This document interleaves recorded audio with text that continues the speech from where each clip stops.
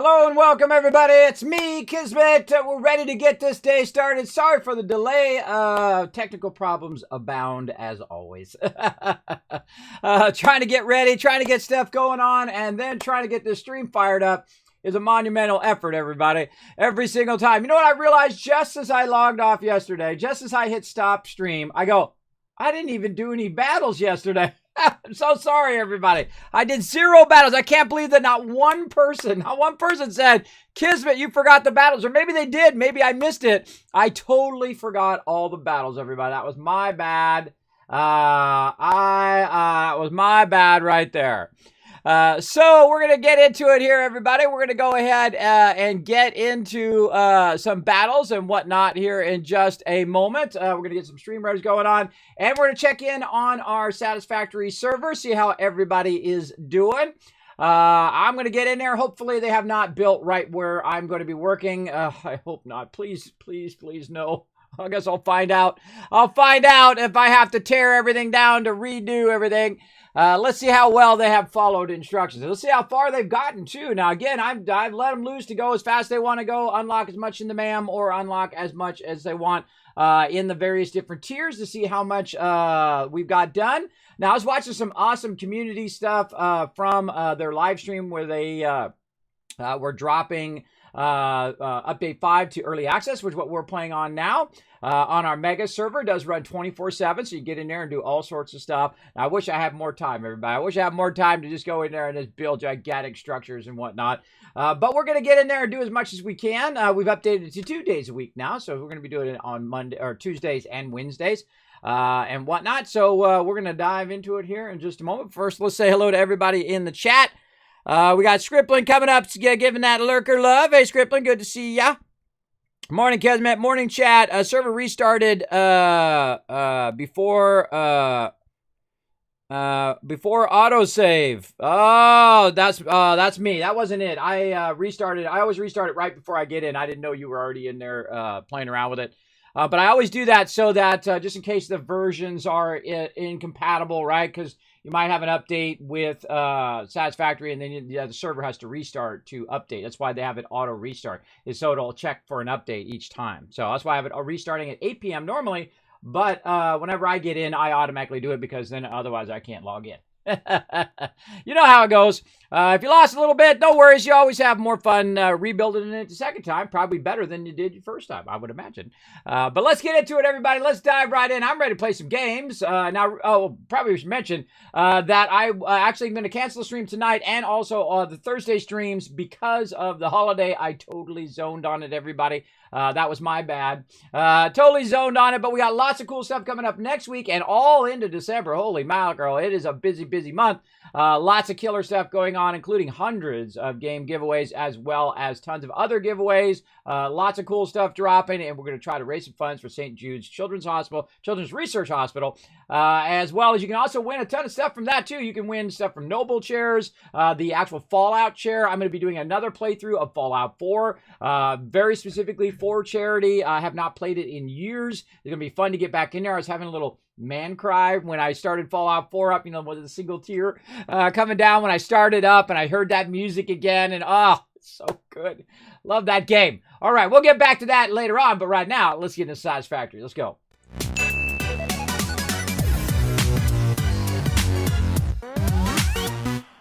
All right, so here we are in Satisfactory. Now, we're in the early access, so we switched from the experimental into early access version. Now, by the way, if you can see it here, we put a 1 in the chat, or use your brand new yes emote that you got. You did get 4 new emotes, plus a bonus new holiday emote of Norbert, all dressed up in a little elf costume. Looks great for love in there. So we're going to go ahead and jump in here. Now, again, we switched from the experimental to the early access. We wiped the server. We restarted it yesterday, and we got a bunch of the basics going.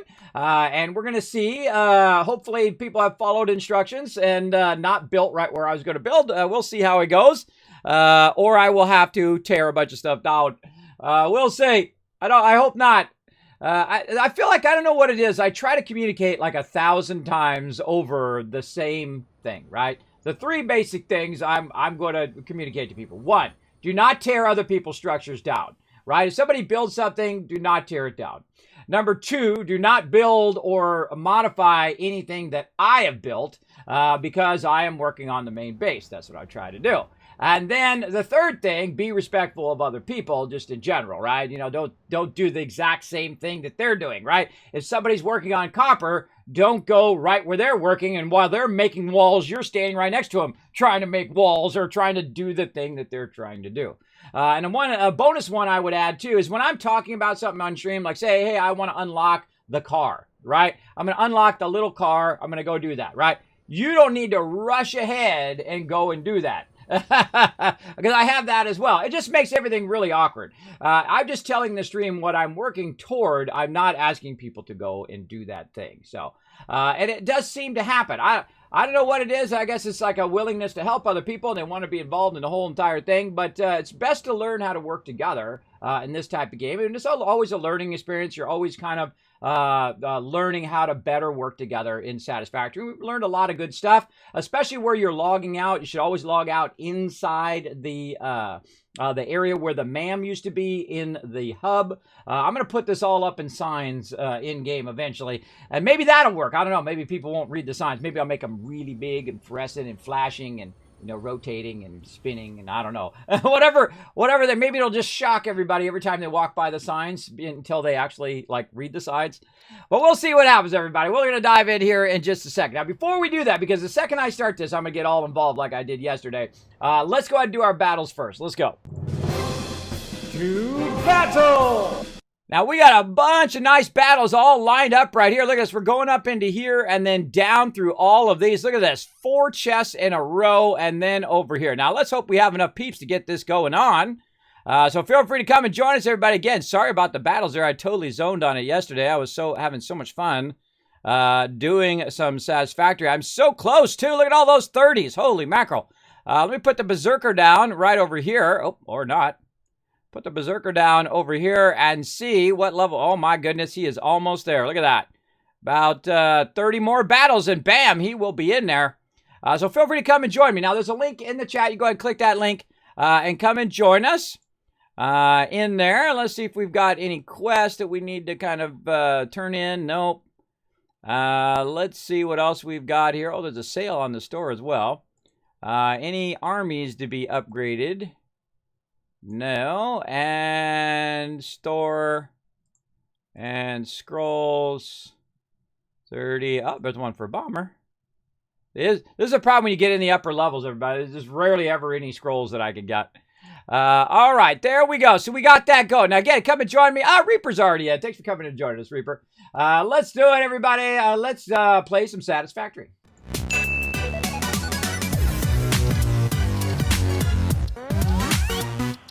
All right, let's go ahead and click our server. Let's go ahead and join the game.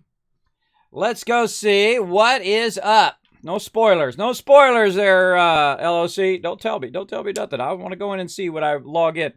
After all, happy National Juice Box and celebrate your unique talent day. Want to see my unique talent? Watch this. See my ears? I can wiggle them. Anybody else wiggle their ears in chat? There we go. For those with Amazon Prime, the next New World drop is available to claim too. That's right. It is at Rotisserie. I was going to post about that later. All right, I'm in. Oh, man, somebody's sitting down right there. All right, so we are off and running. Let's see. We should hopefully got the space elevator up. We did. Awesome. Oh, perfect. Way over there. Very nice. See, I got to give it to the new guy who came in and joined us.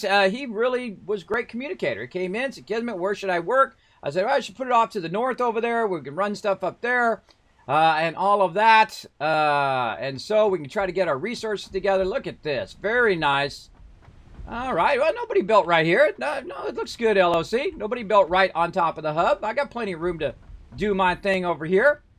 You might have noticed that I ran your copper and stuff over here, so we got that going. Looks like we've got some other alternative stuff coming down here. Oh, we got our steel coming down. Oh, that means we got probably our tier 3 belts going on. Look at this.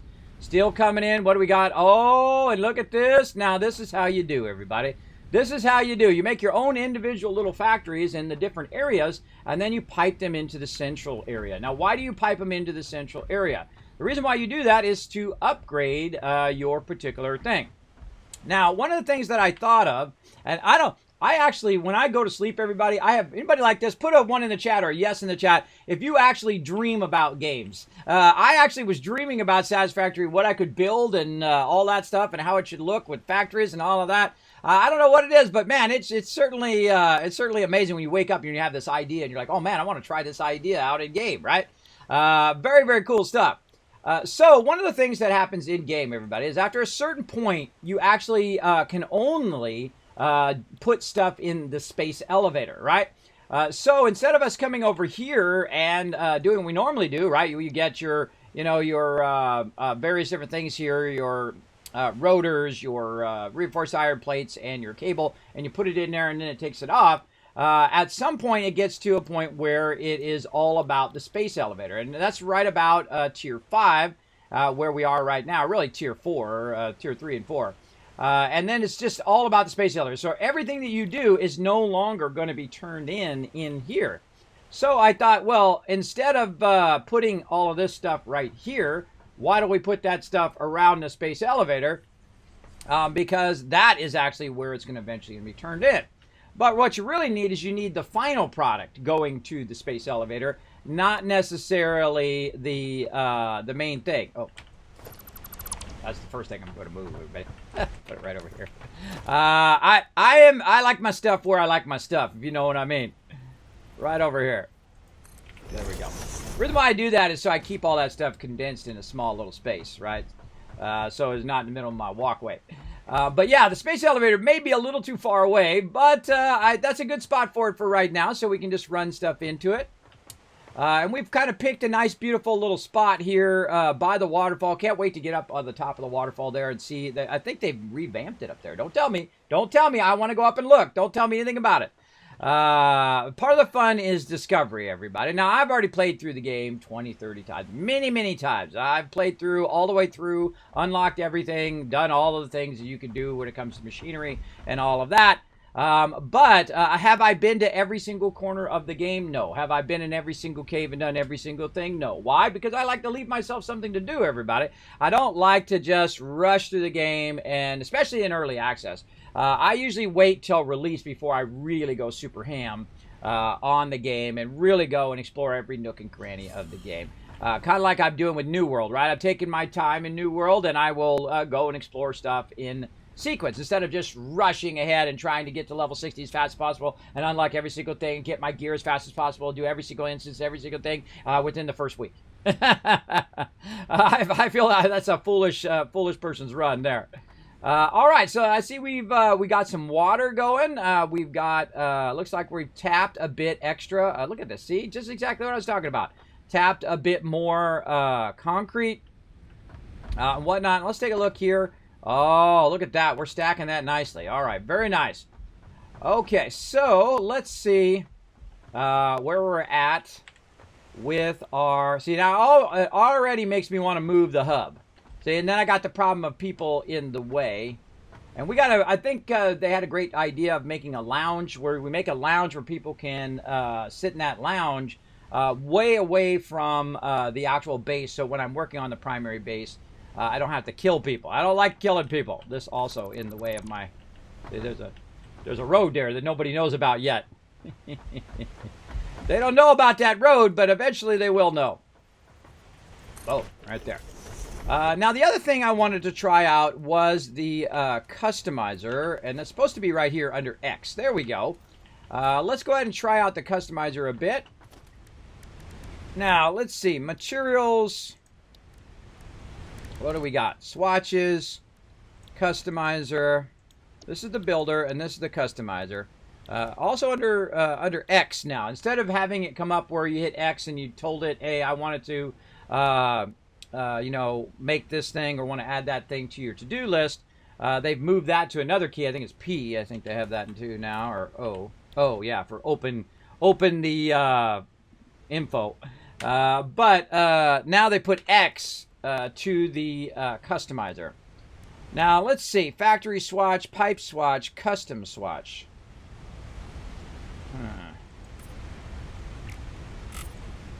How do I change the color of the custom swatch? Right-click? Right-click. Okay. How do I make a new custom swatch? I don't know. Part of the fun is figuring out. Don't tell me. Now, again, I'm not asking you. I'm not asking you. I'm just saying out loud what I'm working on. Where is yellow? Oh, it says edit. Well, I don't want to edit a custom swatch. I want to create a new custom swatch. Well, let's just edit it. And let's make it... How do I know what color it is? Set color. Huh. Oh, there it goes. Gotta set my brightness, set my saturation. There we go. Now, there's also certain materials that you can unlock as well in the customizer, but let's go custom. Aha! All right, there we go. Road. Okay, that might be a little too yellow there. A little too yellow there. All right, let's ease up on the yellow a little bit. All right, so what you do is you roll over, you hit edit, and then you can edit it a bit. Let's go ahead and try to go a little bit more orange, a little darker on that yellow, so it's not just so incredibly bright. And then back to the customizer again, custom swatch. And then, oh, it's already applied. Oh, so once it applies it, I can edit it and it will automatically. What if I edit it to like a blue or something? Does that automatically change it?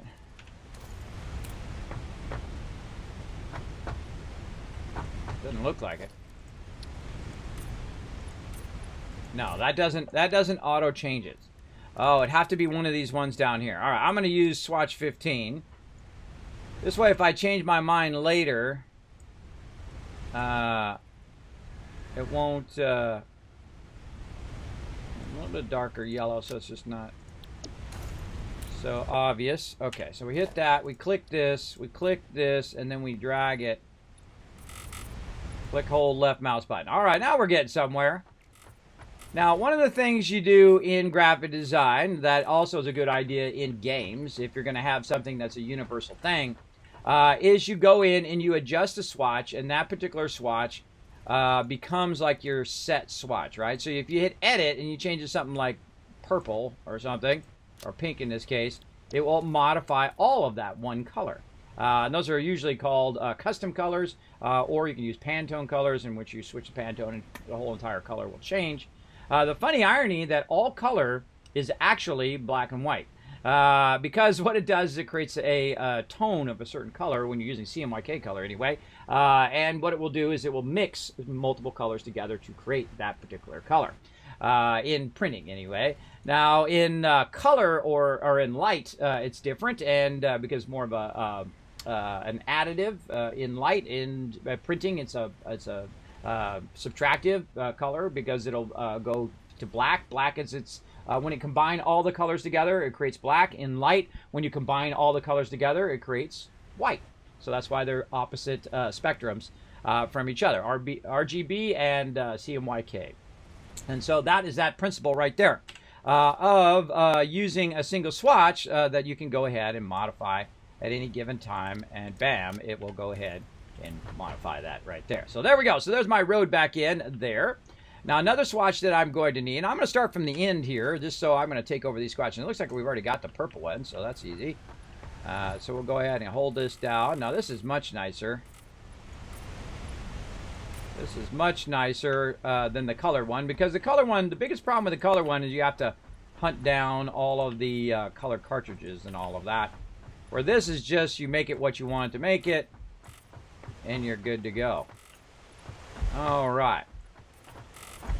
And this also, another good thing that this is for is this is really great for telling everybody else what the heck you're trying to do, right? Like this is a road, and this is a thing, and that's a thing. That kind of stuff. Now, one of the cool things, by the way, of our server is that it runs 24/7. So in theory, we should have a ton of plates in here now, in which we do. So awesome. And also, I noticed that we unlock coal power. There's no power pole up here, so I can't really check the power. So let's go ahead and grab. Hopefully, we can see a power pole from down here. There's One right there. Let's go ahead and grab. Oh, of course it's full. Of course it's full. Too easy. It would have been too easy, everybody. Let's go run over here. See if we can find one out here. Oh, that one's full. This one's full. They're all full. Really? Every single one full? This one, not full. Oh, that one's going to that thing. That one not full. All right, that was way too much work. All right. And that's why you put a pole up here so you can see your power in your power grid. 615 going right now. Very rock solid. I like that. See, I don't like the power to go up and down. This right here is the machinery. But up here, this gray line at the top, you want to see it always a nice solid line. That means you've done a great job of setting up the power. And that definitely looks like coal power right there. I'm assuming they got that coal power going somewhere. We'll look that up later on if we need to. But for right now, we're just going to get our basics going on. Now, again, one of the great things I love about the customizer is the fact that I can go in and just zippy zip zip all of this, and just kind of give them a big idea. Hey, everybody, this is where I'm working. This is where I'm putting stuff together. These areas have a purpose, right? Oh, let's get our zoop on today. Every time I realize there's zoop in the game, I get all happy. I get all smiley, everybody. That zoop is awesome. It's when you can do a whole bunch of things at the same time. Not just platforms, by the way, but also railings and a whole bunch of other things, walls vertically, horizontally. Oh, it's the greatest thing. All right, and then back to swatch 15, and then this like this. Now, again, this is a road here, everybody. So we don't want to obstruct any roads. And this road is the central thing that's going to tie in all of our other stuff eventually over here, which is pretty great. And the reason why I do my roads first is so that I establish a spot in which I will not modify. I will not modify or put stuff in that particular area. This way it allows me to have a nice open area, a nice area where I know no one's going to build, hopefully, and whatnot. So they did a great job. They actually did not build in the spot in which I am working. So great job to them. I appreciate it big time. Why can I not? Can't afford. Oh, I'm out of concrete. So another thing we should have a bunch of is concrete. Now that we let that run from yesterday. Oh yeah. All right. We got tons of all of that. Very nice. And I kind of feel like the thing we do today is just kind of do a build-a-thon where we're scaling stuff up. Now, again, my kind of goal in this playthrough, and it's good to have goals in your playthrough, everybody. My goal in this playthrough is kind of establish our kind of central area for our base. And then keep working on scaling up everything that we're doing. And that's really what you do in this game, is you scale up and you scale up and you scale up. You start in your lower tiers, and you're just learning kind of the basics. You're learning how to make stuff, and you're making individual items for each and everything that you're working on. And then as you continue on, you start to actually build a base. Now, or a factory in this case. And so what I do is I establish my roads. I establish where I'm not going to build, right? Not just where you are going to build, but where you're absolutely not going to build. And in this case, I'm not going to build right here. Now, this actually is eventually going to run into that.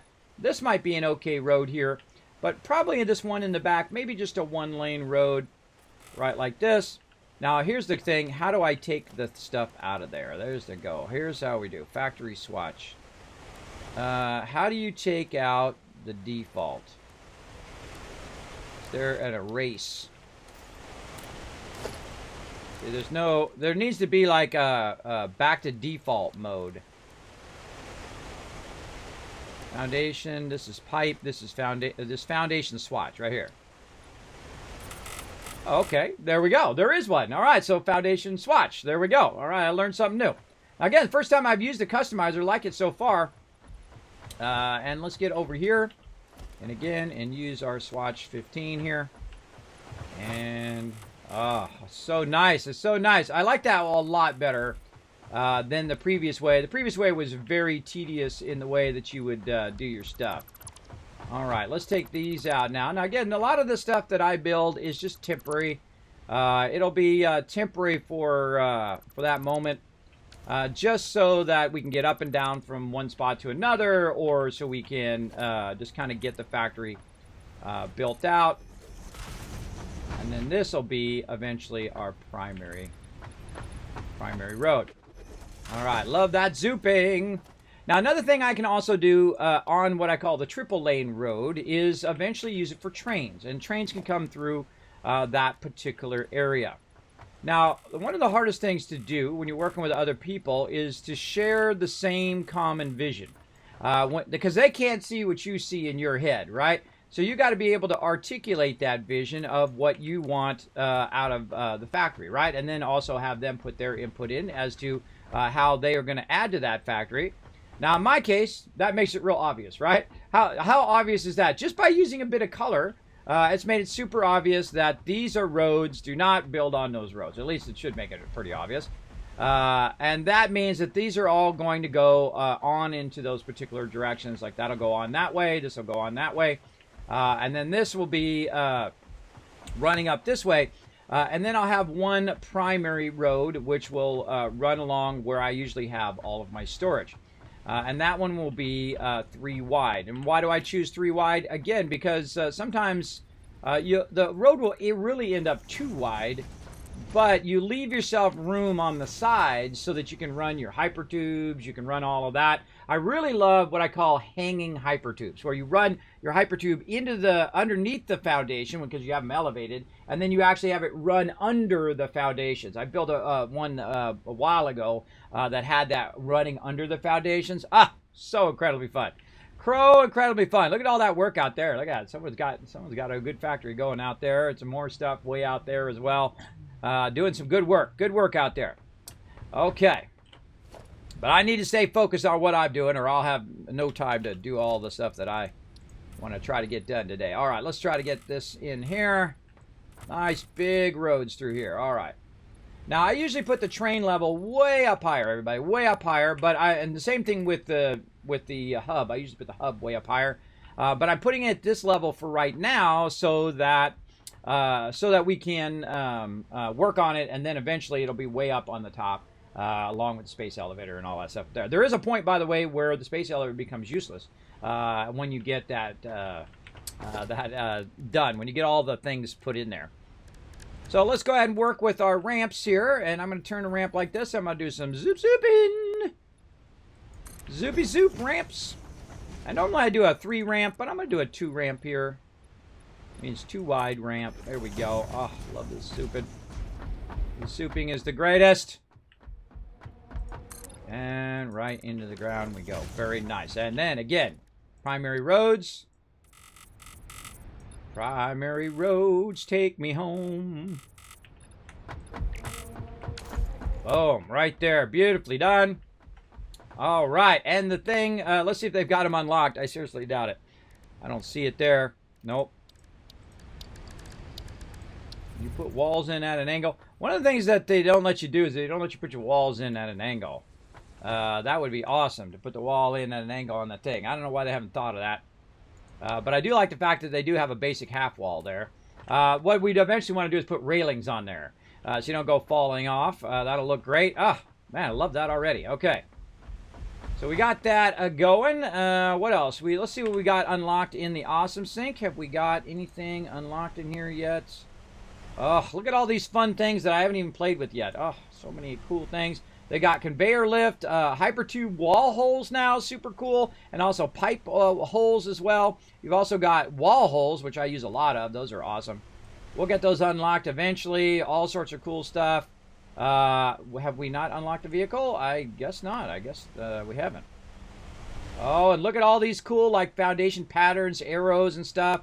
Dotted lines, which you can use for roads. You'll see me use that later on. All sorts of fun stuff to unlock there.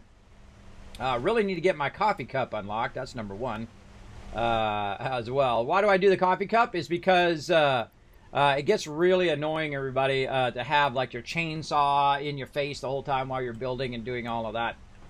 Let's go check the Awesome Sink. Let's see if we've put one down somewhere. Oh, you know what? There's another way to test it. Just put one down.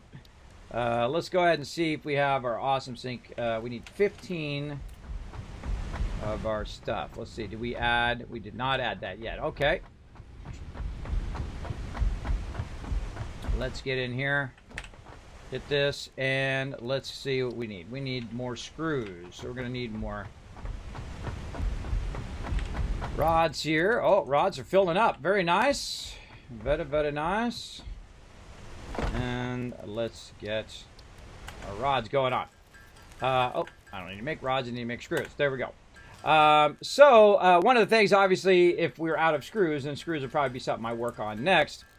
What you want to do is you want to kind of work your way through this list, right? So iron, copper, eventually steel. You want to do iron plates and so on and so forth. Because one thing leads to the next thing, right? So like iron rods and iron plates and all of that help you build machinery that gets you to the point where you make reinforced iron plates and you make screws and you make modular frames and so on and so forth down the list. That's what you want to do. Eventually, you want to make sure that you have the ability to make reinforced iron frames. And the thing about iron frames is the first kind of time in game where you actually start to learn about the deeper game mechanics, what I call the Kismet Rule of 8. And once you master the Kismet Rule of 8, that's it. You've mastered the entire game all the way through. It's finding the equilibrium between your inputs and your outputs all at the same time, which is super cool. Super cool way of doing that. All right, so we got that done. And let's see what else we're going to do. I've already forgotten. We're making plates. That's what we're doing. Plates. Over here, making some plates so we can make something that I've already forgotten that I'm going to make. Oh, the awesome sink. Okay, now it's good. Oh, I need 15. Now, the reason why you want to make an awesome sink in the first place, and you especially want to put it by your primary base because you want to be able to access the tickets and then take the tickets and put them into the actual awesome shop. And that's what unlocks all those various things. Now, the cool thing is not like a thing you pay for. It's not like a pay-to-win thing where you spend $5 and buy the stuff. It's actually part of the game mechanics, which I absolutely love. I thought it was a brilliant way of solving the problem of having way too much stuff, which is a common problem in this game. So let me go ahead and just make a special little spot for it over here, just beyond our first box. Right over here. Look at that. Look at that nice zooping there. Ah, so cool. And then we'll just put one right over here. And its real purpose is going to be to run all the excess. So if it does hit to a point where it stops, it can run all the excess into the awesome sink here. And then you can go ahead and grab those tickets as it's running that excess. And I had one come up here. There we go. Let's actually pull this to the front in case we need another power here. And we'll run that into there. And then now we should have access to our coupons. There are literally no coupons in there at all. Wow, okay. Now, one of the things that you can do is you can siphon off a portion of this, or when you get to your smart splitters, you can get to a point where it says if there's any overflow, then take that overflow and to run it into the awesome sink. Now, one of the things I suggest you do straight away when you do your awesome sink is to put a box. Yay, double boxes! Oh, I love the double boxes. All right, hold on. Let's get in the double. I hate the small boxes. They really hold up what you do later on. The double boxes really help a lot. So we're going to start by making a bunch of double boxes. And first, we'll start with the awesome sink.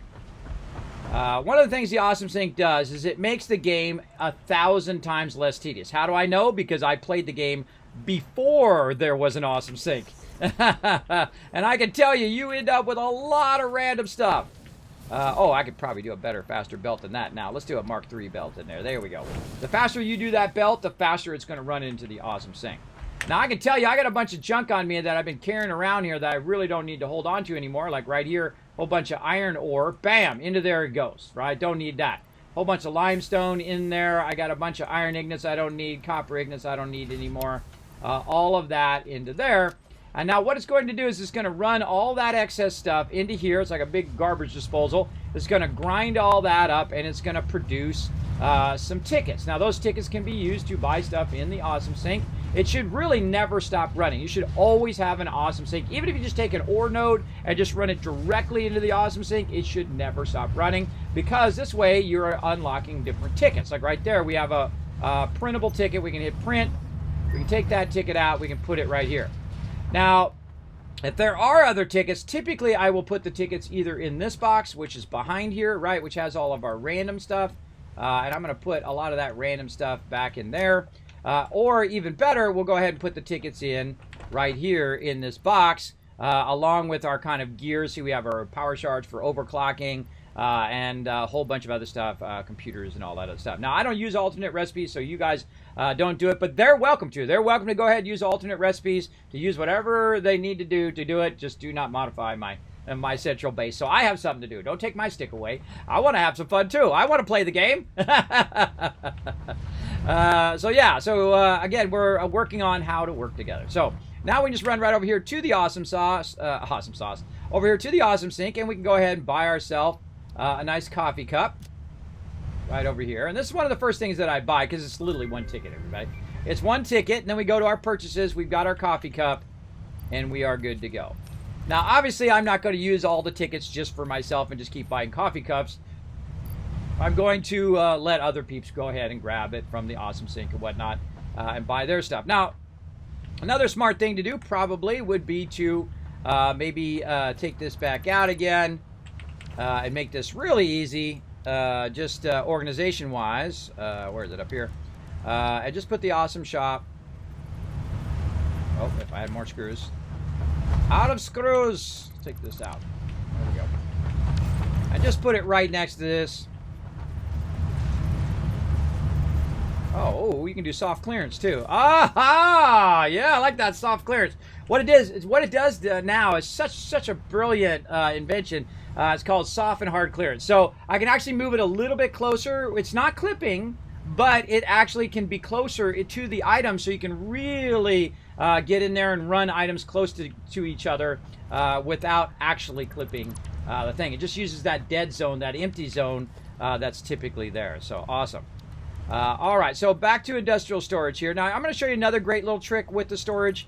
Is what I would do is I would make another one on top that's facing in the opposite direction, and then I would also go ahead and run that down into this one like that. So it's going to run from the top one down into this one. Now, let's test and see if it's working, because there's something funky with these lifters in the thing.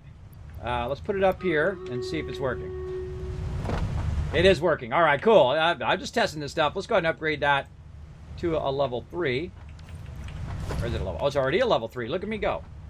Look at me go with my stuff and my thing. Now, the first thing I do, everybody, once we get to level 3 belts, I never use level 2 belts.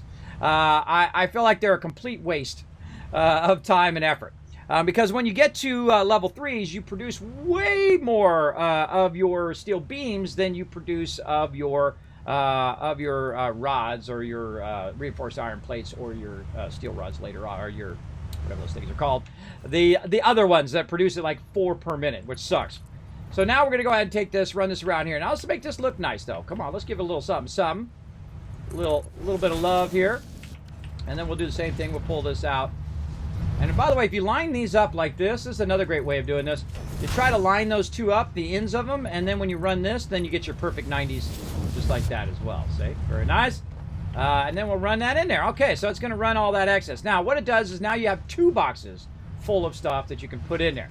You can also just do it vertically as well. It's just like, hey, you know what? I don't like climbing up there every single time. I'm going to go ahead and just go vertically. You can do the same thing right here. Now, the great thing about the double-decker one is that you can still have your input on this side, and then also run the connection up at the top, like that. So now you've got them connected again. So again, if you have a lot of stuff that you want to put in there, you have 2 boxes worth, and that'll feed into this one, which will then feed out the back, which will then feed into the awesome sink. And look how nice that is, right? Look at that. Very, very nice. Now, another thing that we can do is we can customize certain equipment. So when I use purple is typically a do not touch. This is going to be for the main production, right? So this is main production, or it has to do with transport, right? Transport power should be on its own separate power than anything else that you do. So I'm going to use purple for my transport, and purple for anything that I absolutely do not want moved. Right, so we'll go ahead and use that swatch for that, and we can even do our belts. We can do our awesome saw. We can do machinery. We can also do vehicles, as well as, of course, poles. So we know which poles are on which grid. Right, coloring stuff based on its grid is vitally important. Vitally important. Now, Another thing that I do is I'm going to use another swatch here, and I'm just going to use the last 3 swatches here, and I wish you could name the swatches. That would be nice. Right here. And then we're going to use this one as a nice blue, and we're definitely going to turn up our saturation here. Maybe not make it fluorescent blue. And I'm not even working with the secondary color. I'm just working with the primary color. And we'll make that one that color. And then now blue is a color I use for storage. So when I'm doing storage, we'll go ahead and just put the blue here. Now, one of the things that this does also is it will show underneath. So if you're trying to build something in Satisfactory and you're trying to figure out where your stuff is, and I'll do that battle here in just a second, where your stuff is from down below, it's very easy because guess what? You got it colored in. Now, I don't know if the customizer just does one side. I would imagine it does both. Don't tell me. I'll find out here in a second. And so that will tell me when I'm working from down below where my stuff is. And so let's also go ahead and color in this purple. Oops, I think I hit that other stuff there. And we're going to color this whole area in purple here. Color our stuff in purple here. This is purple.com over here. And then this is purple as well. Now, purple means base area. My primary base area, which you see where I have the hub. Now I've got the roads. Let's go back to this swatch here. Let's go ahead and put this in. Now again, I said I was going to run the road there, but now I've got my stuff in the way, so I'm going to go ahead and extend this road area out to here. I'm going to revamp this area to be part of our there, which will probably put some more storage back there. And then this will be a primary road, too wide road there, and then I'll have even more off the side. Case in point, we'll go ahead and do this like that.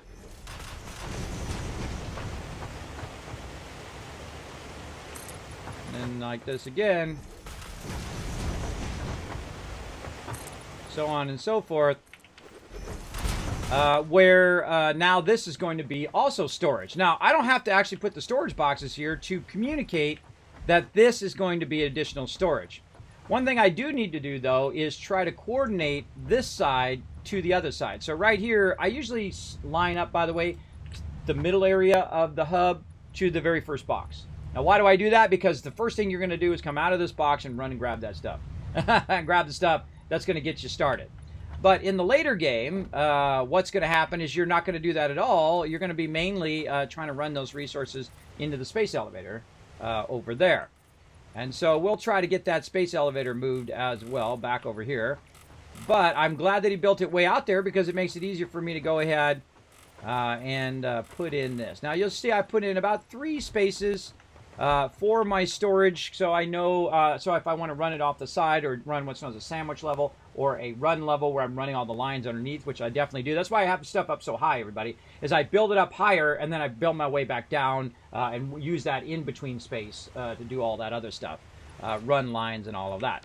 Leaves it nice and open, nice and clear, so you don't have 10,000, stuff in your way, and then you got to keep tearing it down and building it and tearing it down. Now remember, I'm building toward the end game at the beginning, and that's not easy. It's not easy to do because you have to be able to visualize that far ahead, and it does require a little bit of effort, a lot of bit of effort maybe, to get that going on. Let's go ahead and get this going out here. Let's get our primary road zooping.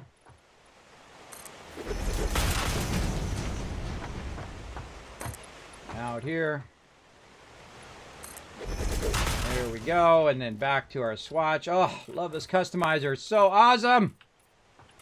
Another home run for them, everybody. God, these guys are just hitting home run after home run after home run.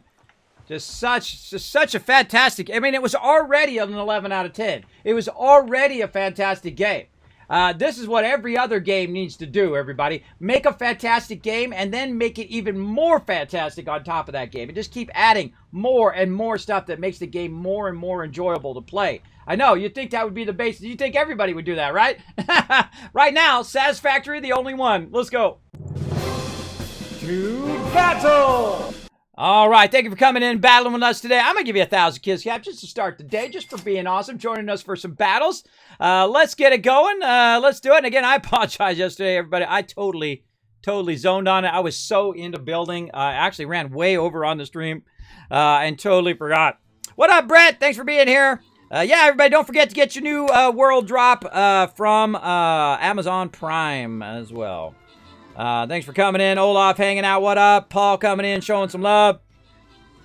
Thanks, everybody, for hanging out in the stream. Now, here we go. Now we are really getting serious, looking sharp. Now, of course, first thing we're going to do after we get this battle done is we're going to start to upgrade all of our boxes.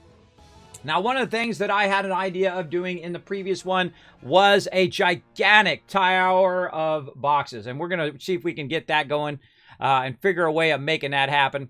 Let's open the captain's chest. Let's go ahead and grant some rewards. Let's see. Reaper, LOC Plays Games, and Rotisserie G walking away with some sweet loot.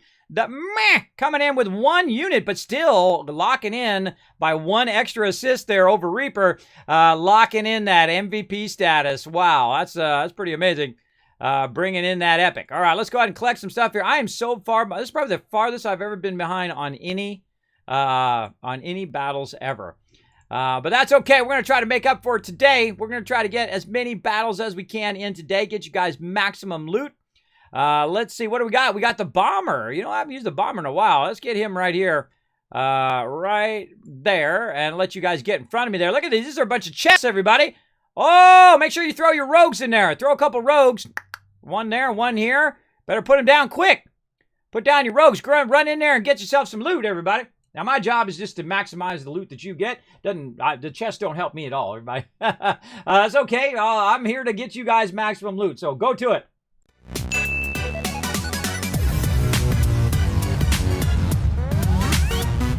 Okay, time to replace some boxes. Now, the first thing we're going to do is do the very thing that I shouldn't do, and that is put stuff down on the thing here. Now, I always like to have an extra box here in the back.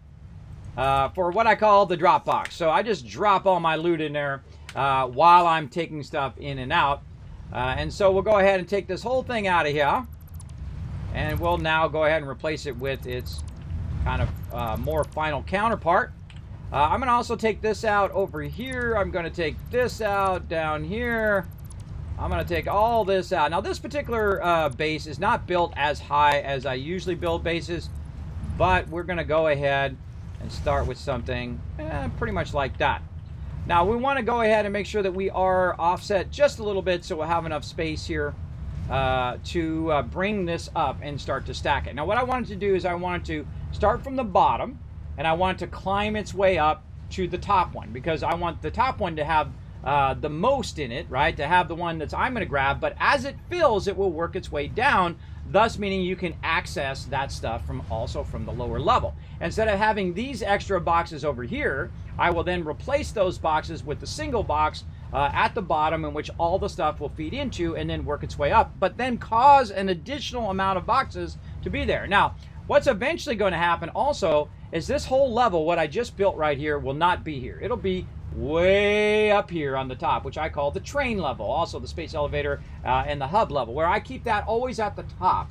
And the reason why I keep it at the top is so that the trains can come in and out and bring resources and whatnot without any obstruction. Right now, this is a gigantic obstruction. This way, no obstructions for a while, but this way, giant obstruction right here, right? So we'll eventually build up real high. We'll build our base probably up by the actual waterfall itself. Probably not too close because you don't want to listen to the water running, because otherwise you'd be running to the bathroom every 5 minutes. I do try to offset it enough where I can't hear the water all the time, because you guys know what I'm talking about. And so we need to get some of our resources back here. Over here, we're going to grab this and this out of here. And then we're going to go ahead and start replacing it. Now, we don't really need tons of storage right now. But we're talking long run thinking, right? We're thinking in the long run. I'm going to try to put this back just a bit more as well and see how I like that. And so that's going to come in from that side. It's going to switch that way. And then it's going to switch this way. And then I already see a problem, everybody. Now, again, in everything that you build, there will already be a problem. And one of the problems is if I go ahead and put this back in, and what you can do now, by the way, if I put that back in, that does not line up, does it? It does not line up, and that tells me that I want to take everything of this out and redo it so that it will match up perfectly to that. And you're like, Kismet, that's a lot of work. True it is. Now, I'm actually not going to do that because I know that this level eventually is not going to be here. Eventually, this will be a bunch of machinery, and then I will have this up high. So to do it now, it would be a waste of time.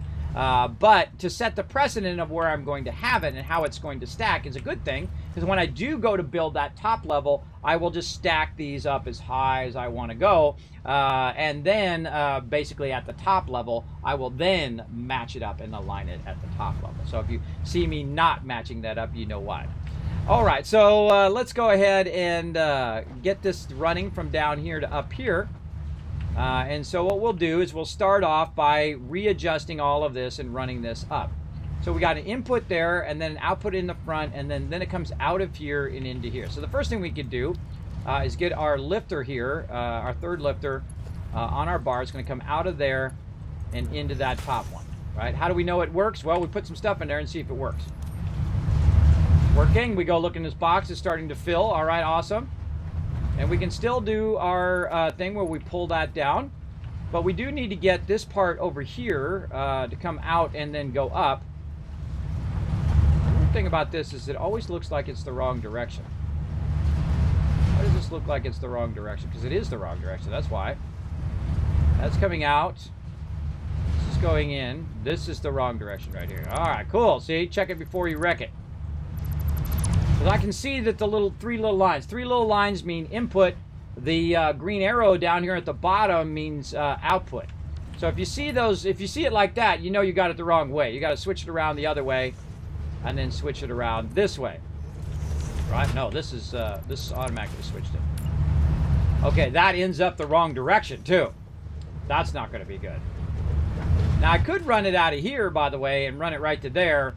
But that doesn't help me. So this bottom one has to be changed. All right, all of these got to be switched. They got to be switched the other direction. So let's go ahead and start with it this way. Now, the bottom one doesn't matter. The one that matters is the one that's up here at the top, so I can access it easily. So let's go ahead and say that direction, and then this direction. Now, it actually shows you in different colors. You see the green arrows and the orange arrows. Orange is input. Green is output. There we go. And after a while, it catches on, by the way. It catches on to what you're trying to do, and so on. So let's, it actually will rotate it based on how you just did it. And put that into there. There we go. And so that one's going to come up from the bottom. We got to put it on the other side. This one will come up into here, and then it will come out on that top one. So perfect. We can go ahead and do this. Go ahead and bring this down.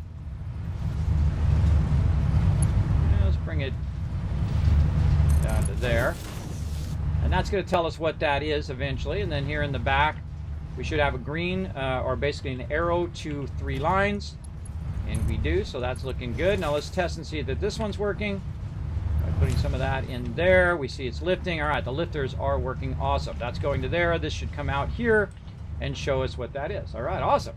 Very nice. I don't mind if this clips a little bit, because you got to walk along here, everybody. It can be very tough to be able to walk along these things here, and we'll fix all that when we get to the higher level and whatnot. And I like the soft clearance, though I typically do not like clipping my items, in which I'll fix it in the long run. But in the short run, we will get this going. Okay, so that's going to there. That's coming back that way. All right, let's jump down. Wow! God, I missed it. I missed it! I almost killed myself. All right, put that in there.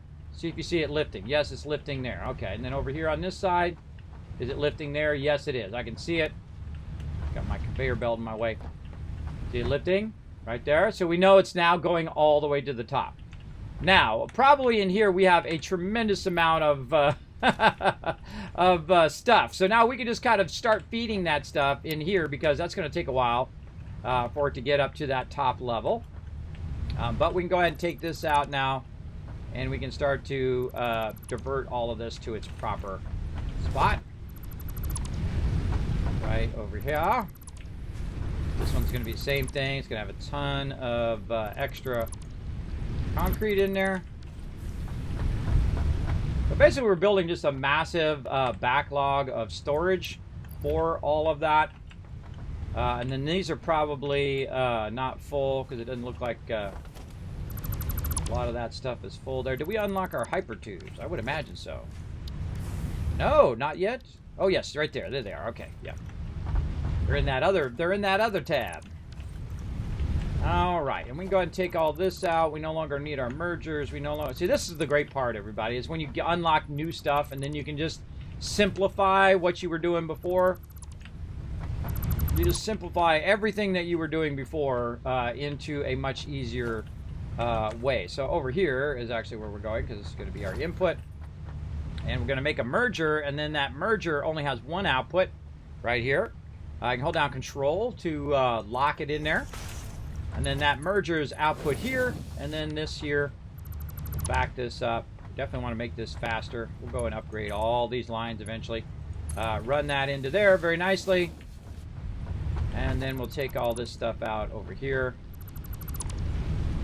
Now what I'll start to do at this stage also, since we're making a ton of steel and all of that, is that I'll start to replace all the lines. Because there's no reason to have slower lines if you can have faster lines, I think. That's just me and my crazy ideas. Right there. And then we shall run this as far as it'll let me here. Can't afford. Oh, we need more stuff. Okay, no worries. No worries. Now, one of the problems that we need to do is we need to get from up there to down here quite often. And one of the things that you can do now is you can actually unlock holes that go into the ground instead of having to run back and forth and do all that. Now, another thing that we did do earlier is we had a ramp that we go, or we had a conveyor that we were using. Now, in this case, I can just zoop down a nice ramp like this. This out a little bit, and then utilize my ramp while I'm doing that. But eventually you'd want to get to the point where you were doing your hyper tubes, and that's where we want to get right now, and that is to do some hyper tubes. So one of the things that I do when I'm running hyper tubes is I'll just click a little bit of each thing, right, like this, and that tells me kind of what I need while I'm doing stuff, right? I need some copper sheets. Oh, blazing them copper sheets. Look at you go. And then some encased industrial beams, which is the thing I was trying to think of earlier. Oh, making a bunch of those. Very nice. And then, of course, we're going to need our rotors. Now, the cool thing is, since I have all this other stuff, I don't necessarily have to go and have rotors. I can make the rotors myself if I have the materials, right? So I need the other thing that is not in this list, which needs to be added in this thing. And I'll probably move the copper over, and that is the screws. That is the missing element in the thing. And that's okay. We can either add it at the end as well, but I'll definitely, as I'm reworking the boxes, I will push them over and have those kind of end up over there. Also, another thing that this does as well, by the way, is I could tap into these and pull this out to run to a machinery, say, behind it, and then make something, or above it, vertically, and make something out of that concrete as well. And I'll do that in each and every one of those eventually, but for right now, let's go make some screws. And, oh, I should go in to talk to LOC here, because I forgot. Right here. Hey, LOC, I'm going to be working on the boxes, revamping those, and making screws later on as well. All right, just letting LOC know what I'm working on so he can work on other stuff, so we're not overlapping what we're working on and whatnot. Okay, and then we're going to make a couple rotors here. How many we need? We need 8 rotors. We got this. Now, what you could do, everybody, is you can press that button right there. It does auto-hold itself down now. And then I could just walk away and come back and have so many screws I wouldn't know what to do with. Nailed it! Exactly. Exactly. Alright. See how many we're making here. Oh, we need, but that's okay. We need to get rods, which is easy because they're right here. And there we go. All right, and then more rotors. Rotors. Now, rotors is one of those things that I usually slack on rotors. I will admit it now. I usually slack on them. And the same thing that I can tell you probably happened already is everybody slacked on all the stuff that runs into the space elevator. And the last playthrough, I actually built it. I only built it once before when I first started playing. But there's stuff that goes in the space elevator, which I can't show you because they've already passed that tier. But there's some stuff that you build right at the very beginning that goes in the space elevator, which is the stuff that you unlock here, wherever it is. I think it's in tier 3, is it? No, tier 2. I shall find it. It's in here somewhere. It's not. Yeah, right here. Smart plating. So what you do is you do smart plating. Now, normally what everybody does is they just make the smart plating in the build thing and then just put it in the space elevator and do it, instead of actually making the machinery. Now, last time I actually made the machinery that makes it and then was going to run it in there, but then somebody launched it right before I was about to do it.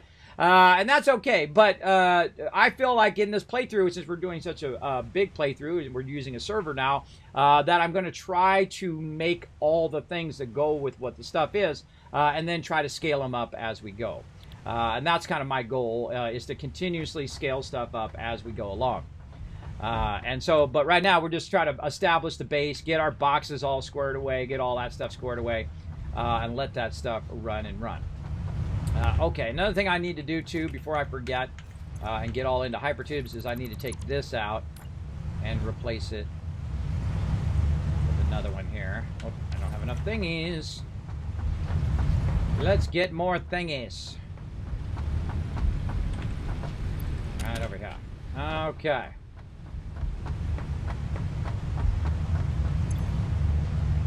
I need to build one of these. That's what I'm doing.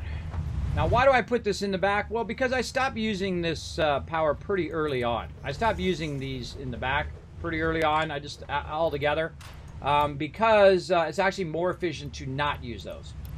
To actually use the ones that are more progressed or have more power in them. There we go. And so now that just gives more room for all that random stuff that we have in there. And then this is kind of my drop box where I just drop stuff temporarily. When I need to move boxes around and readjust boxes and whatnot. All right, so we got that going. Now, in theory, this should continuously go up all the time and eventually fill this entire box full of that as well. And we got our thing to get down here now again. And we got, oh, we need some more rotors there too. Oh, hypertube, that's what I was doing. And then, oh, also checking the tickets. Let's check the tickets. And let's see if we can unlock our wall holes here. Let's see, how much does it cost to do our new pipeline hypertube wall floor hole right here? It just takes one ticket. Wow. Okay. Now normally I like to unlock the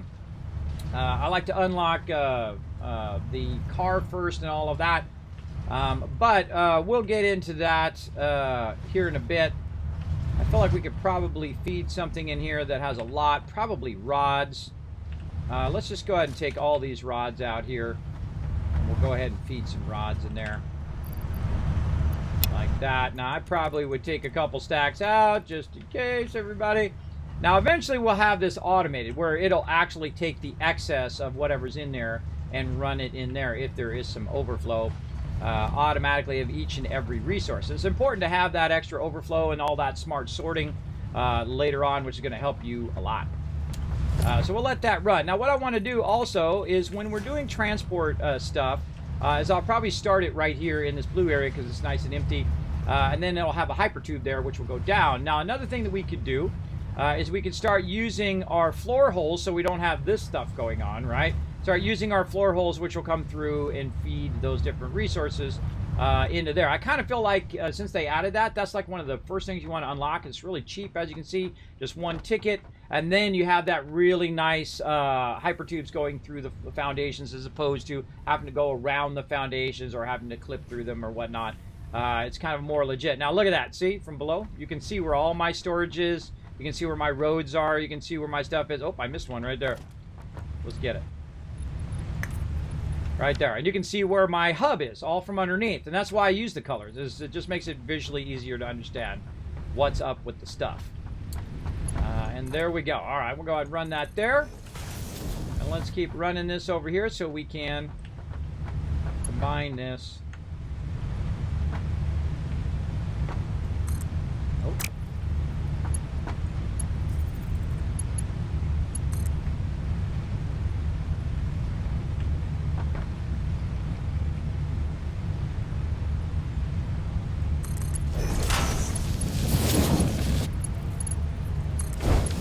just so, everybody. I was trying to pull it forward and then move it back by 2. A little awkward. But there we go. All right, that's going in there. That's getting it done. Why is this going so slow? For some reason, it's really lagging a lot.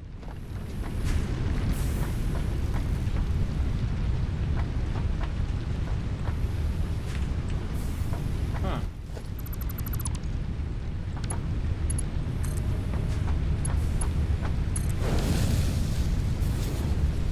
Or not slide. That thought it wasn't connected. There's a little glitch there. They still got some stuff to do. All right, now look at that coming out much faster. That's better because it's backlogged in there. So it's going to run out of there as fast as it possibly can.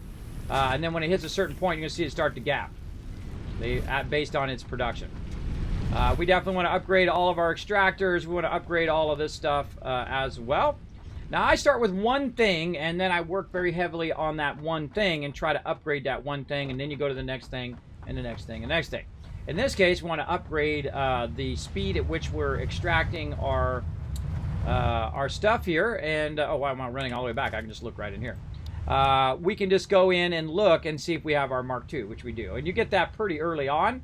And that's a great way of doubling up all of your production just right out the bat. Right out the bat, bam, we can double up our production across the board. So let's go ahead. We're going to need 2 of those. And so I'm going to need 4 miners, some steel pipe, and some modular frames. Now, I noticed that we had some modular frames someone found when they were out and about right in here. So I'm going to go ahead and just grab those and utilize those instead of making more. We'll get to modular frames and all that other stuff later on. Now, another thing that's going to happen, everybody, is I'm going to keep looking for this road here. And just to make it easier on myself, I'm going to put 2 walls, one over here and one over there. Just so I'll know where that road is each time, so I won't fall off the side, which has happened before, absolutely. Absolutely has happened. Okay, and I love all the updates. I love all the changes that they've done to the game. Just absolutely wonderful stuff. Too awesome. Too awesome. Lost power, everybody. Lost power. Let's see. What is it? Is it, did this ran out? Nope. Is it this one? Nope. Oh, power went off, everybody. Are these off? Oh, these are on.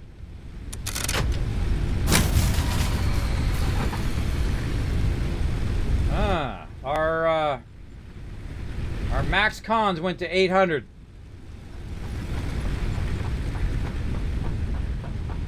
Yeah, our max cons went to 800. Did you just build something real big? I was guessing.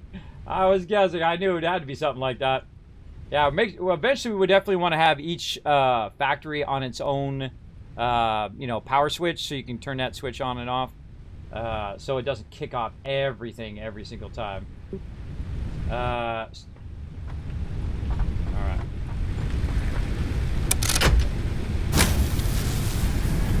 See, one of the problems with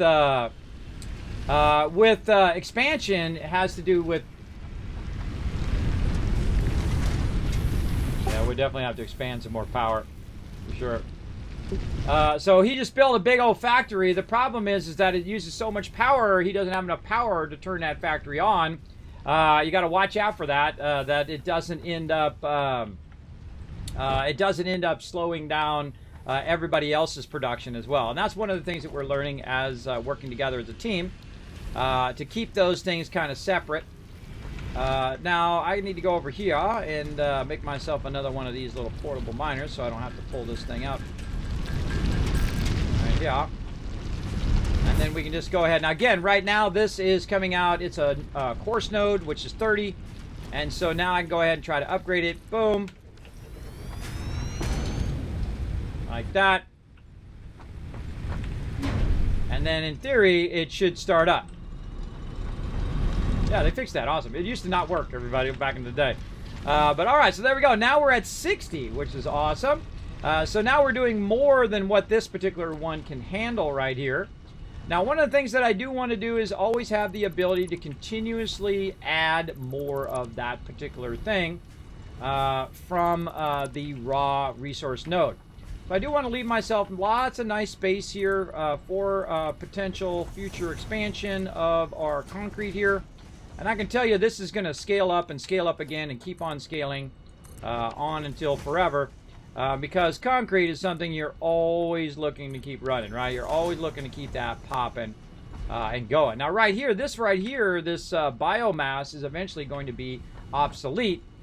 So eventually, you won't need this, but I would keep it around just in case your power goes off like it just did and you need some extra biofuel to get it fired up. You definitely want to keep that going. But this right here, I do want to push forward. Now, one of the things that I would do, even though I just heard the power go off, which means that this is going to really up our max cons, but it is going to help us have more concrete and thus allow us to build more. And we already have a lot of concrete coming through, a good amount coming through from down below there. But we're going to scale it up even more. And the way we're going to do that is to remember what the heck I'm doing. I am coming up here for a splitter. I'm coming up here for some more constructors. Oh, I'm coming up here for... I know what I'm coming up here for. I knew what I was doing, and then I forgot what I was doing, and then now I remembered again. Which is to grab these things right here. Oh, there's 3 tickets in there. Let's do it. Grab them 3 tickets. I'm going to use these 3 tickets to unlock these cool things. Let's put it in there. Hyper tube, wall holes. Because I try to use all the new stuff, everybody, just for funsies. I unlocked all the wall hole stuff.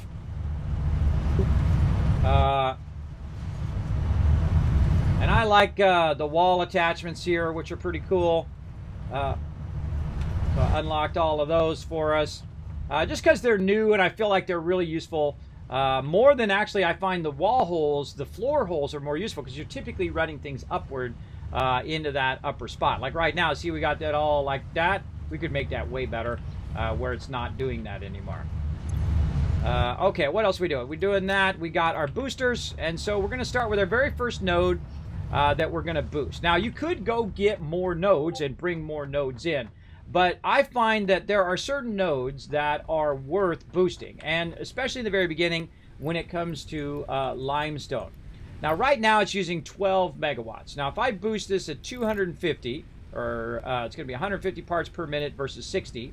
It's a Mark II, so it's going to be doing more. Let me pull this out of here so that it gets back up to speed. There we go. Now what it's going to do is 150 per minute, but it's 52 megawatts.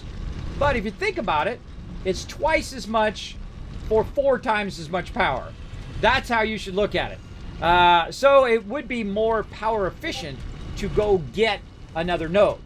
But it's more time efficient for you to use the node that you've already got, because you've already got the system in place to run that node. You just need to upgrade your lines and upgrade the things you're doing, right? So it's definitely worth the additional power to boost that to 52, so I don't have to go and do the thing, and I can just build out an area right by my primary base. And so that's what we're going to do.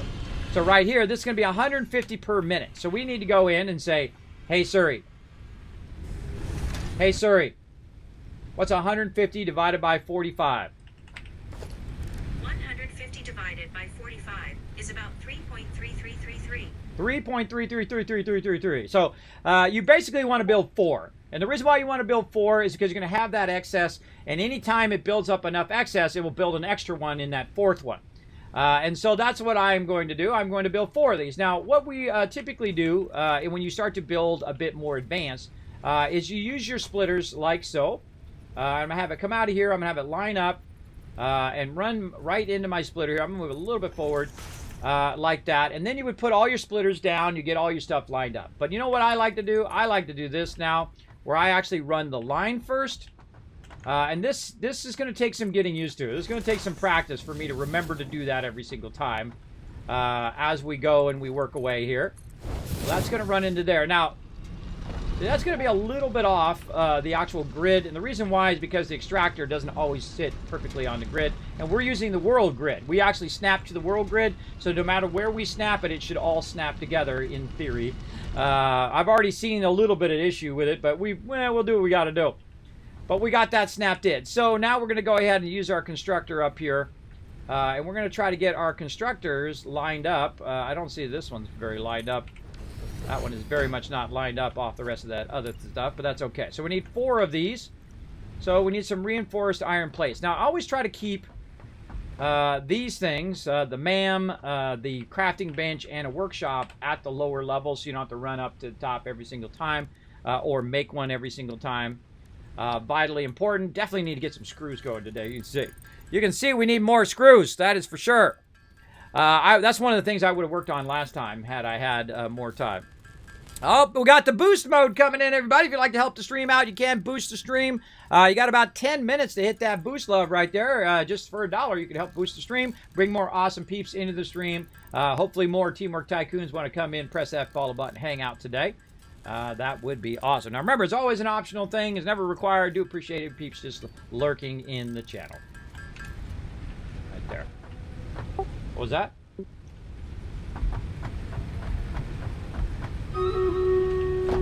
Oh, no, I'm not working on power at all. I'm working on upgrading concrete, and then I'm going to do screws, but I'm upgrading all the boxes, and I'm stacking them. I'm going to do a mega stacking boxes where they stack as high as the waterfall eventually. But for right now, this way we have, 20 boxes of concrete and 20 boxes of this and 20, because the server never stops. So we have the time factor of the server never stops running. So if we have perpetual power, we don't come back in a week, guess what? We got 15 boxes of whatever we need. So I'm using the time factor to my advantage. The time factor is the game never stops running. So if it never stops running, that's an extra element that I can add. I'm sorry, I was talking to chat. What was that? All right, go right ahead. Awesome. Awesome, awesome. That's definitely, we're going to definitely need one. All right, so this isn't quite lined up. I don't like it. I don't like it. It's got to go, got to go, got to go. Out of there. All right, take that out of there. Let's line it up off of this, like this. Here we go. We'll go ahead and bring that in here. We'll push that forward just a little bit. There we go. And then this is going to be a little crooked. It's not going to really match up. So a little trick to do is to find a way to get this to go in there without it having that weird kind of turn or whatnot. One of the things that I would suggest to do is to offset this, or in this case, I'm going to do something a little bit more fun now that I feel we could get this going on. Now that these lifters are hopefully working. We're going to go ahead and lift this up a little bit higher, and then we're going to push it out so we have some kind of breathing space in there, everybody. I don't have to build everything right up on top. I find people do that. I feel like that's a noob way of playing the game. Is when you get everything right on top of each other and you can't even do anything. It's so like up in your face, right? That's how I don't like to play. I used to play like that in the very beginning. I feel like that's kind of the starter way of playing. But I really don't like to do it anymore. I like to have it where I have the ability to run underneath stuff to work from here, there, and everywhere, right? So what we're going to do is we're going to use our lifters here along with our splitters. Oh, and I didn't move this forward far enough. Way out here. Just said I was going to move it forward, and then I didn't. Now, the constructors perfectly fit on each, well, semi-perfectly, I guess, fit along with your foundations, at least this way, right? They usually stick out a little bit in the front, or if you move them back a little bit, they stick out a little bit front, a little bit back.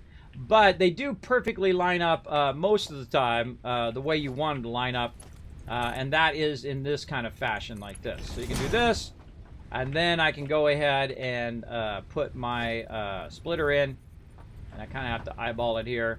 Hold down Control to try to snap it in, get it there, make sure we've got the correct input at the top.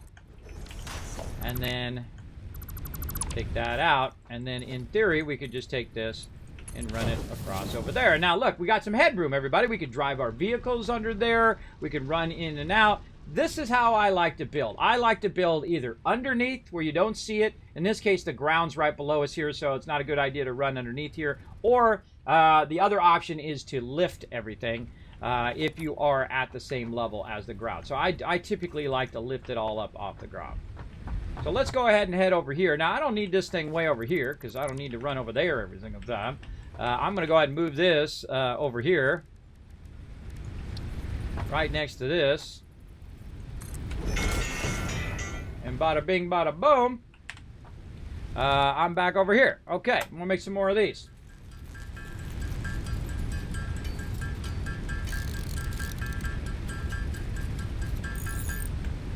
Make a bunch of those. This game is so good, everybody. So good. You could be joining us right now, everybody. You can come play with us as well if you want. Let's do a battle while we're waiting.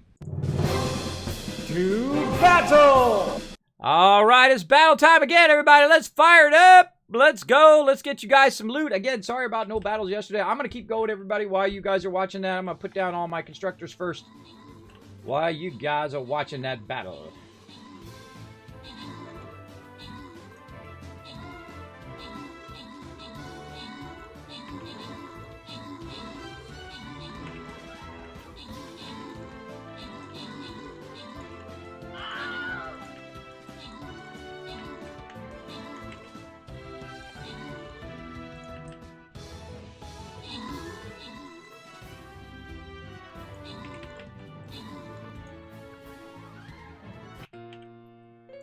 What? Oh, no! Not enough units! Ah, so close!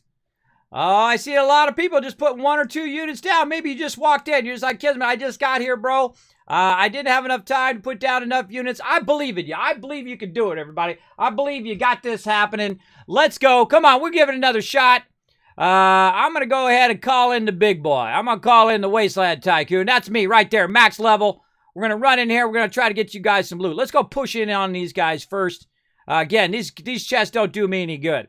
I want you guys to get the loot. I want you guys to get that maximum loot. We got a bunch of other chests to get as well. We can get this unlocked. Now, put down every single unit you can. You can put down 1 every 5 minutes. Even if it's a basic unit, it does help a lot. Now, make sure, I want to see, when I look over in that thing over there, I want to see 6 units per person right over there. We get those numbers up. Now, by the way, we hit 100 units like we do sometimes. I do give you guys 1,000 Kiz Caps each and every time we hit that max level, all right? Let's do it.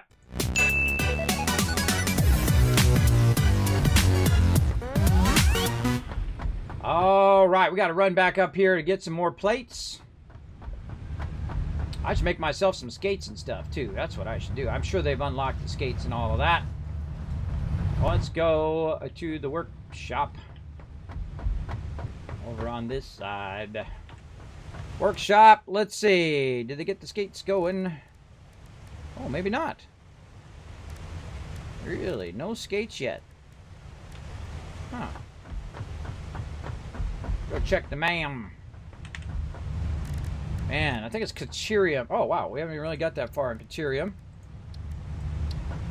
All right, we got a little somewhere. Quartz. And we're getting there. Forget what the skate. I think the skates is in Caterium. If I'm remembering correctly. It's in there somewhere. Don't tell me. Part of the fun is trying to remember. Yeah, so it told me and I didn't hear him because I talked over it. I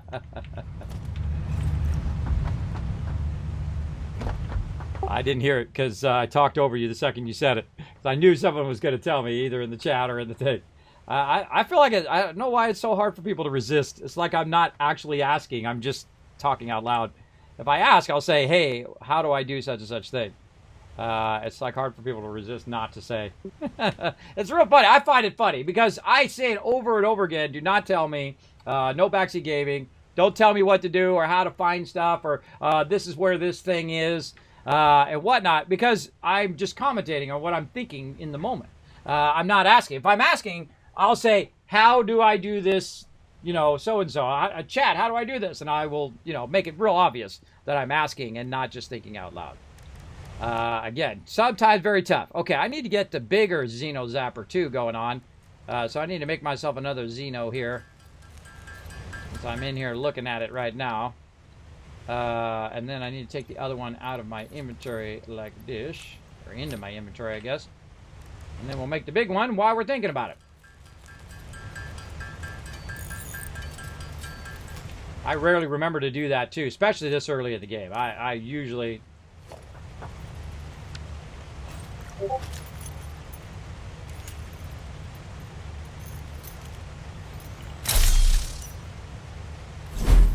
Now we talking. Slip,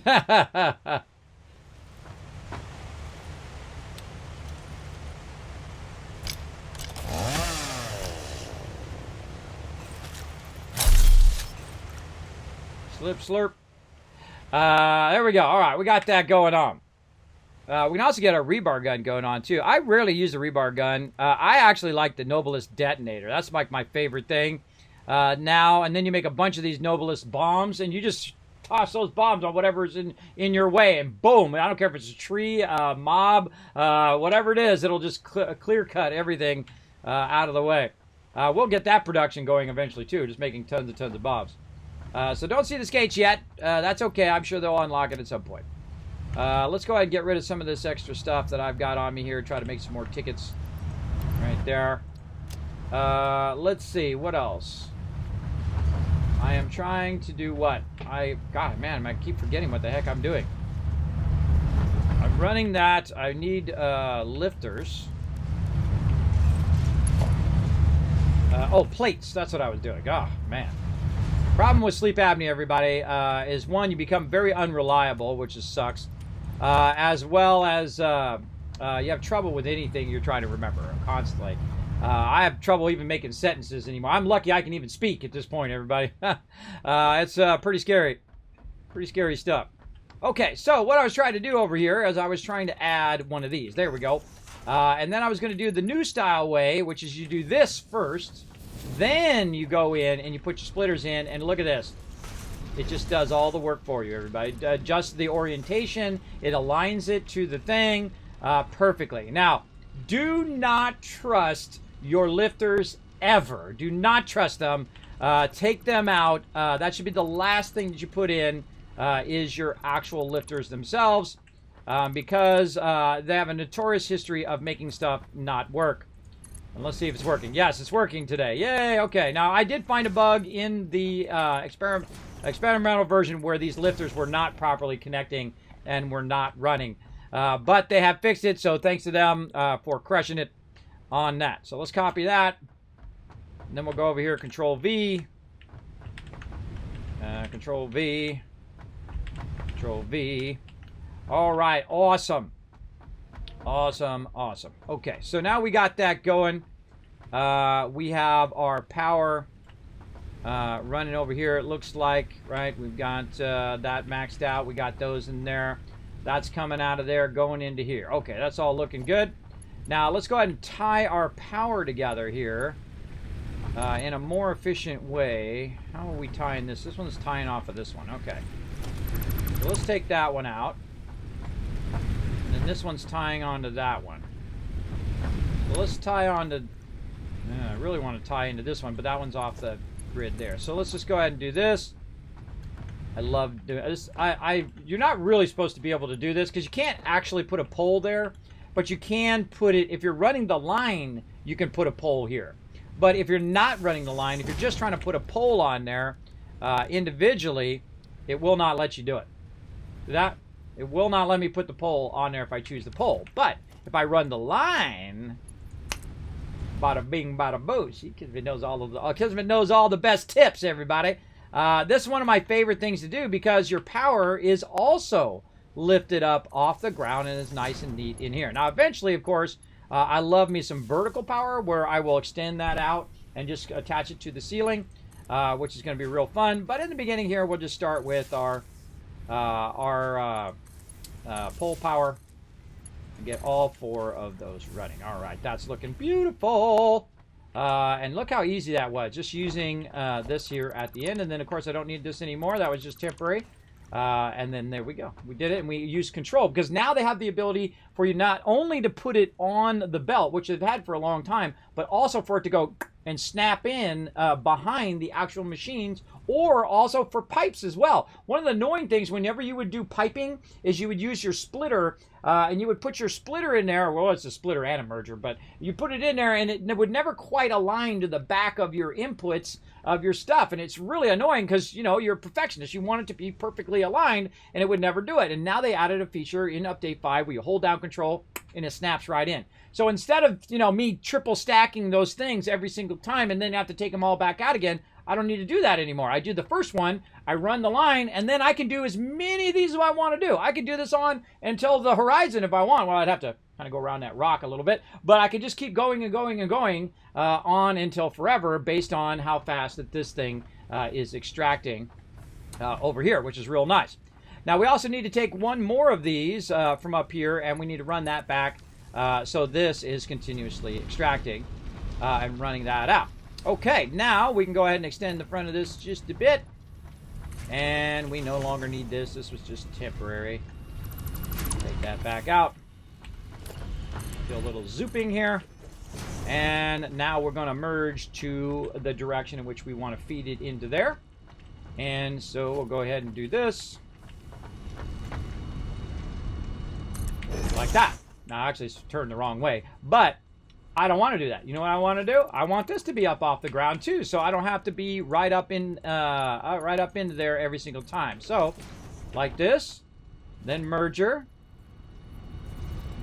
Let's merge it out just a little bit, up, and then make sure you got your direction turned the right way, like that. There we go. And then take this out, and then recreate what we just did. We need to add this to our thing, number 7, right there. I added it to my quick bar down there.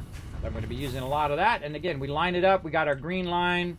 We want to go way beyond where we want it to go. Double stack it so it matches up to the same height.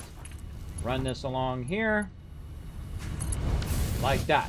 Now, one of the things that I did notice also is the fact that I don't actually need the lifters there. Watch this. Now, if you're a builder, and if you've ever played this game before, that should make you start to tear up a little bit, everybody. It makes me tear up. That is awesome. It doesn't even have to be connected to something. It doesn't even have to be thing. It automatically aligns to it, even if it's offset from the item, which is awesome. So I don't have to put the lifters in there ahead of time and then have to take them back out and re-add them in. Now, normally you'd have to do it with all of them. Now I just have to do it with just the one. And then the rest of these I can just put in, and I just click and then click again in the same spot. And in theory, they should all feed up and start to feed through here and end up over here, if I did it correctly. We'll see. I see they're feeding up there. Are they feeding into here correctly?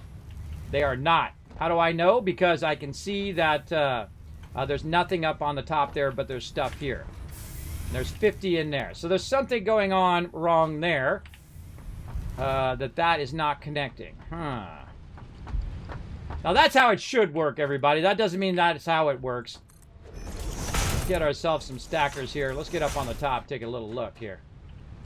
Oh no, it's not working. It's a tragedy. Maybe I had it out just a little bit too far on this in one. All right, that was my bad, my bad. It's okay, we'll fix it. No problemo. But that's how it should work. It should work in the way that you can pre-put all your things in ahead of time. And then take them all out, which is awesome. Sometimes it's really hard to get those. Really easy if you're closer. There we go. That's out. Take that out. All right, let's try this merger a little bit closer. Now, again, I was having this same problem before. Where's our thing? There it is. Where it wasn't snapping into the merger. Let's hope that's still not a problem. Let's just test it by taking that out, putting this here, put that back in here. Just run this down.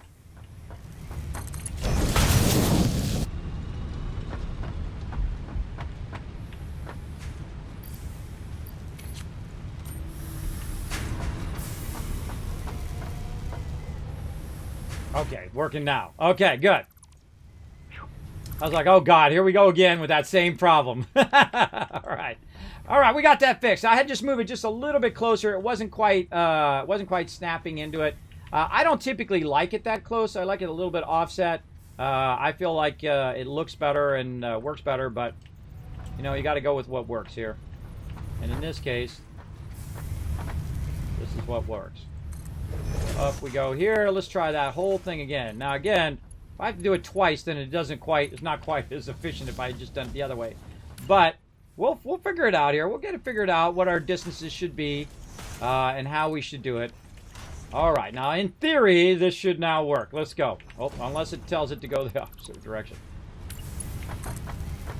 Like that. There we go. Now, once you do one, by the way, you'll see that the rest of them then typically will go and run. Okay, now up here we go. Really? Really? That doesn't work. Oh, come on. Come on, that should work.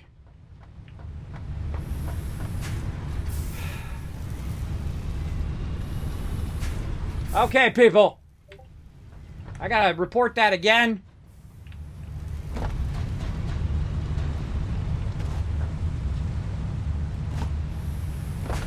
Why does that not work?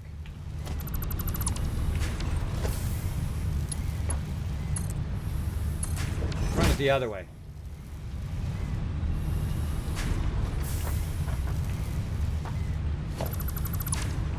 Yeah, the lifters are broken.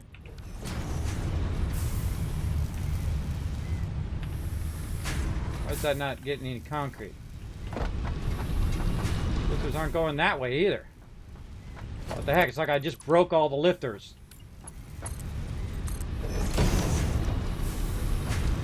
Okay, now that's working again.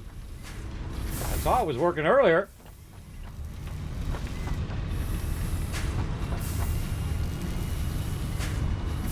There it goes. Okay, that went up there. Okay. Got 3 at the end.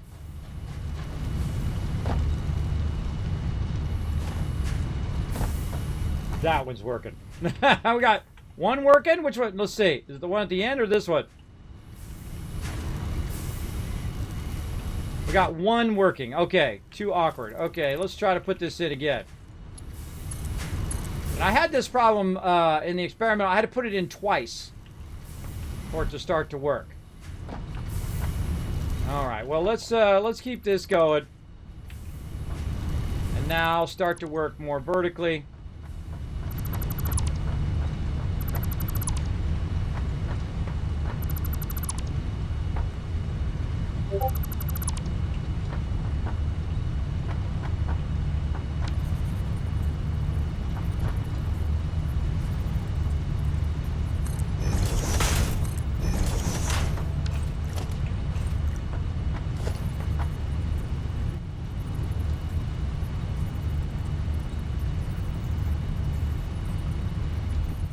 What it is, I always gotta sneeze when I'm streaming. I don't know, it's kind of a funky thing. Okay, so we got our merger. Oh, gonna have that top one going the right way. There we go. Take that out of there. Put this. Oh, what the heck? Why is that not lined up? Lining up off something else. Ah! And on the ground I went.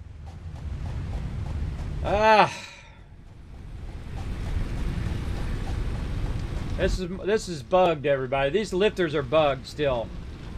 I shouldn't have to put those lifters in twice. I feel like the first 2 are working now. See, they're working, and these last ones are not. And so, like, I have to take it out, put it in, then take it out, put it in again. Like, I have to do it twice to make it work. That's weird. That's weird. That definitely needs to be looked at. All right, let's run this around here to here. Let's get this dot.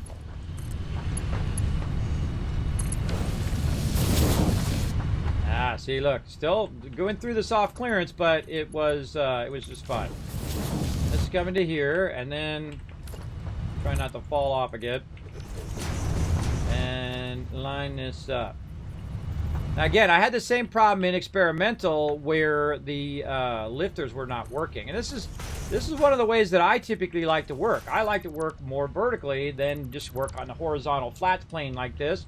When I start getting into the next stages, I definitely want it to be lifted up off the ground because this way it just makes it easier to get around from A to Z and whatnot. There we go. That's working good. Get around from A to Z. Now, one of the cool things is you can use your lifters like this, and then what you do is you take out some of them where you feel like you still got enough support visually to hold on to them. So I'll do something like that. I'll use an in-between one, but I'll move it off to the side. Okay, so that is now finally starting to work. Okay, good. Now we're looking good. Now, one of the problems is this is going to be 15 per. So it's going to be 15, 15, 15, 15, roughly. And that's going to produce 60, right? But the third one is the only one, or the first three are the ones that are at maximum, and the last one is not at maximum. The last one is going to be just a percentage of the others, the only like 33%. So what I can do is turn this down to 35% like this, which is going to be 5.2, and what it does is it reduces the power usage. And so I'm doing what's known as underclocking. Right about now, I will start to do underclocking. Underclocking basically saves you power. So when other people are trying to build stuff, and you don't need to be using that thing at full capacity, I'll bring it down to a 35%. But in the beginning, though, you do want to keep it at 100% until this hits 0. You want to burn through all of this limestone first, because you're going to have a lot of excess limestone, because it's going to build up some excess limestone in the beginning. That's why I always have an extra one no matter what. Even if I have the perfect numbers, I'll still have an extra one, because you'll have a little bit of excess just when you get started. Okay, so now I see that these seem to be working. And this last one, again, it should be every now and again. These other ones here should be so full that they should be maxed out. And then eventually this one's going to get maxed out. There we go, already maxed. And then eventually this one will get maxed because it'll be feeding in there faster than it can output, in theory. And then the last one should end up where it is getting one every now and again. Let's see, 39, 40, 38. Oh, that's diminishing. Oh, something wrong with the numbers there. Something wrong with the numbers. If that's diminishing, that's telling me that I did my numbers wrong. Hold on. 150. Hey, Siri. What's 150 divided by 45? 150 divided by 45 is about 3.3333. 45 is 90. Yeah, that's right. Huh. Something fishy afoot. Maybe it just hasn't caught up yet. See how that number's going down?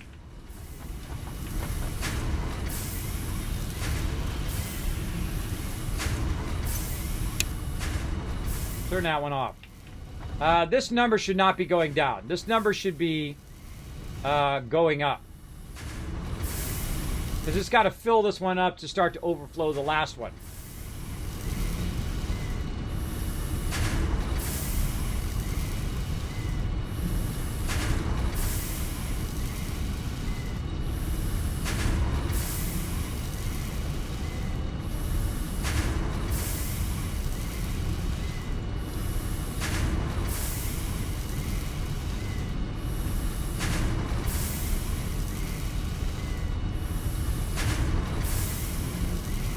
Huh.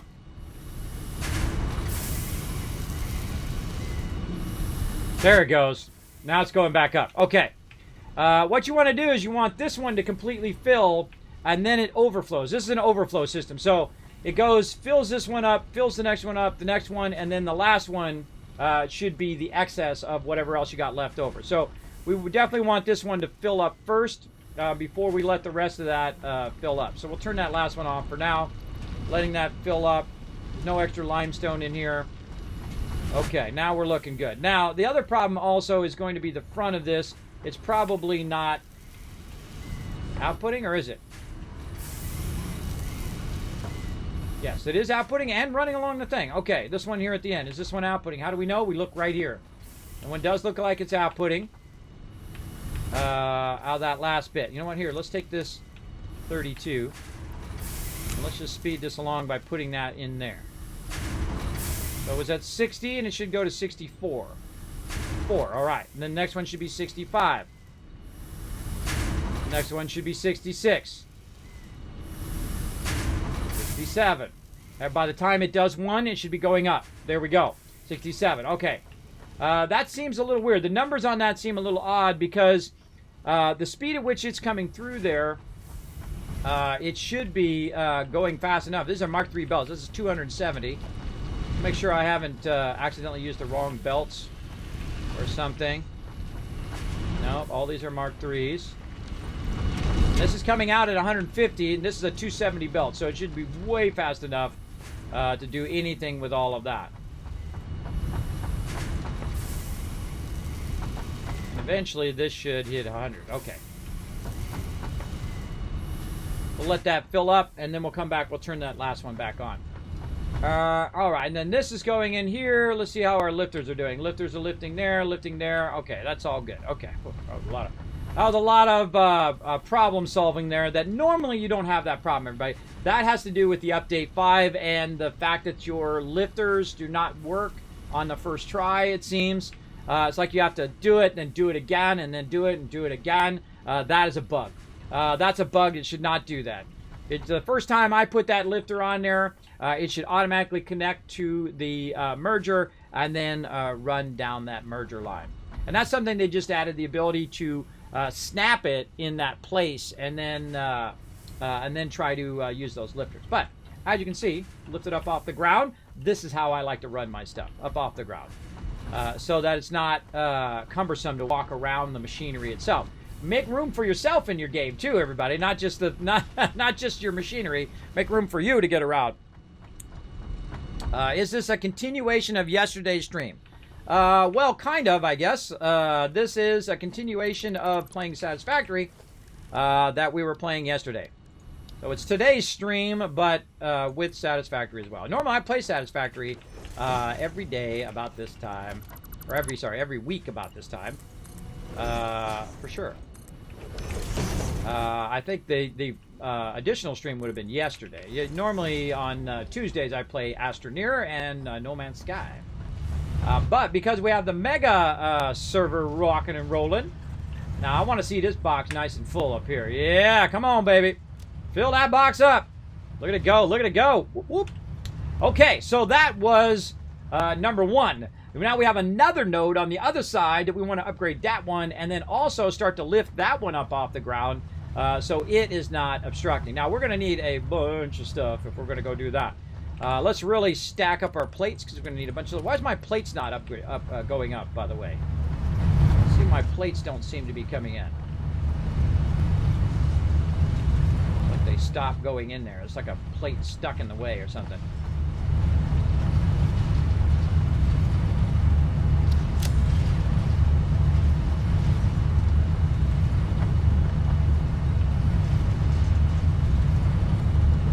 Heck, something weird there. Man, they got to really work on these belts, man. And there's something funky going on with the input of that. 23.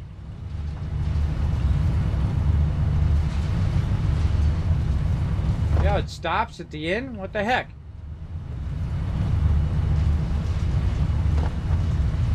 If that's just a visual error or if that's a real thing, that it just stops at the end of that. Alright, you know what? I can't handle it. Maybe it's that particular box. I don't know. Man, I'm finding all the bugs today, ain't I? I'm like the bug master. Finding all the bugs. Alright, let's figure out what the heck is going on with that.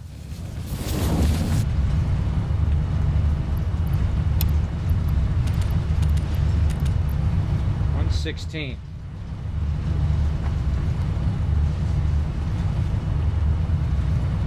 Two went in there. Look how long it is before the actual plate goes into the actual box.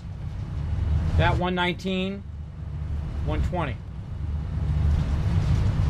So visually, there's like a huge lag between the point in which I see it go into the box and the point in which it actually registers in the box. I feel like that's probably a server thing. That probably has to do with the servers. It does not do that in single player. In single player, you see it go in there, bam, it's in there, just like that. That's probably a server poll thing. We'll worry about that later, everybody. That's just freaky. freaks me out. All right, we'll come back to, you know, stacking those suckers way up and all of that, all of those later on.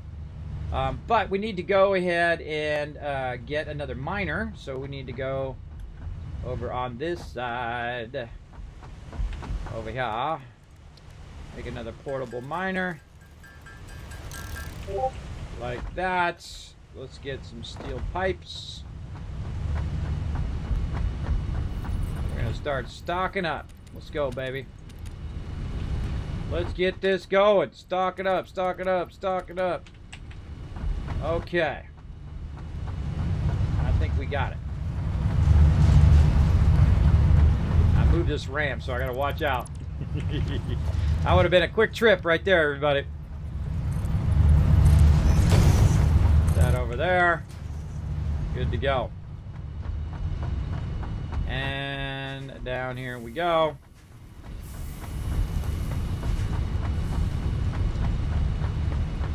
All right, now we want to go ahead and do the same thing over here. Start to lift up all this stuff, and here's what we'll do. We'll go ahead and take a look at this. We'll call that number 1, number 2, number 3, number 4, number 5, and number 6 right there.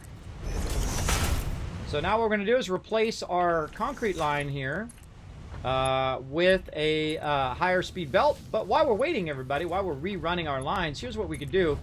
We can go ahead and what I call bleed the line, bleed out the rest of this concrete, and send the rest of this concrete into the box for us to basically just get a bit of that already done.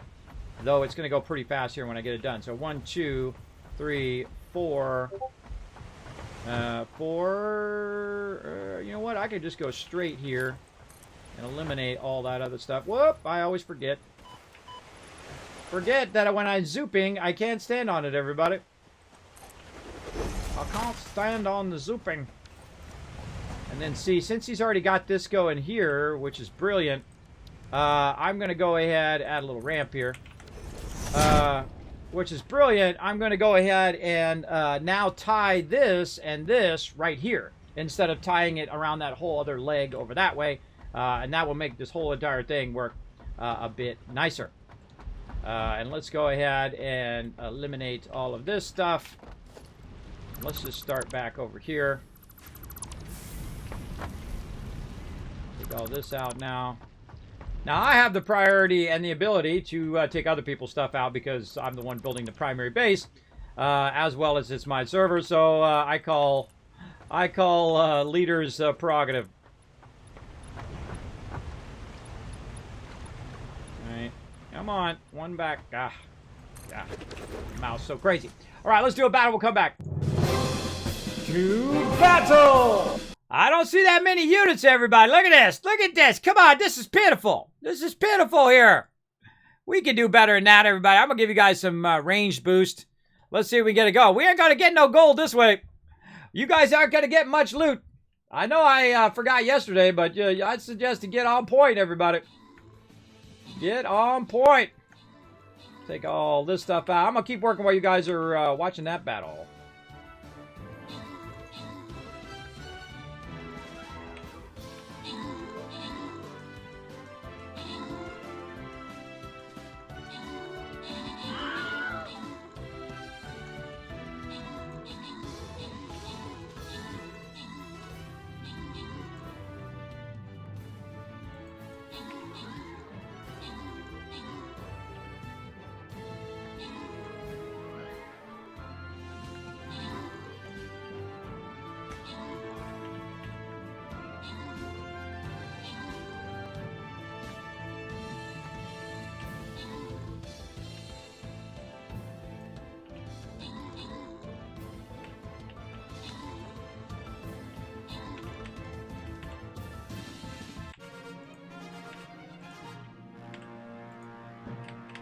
And these miners over here. Someone threw down a bunch of concrete miners. That was pretty smart.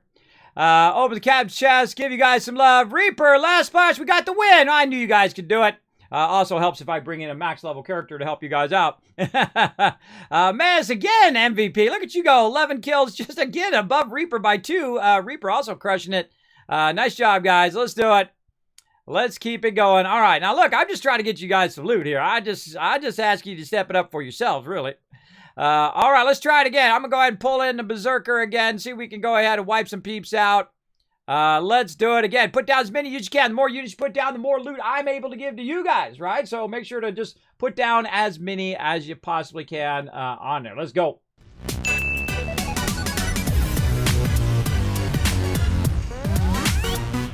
All right, so I've taken all this back out again over here. We're going to revamp all of this. This actually ended up where it wasn't snapped to the world grid. I don't know what happened to it. I'm not going to worry about it, everybody. We're just going to revamp it based off snapping off our main base over here. Like so. Now, let's hope we can put our extractor back in. Now, one of the smart things that that they did while I was out over the nighttime is they went in and they put a bunch of these down. So you're extracting like 5, 6, 7, 8 of them at the same time. So you're extracting a lot more concrete simultaneously. I've done that before in the past. That is actually a really great idea, a smart idea, to extract that concrete faster, and then you can manually make the concrete as opposed to waiting for the concrete to be made. Now, this is a Mark II here, everybody. And again, we're going to do the same thing we did in the other one. We're going to overclock it. Right now, we only got one thing to overclock. We'll have to go look for some more squishies somewhere and overclock it a bit more. And then we're going to do the same thing we did before. But we want to make sure that we have enough room to expand. And it looks like this direction is going to be our good direction to expand eventually. Again, now the hardest thing, again, is to work with other people and have them understand what you're trying to do so they don't build in the same exact spot that you're building and whatnot. I find that's my biggest struggle in the game. And so we're going to try to make it real obvious as to where we're going to have our stuff here. And so we'll go ahead and rerun a lot of this now better aligned to our primary base here. And we're going to just basically do the same thing, except for it's going to be a little bit easier because this is going to be turned this way, and we're going to put our stuff in this direction. And we're just going to have it right over the top of this here. Now, one of the things you want to watch out for when you are building in this particular area, and I've done it before, is to build over a node and then forget the node is there. That's why my first playthrough in here, I thought, well, you know what the smart thing would do is to go around and put Mark 1 things on every single node. Once I did that once, I was like, no, I'm going to put it on every single node. So if I do build there, I'll know there's a node there because I'll have an extractor there as well. There's a lot of extractors running around our base right now. All right, so let's go ahead and start with our first one. And let's hope our lifters work better on this route because doing that twice sucks. And let's push this even further like this. Yes, let's do this. All right, and again, it's going to end up being the same exact thing that we had before. And let's go ahead and grab this off of here now. Put this nicely down here. Right over here. And then our equipment workshop, let's say.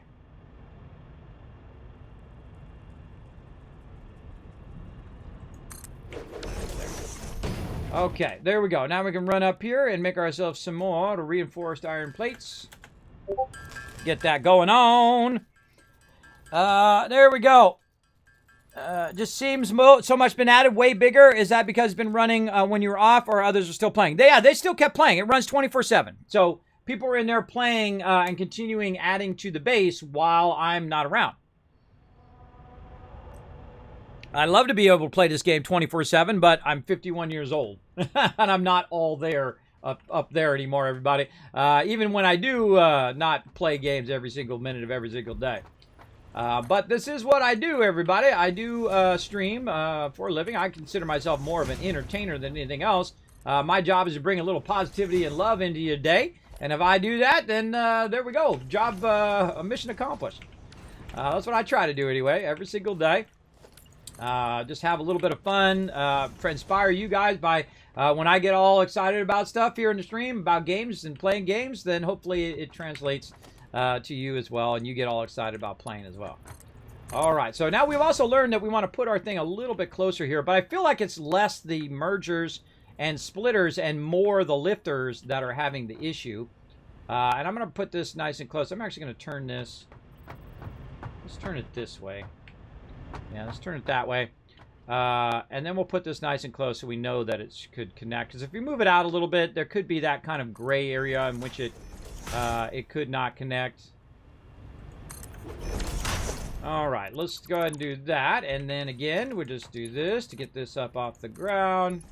We'll run this around to... Nope. What? Ah. I thought I had it right. Apparently I did not. Hold on. I thought I rotated it correctly. I did have it right. I don't know. Do it again. Doesn't work the first time. 5 times more, and then we got it. There we go. Maybe I did have it incorrect. I don't know, but it's fixed now. That's the important thing. Then put the lifter in last. Let's go ahead and draw our power here. And we know just what we're going to do with this power. We're going to put it nicely right up here, out of the way. Boom. And then we're going to run it over there, and we're going to run it to this first one. And we're going to test it. Now, before we build out the rest of this stuff, I'm not going to waste my time, because this has been getting screwed up lately. I'm going to make sure that this does work.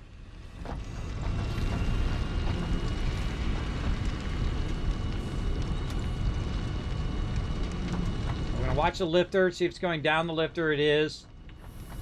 Coming out of there. All right. Then another lifter on this side. Bringing it up. And then this side's going to be a merger. Did I make that a merger or a splitter? It's a splitter. All right, I did that right. Double checking myself. Sometimes I do screw up. It happens.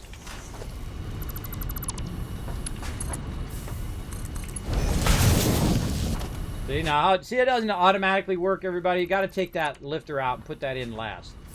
I've learned that over all these years of playing. There we go. So that one's working now. So that's confirmed. Working. All right, now let's put the rest of them in, because eventually I'm going to overclock this to match the other one, so it's going to be at the same rate. So all we need to do is do the same exact stuff we did on the other one, and we should be going at a 4 times, roughly, well, really 3 times rate than we were before, or 3 times 3.3333, or whatever you want to call it, 3 times, or at pi, whatever you want to call it, that's what we'll try to do. Okay, and again, should be able to do this with our splitters. And then come back and add these in. Should be grabbing and putting down in there. Oh, did that one go? Aha, okay. So it did work. I don't know. It's there's definitely some sort of weird bug in there somewhere that they need to fix. I hate when my guy just like jumps off the top of the ladder. Ever notice that when he comes off the top of the ladder, he literally leaps across like that. Instead of leaping straight up, he leaps like really far, like farther than you think a normal human would be able to go. It's awkward. That onto there, and then the last one up here nicely. Oh, get on there. There we go.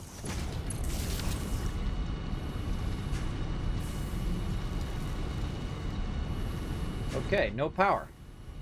Oh, I didn't tell it what to be yet. That's going to be useful. Tell it what to be. By the way, before you put in the front, usually before I put in the front, I will do the copy pasting here. Because if you put in a whole bunch of complex stuff in front of there, then you got to jump over all of that, whatnot. Best to put it in first before you get the front going. All right, there we go. Now, is this getting limestone? I don't see any in that one. I have a bunch on me I can just put in there, but still. I want to make sure it's working first. I feel like this second lifter is not working. Or third lifter in this case, I mean. Now it's working. It's almost like you got to have the stuff running down the belt for it to recognize that there's stuff in there and then actually run. See, I had to put it in there twice. That's not how that should work. It should only be one time. If I have to put it in there twice, it's basically just making it less convenient. So maybe I should let this fill up with the stuff first and then add it. Ah. All I want to see is everything going up and down these things. If I see stuff going up and down this, then I know it's feeding. Because what it will do after a while is it would backlog. If you see stuff in there on the last one, then you know something's wrong. But if you see it go by, then you know potentially that it's actually doing its job. There we go. Yes, it's got some limestone in there. That's got some in there. And that's got some in there. Okay, nice. Okay, now let's try to do this front part. They definitely need to work on this, fixing this here. Like a lesson in game troubleshooting.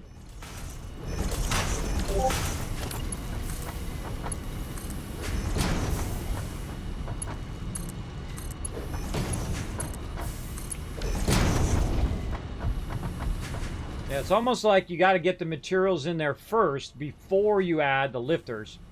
And once there's materials in there, then you're good. Oh, there we go. Caterium getting going on. Unlocked. I feel like I'm going to come back and this is not going to be working. It's like I leave and then they stop working and then I come back and I got to fix them again. I have that weird intuition that I feel like that's what's going to happen there. But that's okay. We do what we got to do. This is going to go this way. And actually, we could probably move this over now. Now, why did I run it that way? Oh, because eventually I'm going to run it and then cut it across because it'll run across here. That's why I did that. Okay. For now, well, we should probably just run it in that direction anyway. Yes, that's what we should do. Because if I'm thinking toward the future, I want to take all of this out. I want to take all that out because eventually that's not going to be there. Eventually I'm going to have these all in a row, and if I'm smart, I would just run it in a row and just keep it going in that same direction. 1, 2, 3, 4, 5, and roughly 6. I would just run in this direction for future expansion. And it's got to go this way anyway. It's got to end up way back over here at our main base. And so that's the smarter move right now. Trying to go with the smarter moves. Pull this up. Take this all out.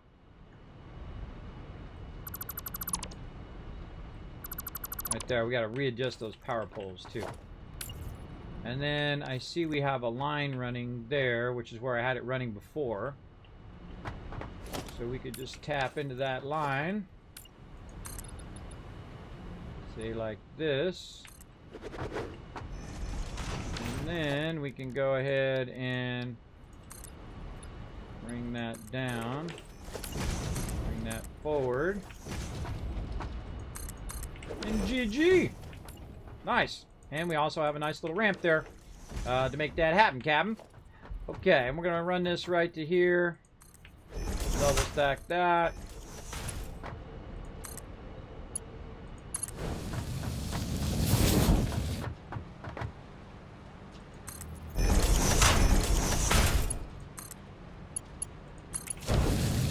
Now, another byproduct of what I'm doing here is I'm making these lines faster, too. So I'm revamping the way I have my lines. I'm revamping the way that the foundations are. I'm leaving room for myself to expand that later on. And I'm increasing the line speed. So that means it's going to run all of this over here way faster in the long run. It's looking good. And we got that. So now we just need to go 1, 2, 3, 4, 5, and number 6 right here. Now I wish there was a way where you could just click on the belt, like say hold Alt Control, and you click on the belt and the whole entire line is removed. Just the belt line, right? The whole entire line, not just the segment of the line, but I mean the whole thing. All the way back, because that's basically what I'm going to do, is remove the whole thing all the way back to the thing here. And it would be great if it just did all of that automatically. But in this case, no. Not yet. The second they add a bunch of new awesome features, I think up new ones that they need to add.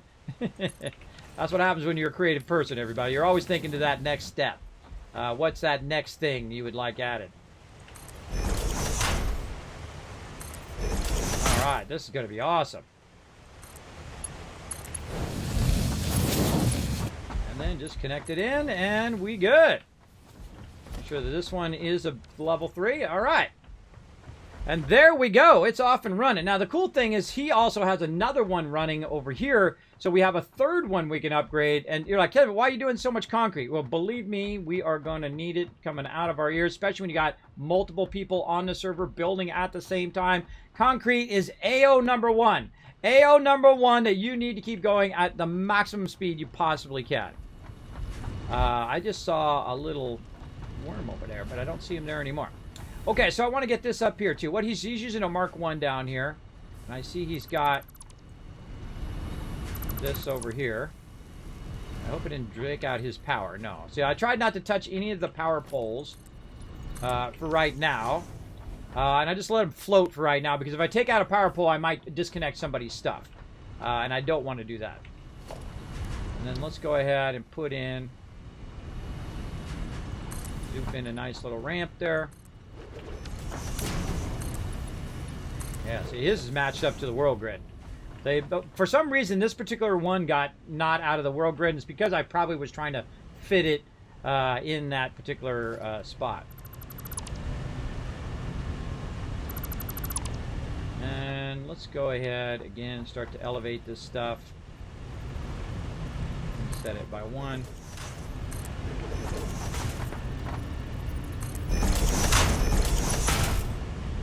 I don't like running stuff low to the ground. It just makes it more difficult in the long run. Now remember, these are mergers over here, everybody, so I can just go ahead, grab this, and just boom, tie that right in to an existing merger. Now, why did I do it the one at the end? So it doesn't slow down the rest of the stuff at the front. Right? So that's now going to tie all the rest of this in. But what we really need to do is go back here and upgrade the speed of his lines here. Because I'm going to go back here and also... fix up all of this. Now, what you can do is just upgrade the lines that pre-exist just by rolling over them like this. Really nice and convenient. He's made some really nice, great job on the lines. What happens sometimes when you first start is you make a lot of little tiny segments. Not a good idea to do a bunch of tiny segments because it's harder to upgrade. If I miss a segment along the way, then it's in trouble. Now, this has a big backlog because I basically stopped it while I was working. So this is going to seem like it's making a lot, but in a minute it's going to make a lot less. At least it's going to seem like it's making less. Let's speed this up here too. Let's speed these lines up. Now again, if you have an upgrade, you might as well upgrade everything. Even though, you know, you could work out the math where this does 60 and this does 120, this whatever. But when you're doing a feed line, you want that to feed as fast as humanly possible, because the faster it feeds in there, the faster it overflows to the next one, and so on and so forth down the line. So you always want it to be at your maximum speed. Now right now he's got this at 60. Now is this at 60 because it's a Mark II? Let's see. This is a Mark I. This is not. This is a normal node. So this one actually is going to have more than we normally would across there. So very cool. So this one can be expanded as well. So we're going to definitely double up on that one. And just keep going across here, I guess. I don't like to go across the water. Because water, you're always looking for water in the later game, everybody. Though we do have a gigantic waterfall over there that we can tap into. I guess it isn't too much of a loss.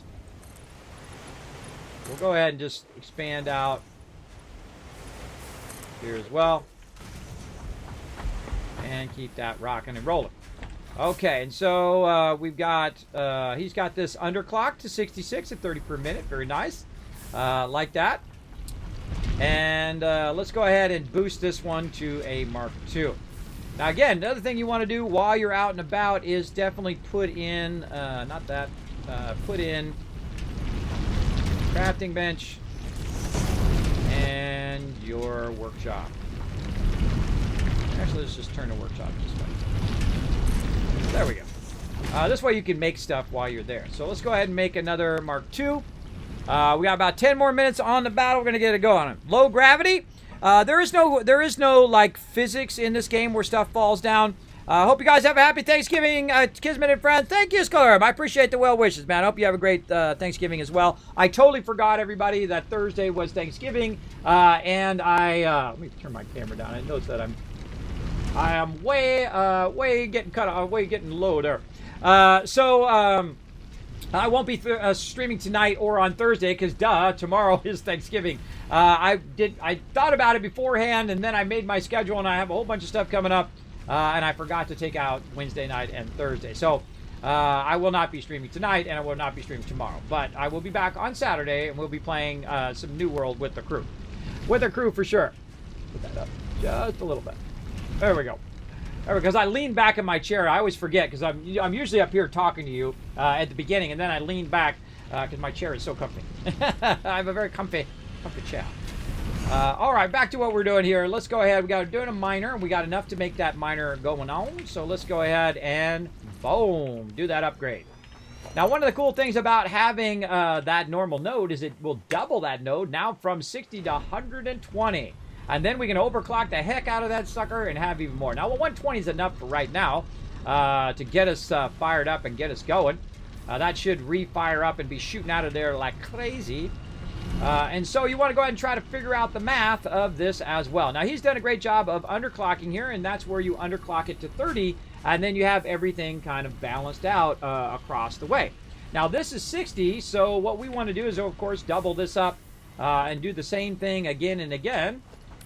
So we're going to go ahead and double this up. Now, if I'm going to rebuild this, though, I'm going to rebuild it the way I like to build it. And again, normally I don't like to take other people's stuff out, but in the case of concrete, I'm going to make an exception and rebuild this all out of here in that vertical fashion. Let's do it. That'll leave us lots of room to expand there. I need to probably go this way. So we have room for expansion.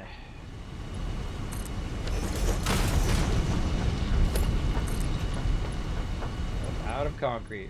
What a funny irony, everybody. I'm out of concrete. The thing that's making concrete, I ran out of concrete. That is a funny irony. All right, we'll make the stuff first, and then we'll expand that a little bit more. So let's say splitters back here. Now, the reason why I'm going to face it that way is so we can expand it, though I could just face it this way. Yeah, that's what I'll do. I'm going to go ahead and have it go this way a little bit. Yeah, let's try that. That seems like a plan. Okay, so what we're going to do is we're going to start over here with our splitters in the very back. And so we'll bring it in right here. We're going to bring it up. Bring it in right there, roughly. And then we're going to push this out like this. Now, what I do first is I visualize what I want to do. So we'll push that way up here. Again, looking to see if I can just keep building out as far as I want.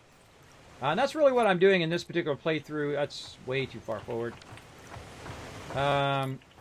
Just kind of using stuff as guides, right? Kind of get a general idea of what you want. Then you do something like this. Then you go ahead and use your 6. There we go.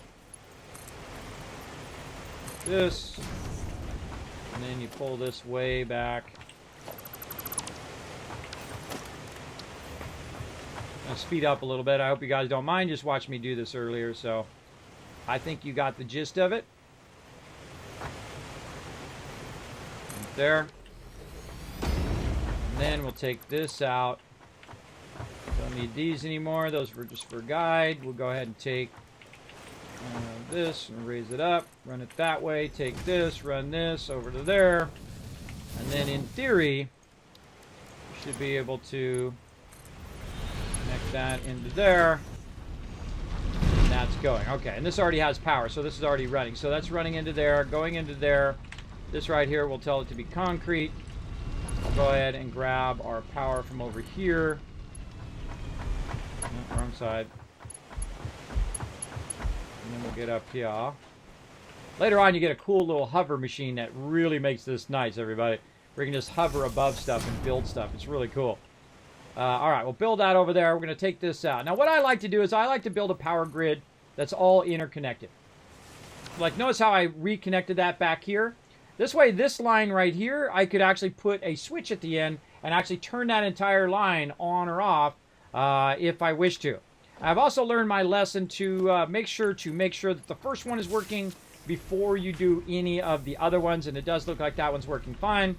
And then we're going to go ahead and put our mergers in line here as well. So we're going to go ahead and do this.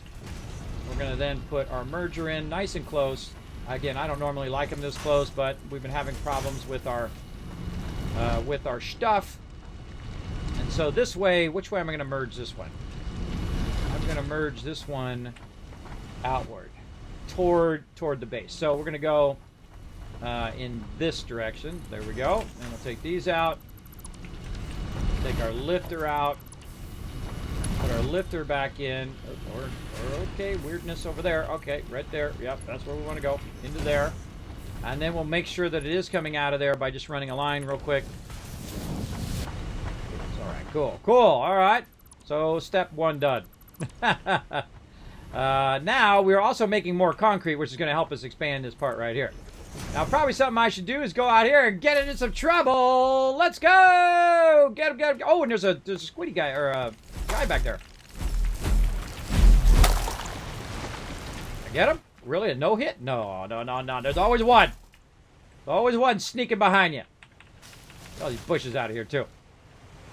Aha! Look at this, a little blue power slug. You're like, Kim, but what happened to the green ones? They actually took the green ones out because it's hard for people to see, especially people who are colorblind. So they took the green ones out, and now they only have the blue ones. So a little satisfactory tip for you right there. And hey, I don't mind at all. I like the blue ones. Blue ones are nice. They show up really nice among the background there. And that's going to give us another boost for our other one, and eventually we'll come back and we'll boost this one, and this one will really then be a bunch of these.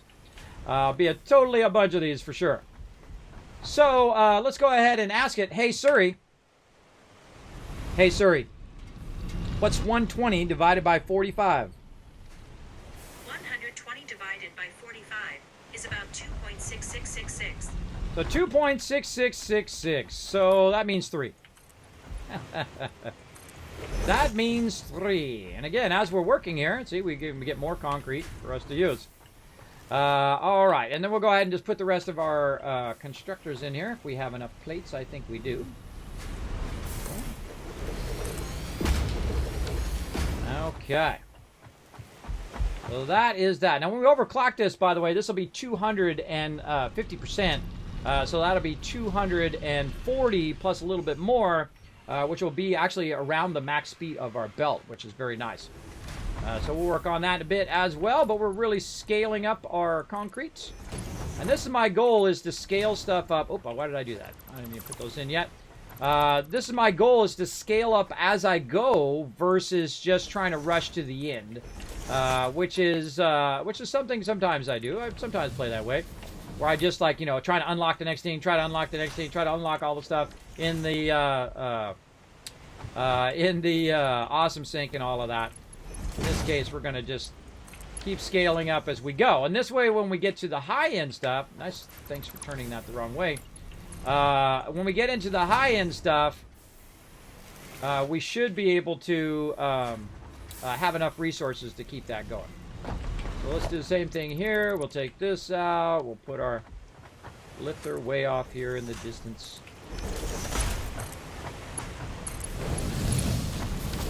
F. Middle mouse button to grab that. Splitters, F, middle mouse button. Merger. Lifter into the splitter. And that one's coming down, this one's not. Got this set up. Nope. I don't have to tell it what it to be yet. It's over here. Concrete. Yeah, I don't like the fact that that one's not showing it, but we'll deal with it here in a minute. Like my coffee cup, so I don't have to look at that. That's the whole use of the coffee cup, everybody, is the fact that you don't have to look at that thing every time. I'm out of concrete. That's funny. Really? Hold on, I gotta go up here to get it.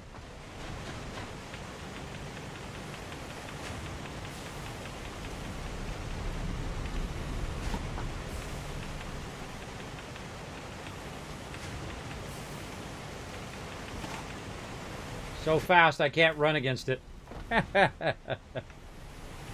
Okay, so power is what we're doing. Down to here. Come on. Get over here. Boom.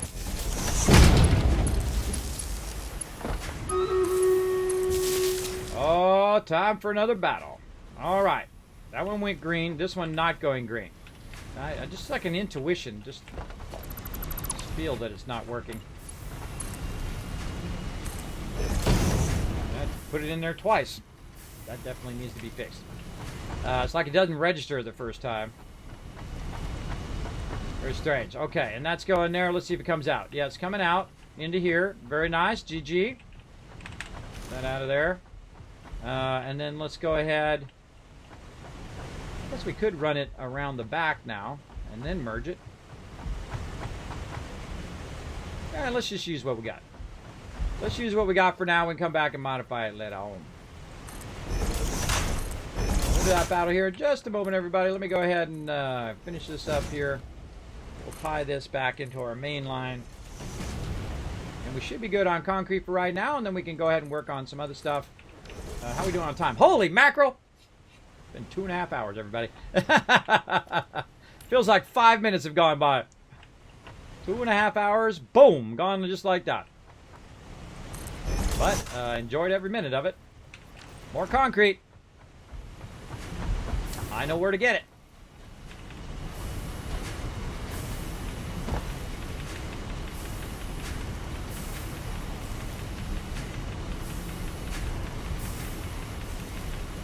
Very convenient. All right. This actually is not going to go there. This is going to be this side over here. Boop. This is going to go here. Okay. This will come from over there into here. And then this will go to there. And then we'll run the rest of that here in a minute. We'll just leave that like that for now. All three of these look like they're rocking and rolling. Now we can do what he did here, everybody, and we can go ahead and underclock this down to a certain percentage. Like we can go ahead and say instead of 45 per minute here, we can underclock this. Now one of the things that'd be nice is to be able to change how many here. Like this is 15 per minute on the output, so we could say 10 like that, and it won't actually kick in the number until you adjust it. But I just happen to know that it's 10. I just happen to know that that's what the number is, or it's 66.6667. I just happen to know, but it's really hard to tell. It'd be better if you could just actually type the 30 in right there, and that would be easier. But yeah, we do what we got to do, right?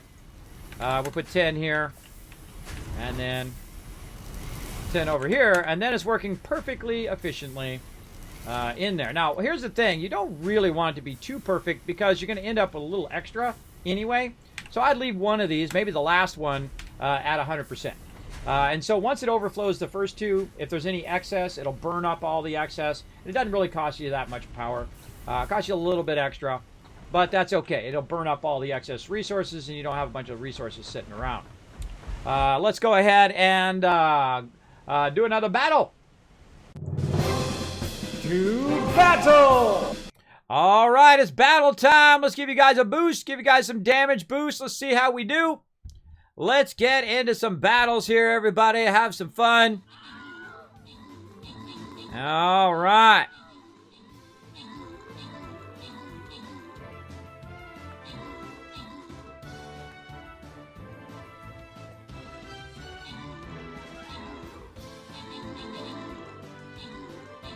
All right, we got the problem of them coming in from behind here. Let's see how we do. Don't let them get our support. All right, we're looking 14 to 26. Uh-oh.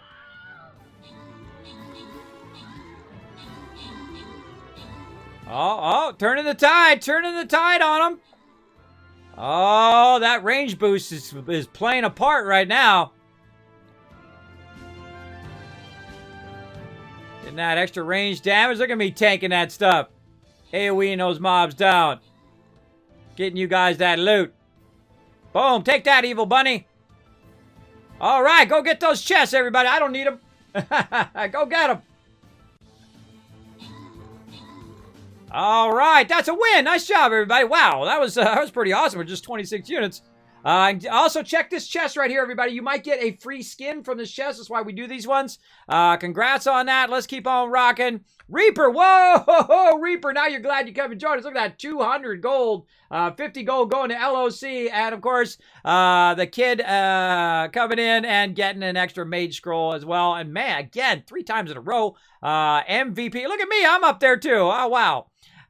So 7 kills and 8 assists. MVP. The meh is crushing it today. Oh, some spell tombs. Boost some of my spells. Give you guys even more damage and whatnot. All right, another one. Let's go. We'll just like right one chest after another. Now, we'll be running long on this stream, but I won't be back later for any other streams because we'll be playing some Satisfactory here for a while. I'm going to throw my bomber in there, try to get him leveled up a little bit. See how we do. If we definitely want to step it up, put as many units as you can down. Remember, you put down 1 every 5 minutes, all right? So start throwing them down there. Follow that link in the chat. Find me your Captain Kismet. And the more we put down, the more loot I'm able to give to all of you. So let's go.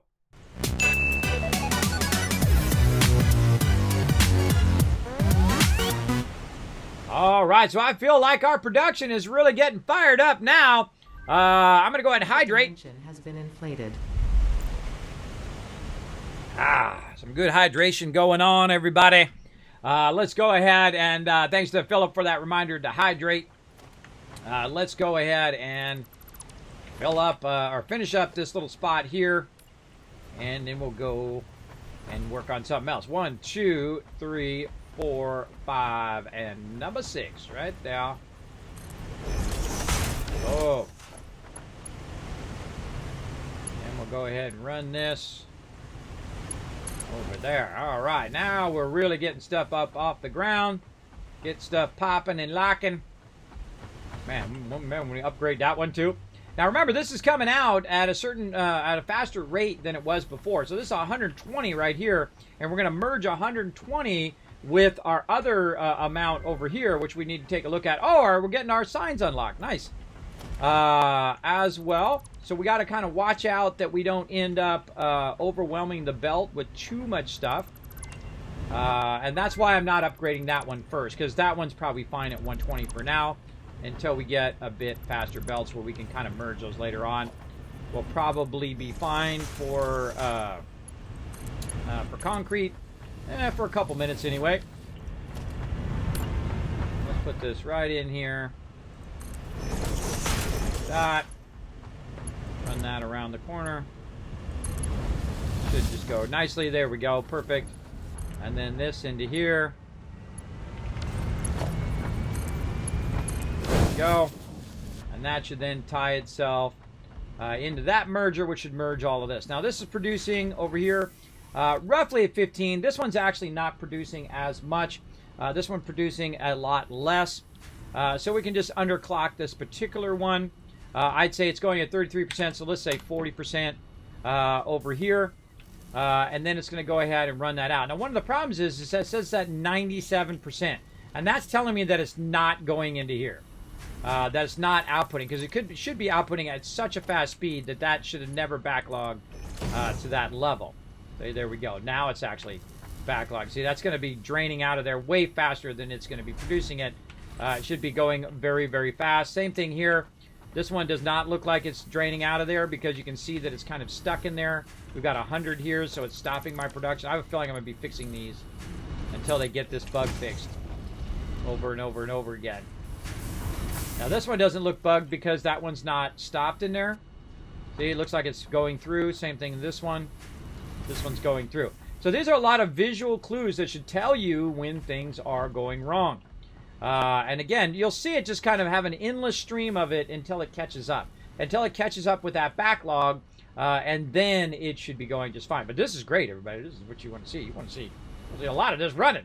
That's why we're doing what we're doing, right? Start with your basics, right? As you go along, keep upgrading them. If you don't keep upgrading them, you're going to get to that high end, and you're going to be struggling with not enough base materials. And also, in this particular playthrough, I'm making it so I can continuously upgrade and continuously expand, and leaving myself lots of room for expansion later on.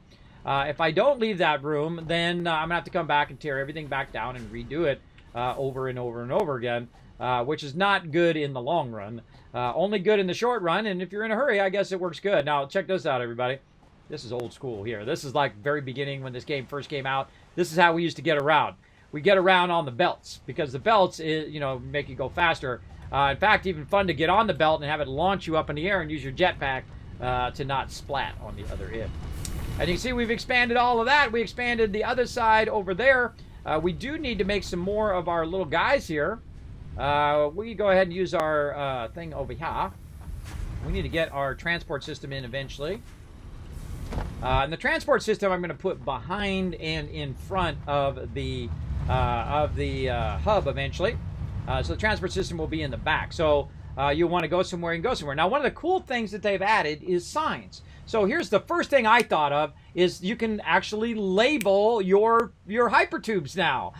This goes to the concrete, and this goes to up on the top of the waterfall, and this goes to coal power, and this goes to this, right? So that's awesome, man. And so I'm going to build a giant wall, or they can build a giant wall eventually of hypertubes that you go here, and it's going to go into the ground and then run along underneath as you're going along to wherever you're going. Instead of running on top, it'll actually go underneath, which I think is super cool. Super cool idea. So we'll get into that. But, first things first. We get our concrete going. So how's our concrete looking here? All right. Woo, mama. Look at that. Oh, we're into our second box already. Nice. Nice, nice, nice. Now I have a bunch of extra random limestone. I'm just going to put right in there and watch it. Go ahead and get rid of all of that. Then over here, we're going to go ahead and grab this, run this out just a little bit so they can see that this is just going to be random stuff. Oh, it's the wrong way. I have the box turned the wrong way. My bad. Let's take it out. Hope it doesn't drop anything on the ground. No. Turn it the right way so we can run it out on this side. There we go. Put all this stuff back in there.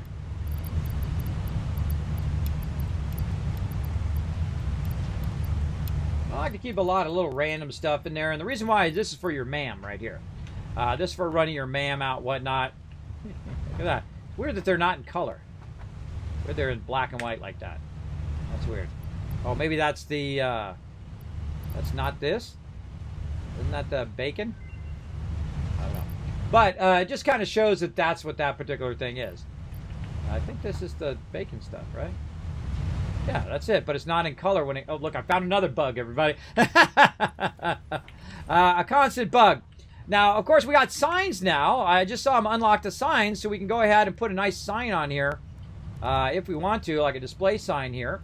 I don't think we have any quartz. We got any quartz over here? It would be nice to have some... Oh, we do have a little bit of quartz. Look at that. I'm going to grab a little bit of quartz here, and I'm going to put a nice little sign. I like how it snaps on there, too. Shenanigans! And we're going to go ahead and say random loot like this. And then we'll put a little... New equipment unlocked. Ooh, getting that stuff unlocked. Look at them go. Blazing it. Now, you're welcome to come join us on the server, everybody. Remember, don't take down someone else's stuff. Only work on nodes that have not been worked on. And do all of that. Let's put our little sluggy guys on there. Put them... No, let's not put them. Let's... What would be a great, like, just junk symbol? I'm trying to look for the flower, but I don't see the flower in here. Monochrome, builds, parts, buildings. What to do? I can make a sign that has a sign. Really? Is that really? There's a sign with a sign on it. Sorry, that stuff makes me laugh. That stuff's funny. All right. That's kind of Inception stuff. Let's just use some resources here. Let's just say quartz or something. There we go. Let's use quartz for random loot. Okay, there we go. And this will be... Oh, I don't have enough stuff. Oh, thank you very much for bringing in that 8 months of sub love there, Jang and Zal earlier. Thank you very much also for that follow. Appreciate everybody hanging out in the stream. My name's Kismet. They call me the Wasteland or the Gaming Tycoon. I play a lot of games, and check this out, everybody. We are firing it up in here. We are firing up our mega base here on our mega server for the early access of Satisfactory. And as you can see, I'm building out our primary base. You do not touch the primary base, everybody. That's my job. That's what I do. I work on the primary base. But you can go out, build factories, and run those materials back over here to the primary base, which does help us out tremendously, big time.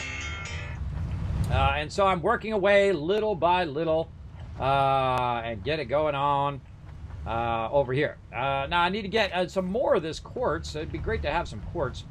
You happen to have some quartz somewhere, LOC? Have you unlocked that yet or gathered a bunch of that?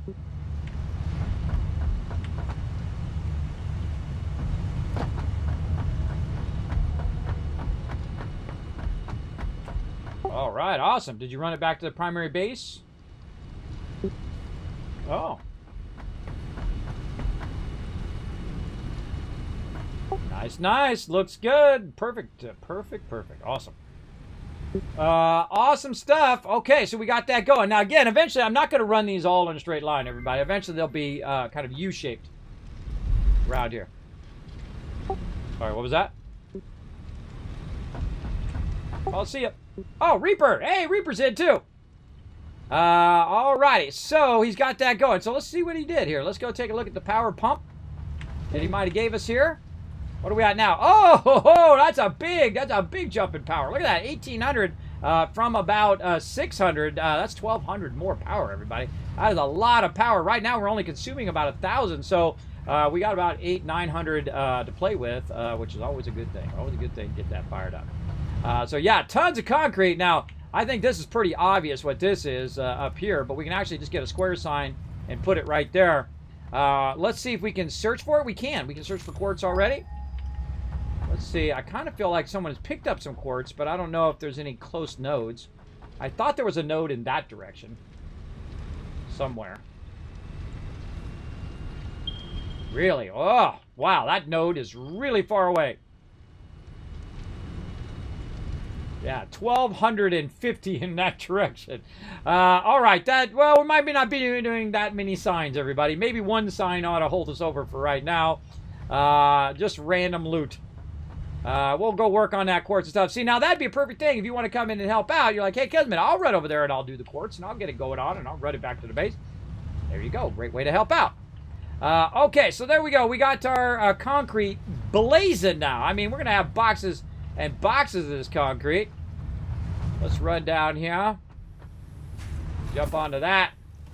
Zoom on over here and see how we're looking. Are we down to this one yet? Nope, not quite. Still trying to catch up on that one. Oh, why is that going so slow? Huh. That's still a lifter.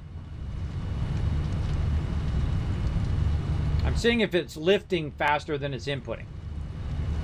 And right now, it is definitely, it's probably because there was such a giant surge because it had a backlog of all that concrete. That's why you want to have a little extra, everybody, is so that it takes care of that extra little surge when you first start up your machinery. Or if you have a backlog of base materials like random raw ore, it'll burn up that extra ore. And that's why I don't put everything exactly perfect anymore. You always have a little left over in case the power goes off and it generates a bunch of extra stuff that needs to be burned off in that particular thing. It takes a little extra power, but that's okay. And that looked like it just surged it. And then now that it's done surging, you can see over here the line's not just instantly going. That it's now trying to catch up, and eventually it will catch up. It'll move all that up there. Now, a thing that you can also do down here, by the way, is you can go ahead and make a nice long one of these. And then it will backlog a little bit of that out of the box. So if you need to come over here and grab a little bit of extra concrete, because you always do. You always need like 5, 10, 15, 20 of those. You need just that little extra bit. You can grab it right there. Or I could make another box and have it go into that extra box as well. Kind of like a split. So it would split it upwards and split it forward if I want to. But I'm not really building down here right now, so I don't really need that split. So I'm going to let it fill all those up first. And then once it fills all those up, then this bottom one will also be filled. Now we have an extra factor here on our server because we have a time factor. The time means that this server runs 24/7 even if no one's on it. And now we have perpetual power, power that never runs out. So we can keep that power going 24/7 and never have to worry about it again. Now, one of the things that we do want to do is once we get to that perpetual power is no longer rely on the ability to have our biofuel running here. Now, I don't think we've gotten our power thing yet, whatever that thing is. There's a switch we can put where we can just cut that off, right? We can cut it off altogether. So I'm just going to manually go and turn off our biofuel here. And see how much it drops our power. Because you don't really want to sit over here and micromanage this if you don't have to. Alright, so that's all off. And now what it is, it's going to drop it down to right about 1635. That's fine. And then now we don't have to come over here. We basically what it does is it tells you what your power is and then what's your perpetual power, right? You don't want to just base it off of this as part of your power grid in the long run, because this needs to be fed and this needs to be collected. It needs to be manually collected and manually fed into the thing. There's no way to auto feed it in there unless you can use mods, but I don't use mods. You can just eliminate that out of your power grid as soon as possible. As soon as possible, and then you don't rely on that power anymore. You rely on your coal power, your oil power, your nuclear power, which is perpetual power. Power that will run 24/7 and produce all of this stuff even when no one's playing. Even when no one's on the server, this will continue to make us non-stop loot. And that means when we come in, we've got 10 boxes of whatever it is, and 10 boxes of this, and 10 boxes of that, and 10 boxes of the next thing, right? That's what you want to see. Or 15 boxes, 50 boxes, 100 boxes. How many ever you want, everybody. That's as many as we could add.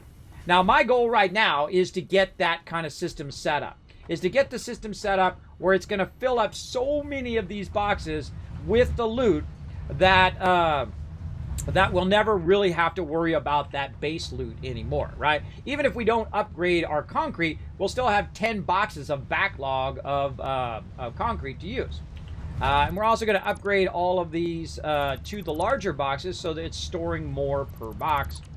I'm going to go ahead and take out the plates now, like this, and then go ahead and start to take all of this out, like this. Now, there might end up running into other stuff, we've got that power there. We can always move.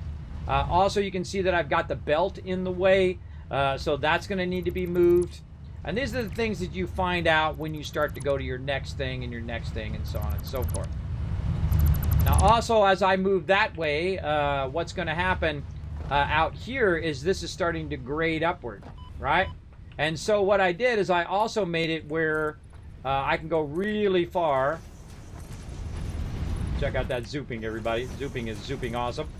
I can go really far without really having to worry about it, right? I can go real far, keep adding a bunch of boxes, and then all the boxes will eventually feed from the bottom.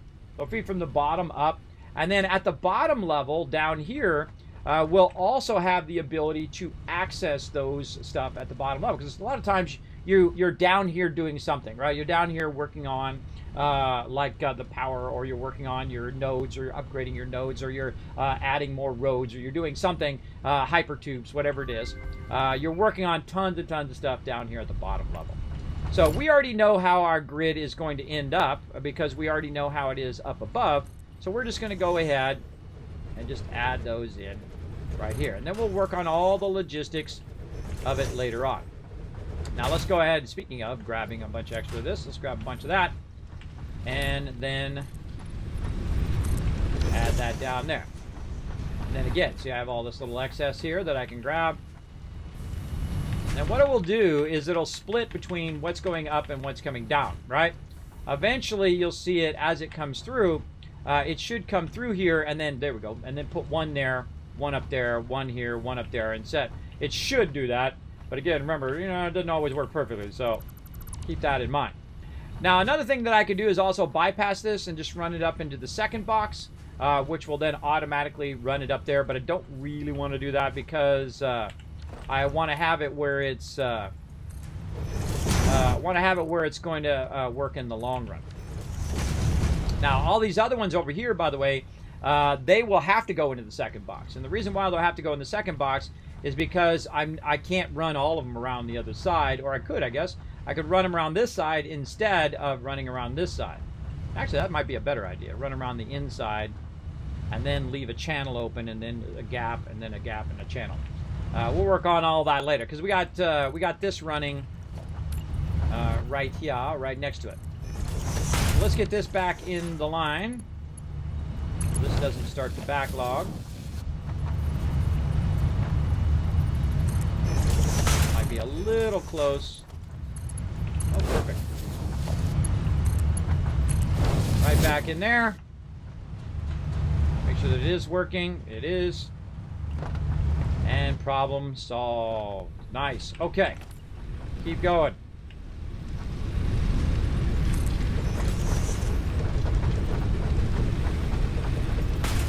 Actually, this will work out perfect. I don't even need to move that stuff.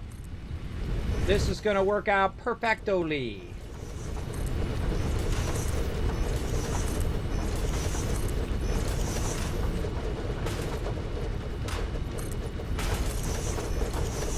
Now, see where I have it painted up here? It's telling me where my boxes are. Now, I don't know how exactly far the boxes are, when they stop, so I can just take this out just to look. It's definitely before that. Before that one. Aha! There's where it is right there. So this is the last one we currently have in the row. Let's take these out. I do need to actually move a box over because I need to get my screws in there as well. So I'm going to go ahead and move a box over one so that I can get the screws in as well, and then just kind of offset what they've got going over there. I feel Reaper standing next to me for some reason. All right, let's go over here. I always feel like when people are looking at me, they want something. They don't realize I'm in the middle of something. You know how hard it is for me to stay focused on one thing. It's very difficult. Very difficult. Because of the Fallout Grandpa? Well, not quite Grandpa, but I am getting up there. Not quite yet. My oldest daughter is 16. I hope not. Oh, God. Please no. Please no. No. Too early for that. Too early for that stuff. All right, so what am I doing? More stuff for more boxes. I got to get lots and lots of boxes. Let's do this. Kind of remind me. And then in our stuff here. I'm just going to take all of that and put some of that back. There we go. Wow. I want to get rid of all that. See all that stuff on the ground level where you have to jump over it? Get rid of all of that. I will fix all of that, everybody. So let's get stacking. Stacky.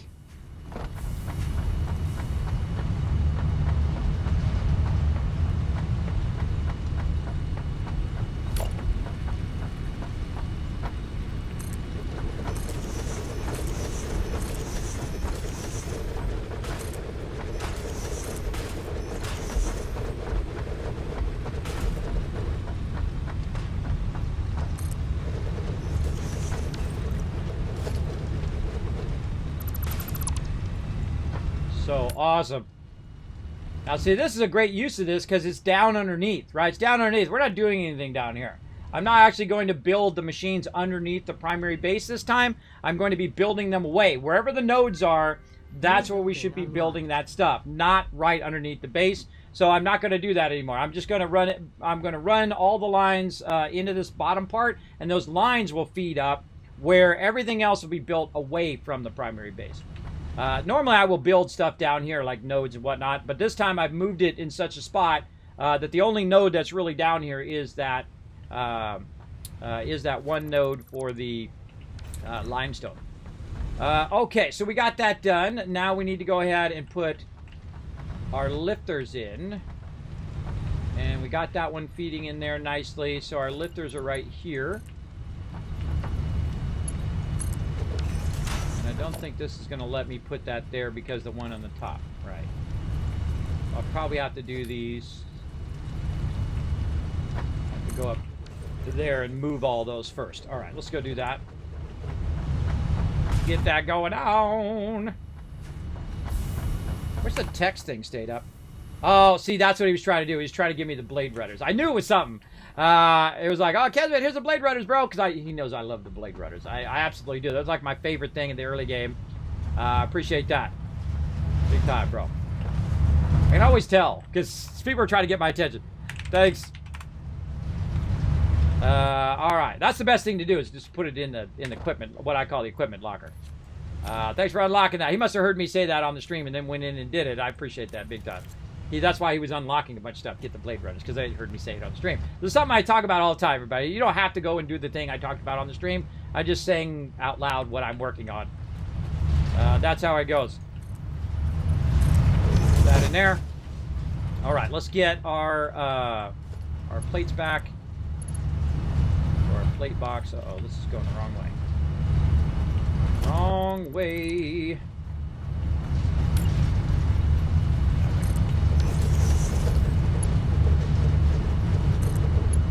What I'm going to do is just have that start to fill up that plate box for now.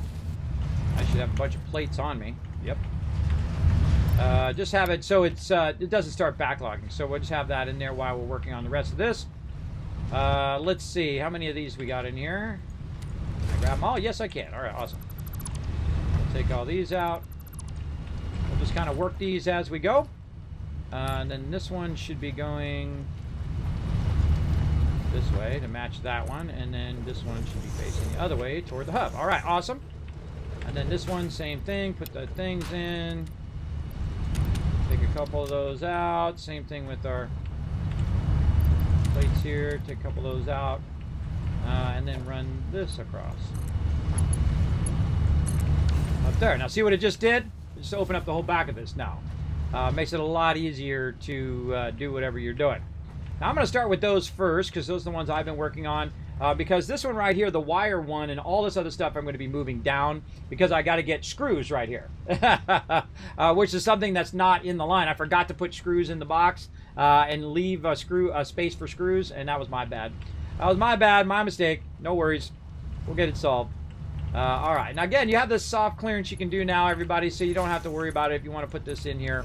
Have that lift up there. Now, eventually, all of this stuff is actually going to go down to a run level, and that will run to the bottom. Now, our run level is going to be actually at the bottom this time, so we'll run everything into those bottom boxes, and then they will work their way all the way to the top. Very uniquely different. I've done it before a long time ago. I don't know, like a year or so ago, this style of lifting, and I do love it because it does backlog crazy tons of materials.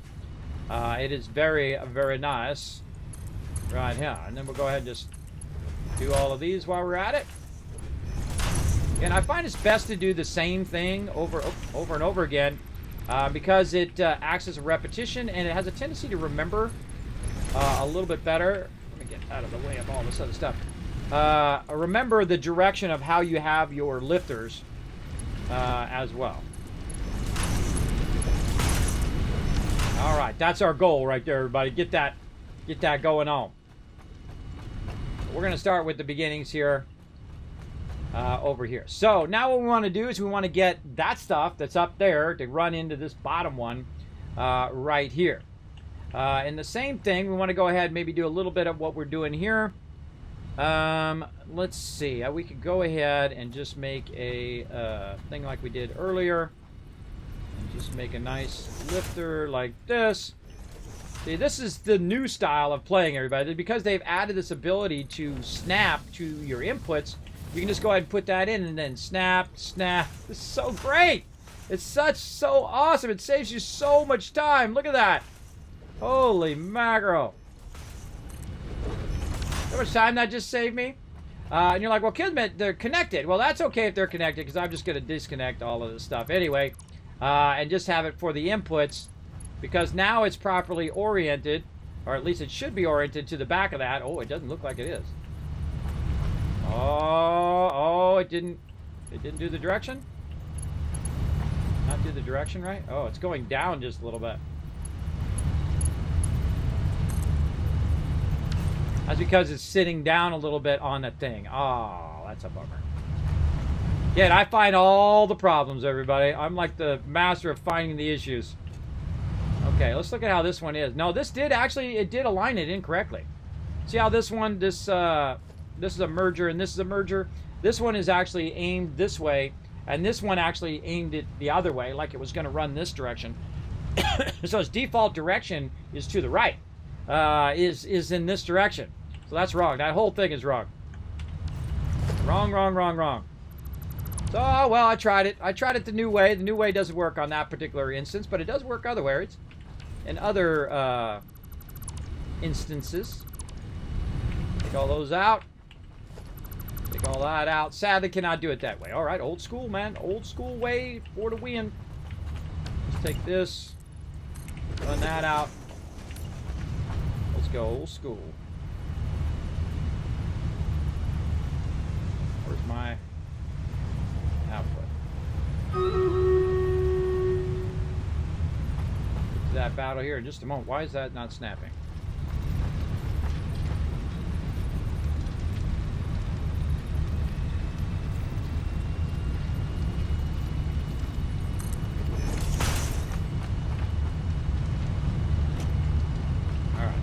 That looks right. Okay, there we go.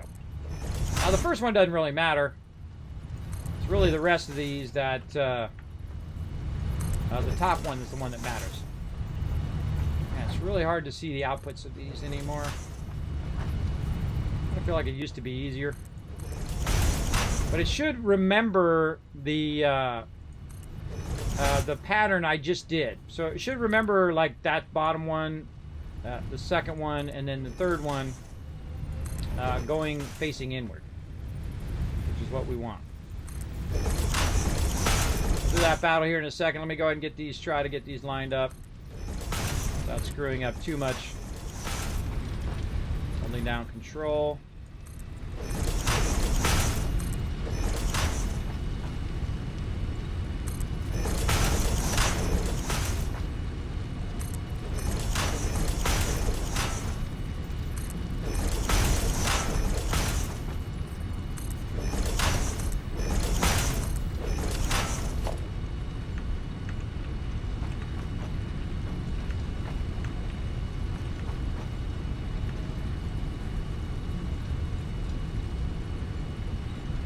One of my favorite features. Takes them all out at the same time. So cool. All right. I feel like that is working. We'll see. We'll see if it's working in the long run. All right. Now we need to connect this into there. That's much better aligned. All right. Much better aligned. It's aiming in the correct direction. And you know what? I could go and I could do all of them. It's not a good idea to do that. It's good to get the ones you're doing down. And once you have those ones down, then work on all the rest of them. Now, one of the cool things I can do is I can go ahead and try to get the inputs to end up right here. Now, one of the things I'll also want to do, too, is do something along this line. Now, one of the problems also with all of these is that they're all at the same level. And when you have everything at the same level, it makes it a lot more difficult to get things right where you want it to go, as you'll see when I go to put these in. But let's do this battle first, then we'll come back to it. To battle! All right, now this is stepping up right here. Here we go. We got 46 peeps ready to fire it up. Let's fire it up here. Let's put some units down, try to get you guys some loots. How do you know when you win? You win when you feel like you've built enough. That's how you know. There is an actual winning state. You become the employee of the planet. There is a finished state where you can know you win. But you win by building something awesome and then continue to build even more awesome every single time you play. It has a huge replayability. I've replayed 30, 40 times in this game. I've played it for years. I play it very mellow, though. I don't play it like some people play. Some people play it like 20 hours a day, every single day. And building gigantic, beautiful structures, so, hey, amazing. But I try not to burn myself out on any game. That's why I'm not playing New World 24 hours a day. That's why I'm not playing Astroneer 24 hours a day. You want to have a good balance between playing the games that you love and not burning yourself out in it, because this way you get the most out of this stuff, your dollar bills. All right, that's another win. Look at that. Bam. Kitty again with some loot, and Rotisserie G walking away with some scrolls as well. The Nameless coming in. Outdoing you there on that one, Maze, but hey, you had 3 in a row there, so that wasn't too bad. The Nameless coming in. 13 assists, but tied on those kills, though. MVP of that round. Nice job. All right. Let's keep going, everybody. I see you guys stepping it up now. Let's get you some scrolls. Or get me some scrolls, I guess these are. These are my scrolls. Again, I'm really slacking on this particular event. I do apologize for that, but I do the best I can do. Believe me, sometimes I do like 20 hours of battles every day. Yeah, that's a lot. Let's see. Those are still on cooldown. I don't want to waste a buster here. You know what? Let's just... oh!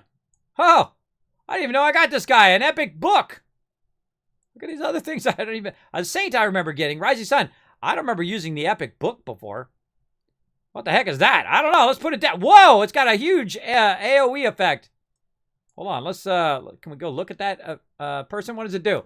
A legendary range unit that fires explosive shells from the long range, which deals 2 times damage to epic and boss units. Legendary units do not receive scrolls from placement. Epic book artillery. So it's artillery is what it is. Ah, that's cool. Oh, I bet it's just artillery and I just changed it to the book. What's this dice? Yeah. It random rolled the thing. Oh, I like the little guy here. Carry the artillery witch. That's cute. So you can random roll the way that they look. Let's see. So these guys are... Is this a legendary? I don't think that is a legendary. That's an uncommon right there. Oh, so I could have been leveling that. And I could have been leveling my Saint here, too. What does Saint do? Reduces range damage against non-armored and nearby allies by 35%. Ooh, that's a nice one. Yeah, let's get him in there. Let's try out the Saint. Get you guys some reduced... Wow, he needs to have bigger area of effect, though, bro. He needs a way bigger area of effect. That is for sure. I think I can probably upgrade him to get a bigger area of effect, I bet, when I level him up. All right, let's use him and see how it goes.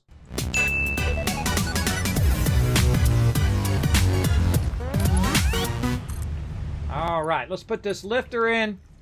And now we're going to try to get our plates and our rods right to there. And then, you know what? Let's do this next one, which is going to be screws. Right to there. And GG. Make sure we got them connected on the underside. And see, this would be a great time to put signs down here, right? Concrete, you know, plates, rods, screws. But we don't have any quartz. So whoever wants to help us out with some quartz, come on in, grab the quartz, get it rocking. Bring it back here so we can do some signs. Okay, so we got those feeding into there. And then this one right now is going to be this one. So we're going to go ahead and take out this wire. I have a feeling this whole thing's going to be filled. Yep. Take that out. And take all this out here in the front. We'll rework all of that. Take this out. And then we'll bring this up. Try to get it going the proper direction. So output that way. And then...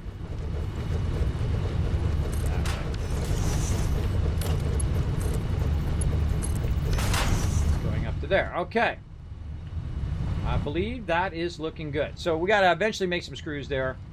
But let's get back to our plates and run our plates underneath. So let's go backlog all of this spaghetti that we're starting to build up over here. Because this is nicely stacked over here, though. Mine Spaghetti City over here. It's still run nice, though. It's run in parallel, at least. Let's go ahead and get our plates scaled up over here. Again, this is what I'm going to do every time I log in. I'm just going to keep scaling up and scaling up. Now, I have this coming up here to the top just because I was showing off a bit of how you could build vertically and run that over there. It's completely not necessary now, but it is kind of fun to work in a vertical way. Where'd my thing go? I think I put it over here. Oh, yeah, that's right. I remember put it right there perfectly. Look at that. Perfect. This is the worst thing. It used to be where I'd fall. I almost fell. It used to be where I'd fall off of that all the time, and I just about did again. So now we need to go and say, okay, how do we want this to be? And I'm actually going to probably remove all of that up there now that I know where I want this to run.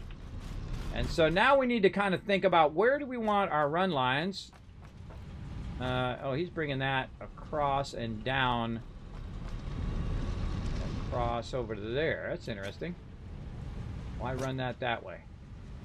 I guess to run it through the center there. Okay, so we got to figure out the logistics of how far we're going to put these boxes so that we can run our lines in and then have them feed into the individual lines as we go. So there's this point in which you need to stop because you have to have a space there for not only for your people to get by, but also for your boxes to be good enough. Woo! Made it. That was a good jump. I have my skates on now, so I can jump further and jump higher and fall further. So let's say this is probably enough to get us started across here. I'll take this out. Now this is actually going to stack higher and higher and higher, everybody, all the way to the ceiling, all the way to the ceiling, to the sky. In this case, we're going to get up about the same level as the waterfall there. We're just going to keep stacking, stacking, stacking. But for right now, we're just trying to get our basics done. So let's go ahead and put these back in. Right here.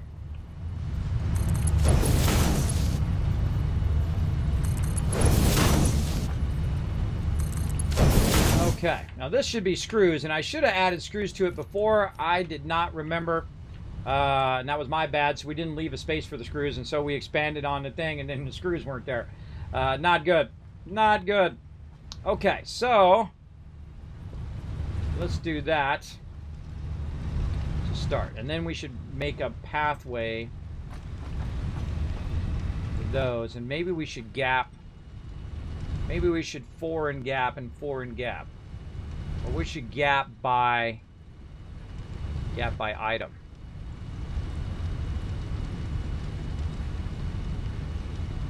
Yeah. Kind of feeling gap by item there. So take this one out.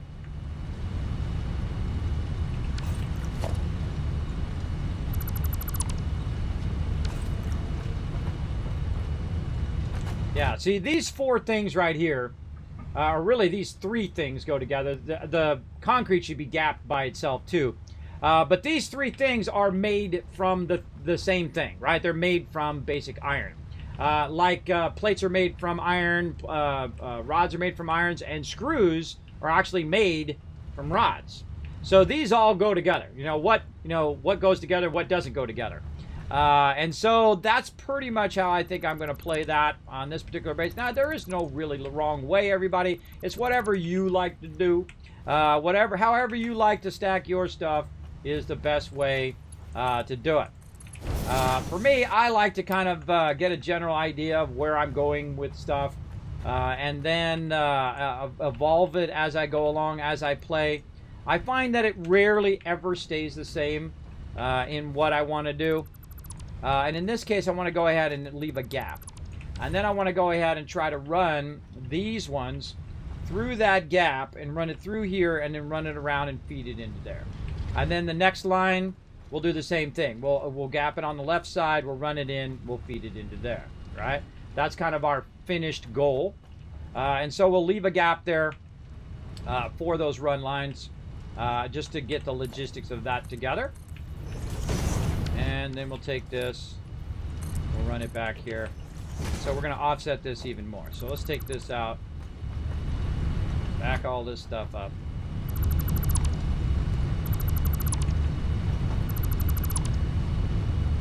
And then we're kind of thinking more long run, right? Long run means this is going to continue to stack up and up and up. As opposed to just building it in the moment. A lot of times when you first start playing this game, you're building in the moment, and then you're taking it down, and then rebuilding in the moment, and you're still going to do that no matter how far you think ahead, unless you've already designed it all out, like on paper or something like that, which I have done before. I've done it in Illustrator and gone and designed out whole factories or parts of factories. But again, we want to have it where we can eventually have that running here. So this is instantly out of here now. I can tell myself that right now. All this is gone. Unnecessary anymore. This pole is unnecessary out of there. What do we got here? A little bit more. Oh, we got to put all this stuff away. Yikes. Okay, lots of stuff there we need to put away. So we're going to pull all that basic stuff out there. And we're going to start running our lines through there. And whatnot. God, we could probably throw a lot. Look, he's already throwing some of it away up there. Look at that. Boom. What are we doing over here? Oh, running a bunch of quick wire in there. Nice, nice. All right, getting that quick wire going on. That's not where that's supposed to go, but all right. Well, he'll know I'll add it in later on, so I'll readjust that later. All right. And again, one of the things you have to do is figure out the logistics of your base. All right, let's get in here. Let's jump down. Now, one of the cool things about the skates is you can jump much further without taking damage, like so. Okay, so now we got to get it to come out of here and turn up right here. So the first thing we're going to do is make a nice little stack right here. And how many items do we need to get right here? 1, 2, 3. So we're going to need 1, 2, 3 right there. Pretty cool. So 4 stacked up like that. Let's grab all this other random loot. Did I get that other stuff? I think I did. Oh, over here. Get that other loot out of there. Okay, very nice. Now we're going to go ahead and run this across. Oh, God, he's building right there.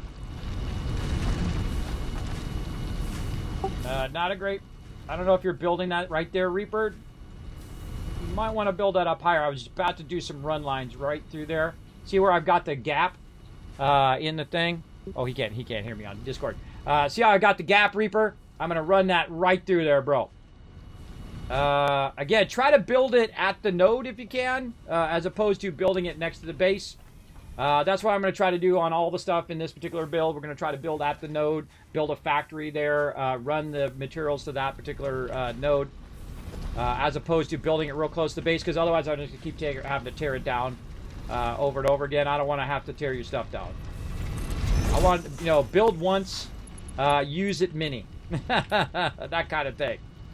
All right, now I feel like we're going to go ahead and do a run line right through there, just to line up to this. And then we'll go ahead and run our bottom line, because this is definitely going to run into this conveyor. So 1, 2, 3, 4, 5, 6.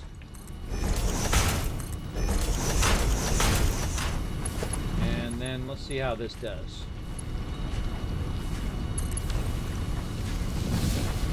Right in that same level. Well, we'll just bring that particular one down. And then all the rest of them we can run up above. That one we'll bring down to go under here. And I think that one is supposed to be at that level.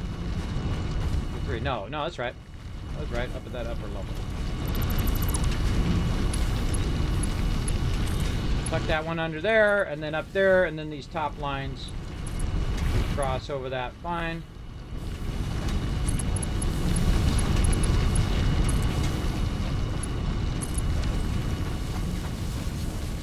Okay, good to go. Good to go.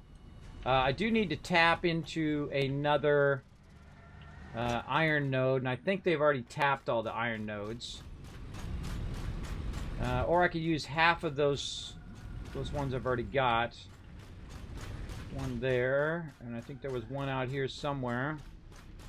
Down here. Ah, okay, nobody tapped that node. Good. Good. What is it? Ah, had to be an impure node. Oh, that's okay. I'll use it. I'll use it here in a minute. Let's see if I can build a Mark II on it. I still need some frames. All right. So we'll use that one as the screw maker. These two as the plate and the rod making. Okay, now we gotta undo all the stuff that we did a little bit last time. Now that we know where we want to go. Again, figuring out where you're ending up is always the most vital thing, and then working your way from there. Yeah, I definitely don't want to build at that bottom level. The bottom level is going to be the run level, Reaper. We're going to run stuff from one place to another. I suggest to build your factory up a bit higher, especially if it's like an assembler or something. I would build it up a bit higher than where it is, because a lot of this stuff I'm doing right now is going to set the precedent of where all of those run lines are going to be. So I'm going to take all this out for now, and I'm going to readjust where I'm running all of this. And build this down below. It's okay if that stuff drops. Ignore all of that for now. That's just that. Oof, bunch of plates on me too. All right, then down here we'll replace all of this up here and build this out right here. Now that we have lots of concrete, we can go ahead and go to town on building here. And that was our problem before, is that we ran out of concrete. Again, we want to leave space for our run lines. I'm going to use this bottom level as run line.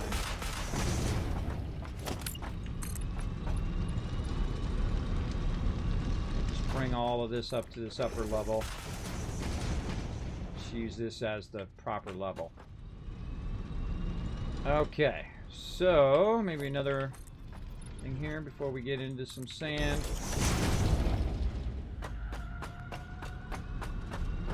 Right there.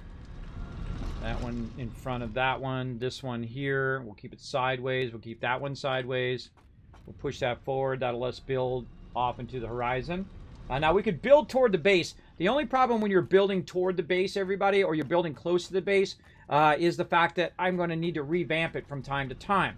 That's why I'm asking everybody not to build close to the base, like what happened last time. What happened last time, people first built the train level the wrong level, and then also all the stuff was right up on the base, and then the people were right on the base too. So when you log out, try to log out in the actual hub itself, everybody. Don't log out anywhere else, because you might be in the way of someone else's building. So make sure to log out. We're going to make a lounge eventually, where everybody can just log out in the lounge, maybe like a waterfall lounge way up there, where everybody goes up into the waterfall and then logs out up there. I don't know, somewhere away from where we're building, so it's not interfering with it. And the thing we don't move a lot is the hub, but eventually I will move it. I'll move it way up, but I'm going to leave it there for right now as we're working. So let's see. So I'm trying to build out a run level that's going to run all the way across here. We already have a lower level there, but this needs to be up because this is at the higher level. So what I could do is I could step this down, maybe along this same line as what we're doing here.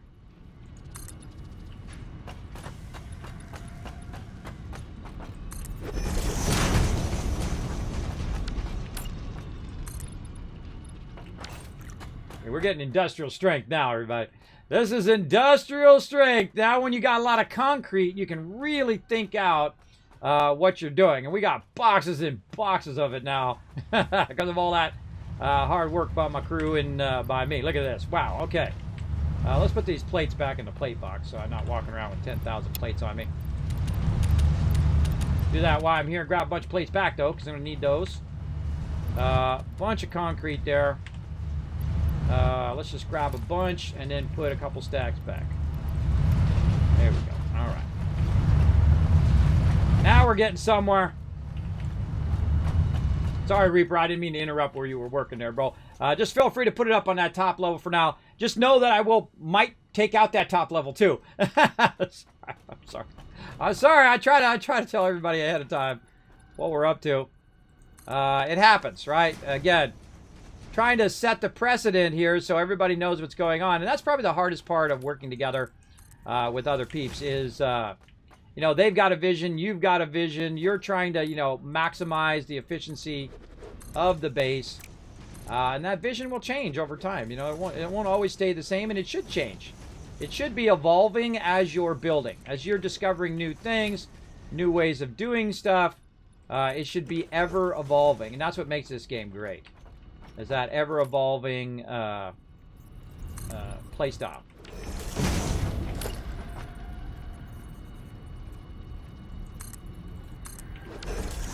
All right, that is looking good. Okay, so now we've got that lower area there. We still got our ability to expand here. I don't want to encroach too much on my expansion of my stuff. And we can always expand that underneath the upper level as well. I believe that will fit under there. If not, we can always go to the thinner things above it and keep it running, or just take that whole part out.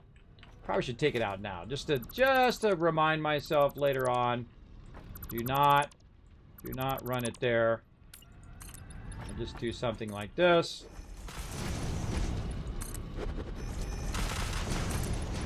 expand that out. Future expansion there. Yeah, keep in mind also, Reaper, that if you see machinery like this, that this machinery is going to continue to go down that line.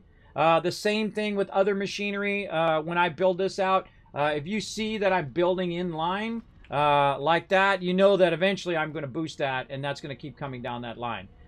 So, you know, try to find a good spot away from the main base to build your sub base or sub factories, not right up on the main base.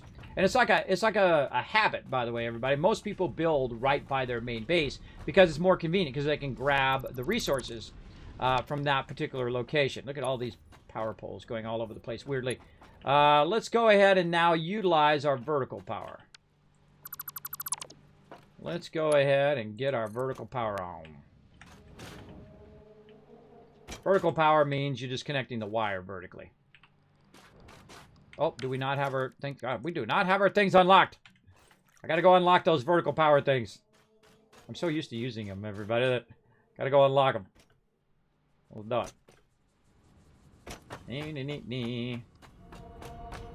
Now we getting some stuff going on. Now again, this is the type of game, everybody, that you can start playing at like 6 o'clock at night. Before you know it, it's 1 hour before you got to go to work, man.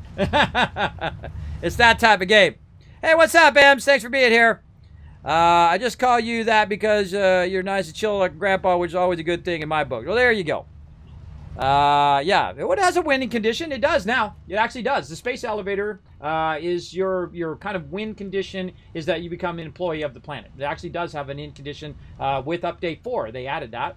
Now here in Update 5, they added a bunch of other awesome stuff, like the customizer, as you can see, where I can color everything in. Pretty sweet. Pretty sweetness. Okay. What else am I doing? What did I come up here for? I came up here for something and I got distracted. Let's see. What did I come up here for, everybody? Darn it. Doing that, I had to do the thing. I had to come up here to do something. Oh, unlock the stuff. Unlock the stuff. That's what I'm doing. Unlocking, unlocking, unlocking. Let's go check it out. Unlocking the wall attachments. Yeah, come on, bro. Where's my attachments? Right here. Oh, three tickets. I bet we got 3 tickets in there. Yeah, print those tickets. There's some in the box, too, but... yeah, wall attachments. Let's go, baby. Now we're getting this going on. Oh, and the double wall. We'll just start with these first. That in the cart. Buy all. GG. All right. Now we can do our ceiling power. I keep feeling awkward every time I do that. What it does, actually, it does still will put the pole there because it has soft clearance, so it'll put the pole there, in which you can run it underneath there. But that's not what I want to do. I want to make it look awesome. I want to make it look awesome sauce. Another thing you want to do, too, is to run this out right next to this, because then you can run up here. Oh, well, not in this case. Oh, I forgot. Yeah, soft clearance. You can just do this. But you can run up here, and I usually put, like... the railings around there, and you can stand real close so you can see it even though you're not at the bottom. You can click on the thing and see what rate it's going at. But in this case, I'm just going to use it so I can jump down. Over here, we can take this out. Oh, and we got a bunch of these extra things here. I better take all these up too.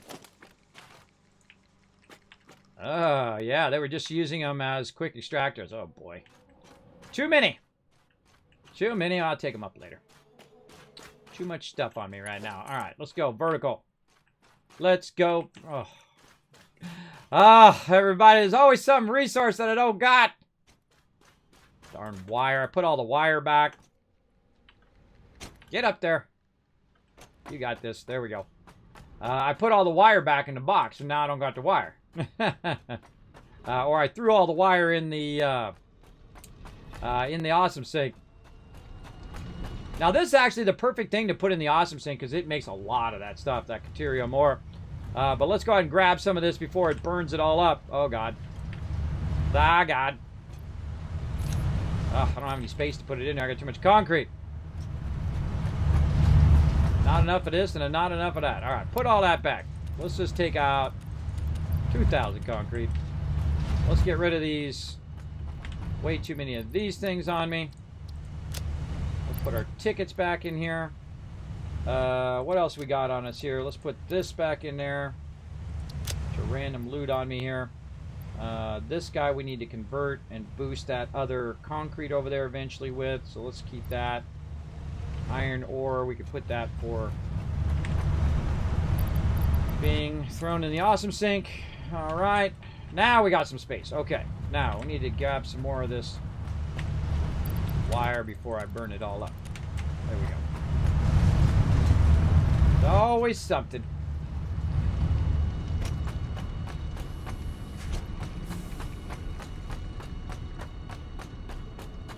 At least I'm running faster with my little skates.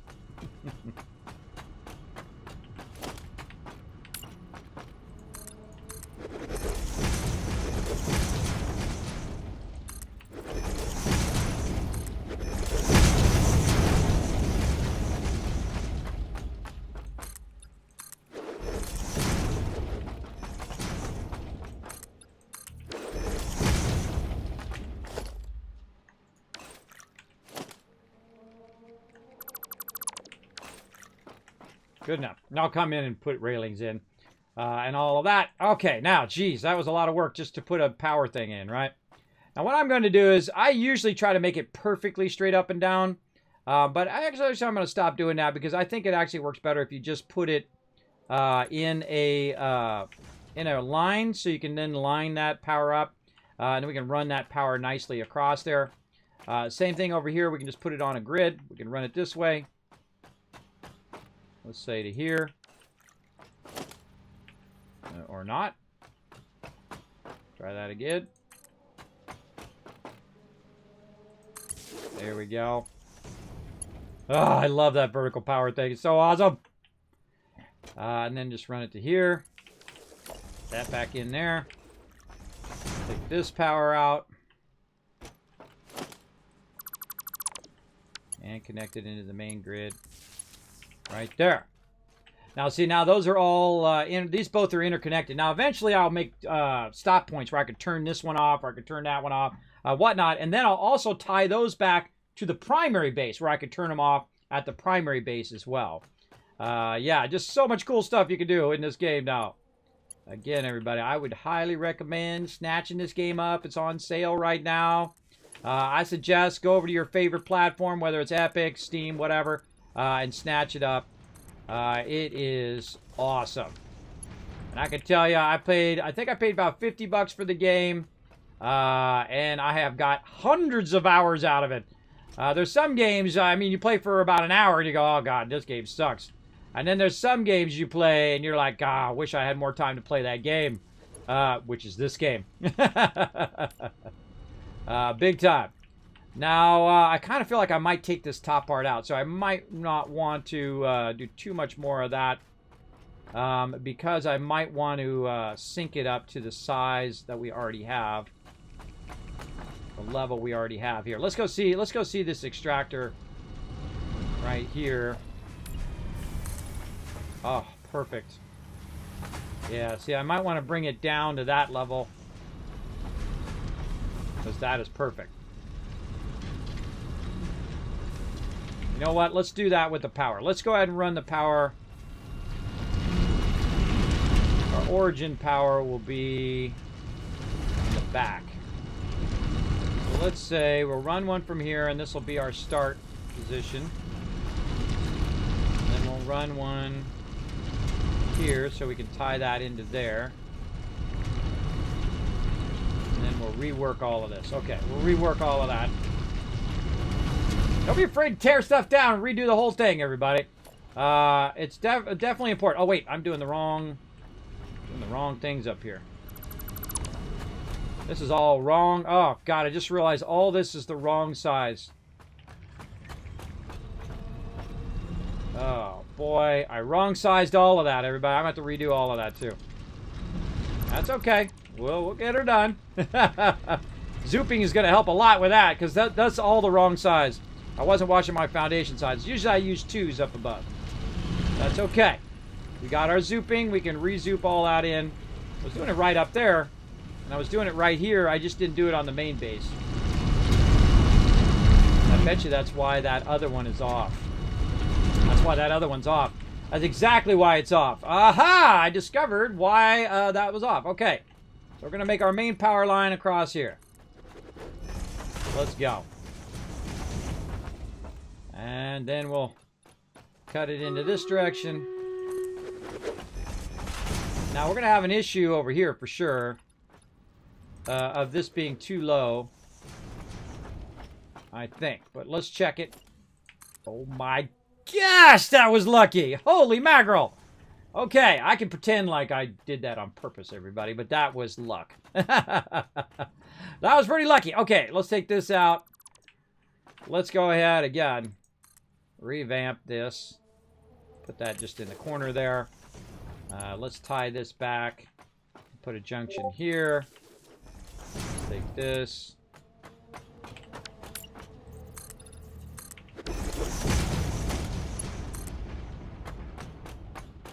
Kind of setting the precedent of where I'm running the power lines. And so it's going to help me a lot in the long run. Now these ones are big too, but do I want to leave those? These are just covering the ground, so I guess that's no big deal there. There's nothing going to be under these. So it's really when it's stuff under there that you really need to worry about your heights here, because when you're stacking stuff underneath there, it's going to make a difference with that clearance. Like you saw over there, it made a difference. If I had the thicker ones, it would be clipping. You get the general idea. We'll do that battle here in just a moment. Let me run these power lines. Let's say just above here. And then we'll run the rest of this.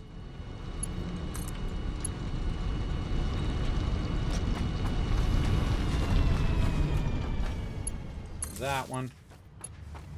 And then let's run this.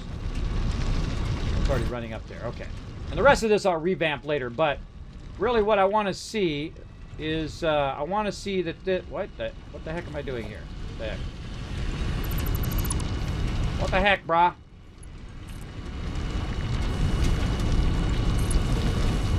Thought I had it. What the? And it's still not in the right spot.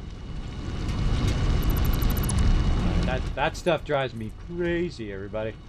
That stuff will drive me crazy. It's got to be just so.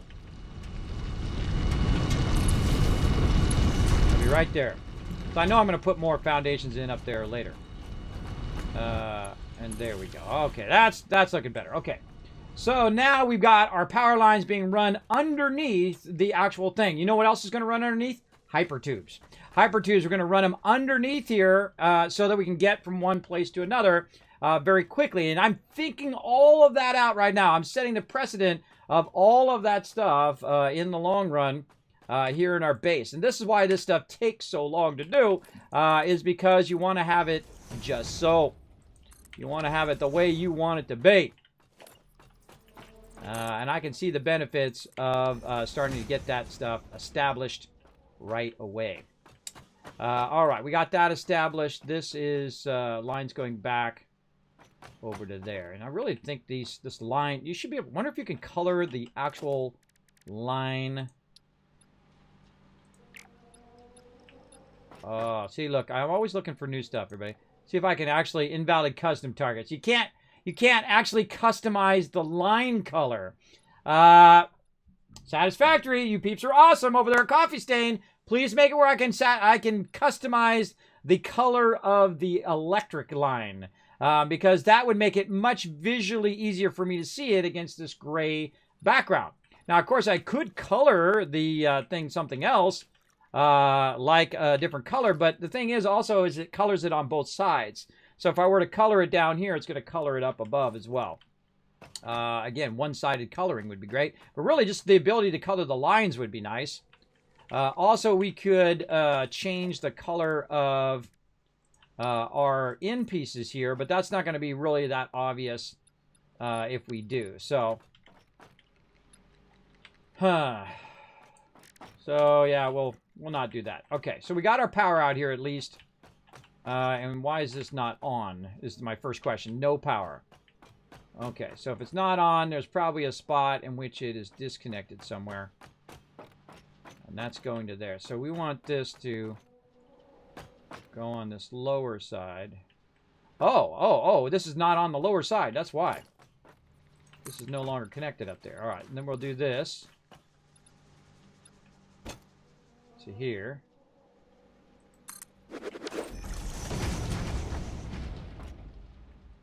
Like that. And then we got to redo all this too. Okay. Now I'm getting... Don't worry, we'll get to that battle eventually, everybody. Again, sometimes I got to stay focused or I will totally get sidetracked.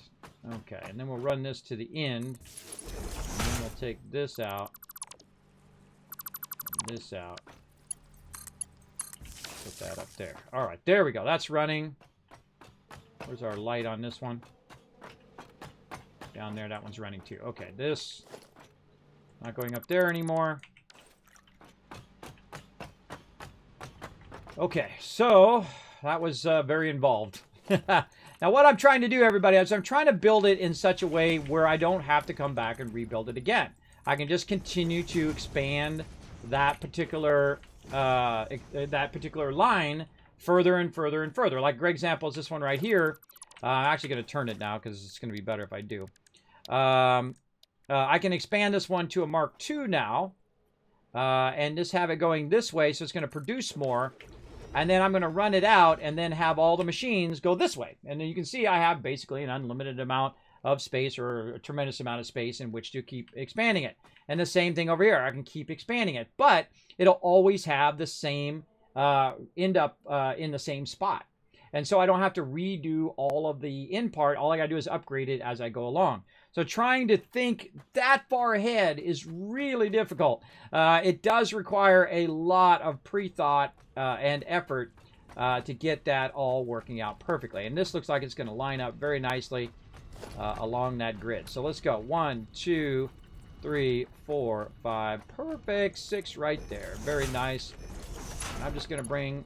this should be 4, actually. This is 2, 3, and 4.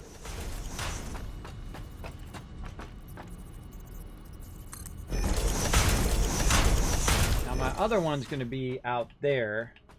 So I'll cut that one across and bring that through.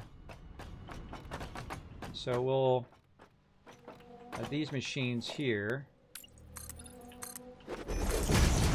Fred stays out of my base long enough for me to get this done.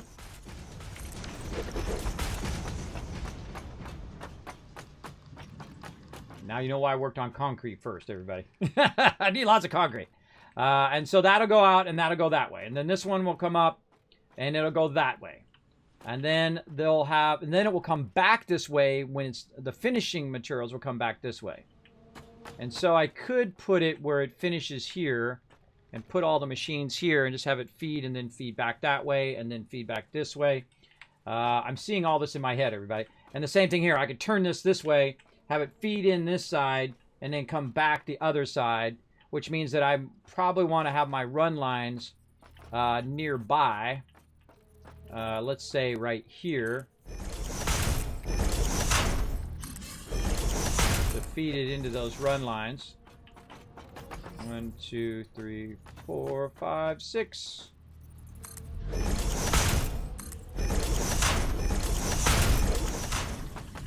Same thing here. This one will come back, feed up in there. Okay. Fred! Look at him looking at me. Fred, you know you're not supposed to be in here. You're not supposed to be in the base. Look at the world. You got a whole bunch of world to be here. Oh, you're making me feel bad now, Fred. You're making me feel bad. Whoa, hey, hey, hey. Hey, hey, hey.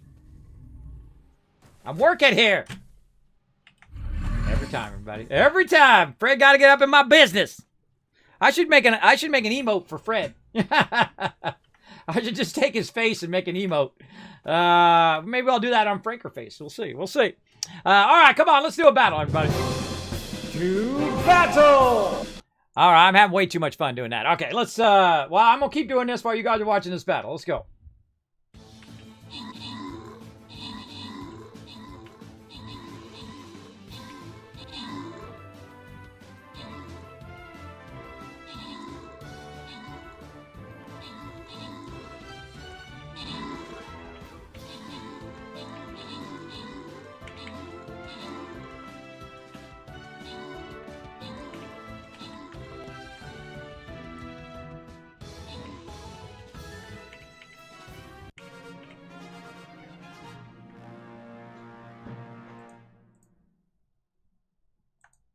All right, getting in the zone.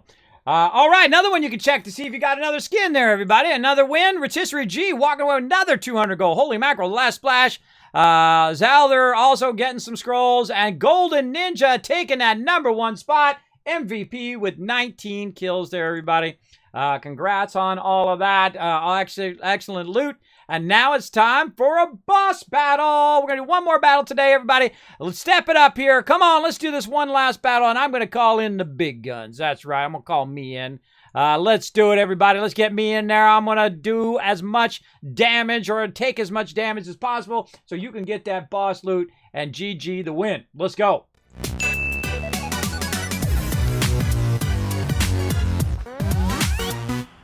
Now, what I'm doing, everybody, is I'm visualizing in my head how I want everything to end up so I can have it where I can continuously expand it, right? That's the goal of this particular playthrough. Don't just build it in the moment and build it right next to the primary base and just build it that way. Build it so you can continuously expand as you get more and more of that resource, and we scale up the resources. Make sure to have it where you can put more and more and more of that thing in that same line, all right? Don't build it where you got to tear it all down and then redo it again.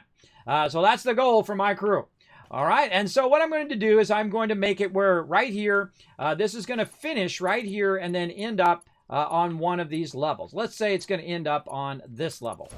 And then the same thing over here. I'm going to have this where this ends up over here. Let's line it up across the thing here. Just like this. Make it look nice and pretty. Let's just put one right there so we can snap that one to that one. There we go. Let's say, roughly right there. And then this one is going to end up in the third one. All right, so this one's going to come across like that. And then we're going to feed that all the way back into those boxes. All right, that's our goal. And we're also upgrading our extractors. Over here. Same thing over here. Mark II and Mark II already ready to rock. So we're good there. And so now what we want to do is we want to work our way backwards. So this right here is going to have a lifter. So we're going to put a lifter on it. You know how I like my stuff up off the ground. Let's go this way with the lifter. And I can tell you that sometimes doesn't work. So I need to move that just a little bit closer. So that lifter potentially will work. Now, there's no guarantee, everybody. Or actually,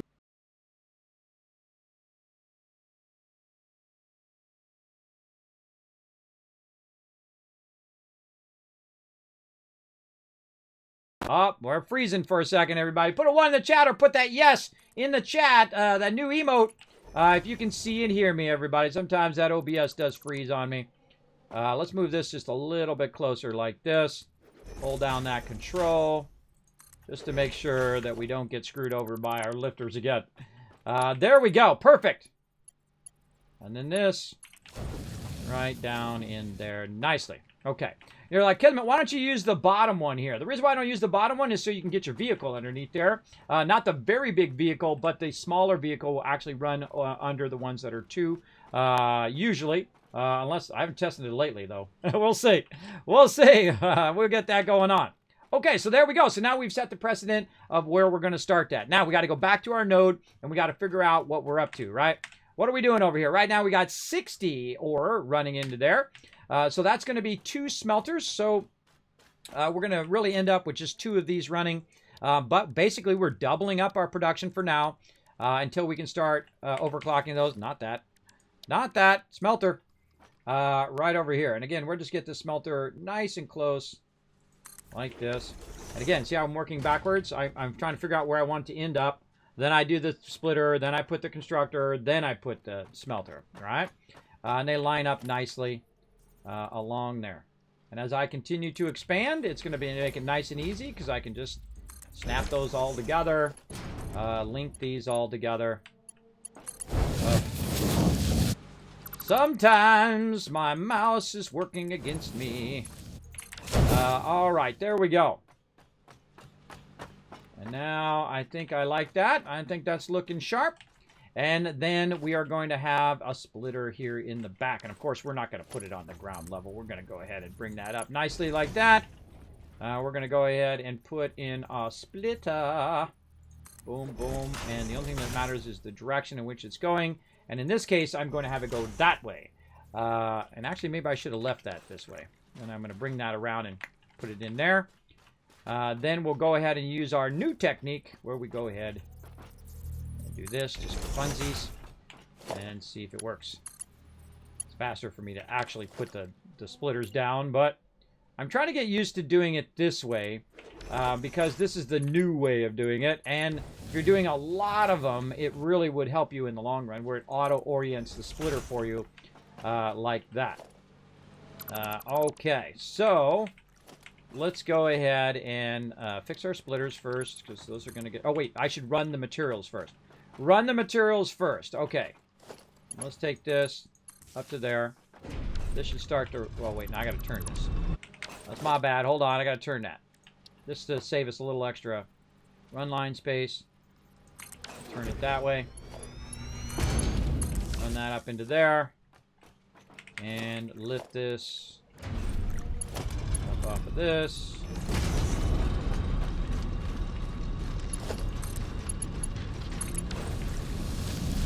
Bingo.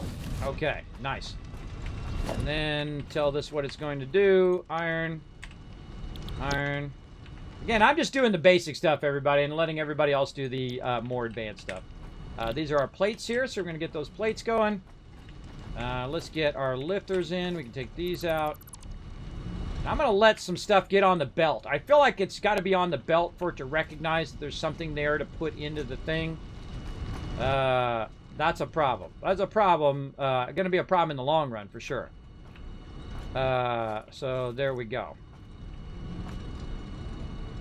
And so let's go ahead and what are we doing? We're lifting this. Oh wait, no, we got to do the thing first. Here, let's do this first. I'm just going to do it old school. And this is going that way. Take that out.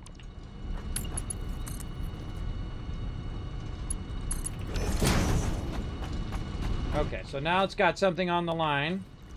Let's see if it works better now. Running from up above down.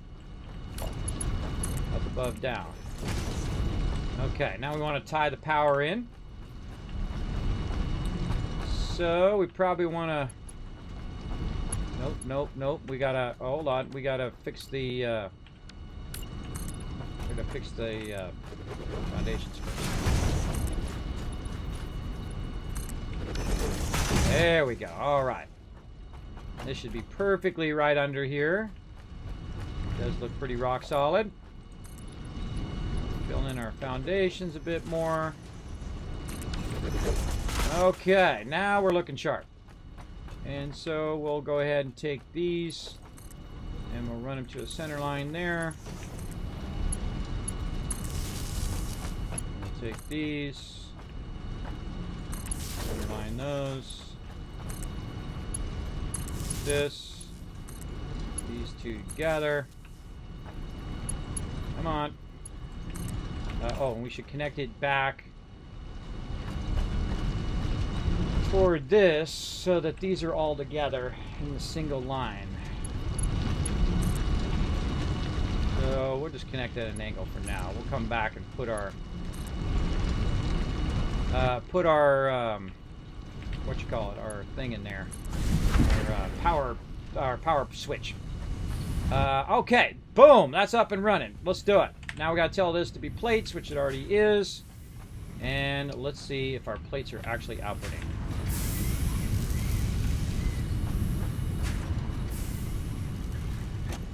Ever do this when you're playing a game? It doesn't help, everybody. I don't have my VR headset on. It's not helping. That doesn't look like it's working. I feel like it's got to have something in there to start it off. I don't know. Well, that one was working. I just saw that one working over there, but we'll take them out again and do them again. These conveyor belts really, these lifters need a lot of work. They are very busted. Like you got to put them in multiple times to get them working. It's not like I'm putting them in wrong, everybody. I put those in 1,000 times and 1,000 times again on that. All right, we got those going. Now, again, if they go up and then they go into the thing, that's what we want to see. Like this one is not going. That one at the end is. There it goes.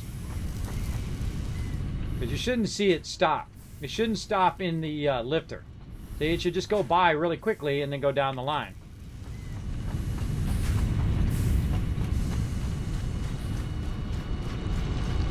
Level 3. These are all level 3s. This is coming out at 60. All right. Now we got something going on over here.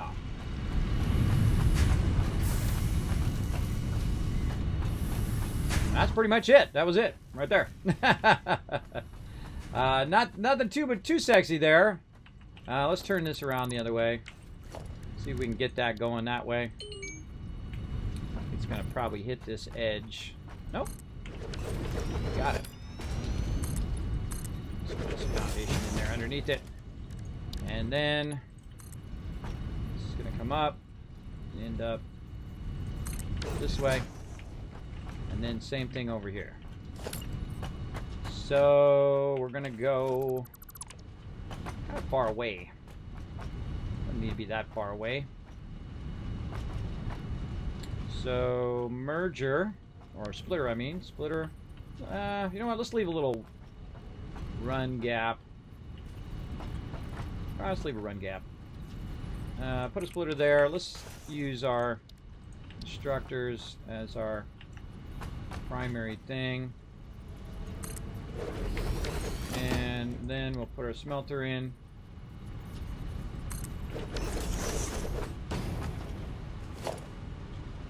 Yeah, this looks like it's going to go a little bit too far there.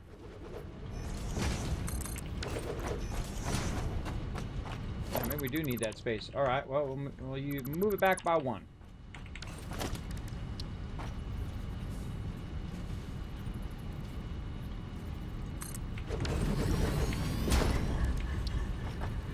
The smelter is your largest thing, so that's really the first thing you want to put down because it's going to take up the most space.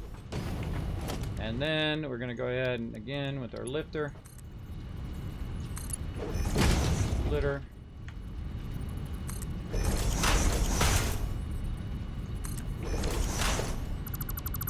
I'll leave an open spot right there where you can run by. All right, and then lifter again. Merger. If you don't mind if I speed up a little bit. This is normally the speed at which I play, everybody. When I'm not playing online, I'm going way faster. At a thousand times speed. Now this one over here is going to be rods, so we're going to need a lot more of these. Oh, we need a lot more resources. We're going to need to head back. Get some resources.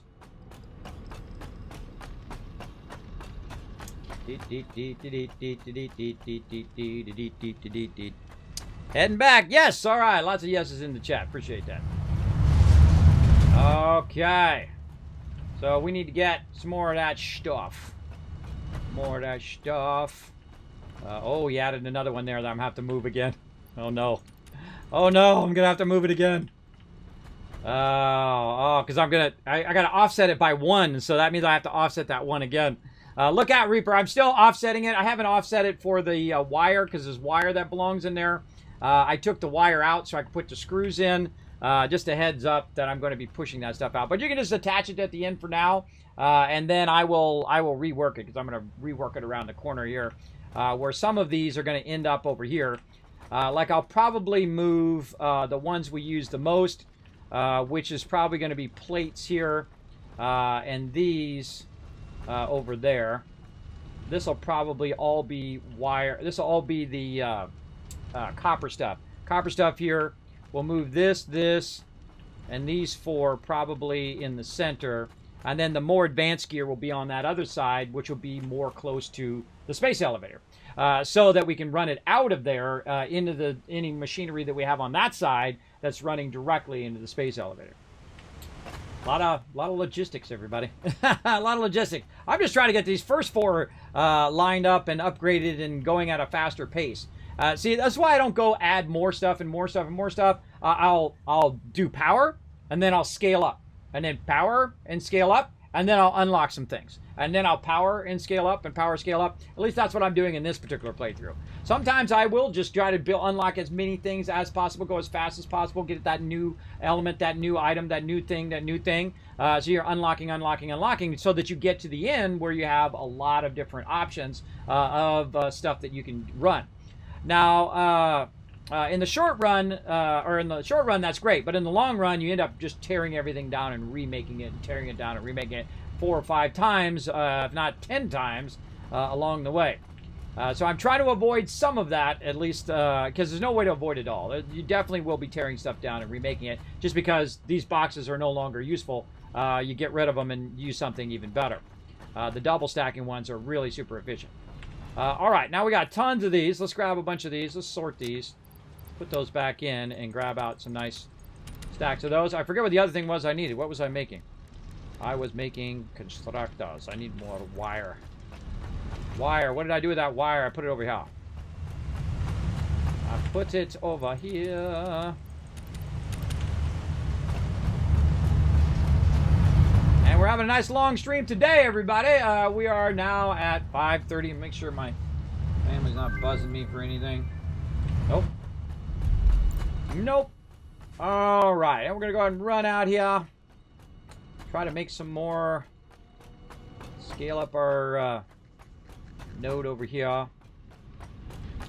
Get this going. All right. So lifter is where we were. Oh no, we were making more constructors. So we need 4 constructors. 4 constructors versus 2 constructors, which is what we had before. But basically what I'm doing is I'm doubling production. In some case, I'm 4 timesing production. In the case of our concrete. Really boosting that production right there. So let's get the first one working, and then we will work on the rest of them.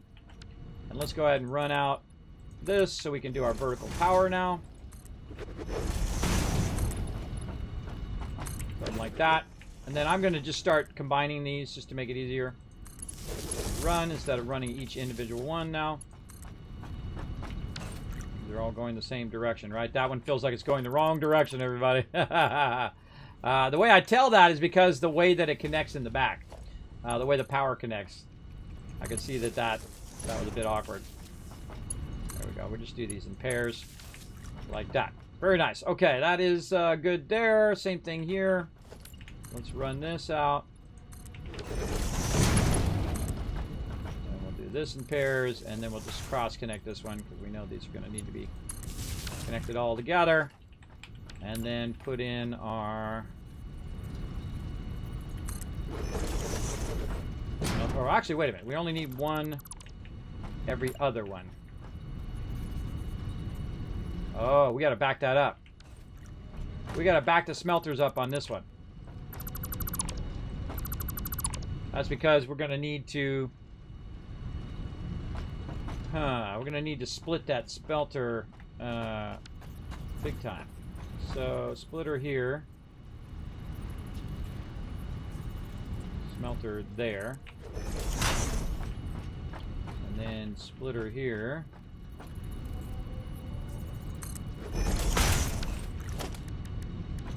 Smelter.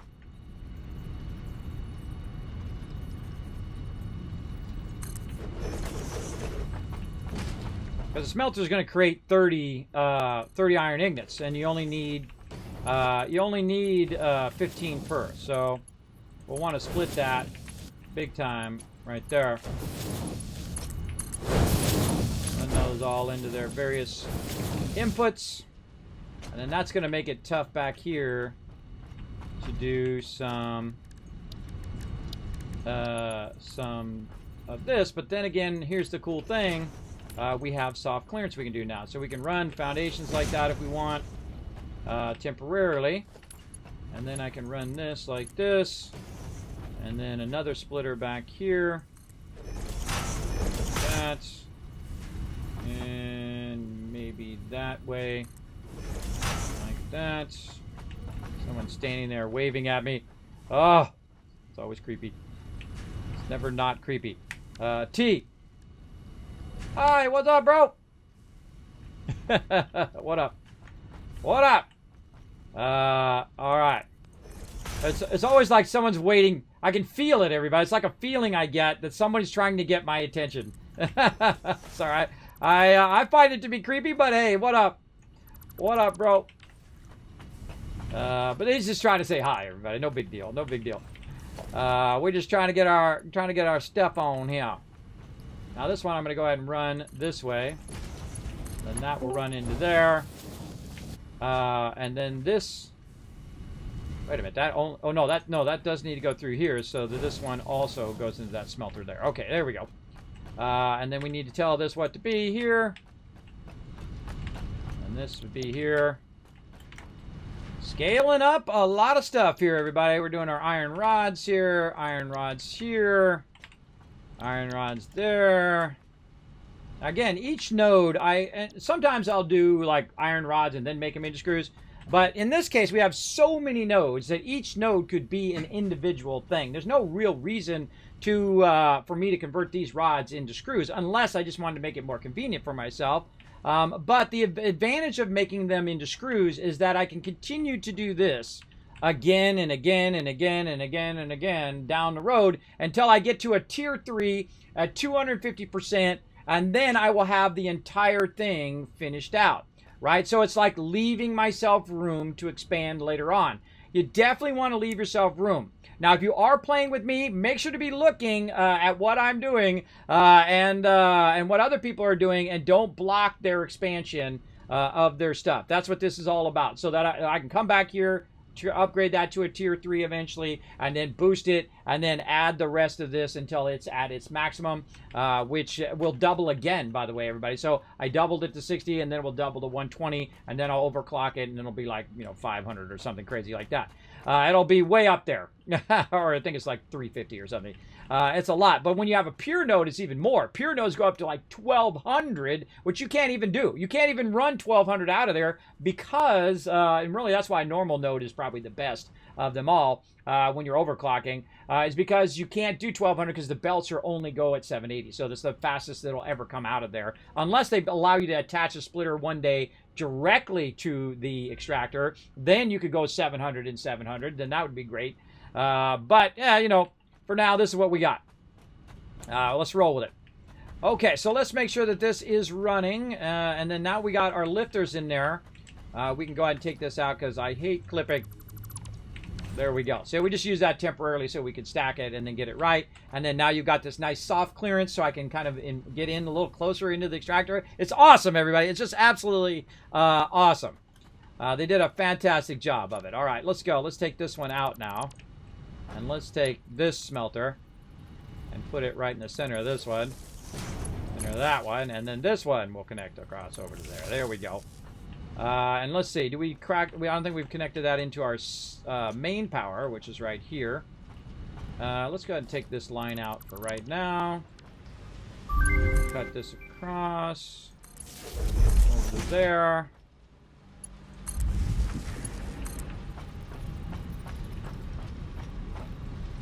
By the way, if you want to say hi to me less creepily, everybody, just say hi on Discord. Then to find me in game and then get in front of me and then wave.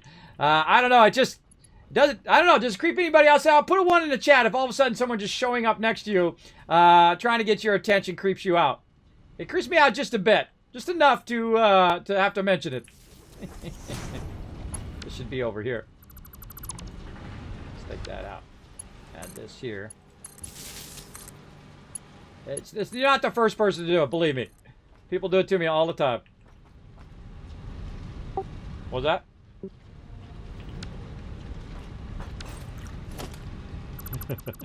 No worry. People do it to me all the time. Because, I'm not focused on, people saying hi, and I'm busy, building and whatnot. And then all of a sudden, someone's like trying to wave at me, and I'm like, what the heck is going on? It's funny. I just find it funny every time. People done it to me hundreds of times here on the stream. All right, let's see.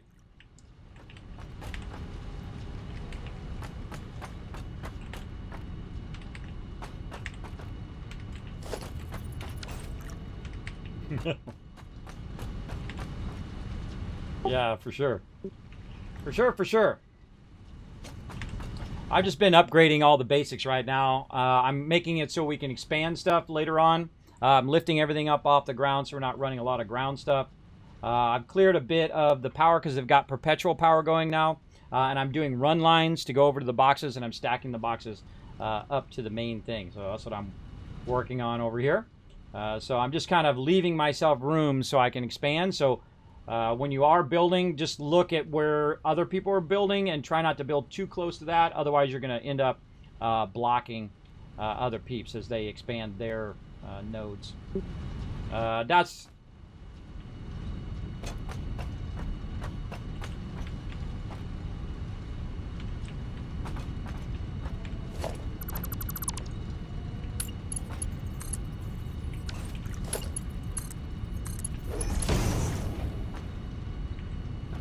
Okay, I don't know what you're trying to say there, but I'll take your word for it.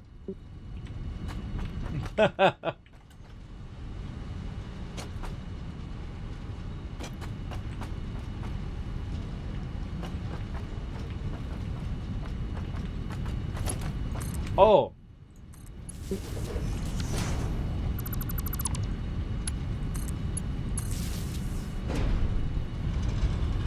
Right, yeah, I saw all that. Great job. Looks great.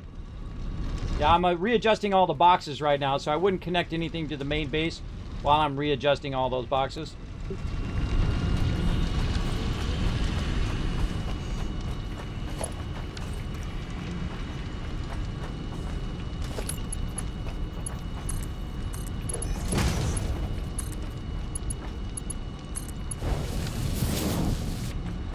Well, you know, everything's subject to change, so we're always going to be, you know, reevaluating how we have stuff. Right now, I've decided I'm going to do all the run levels at the bottom level. So we're just going to run all the lines at the bottom level so we won't see it up above, and just run them in between the boxes. I'm going to leave space in between the boxes and group them by kind of resource. So we're going to have all the iron stuff and the concrete together, then we'll have all the copper stuff together, and so on and so forth. And it's going to wrap around the main base. I'm also going to stack it where it has, you know, 4 or 5 boxes for right now, because the game's going to keep running and running and running now. So we'll have 5 boxes of each and everything. Even if no one's on the server, it'll continue to run. As long as it has power.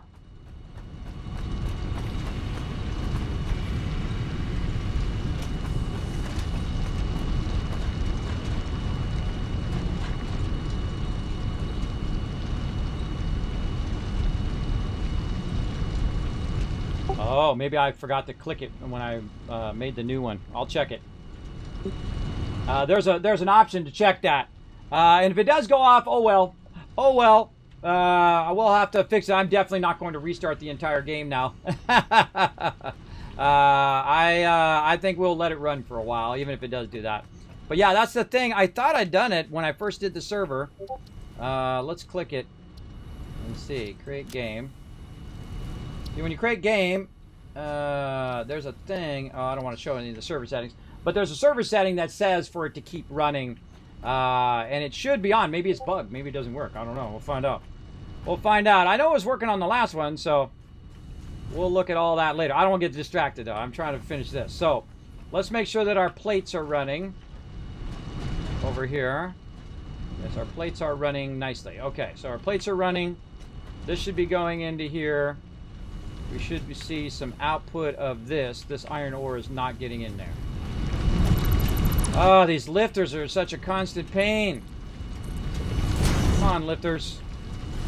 Right, now it's working. Oh, that one was already working. I saw it go by just as I removed it. Lifters are a pain. They don't work on the first try. You have to do them like multiple times before they actually connect properly between the two things. And it really is time-consuming to fix that. All right, and then over here we got 15 in. We got rods going. That's looking good. Rods are going there. These are all green. I'm assuming those rods are going too. Okay, now up here, I don't see any rods coming out of there, which is telling me that this is probably backlogging. Rods? No, it's not backlogging. See, there's none in there. Nope, and if we put rods in there, they're running out. They're getting up here, but they're not going into the merger. So that tells me that this is not working. This lifter is not actually getting into the thing. and then running it down the way. Oh, this is the way out here. Got that running the wrong way. Let's go ahead. Okay, there we go. Now it's working. Okay, good. Let's take those back out of there. Okie dokie. Let's get the rest of these in. You know what? I'm just going to do this. I'm just going to hold down control because I feel like this is actually faster. Old school way. Trying to learn to do it the new school way, but it doesn't work. So, it doesn't work. It doesn't help me. It doesn't make it faster. It makes it slower.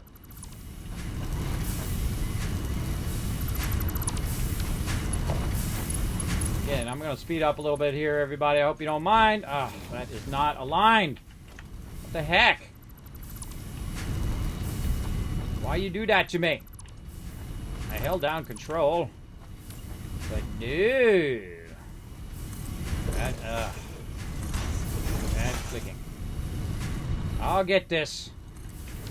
Never give up. Never surrender. Alright, that's aligned. Alright.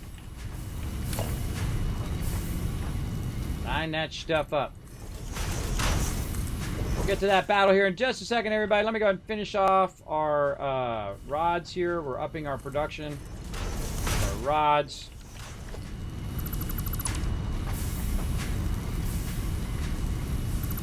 Just a heads up, also, to the east of where I'm working right now, there is a iron node out there that I'm going to be using for screws. Just heads up, I'm going to be running out to that here in a minute. So, just in case you run out there and start working on it, you know I'm going to go grab that.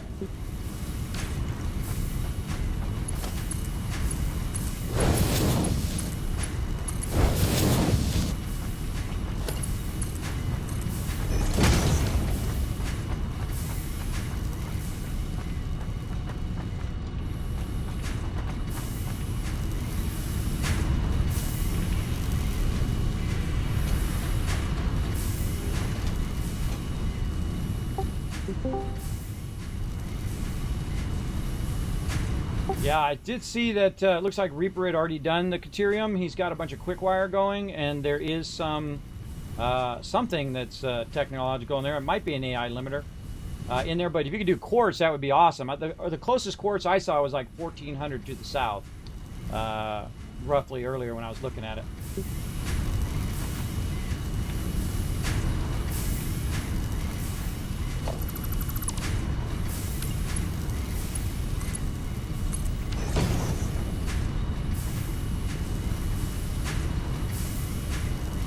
Do we find any sulfur? If we found sulfur, we should probably prioritize that so we can make a bunch of bombs and just throw 10 bombs on them and then blow them up.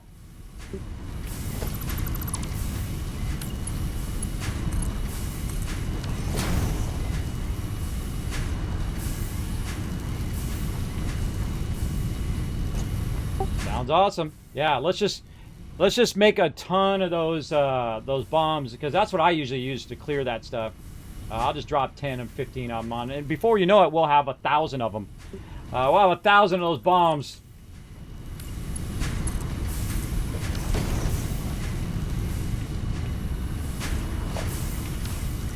All right, sounds good.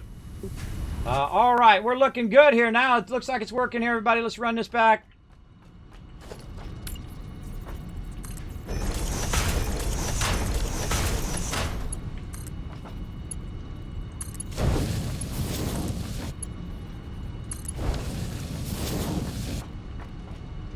Starting the ports? What do you mean?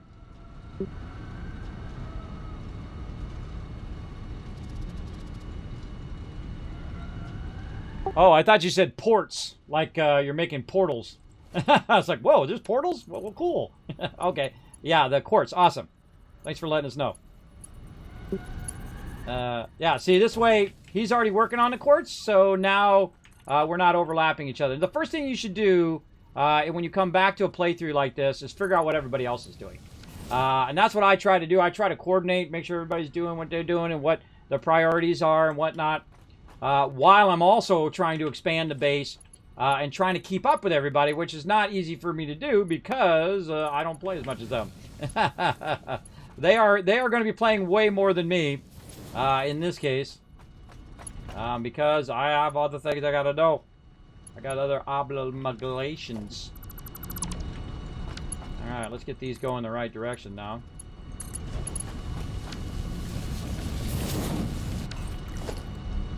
Watch out. So I'm not accidentally getting something in the background.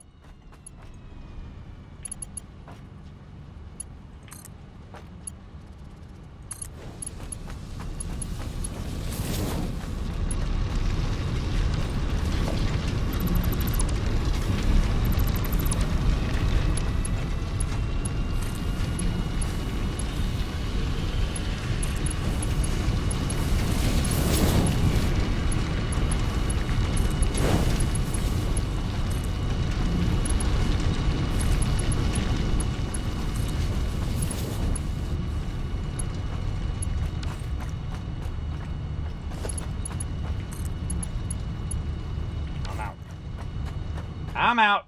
Oh, man, we really need to add some hypertubes down here. Need to add some hypertubes down there.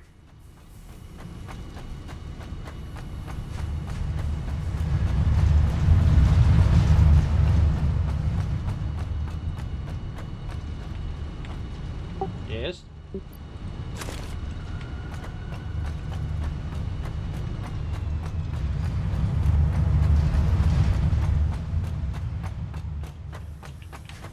I don't use alternate recipes, so it's you guys.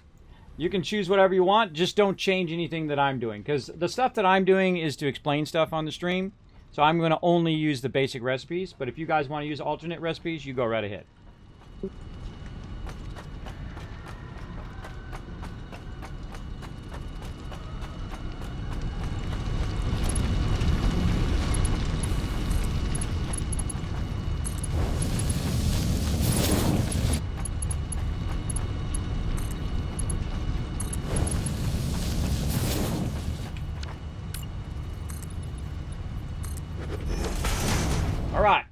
Now the hard part, everybody. Getting this to go where you want it to go. Okay, so we're going to bring this out. Let's say to here.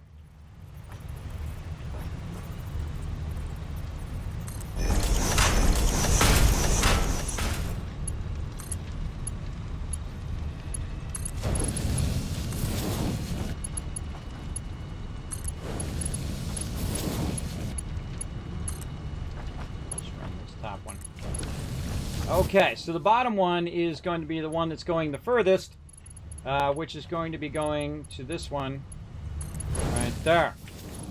Then this one is going to go here. And then that one is going to go here. Now, one of the things you want to do is, based on which one you do first, second, and third, is how they're going to stack each other and then end up perfectly where you want them to run into the back there. And you need to do a bit of an offset, too, so that they'll end up perfectly in each and every one of the ones at the end. Isn't that awesome? How all that work? All that work was for that, everybody. It was for that right there. That was a lot of work. And I still left the last one, of course, for our screws when we go to do those. But now, there you go. So now it's starting to feed into the bottom here and should work its way all the way back up to the top. Now, how do we know it's working? Well, we go back up to the top, and we go look up there and see if it's up there. Oh, by the way, I'm just going to call you O for short. Reaper made some skates, so if you haven't already got some skates, you can get some of those as well. Those are awesome.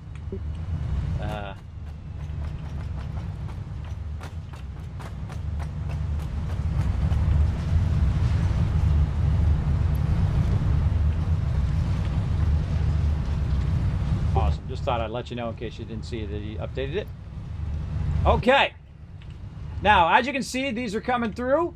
And these are coming through, so that is done. Now, look at this. Boom. That sucker is full. Next one down. Filling up. Running and running and running. We need one more, and we're good. Now, of course, I would love to finish out the rest of this, but I feel like I'm going to run out of time here. I probably should take a break and get some food, check on the family real quick. And then I'll come back and we'll just go, screw it. We'll just keep going, everybody. We'll just keep going. Try to get this fixed here. Again, that's the thing about this game. You just want to fix that thing, right? Just get that thing going. And really get the boxes set up in such a way that people can feed from underneath into those individual boxes and continue to expand those boxes as we go along. Now, again, you don't want it to go too long because then you have to go running way over there for it. And the purpose of this is to give you the starting materials. And then when you get to the higher end materials, you're not going to put those into the thing. You don't put those into the thing anymore, into the hub. You put them into the space elevator. That's where they go. So they should start making their way around on the other side so they'll end up in the space elevator, so then you can pump them out of that side and then pump them toward the machinery that's running through the space elevator and be that bigger manufacturers, assemblers, all of that stuff ending up on the other side.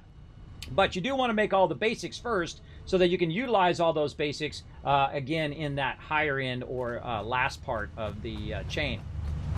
So that's my goal right now. That's my goal. But I am going to take a break, everybody. I guess you could watch all this stuff flowing in here or flowing in and out of here. Or I can go full AFK. You can watch some highlights. Let's see. I don't think there's really much else flowing in. Oh, God.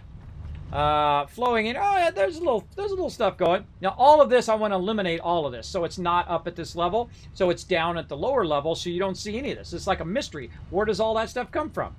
Because it's down there underneath the actual factory where you never see. And that's called a run level or a sandwich level. You can run it in a slight level, or you can just run it at the ground level, because that's why I raised the base up. And it's because it's better to have all that stuff and all the machinery and basically the workings of how everything works at a lower level where it's not seen, because it also increases the speed of which your stuff is running. Because if you're not looking at it like this, then it's not having to process it all the time. Now, of course, it's on a server, so that makes it even easier because the server's processing it, and they have mega servers, so that really makes it go faster. But your computer doesn't have to redraw it as much when you're playing it on your end.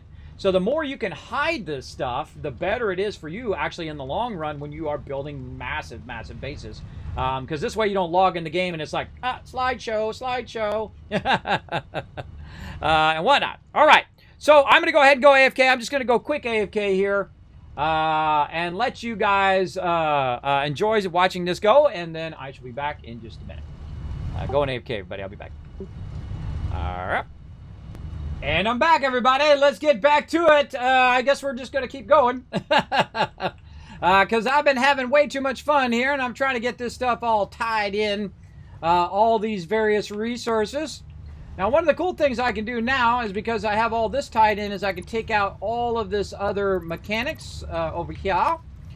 Because I didn't have my stackers before, so I couldn't stack up all of the stuff. Those weren't unlocked yet. So I just kind of ran them along the ground.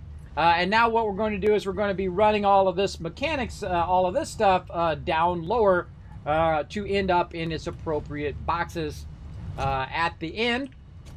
And so I'm going to go ahead and work on the screws next. Now that we have all these running, let's jump down. Whee! And check our lines here. That's looking good. That's running the things through there. I see the plates coming through. Kind of a weird... Why does it stop like that? Like a weird server lag thing. Or just a display lag. I don't know if it's actually slowing down the line, or if it's actually just lagged out. Now, before I get too far into that, though, let's go ahead and do this battle real quick, and then we'll keep on rocking. To battle! Alrighty, everybody. I'm going to go ahead and give you guys a ranged boost here so we can wipe them out. This is going to be a good one. We're going to do a boss battle, try to get it going on, and fire it up.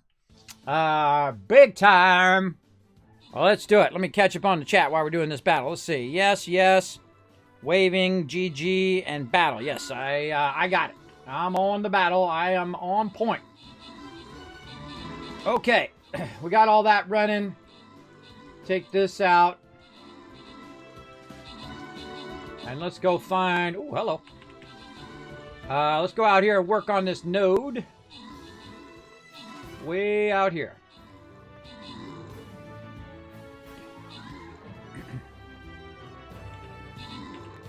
While you guys are watching that battle, I'm going to go out here and grab this node. Can't seem to grab the bushes, which is what I'm trying to grab. There we go. Grab them bushes. All right, open the captain chest. Give you guys love. That's a boss win right there. Yet another one. Nim, Rotisserie G, and out there walking away with some loot. And Adam coming in MVP with 17 kills. All right, there we go, everybody. 759 boss kills there. That's a lot of boss kills. Now, we'll come back to this next time if it's still around. Let's see, in 7 days from now. Yeah, it'll be around next week.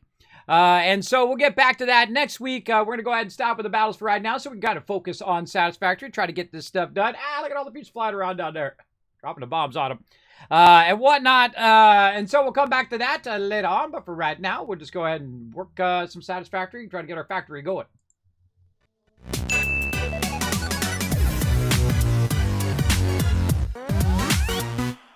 All right. That was really awkward. Awkward. All right, everybody, let's get into building some foundations out here. All right, now what we want to do is we want to use the world grid by holding down control. And hopefully that it does the proper world grid this time. And we can go ahead, just kind of fill this in maybe a little bit here. And see if we can get our, our Mark II on there. Oh, like this. Okay, it's snapping down and not ending up on the top of it. Ah, why must it be so awkward? So yes, that is too high up. Too high up again. And we'll take all that out. And we'll try it again. Now these nodes are real awkward because they are they're at an angle. Which makes it very, very awkward. It doesn't really matter because all I really want to do is get into the node and have a nice flat place to start from, like that. There we go. That is nice. Now we also want to go ahead and make ourselves a nice little crafting bench out here so we can make whatever else we need. We're going to need our workshop. I'll just put that. You know what? I can just put this here at the end. Bring that out a little bit. All right, and we're going to make some more of these, even though we have like 10,000 of these back at the base. We have so many of these just laying around by the base. There we go. And again, our Mark II. And we need some more modular frames here. Modular frames right there.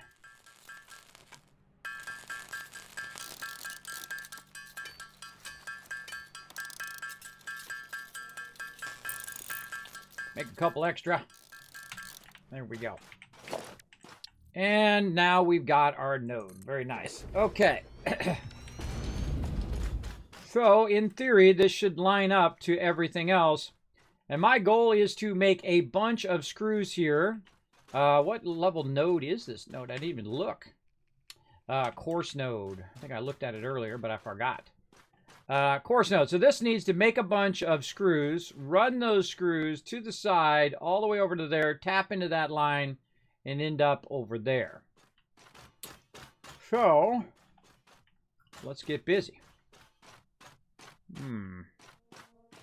Feel like we want to go ahead and start by raising this up for sure. So let's go ahead and get our ramp.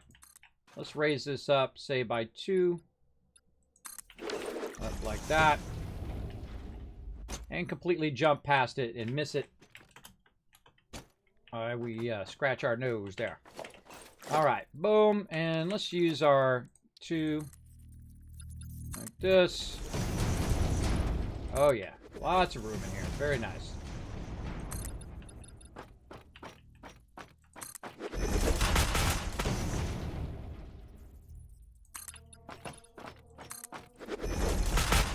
Now what I'm doing is just building little mini factories. Now, I don't have them inside walls and do all of that stuff. I typically don't do that till later when I've kind of maxed out that particular node.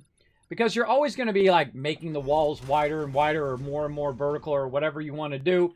And so it's just like you come back and you redo it and you redo it and you redo it and you redo it. It just doesn't feel like it's worth it in the long run. So I don't typically do that in there. I'll typically just make it out in the open, and then later on when I feel like I want to be fancy, then I'll fancy it up then. And let's go ahead and put one of these right here as well, so you can just walk up right there. And then we're going to run those up here and just use it up here. Now, we're just going to do the same thing we did before over on that other side, except for we're going to maximize the production of our rods and then turn all of the rods that are being produced here into screws. So first thing we need to do is make some rods, right? So we need to get that to run up here and then run this way and then eventually run back that way. So it'll still leave me room to expand that way, I think. Or maybe I should just go this way because we already have that cross beam. That's a good question. Yeah, maybe just start on this side. Let's just start right here. A little bit further on that side. Okay, so the first thing we want to start with is our splitter. And I don't have enough plates. Not enough plates, everybody. Let's go do it. Whee! Let's get some more plates so we can get this going on.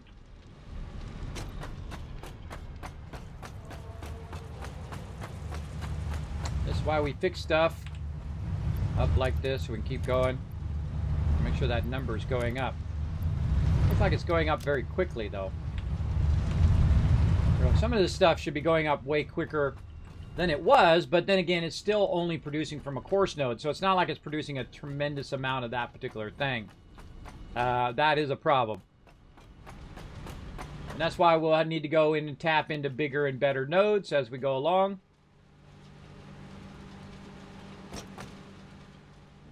All right. Okay, and actually I kind of feel like I want to move these up here where I'm going to be working. Run down there every time. So let's put this here.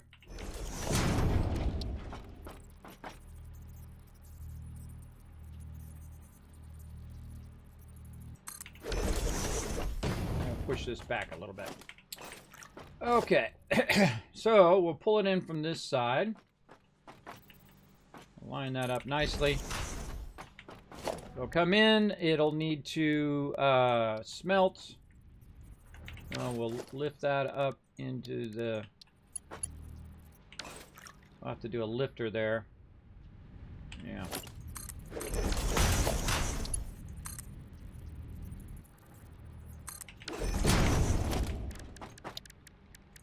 Just rough estimating it right now.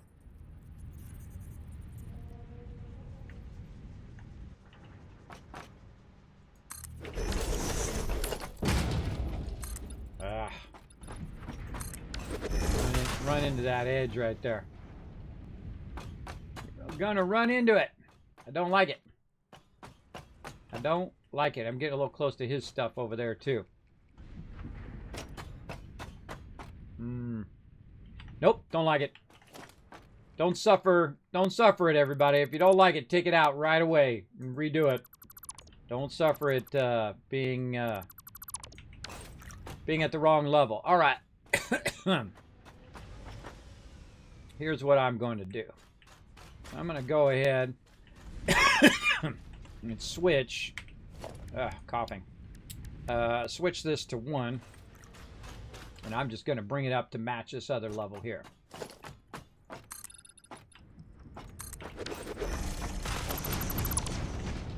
That's what we're going to do.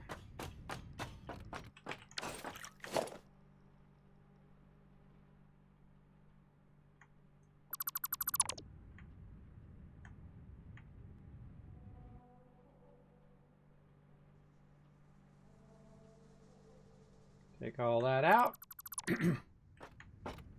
Put all this in. All right. That one back in. Okay, so we're just going to match it to the level that we've already got because in the long run, it's going to hit that edge. And then when I try to put a machine there, it's going to be offset. It's going to be awkward. We don't want to do that.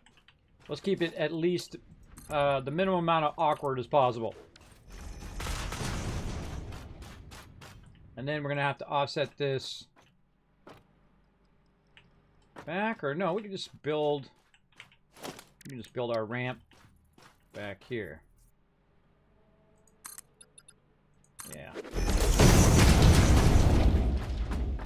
Nice. Yeah, we'll need a kind of a half ramp. One of these. Nope. Smaller one. There we go. So you're looking at how it matches up across that. All right, so we match that all up nicely. Let's do a double ramp in case we want to drive a vehicle or something up there later on for whatever reason. Let's do this. And now we are up at this top level.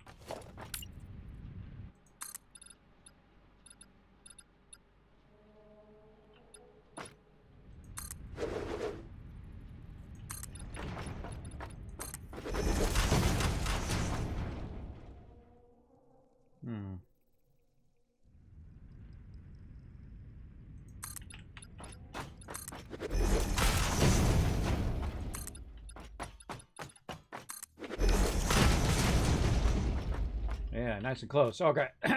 All right, that's good. And then we'll just build in this direction this way. And that should work out a lot better, so I'm not encroaching upon his copper area there. And we're not hitting the ground too bad. All right, let's cut it off right here before it starts to run into that. Looks good to me. The thing is that this particular run is going to have a lot of machinery to it because it's because I'm doing the screws along with it, and so it's going to need a lot of room for all of that various machinery. So we're definitely going to need a lot of space. And that's what I saw was a problem there, that I was going to run out of space just even on the first run of it, where I encroached too far into his stuff there. So I feel like that's probably good enough for that. I'm gonna start way back here in this, and then we'll just kind of go up as we go. So first thing we got to do, figure out what this is here. So let's just go. This is going to be 60. So this will be 2 smelters and 4 of our constructors. So let's say right here is going to be the start of our splitter. We can actually move that back even closer.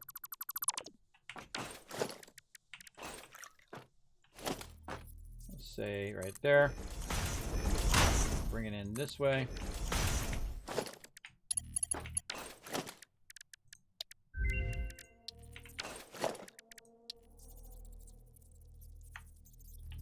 Get our smelters in.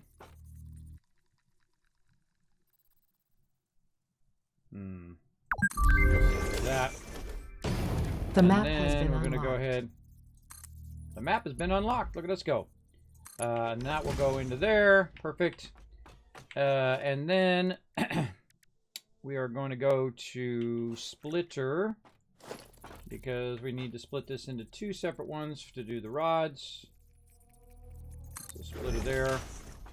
And then we're going to raise that to splitter. I think we're going to raise that to splitter.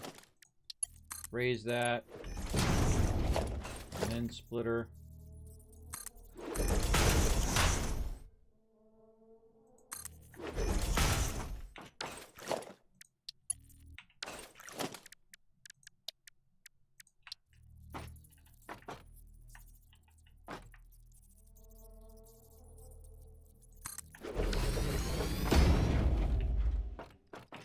Slightly offset.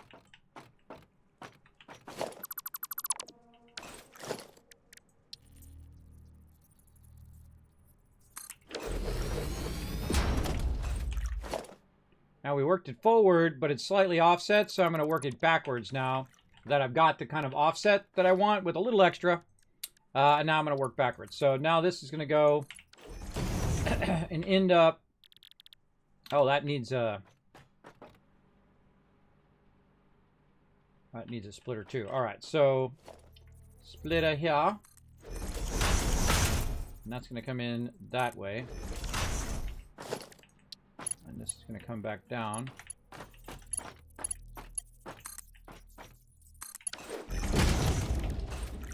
And again, just leaving myself room to move around the machinery by putting in the extra steps of the lifters. You don't necessarily need the lifters. You don't have to use them. No requirement to do so. But I like to have this open spot where I can run in between the machinery, which is great. Okay, so going out there, this one's going to go into the second one after it smelts it. This will be another one over here. And this is coming out in, again, lifting into this. Like this. And this is splitting. Which way are we running this from? I'll say we'll run it from that way this time. That into there. So splitter, splitter. This into here. Then this is going to come out at 15, which needs to be merged, because then it's got to be 10, 10, and 10.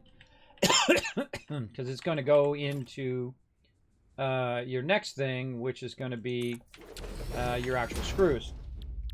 We also have alternate screws I see there too, where you can use steel beams for screws if you want.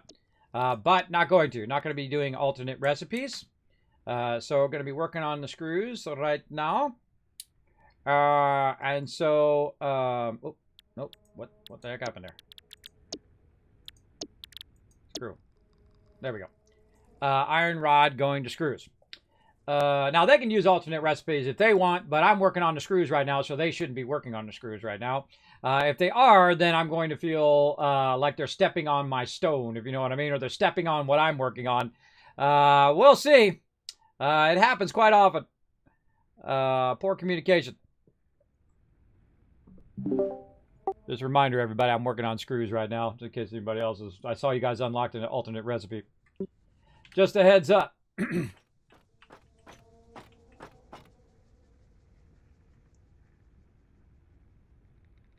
Well, I would say use it for something we haven't already done. You know what I mean? As opposed to replacing something that somebody's already got going. Or something that someone's working on.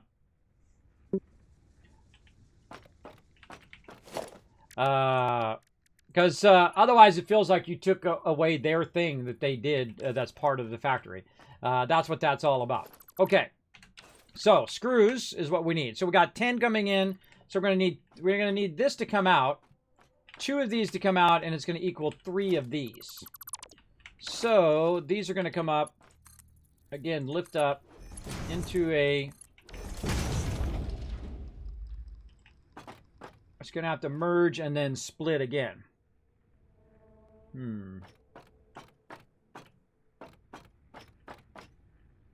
Also thinking about direction. Do I want it to go that way or do I want it to come back this way? So smelting. This is going to end up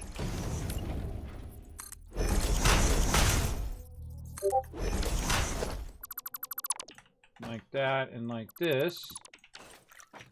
And then this. Well, actually, this doesn't even need to be here. This is just going to go like this. Into there.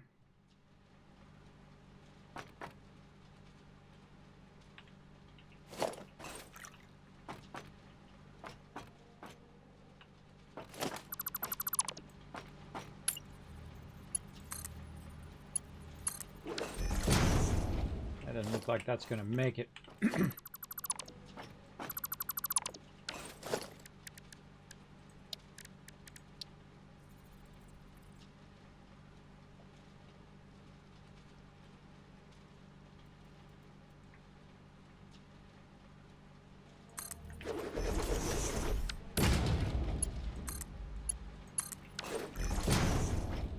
Better. All right, so that's just going to go into there. That's going to do those 2. Then merge these 2 together and then have them come back into some splitters. So let's go ahead and do something like a show.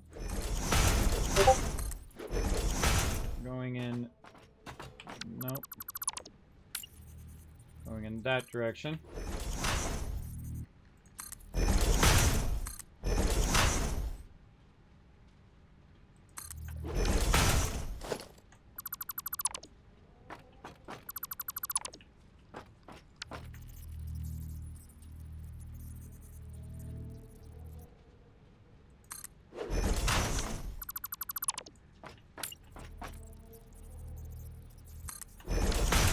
like that. These two are going to merge together like this. This one's going to come back down from up here down to here. Then these will be out here. Alright. Smelting, rods, and these are going to be screws.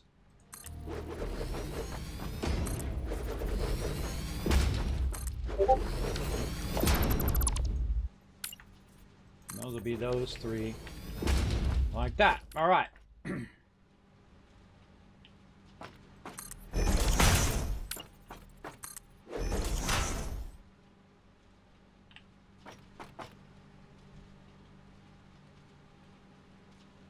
Merging that way. Merging that way and then coming back this way.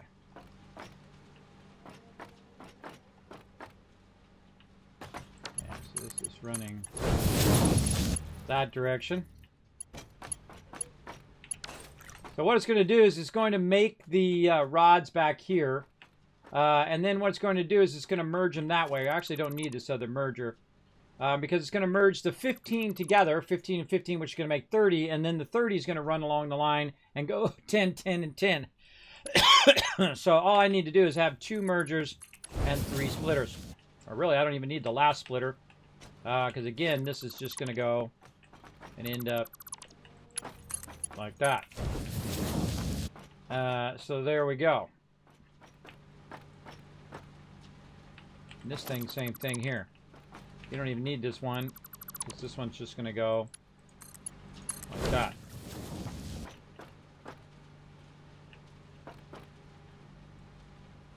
Yep.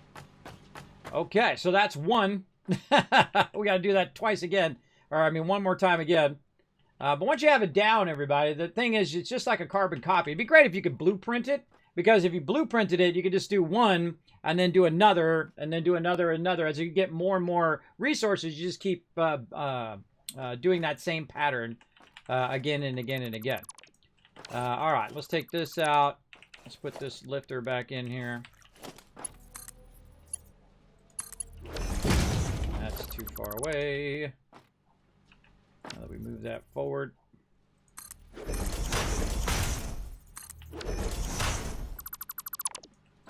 Take this back out, put it back in again, just to make sure that it's working. Take this all out of here, because we're covering up our extractor.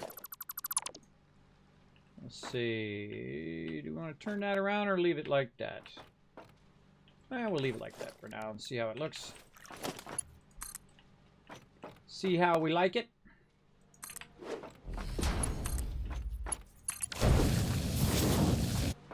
Okay, so in here, smelting some iron. Up here, splitting that iron into these two. Into rod. And rod. And then screw, screw, and screw. Just need to go that way. And this is screw. Screw and screw.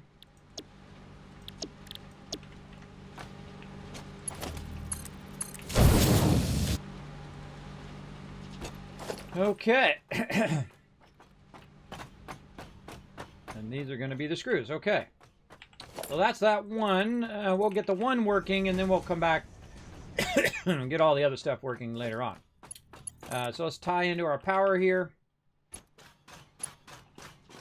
First thing we'll do is, I should probably put it on the top. Over here.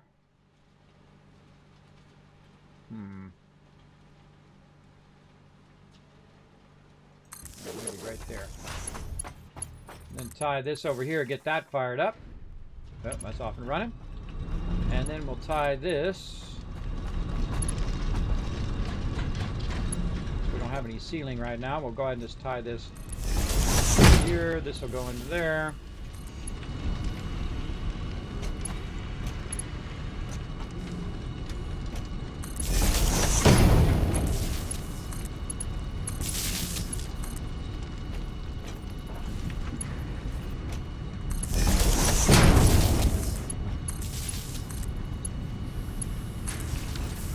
All right.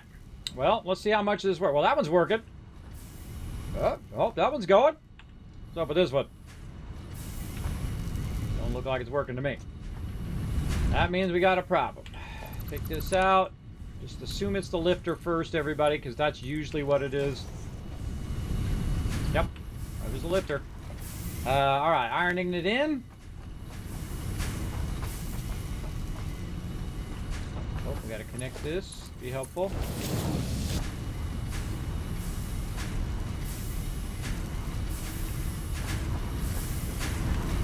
It's coming out of here. Yep. This one's running, making screws. This one here in the center. It made some screws.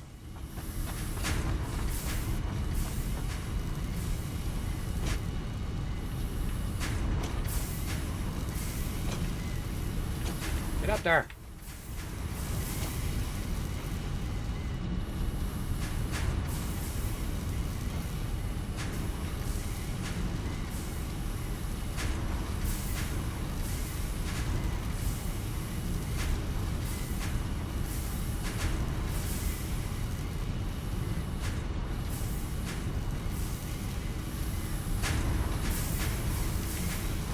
Man, I feel like a lot of these things just don't work right. What the heck?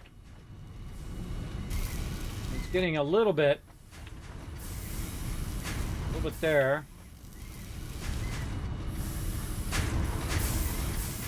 See, it's not getting another one in there by the time it finishes. Because it should be overflowing this first one with too many of these. It should be producing these. Look, they're not coming out of there. See? Stop coming out of there. Yep. Something felt wrong there. See, those should be coming out of the front of there a lot faster. And this one should be getting way too many because it's the first in the line, so it's going to overfill this one and then go to the next one, overfill the next one, and so on and so forth. Copy Guideline coming in. I'm about to buy this game. How user-friendly is it toward the new player? I've done a lot of automation and modded Minecraft. Oh, you're going to love this, Coffee Goblin. Oh, say goodbye to your weekend, bro. You are going to love this game. This game is an 11 out of 10. The only game I've ever rated an 11 out of 10. An instant buy. You're going to absolutely love it. Super friendly to new players. Absolutely. It's going to give you a tutorial. It's going to walk you through some of the basics and all of that. And you're going to love it because it's actually part of the main storyline. You're going to have Ada help you out. I highly recommend it above all other building games. Its building is second to none before this update, and now this update is even better. Now, there are a few little glitches that I've noticed. As you can see, some of the lifters have a bit of problem, and I use a lot of lifters, so when lifters have an issue, that's an issue for me.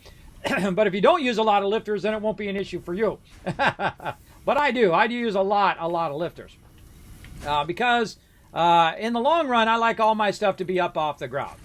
I don't want it to have to run at the bottom level. I like it to be up like that. All right, and let's go ahead and run this Maja the correct direction here. There we go. Up and up.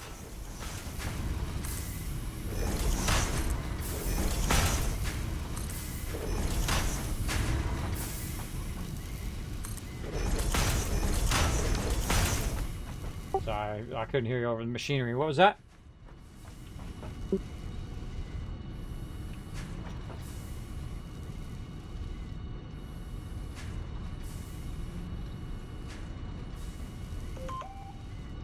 Oh, I put it away from the base right now because I'm reworking all of those boxes. I'm trying to get screws done first, and then every one of those boxes are going to move because there's no spots in there for a few of those things. It got out of order because I forgot to put screws in, and then everybody added a bunch more boxes to it, and so it's totally off. I would just put the quartz way back. I'm probably going to be readjusting this top level too, just a heads up, because I'm taking all the stuff off that top level and I'm moving it to the bottom and doing all the run lines underneath. So that's what I'm trying to do. Run those run lines in, then come in from the back of the box, and then they work their way up from the bottom up to the top. So if you are going to add boxes, and I'm going to be playing for a while, so I'm going to try to add boxes all the way around in kind of like a U shape And so the higher end boxes are actually going to be on the north side, and then the lower end stuff is going to be on the south side, and with some stuff in the middle. And I'll get to that in a minute, but I just put it far away from the base for right now. And then we'll come and readjust it later. All right, so but.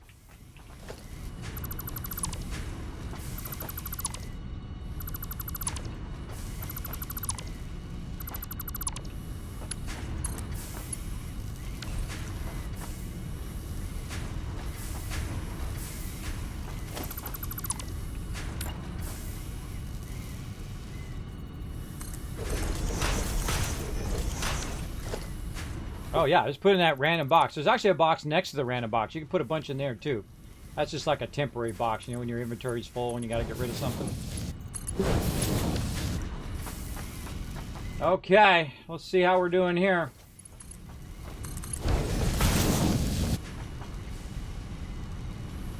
Lifters are busted.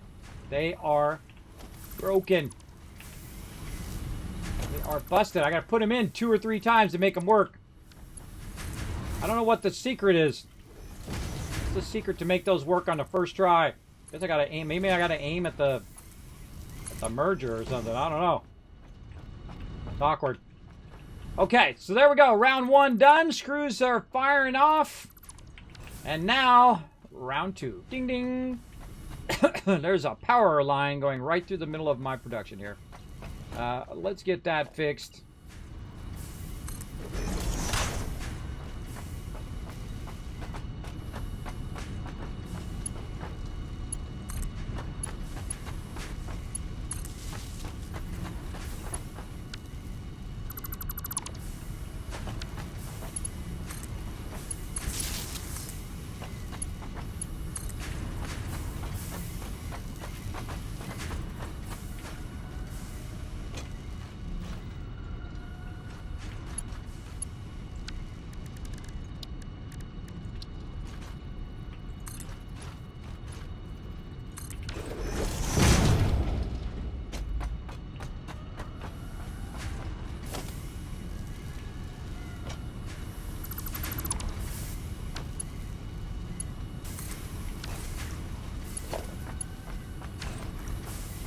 Alright, got that fixed. Okay. That's still in my way. Still in my way. Bang. Let's put it over here. And we'll run it like this.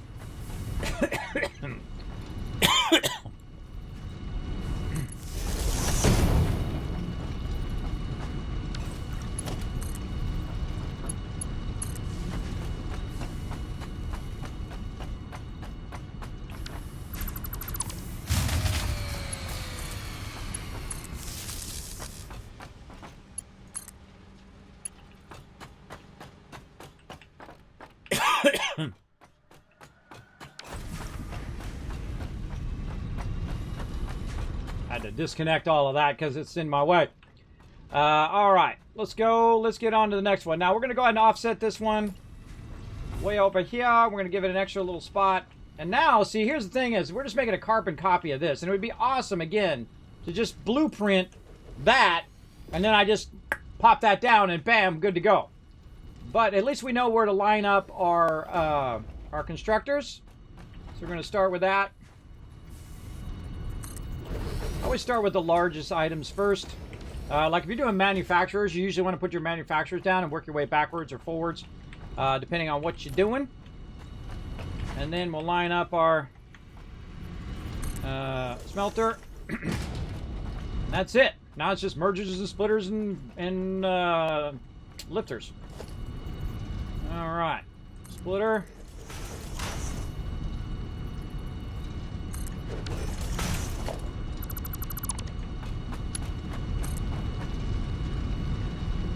This.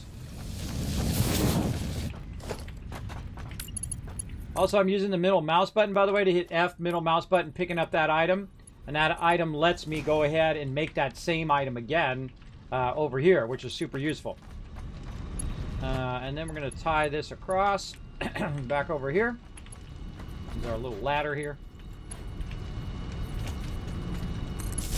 Tie Also, you'll notice that this perfectly works out, by the way, when you're using your poles across these. I feel like somebody figured that out. And thanks to them, whoever figured that out originally. I mean, at Coffee Stain themselves, not me or not a player, but I'm talking about at Coffee Stain. Oop, this is a merger. This should be a merger, right? No, that's a splitter because it's splitting the iron ingots. That's right. Just double checking. It's going that way. And we'll put our lifter in. Take this out.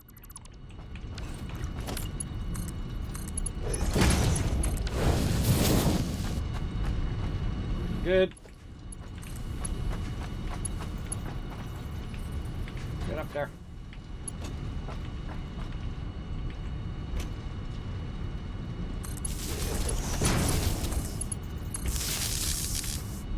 Rods. Rods. Screws. Screws. Now, see, the problem with being the person who works on the main base is no matter how fast I go or how many hours I play, I always feel like I'm falling behind. And that's the drawback of being the person who's doing the main base. But then also, it is a cool thing in the long run, if you think about it, because you're kind of setting the precedent of where everything goes. If you like that kind of self-torture. Top one's going to be an actual merger. Grab it from over there. There we go. And then this one's going to go that way.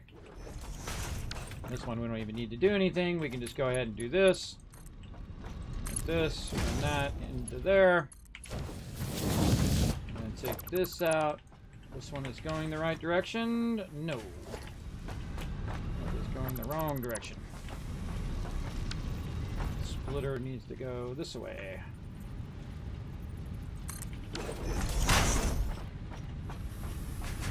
Bring this down into there. More splitters going this way. That way.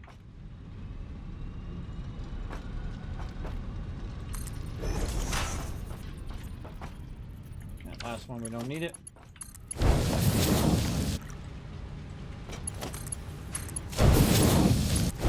Now, if I was continuing this down the line, then I would keep putting splitters. But because these are like self-contained, each one of these is its own little self-contained unit. There's no need to do all that extra work, everybody. Putting in all those extra splitters and stuff. Time is also a factor in every game that you play. How much time you spend doing each individual thing and making each individual thing. I always calculate that in everything that I'm doing. As how much time does it take me to make that and put those extra splitters down and build that 15 times and all of that. I always feel like that's an important factor. All right, and now we got to tell this to be... Ooh, lag action there. What the heck? Where am I at? I got turned around. Die! Okay, that looks like it's working because it's got iron ore flowing in there. Let's hope our lifters decide to work on the first try. Iron rods. Over here, we got to do our lifter. Nope, not that way.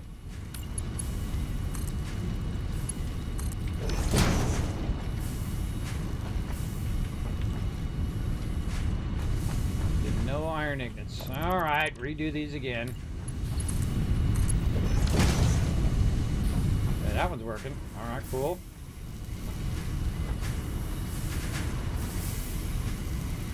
Oh, it went up and we come down. See that? It went up and came down, so we know that's working.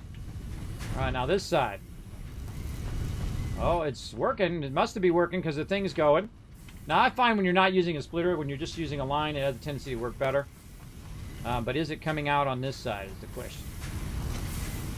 Yes, it is. Okay, hey, it worked for once. Yay, us. Okay, now the problem, is it working down here? Why is this one like that? Probably because I haven't connected it. That's exactly the reason why. Okay, let's go, baby. Get these screws figured up. All of them are green. All right, now we talking.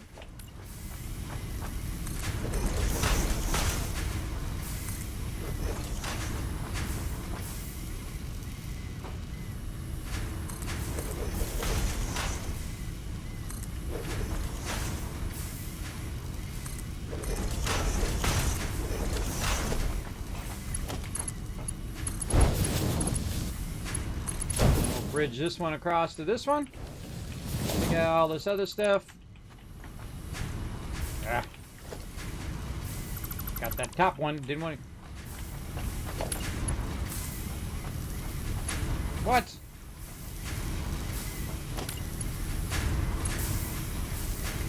Ah, offset it. Sorry, all I hear is machinery in my ear. What was that?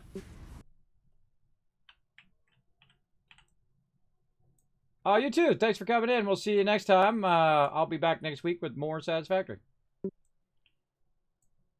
All right. I screwed that up, everybody. Screwed that up. That's why you should always test the first one. Always test the first one. My bad. There we go. Get that in there again. I thought I had it snapped in there, but apparently not. You make mistakes, everybody. You just keep rolling on. That's life. Like dancing the tango. You mess up, you just dance on.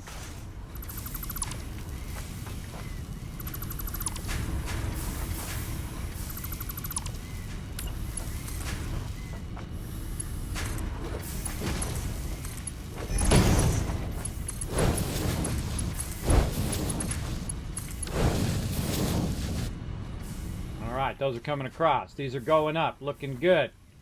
See it up in here? Alright. Now we're just going to get it over there, everybody. Now, again, right now, we don't need the rest of this, so we're going to take this out.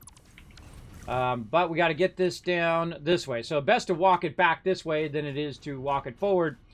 Because then I can adjust for the height of all of this stuff here. So, let's say we're going to run it along this path here, which is going to go down into there. And we'll go ahead and bring that up as rapidly as possible. Kind of get up over this little gap here.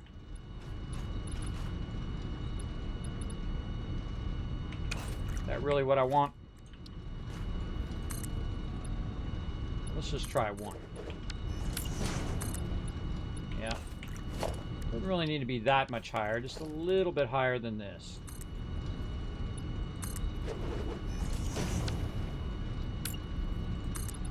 Oh, so close. It does need to be a little extra higher. Let's try this one. Perfect.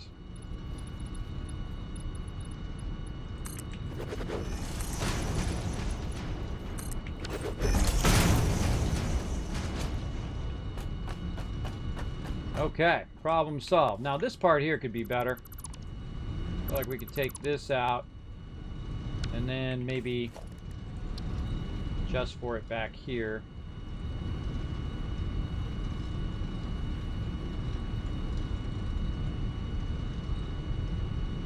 Not gonna let me do it, are you? No. Fine.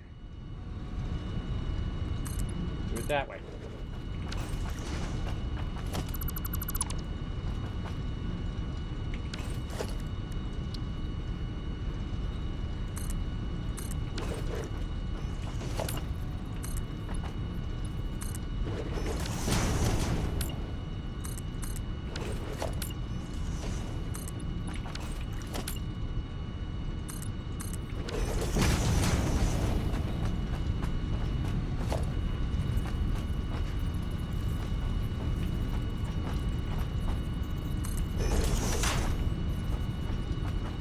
Gonna be a close one. All right.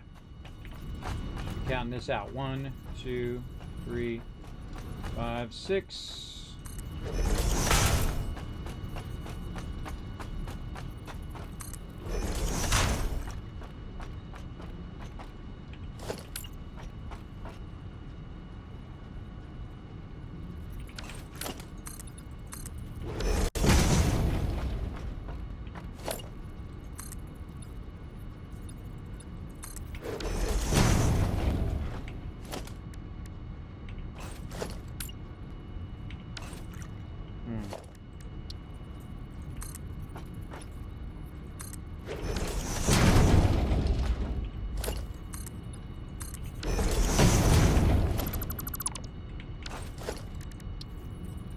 love getting in the zone in this game, everybody.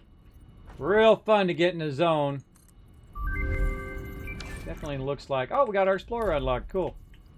Definitely fun to try to figure out how to make these line up perfectly. That one's going to be awkward. Because it needs another half one there. So it needs a full, a half, and a half. But the weird thing is it should... In theory, this one should line up perfect, but it doesn't.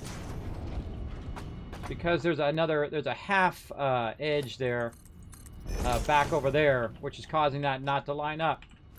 That's interesting. There's a half and a half. All right, I love cool things that happen like that. Just adds kind of to the uniqueness of what you're building, right? These kind of unique little paths that come up along the way. I find anyway. Some people just want it to be perfectly symmetrical. I find perfect symmetry to be boring. You want to have a little bit of flavor in there, you know? It's kind of like having, you know, what do they call that stuff? What do they have that? You could have oatmeal, or you could have maple and brown sugar oatmeal. How do I know? Because I had that this morning. That's what made me think of that. But maple and brown sugar oatmeal, way better.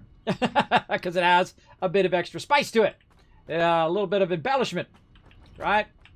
At least that's the way I look at it. Okay, so now we know what to do. Screws from here into there. And from here to here. I'm going to run these ones really low. Just because there's another level that's going to be coming through right here. See this level? This whole level is going to be going along under here. So we're going to try to just sneak that under there.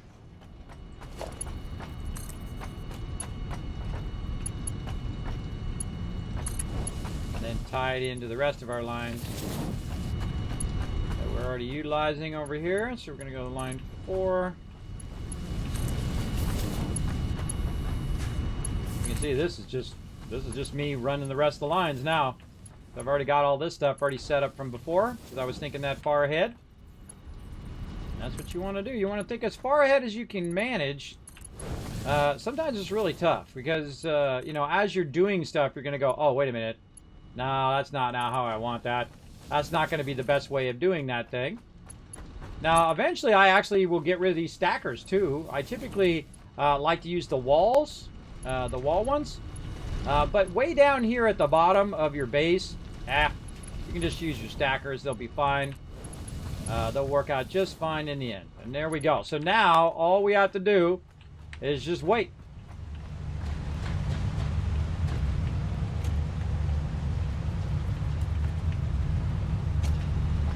In theory. Oh, here they come. There it is, everybody. There it is. Rocket and Striker, thank you very much for the follow. And Coffee Goblin, let's see some GGs in the chat, everybody. Look at those coming in. Those are pumping. All right, now before you say, okay, that's good, go back and double check. Double check that all of your machinery is functioning at full speed. So let's go back to it. One more little look at it. And now we got our screws up and running. Nice. Nice, nice. And see, he can use this too. He can bring this up to the same thing and use all this area that he has right here for doing that as well. Oh, we got some of this we eventually want to get rid of too.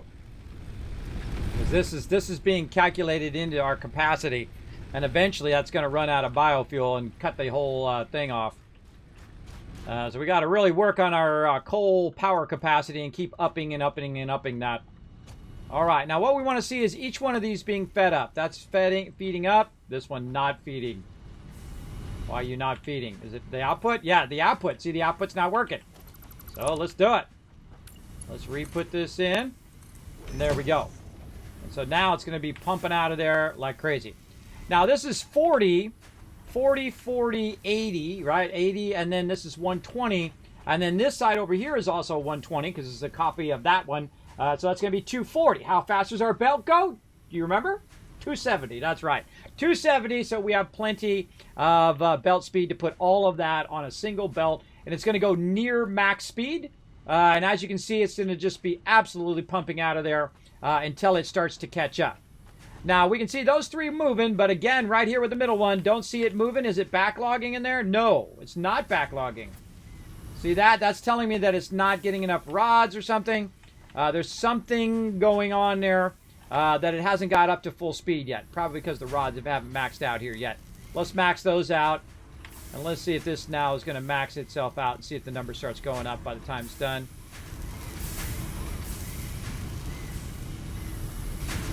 Only getting 1 rod at a time. That's telling me there's something wrong behind it. There's something back here that's not working right. That's got rods there. Those rods are coming out there. This is full. That's going at 30 per minute. This is coming out. Cutting into 15 and 15. This is going at full speed. It's still ramping up, it looks like. And this here. But if you don't see it really cranking, then there's something going on. Maybe these aren't... No, those are going up. Now, the way you tell is it either there's a lot in the input or a lot in the output. If we see any in the output, then there's something wrong. That should be flowing out of there at maximum speed and should not be backlogging at all. It should be flowing into these other ones pretty quickly. Now this one at the end is getting 1. I mean, it's trying to run it out as fast as it possibly can. Then over here, this one not... Man, that's weird. That's weird because it should be... The first 2 should be splitting into the first one, and then it goes to the second one, and that second one should be filling. There it goes. It went to 2 on that one.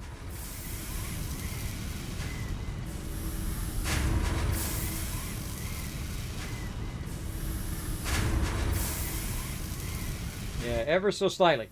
Ever so slightly catching up. But that's okay. We'll give it a little bit of a boost. Like this. Just so we can have it let it catch up over time. And then eventually, those will just constantly run and not be slowing down. We want that to be running at maximum capacity.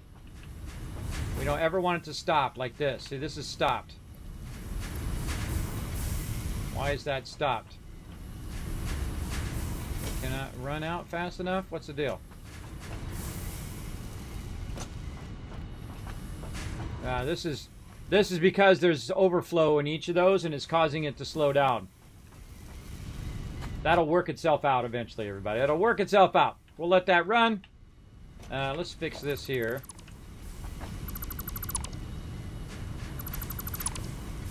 Take that out. Okay, that's done. GG. Now, back to what I was working on before, and that is the boxes. Wrong button. Wrong button. It's trying to hold down the crouch. There we go. You know you can slide in this game? It's really cool.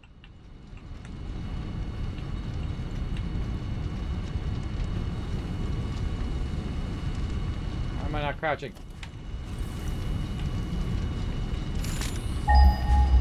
Oh.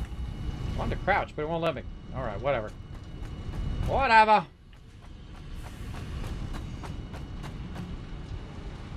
Oh, made it.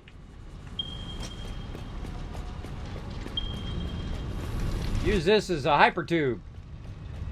In this case, a hyper... Alright, well that's filling up. That's going to fill up really fast, too. How do we know it's working? Well, if we go to the top...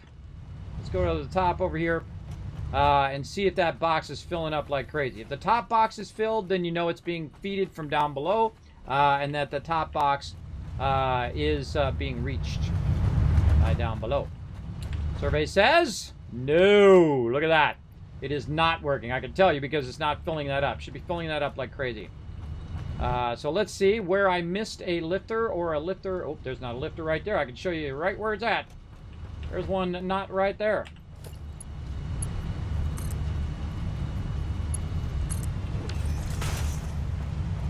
There it goes. Alright, lifting it up into that top box.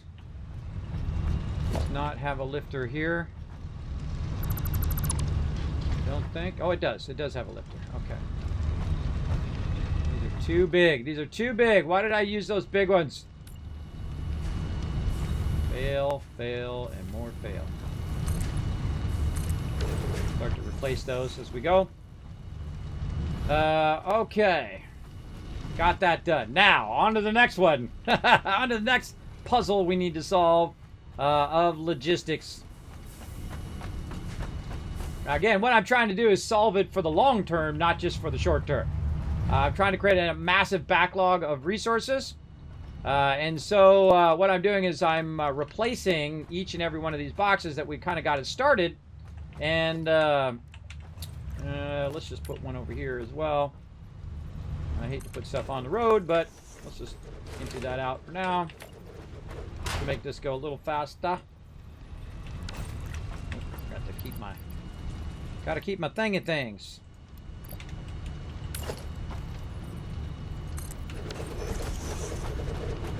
All right. Let's revamp all of this. Okie dokie. This out. Make sure we got this going the right way. That way. Oh, out of bars again.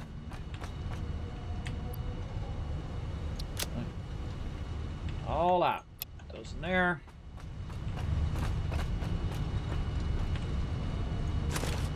Might as well just take them all out because that'll be the next one I'm going to be working on here in a second. Oh, and get some out for me. Utilize. There, go that way. And this way. All right, nice. Take this out. Okay, now we're going to set what this is going to be. That's the most important part. Oh, let's try to use our smaller stuff. This is going to be our wire. Don't have any on me.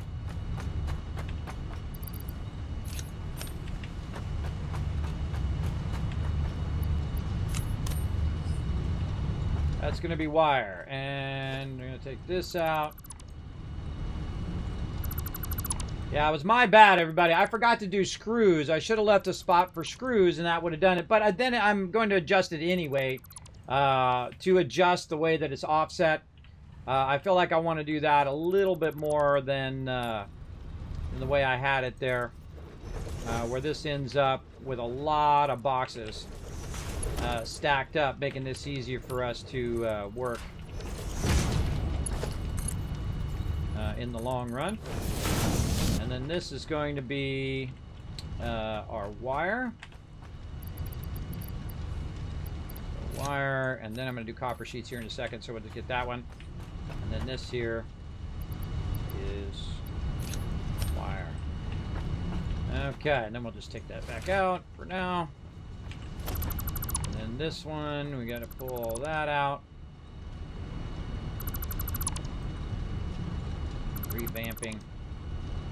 Revamping all of this. And then copper wire.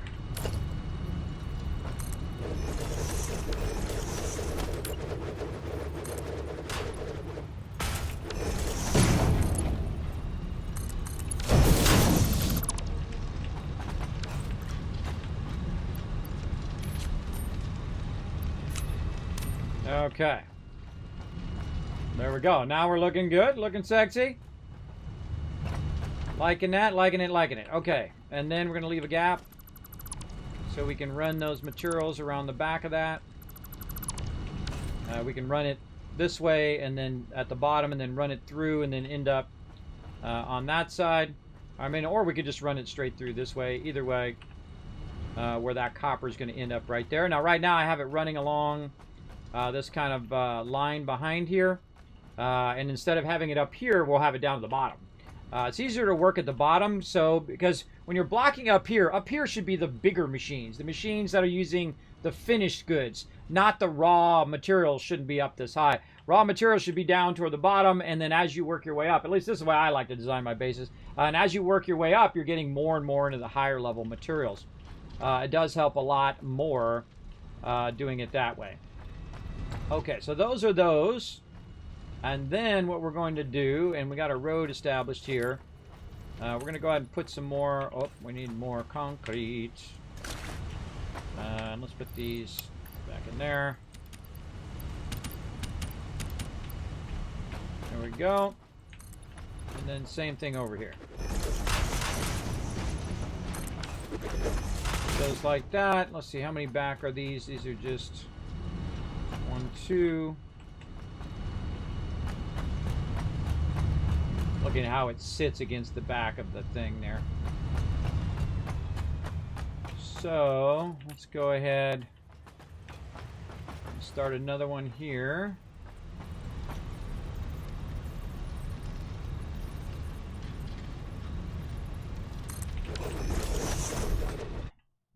Oh! Factory restart. Yeah, auto restart. Auto restart. Well, I might be doing some of that again. Hopefully it's saved before it restarted itself. I might be doing some of that again, everybody. We'll see. I forgot. It restarts itself.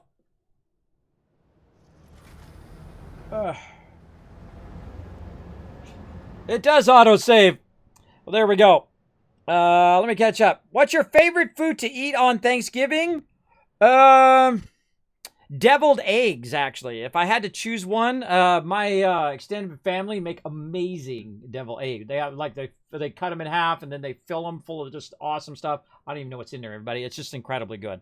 I would say that. That's my favorite kind of thing for Thanksgiving. What's yours, C. Griff? Let me know in the chat. Week, I should say. Week? I don't know what you mean. I don't know what you mean. The merger splitters will never connect just by overlapping into a lift. You need to rebuild the lift each time. This is true, Striker, unless the lifts are bugged and they don't work when I connect them. I can tell you're the first, because it says you're the first time you said something in my chat. This is something that I've talked about for years, that you always put your lifters in last, except for since update 5, I put my lifters in last and they still don't work, as you saw. You saw me do it again and again and again. I put them in last. They didn't work. I took them out again. I put them in again, and then they started working. And this is something that I actually found in the experimental version that didn't work at all. It absolutely did not work. And it did show in the patch notes that they did fix it. And so it's kind of working now, but it definitely needs another patch. It definitely needs to work on the first try and not where I have to just wait for it. Now, I don't know what it is that's actually triggering to work. Maybe it just doesn't recognize it on the first couple tries. I've even moved the things in closer so that it does snap in closer. But that's something I always talk about here on stream, that your lifter should always be the last thing you put in, because it's been that way forever. I played the game 20, 30, 40 times through. I don't even remember it so many times. I've been playing for years, hundreds of hours, and I can tell you the lifter is the #1 thing that'll screw you up in your factory. One lifter at the wrong spot will make your whole factory go off. That's for sure. Hey, Ansver, how you doing? We're doing an extended stream today, everybody, because I'm not streaming later all night long. I'm going to be streaming tonight, trying to get this done. Let's try to get back into the server here. Trying to get this kind of, layout that I'm trying to do, this U-shaped box layout done so everybody else can connect their factories into those particular boxes. And so I'm trying to get it set up in which they can expand it as well. And eventually I'd like to get the hypertubes going. I mean, because this game, you could just play for endless hours, everybody. It is just so exceptionally good. Let's see, where did it leave off? Oh, no, I got to do all this again. All right. I knew it. I'd at least have to back up a little bit. How's my screws, though? Are my screws coming through? My screws are coming through. So it did save it there. And it happens, everybody. It happens where, when a server restarts, it should save, but doesn't always save everything, and that's okay. We'll get it going. Let's see. We need to get these back out of here again. And do all this again real quick here. Put all that back in there. Get my stuff out of here. At least we know what we need to do, right? We already did it once, so we definitely know what to do. So let's get our zoop on. Boom. And again, it's definitely bugged, everybody. So you're not the only one. If you're trying to use those things, and that's a bug I reported, and they did go in and try to fix it. I feel like it's still not fixed. But I'm sure they'll address it for sure. I'm sure they'll take care of it because they are awesome over there. They will get it going on. Again, let's take this one out. Just keep reworking all of this storage. Again, I missed a storage box, so now I'm in here like redoing all of the storage, which I was trying to avoid to do. But it's probably better if I leave gaps in between anyway so people can move underneath the base as I'm adding massive amount of storage is what I'm doing here. All right, now I got to do all this again too. Oh, we're going to use the small one. I'm going to put that in there. Take this out. Put all this over here. Like that. Maybe grab a little bit of that out. Actually, let's do this.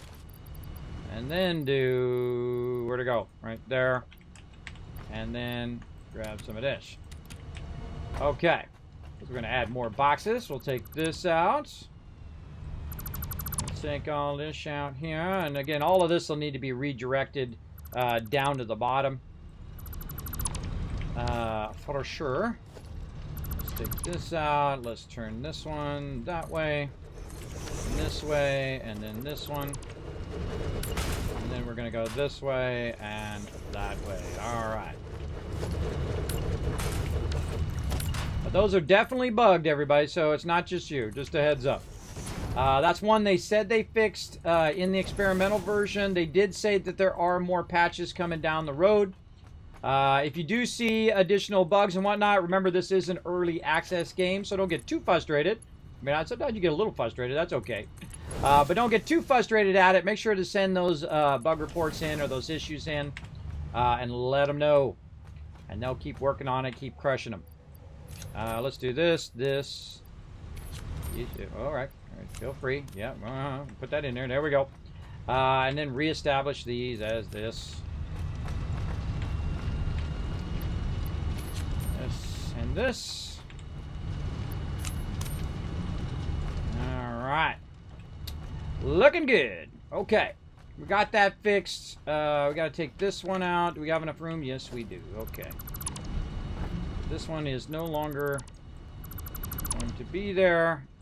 Like this. And we're going to leave a gap here. So we're going to take this storage out. Out here. And we'll take our merger out of there. And there we go. Okay, those three copper stuff will go right there. And now we're going to move this other stuff over here to this other side. Now, the hardest thing is to remember which ones you took out and what order you're in with what, right? That's really going to mess you up in the long run. If you don't remember stuff well, like me, you might have an issue. Okay, so let's see. We're pushing out again. We're doing two. So we're doing two of these, and then this is in the back of the two of those. And so let's say something like this. That's looking sharp. I like that. And then we'll just kind of line these up. Now what we need to also do is line them up versus this other road over here. So what I'm going to do is use my customizer here, and I'm using these three swatches at the end. Oh, also heads up, everybody. I'm using the very last three swatches, 13, 14, and 15. 15 is for roads. 14 is for build areas like the hub. And then 13 is blue, which I use for storage. So just a heads up. All right, and we're going to go ahead and extend this part out here to be storage. That's what I'm doing over here, storage. And we need to line this up. Let's take this back out. Foundation.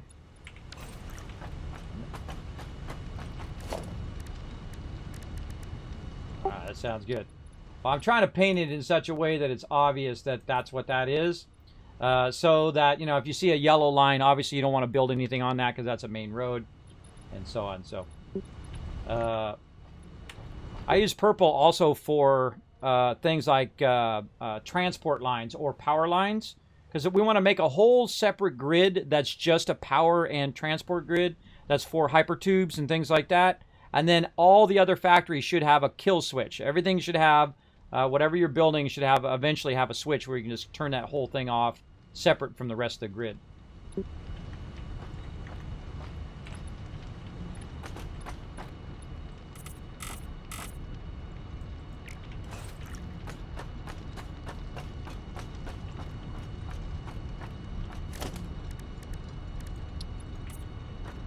All right, sounds good.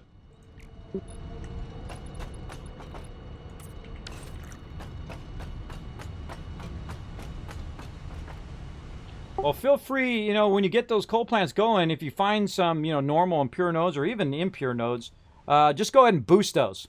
Go ahead and boost those because the return on your investment on boosting coal nodes is awesome. It's like it could be like a 2 times or a 5 times reward by boosting those nodes. Like the last one I built 160 coal plants, and I used like 4 pure nodes to build 160 of them. It was like 12,000 power. It was awesome.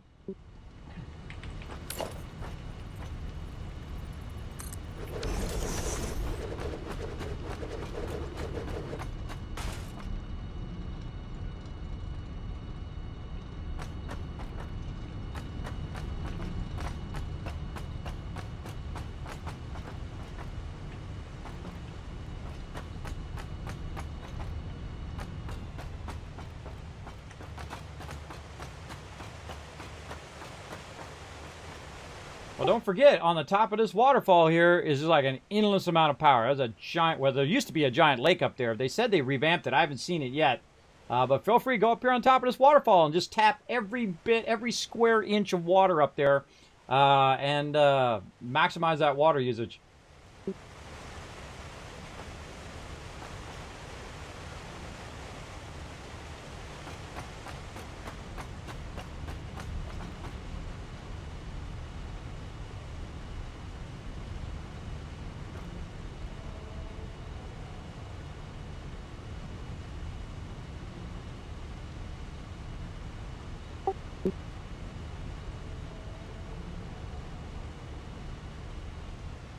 Yeah, it's really going to be a good thing. One of the cool things about doing the waterfall and running it down here is the fact that you get a positive head lift or you get a positive down thrust of the water, so you don't have to use as many pumps. That's why in one of my builds I went up there and I tapped that whole top part and I was just running it down here and I used 0 pumps. Not 1 pump did I have to use to run it all down into my system, so pretty cool.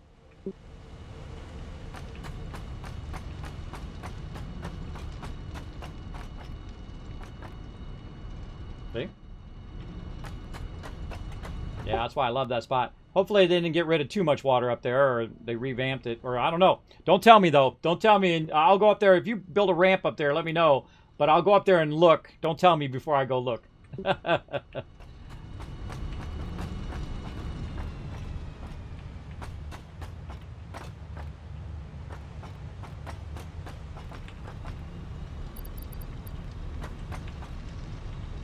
All right, I actually shouldn't put the stuff in there. I should run that up. All right, sounds good. All right, I should stay focused on what I'm doing over here. Okay.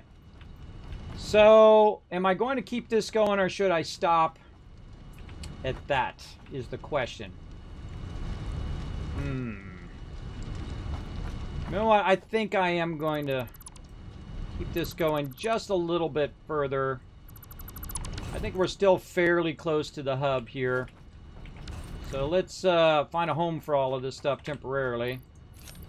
Put all this in here before we start dropping boxes everywhere.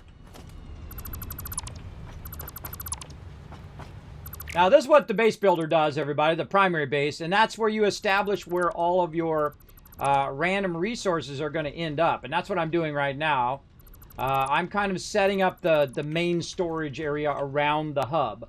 And the reason why I do that is so that at any given time, if I need something, you know where to go, right? You go right to that spot, and that's where all that stuff will be. And so, especially if you have hypertubes. With hypertubes, if I need to go and work on something that's 5,000 away, I can just hypertube over here. I can go get a sandwich, come back, I'm here, right? And then I grab a bunch of stuff, I run it out there, I drop it off, I come back, and I do that a few times, and I've got tons of resources out there where I'm working as well. So it really, really does help a lot to have a central storage, which is what I'm building right now, of every single element that we're going to make in the long run. Now, obviously, they're going to unlock things that I don't have a box for yet, and so I'm going to try to keep that expansion going as it goes around in kind of a semicircle here. It'll go around this way. I might circle around the back. I do want to leave an area for it just to be like a whole transport area, which has labels on it, which is going to have like, plates and rods and this and that, right? All the things that all the factories we have set up. So you can go to any of those factories at any time. You're like, well, I need more rods. I need to upgrade my rod potential. Then you just right over to rods. Boom, you're good. Now, I could be doing that right now, but what I really need to be doing is the main thing, which is stacking up all of the resources in a very efficient way for us to find it. Now, I'm going to let them go and redo all of their lines and whatnot. I might redo the copper lines here, but I'm going to let them redo the lines so that the lines end up at the bottom, right? So instead of running it here to the top, it should run to the bottom and work its way up from the bottom upward.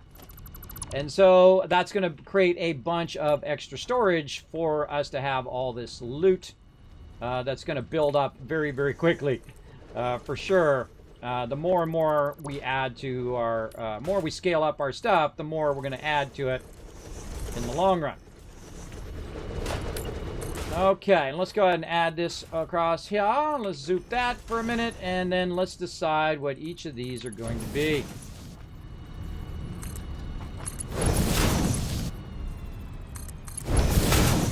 Okay, now this one is going to be... Now, if I was building stuff, see, here's what you do, everybody. You go over here like you're going to build something.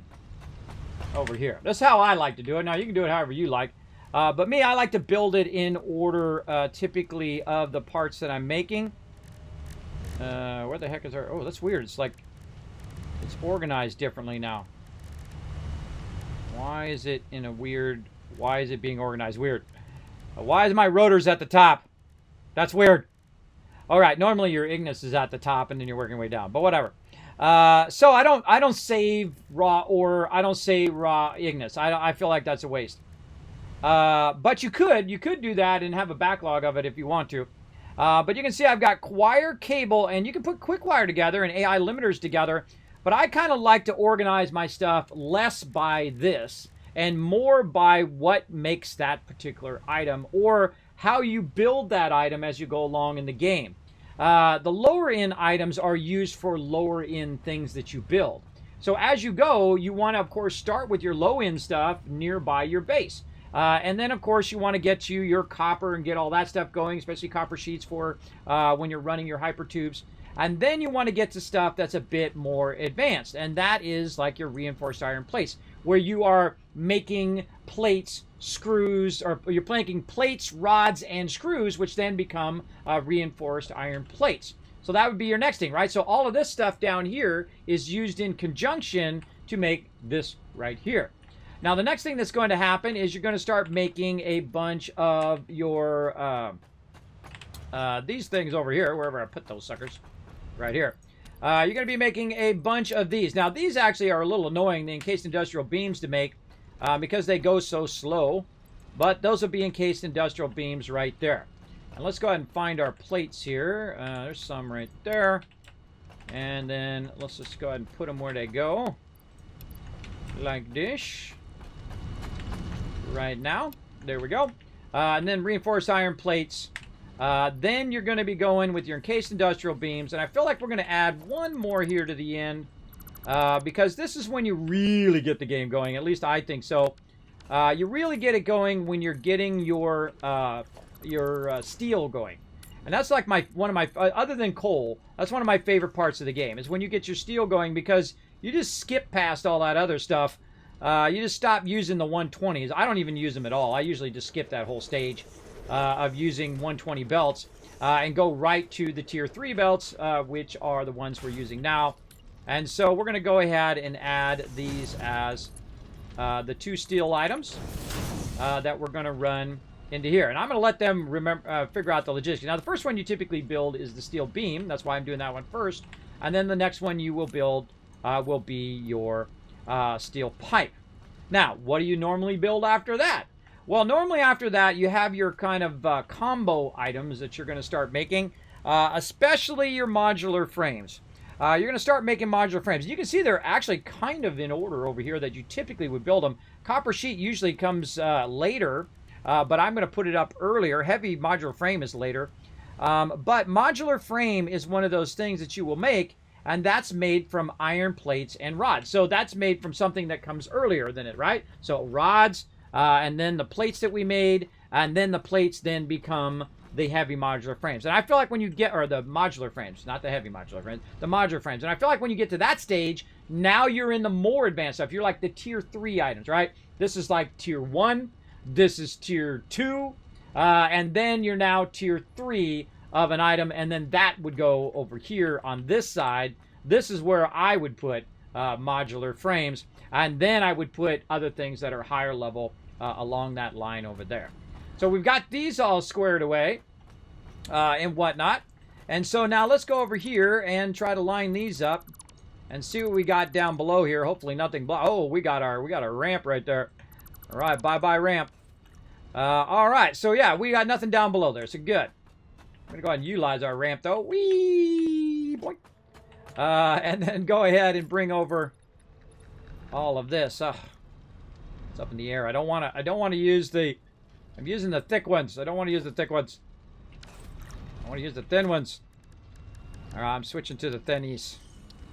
Switching to the thin ones. Oh, I actually already have it in my bar. That's right. I switched it earlier. I forgot. Boom. Let's use those. Doesn't really matter when it's at the ground level, but we'll just utilize it. Oh, I need more plates.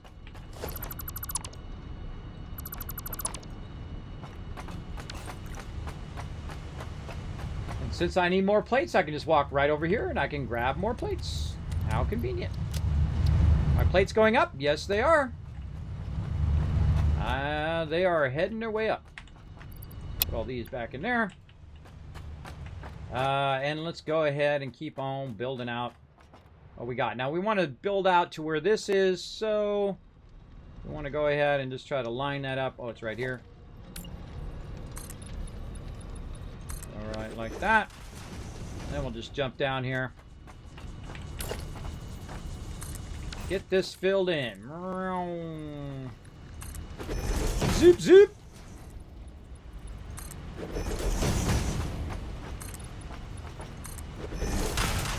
Now we get some industrial strength going in this factory. Now you know why I make a lot of concrete. I'll make a bunch. All right, see how that's coming through there and then feeding back in there? That's what the next one should do. It should come through there, feed back in there. Then the next one, come in from maybe the side here, because there's not going to be any more boxes going this way. The boxes are now going to rotate around the other side, and then you'll feed in from the other side that higher end items, or you can feed up from under and run it under over and end up on that side. Because you only want it to go so far. You don't have to walk down a gigantic line of stuff. It sucks. It sucks walking really, really far away for no reason. And we'll fix up all of that. We'll put up all of our lifters in here before we forget. Let's do that real quick.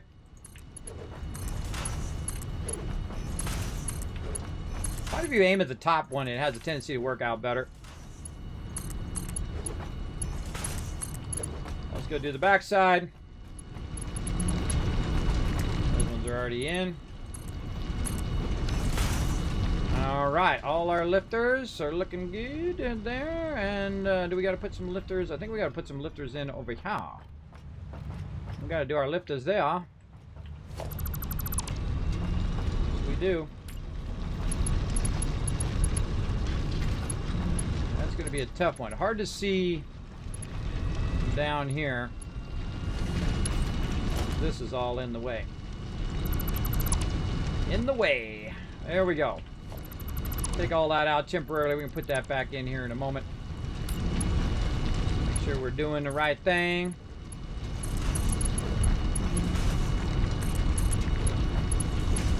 And see how it has a tendency to slip down like that? If I aim at the one up above. There we go. Now we can replace this with our smaller. Something like that. Take this out. Replace that with our not as thick thing there. We're all hopefully connected. The way we'll know is when we feed it in this side, it'll let us know. Okay, now we got to bring these down here into this lower level. Hoo-ah! Big old jump. All right. That's part of the fun. Just seeing if you're going to survive. All right, now we got to look at where this is and try to figure it out down here. Up against this edge, this is going to feed in from... How are those feeding in? Those are feeding in from this way. This way. Yes, from the center. Because this way, when we go like this, and then we get more pipes because we basically ran out. Pipes. Then when we rotate this, it should rotate in such a way that by the time it gets to the top, it's facing toward the hub. All right, perfect. Perfecto. Take those out. Oh, that over there. Too much of all of that stuff. Let's take all of this. Put all that in. Many of these.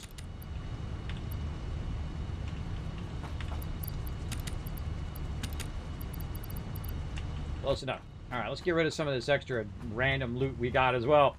Got a lot of random loot on me. Get all that stuff off of me. Random loot. There we go. That's the random loot box.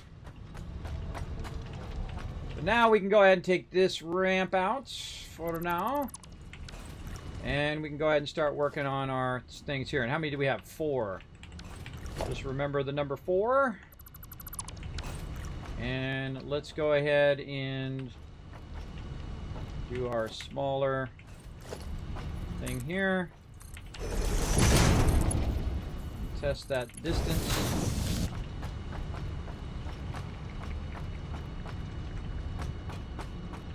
Good to me. About the same. Yep.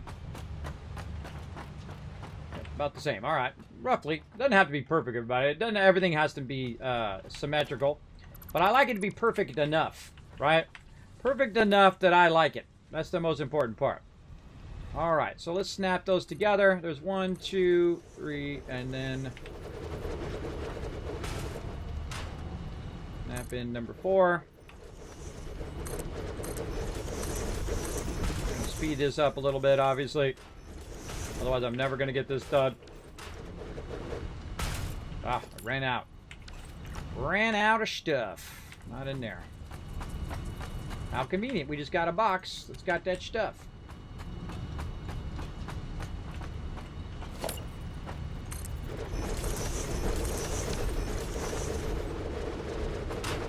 Okie dokie. We'll run over here and we'll use this ramp. To get this going again, let's see. We got this coming out. Coming out. Going in.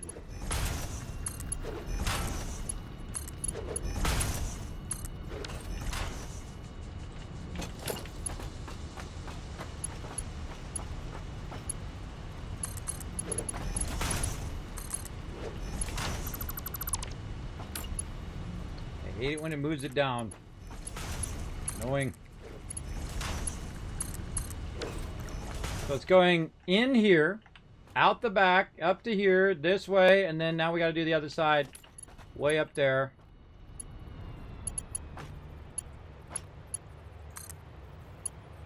I didn't hear anything he said, but all right. All right. I think he said something about getting food.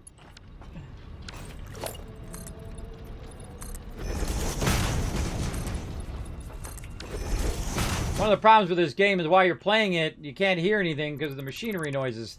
You can't actually adjust it now. You can adjust all the individual stuff, which is awesome. I wish every game had that. Just trying to put this in right the first time, but you never know, everybody. Always end up coming back later, readjusting this stuff. I find anyway. You'll end up redoing it at some point. Usually how it goes. All right, now we got those in there, and then they can just run that in. Maybe 2 on this side in, 2 on that side in, however we want to run it eventually. But this is now looking pretty good. Now, we got a bunch of signs that we can do. on each of these so that so anyone who walks up from down below and who is trying to connect the stuff will know what it does. And signs are so amazing, everybody. They are so amazing for working together as a team. So he said he put some over here, so let's get to doing some of our signs while we're at it. Oh yeah, look at all this. Boom, let's get it all. Okay, so now we can get our signs back up here. Let's do it. All right. Let's see, we need a 1 sign, right? Yeah, we'll just do that. And then we can get over here. At least we can try. Get over here and select plates. There we go. And let's just go ahead and make this easier on ourselves by just go ahead and clicking all these.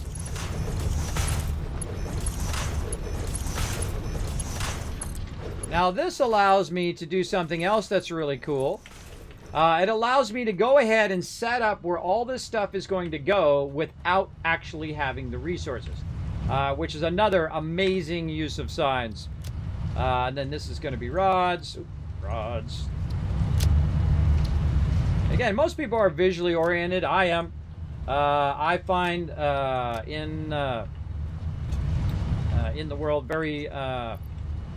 it's kind of like how you know is, do you know by street signs or do you know by, you go to McDonald's and you hang a right, then you go by Walmart, you make a left, you go to the gas station, you make a left. Yeah, that's how you know.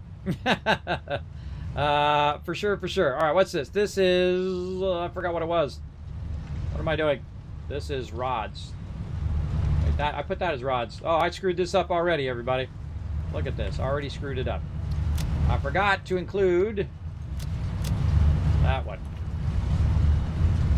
Well, at least I noticed it before I did it all again and then went, oh no, screwed it up. Why, you double check as you go. Double check. Like my internal thing telling me, hey, Kismet, that's not going to be right. And these are screws. All right. All right, there we go. Nicely put there. I wonder if I should make those signs bigger. I should put a really big sign. I don't know. Let's see what I like better. Small sign or a really big sign?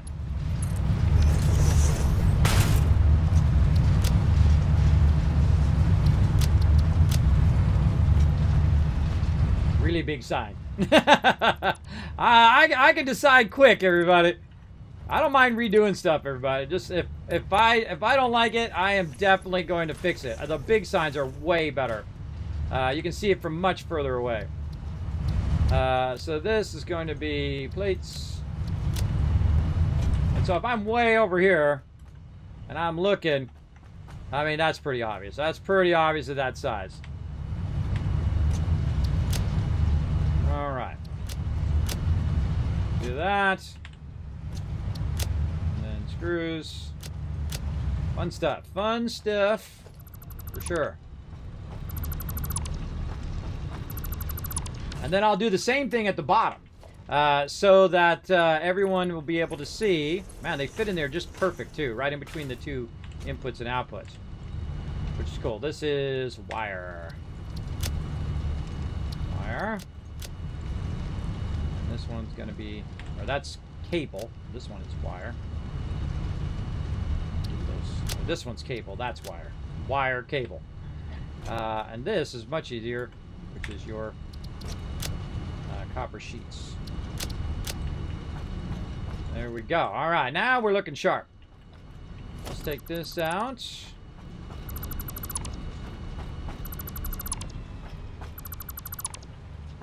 And then...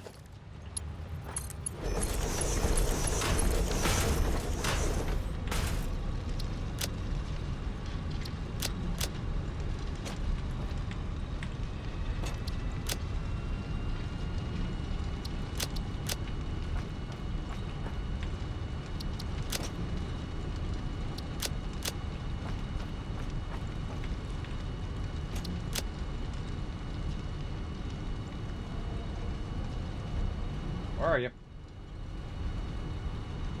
Right there. All right, that ought to make that pretty obvious. Look at that. Nice. And you can walk in between here now. Get from place to place. That clipping is going to drive me crazy for a while, but hopefully I get over it.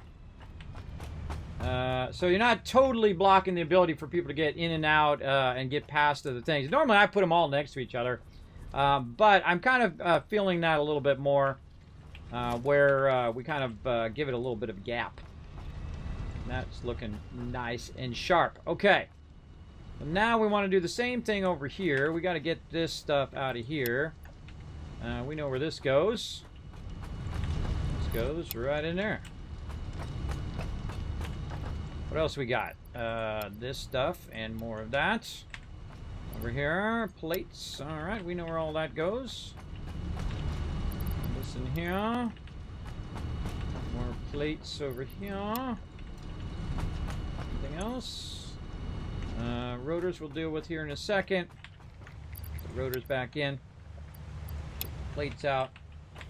What we got over here? These are rotors as well. All right, so we'll go ahead and put rotors on this side. Just holding down control, by the way, which is allowing me to grab all of that at the same time. There we go. Now, what we're going to do here was, what was it? It was going to be frames. Modular frames. Cover that back up. And then this one here, modular frames. Now, I like to have it come out the front so you can not only see the signs, but also visually see that there's stuff in there. If there's nothing popping out of the front of it, then you know there's something wrong. Now, one of the cool things you could do, too, is have, if it's coming out the front, is you can have it come out the front and actually go into the Awesome Sync as well. So you could have it where if there was overflow, if you had too much of it, I could just run that all back in the Awesome Sync and whatnot. But I like to put it on display, as they say. Very much reminds me of Fallout 4, right? When you're putting stuff on there, you're showing off your power armor, you're showing off all your weapons and things that you got through the game as you're playing through. I probably played 80 to 90% of my Fallout playthroughs, 2,500 hours, is building bases. More than actually playing the actual storyline, which I find to be pretty funny. Nope, that's a little too far forward. A little too far forward on that one. All right, so now we need to decide what our next one's going to be. And we're just putting our stuff on display here. Okay, and now we know what this is, so let's make some more signs. Boom. Thanks to Reaper who went and got our signs, our stuff for our signs here. So there we go. And again, I like to do it in game progression. So like what are you going to build next? What you're going to build after that? Now, on this one, this is when it starts to get tricky right here. Right? Like what are you going to put in after this? You can do rotors, but rotors make other items, right? It makes other items from those rotors. But what makes rotors, right? So we go in here, we look at rotors, and we say, what makes those suckers? So can I find out where they wandered off to? This is too awkward with this at the top. Rotors is made by iron rods, and it's made by screws. And so at some point, that's what you're going to be making, right? So I would say rotors are first, then stators, then motors, because rotors and stators make motors. And that's like a tier 4 item, right? Because now you're making the basic item is becoming something else, then it becomes rotors, and then it becomes something else, right? So you're really scaling up in what you're doing. Some of them, there's like 4 or 5, 6, 7, 8 processes before it actually gets to the end thing, which makes the thing. Yeah, it's a lot of steps in between. Don't get discouraged, though. Just take it one element at a time and work on it just a little bit at a time. Complexity comes from making things that are simple. You make one thing, and then you make another thing, and another thing, and the more you make of those things, the more complex it becomes. But the really important thing is to make complex things look simple. If you can make something work simply without having to know all of the technology and all of the stuff that makes it work behind the scenes, like this thing, your phone, you don't need to know how it works. You don't even care how it works. You just want it to work, right? That's all you care about. You don't care how about your Windows operating system works. You just want it to play the game. That's all you care about. At least that's what most people. Now, some of us who are techies, they like to know all that stuff. But really, you just want it to do what you want it to do. Like, I want this to put some rotors in here, then some stators, then some motors, right? So those will be the next 3 that I'll put in there, and that'll be perfect along with these 3 spots right here. So let's go ahead and say this one right here is going to be rotors. Right there, boom. And then we'll say this one will be status right there. And then this one over here, Zamotas. Okay, now we're looking sharp. I like it, I like it. Now, do we have some rotors? We sure do. Let's get them in there. Oh, tons of them. Nope, wrong thing. Now, if you put the wrong thing in here, here's what you do. You just grab the front part here. Until you get rid of all the... Oh, come on, grab it. There we go. Until you get rid of all the ones that were already on there. I do that all the time. More rotors. Right there. And again, I like to do in build order. It just makes it more easy because if you're working on low-end stuff, then you're working with these boxes. You're working on kind of middle area stuff, then you're starting to work with some of this. And then when you're working on the high-end stuff, you're going to be working over here. And over here, it's going to have tons and tons of boxes. And I'm a little tempted to turn the boxes and then have these boxes be really, really long in a long row.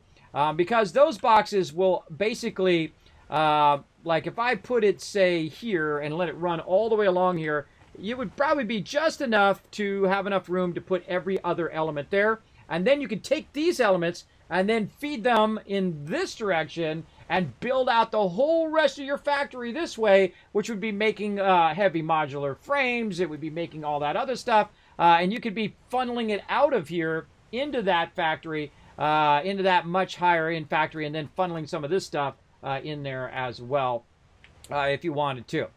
A really great way of doing that. I'm a little tempted to do that. We'll see. We'll see. I'll see if I decide that here in a moment. But let's go ahead and get this all going first here. And we checked all the things. We did all the lifters. All that should be in place. This should be in place. All they got to do is run the lines now to get it all there. And then we're going to run our road through here. So let's get our road in before we do anything else.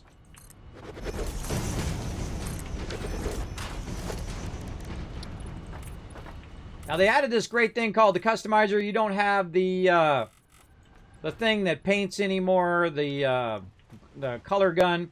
You don't have that anymore. You can just paint to your heart's content, which is awesome. That is really great, especially in the early game. It helps you a lot in your organization. So should I go that way, or should I go long ways? I feel like the long ways is the better idea, because now in the higher end resources, you won't be using too much of this stuff at any given time. Like this stuff, you might, like on a concrete, you might grab the whole entire box, right? When you go to build something, you'll grab the whole box of that. You'll grab a few plates, a few this, bunch of screws, and a little bit of all of this stuff. But this stuff over here, not as much. You'll find that you use very little of this other stuff as you unlock it along the way. Now, another good one along the way is the one that he's working on over there, which is called QuickWire. QuickWire is very, very useful for the next level stuff. When you're doubling up the ability of your power poles, when you're doubling up your ability of your attachments and things like that, that QuickWire is going to be useful. And I've put it next to the regular wire before, but I typically like to have it in its own area with the more advanced stuff as well. And what else we got? We got heavy modular frames right now. So QuickWire, we got AI limiters, which we already have running. And that's really, I don't use AI limiters that much, but it's used as QuickWire. So I would say that you would do QuickWire first, and then you would do AI limiter. But heavy modular frames actually come from modular frames and all this other stuff that's in front of it. So I would probably say heavy modular frames, QuickWire, AI limiter in that particular order, because that's the order in which they need to be built. Now, there's some things that don't go along with everything else, and that is like crystal and sulfur. They have their own like tree of things that you use. But I think that's what we're going to do. Heavy modular frames. Now, also later on, we're going to get computers and stuff like that too. So we'll go with that. Let's go ahead and start over here. And I feel like that's what we'll do here. We'll start from this, and we'll just run it across. Let's see how we're looking on our ability just to run that out. We're going to run into that water. But he did say he was going to go up above and get the water from up there. And I can then use that as a whole storage area all the way across. And then we could build out a bunch of machinery out here, which is going to then run into the space elevator over there. Or you can just grab the resources out of here and do what he's doing. Over there, there is a... oh, sorry, I'm talking. Sorry, I was talking to stream. What was that?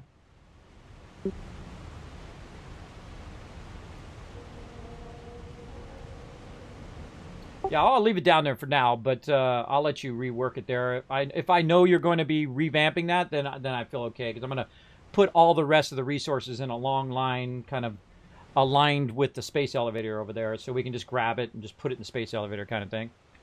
All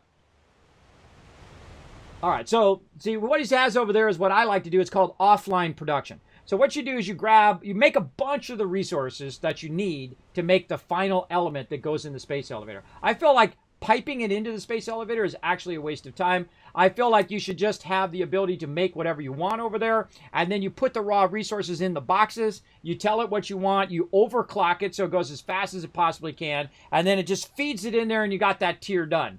And then you go ahead and do the same thing again on the next tier and the next tier and the next tier, and then before you know it, boom, the whole thing is done. Now that works great until you get up to some of the higher tiers, which don't work that easy, where you have to really build some more complex aluminum and stuff like that, and then get into your nuclear power and all of that. That works until you get to a certain tier, but it does work pretty well all the way up to the nuclear tier, I find. Works very, very well. So we'll get to that. Now, I don't want to encroach on his stuff, but I also got a line of stuff going here, so I'm going to need to work on that. Let's jump down. Let's see. Let's go ahead and bring this. Let's use our smaller one here. I think we could clear his stuff right there without hitting it. I don't think we're going to hit that at all. Hey, look at that. Boom! I couldn't ask for anything more perfect. Look at that. It doesn't even hit it. It doesn't even come close. Well, maybe a little close, but doesn't even bother your stuff down there. You're good. He's good.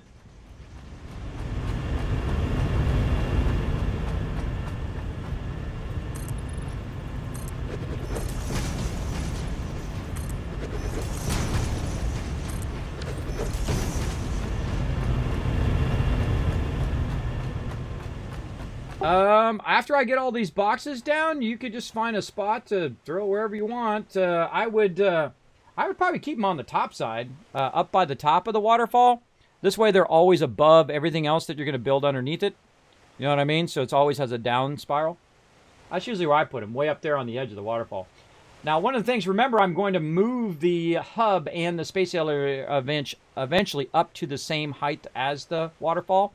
And then I'll bring the boxes up along with me eventually. So I'm just trying to set the central storage, and then I will build that up higher and higher and higher. So I would not build over the top of anything that I have built right now.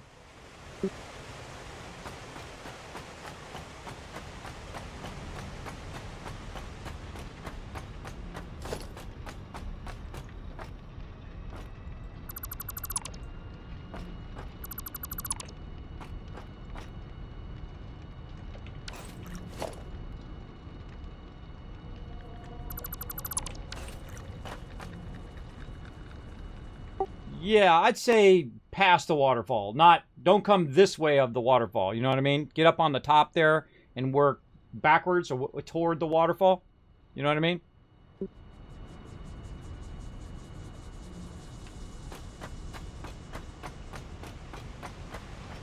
Oh, I see. So it's a level versus what we have already? Oh yeah, I just built a big old ramp, you know, zoop your way up there and just go right off the side of what we've already got built and just zoop up there and use it as a leveler. I think that's what he's asking. That's what I do.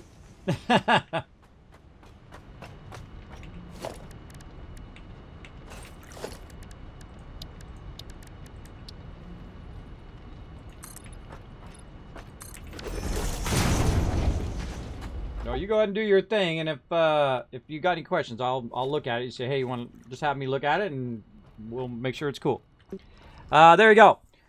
First time seeing you playing 96-day time. No idea how many hours that is, but you seem to be nice. Oh, well, thank you, Crafton. Thanks for coming in. I have played for hundreds of hours. I've played this game for years. I love this game. This game is an 11 out of 10. The name of this game is Satisfactory. It's an instant buy. I would snatch it up. It's on sale right now on both Epic or on Steam, whatever you prefer. Doesn't matter to me. I'm playing on Epic right now.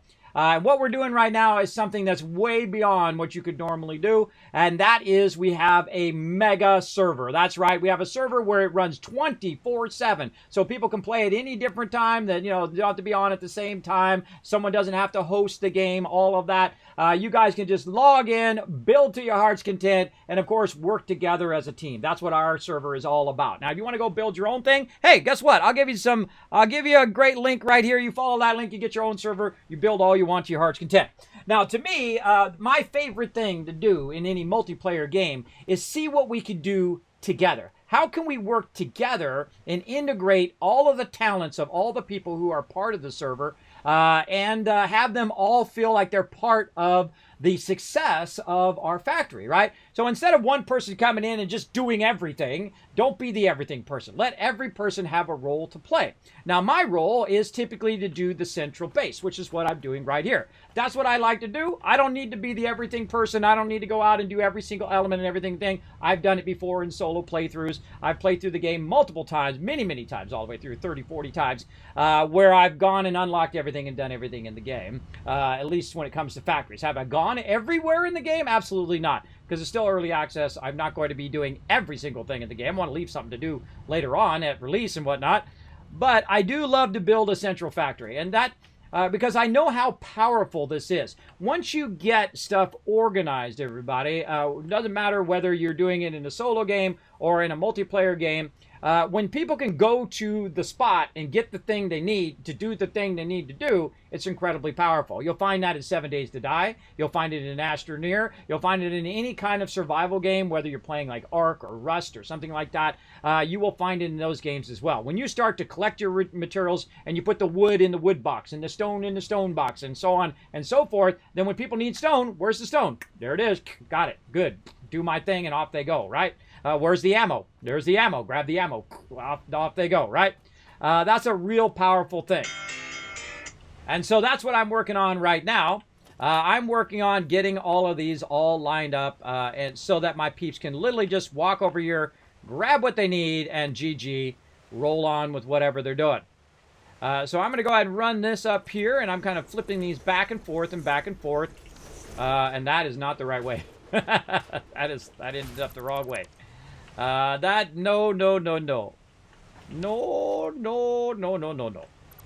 Let's get that the right way. Now, what we wanted to do is we want it to end up so it's facing this way. So that, oh, actually, I need to back this up just a little bit, too. We need to get it so it's ending up this way so that when people come over here looking for that particular resource, they'll have it. I thought it was this way, but let's try it this way. And then back, and then forward, and then, no, that would be wrong, too. Hold on. I thought I had it the right way before, but maybe I misclicky something before. All right, this way, then that way, then away from us, then toward us. Then tortoise. Then tortoise like the turtle. All right, that looks good to me. Oh, look, you see it put that one at the top backwards. See, the game is trying to troll me here. I thought it was doing it the right way. There we go. This way, and then that way. All right, game, don't be trolling me now. How do I know? Well, I can look right on the side here, and I can see these little symbols. This means out. This means in, and it should be alternating, right? So at the bottom, you should see the lines way down there, right there. There's the lines right there. You see the 3 lines? That's an input. This is an output, input, output. And because these are double stacked, you should be seeing 2 of them each time. And then that is correct right there. Now, I'm definitely going to have to take out my little thing here, and we'll have to fix that later on. But now we're just going to go ahead and go to town on this now. Here we go. We're going to go this way. Then we're going to tell it this way. And then, oh, if we had more things, let's go over here and get more stuff. Oh, where'd all those go? I didn't use all those up. They got to be laying around somewhere.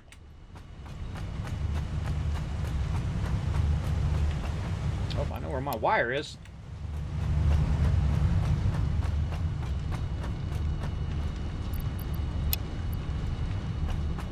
I thought I had a bunch of them, but yeah, I think I used them up. I think I used them up. Yeah, all these belts need to be redone and fed from the bottom so that it fills up all the boxes. So if you feel like doing that, go ahead, or I'll do it later on.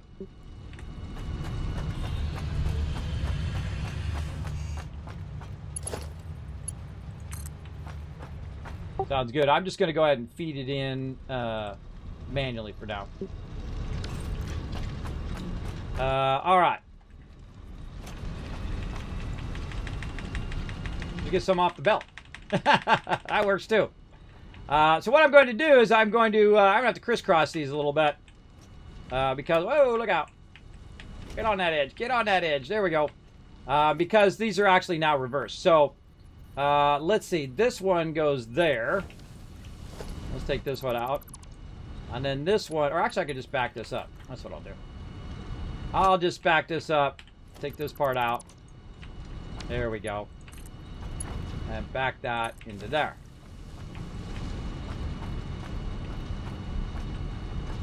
Okay, very nice. Oh, I got to do all the signs at the bottom, and I got lots to do, everybody. All right, there we go. Now we got that back up and running.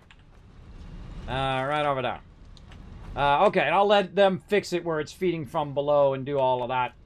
All right, we got those marked. We're trying to get all this stuff in and try to get it marked. Oh my gosh, this takes so much time. It takes a lot of time to get this done. But we'll get it. Now, this should go the other way. And then this should go top. All right, there we go. Now we're going to go to town here. And out of that again. So we'll probably want to wait for that for a bit. And this is all going to feed from this side. Yeah. The one at the bottom is the wrong way. That one is the incorrect direction.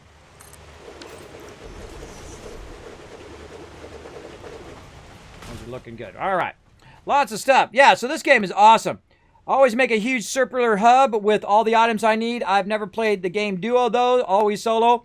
Yeah, this is actually probably the first kind of major time I've played multiplayer. I typically play solo as well.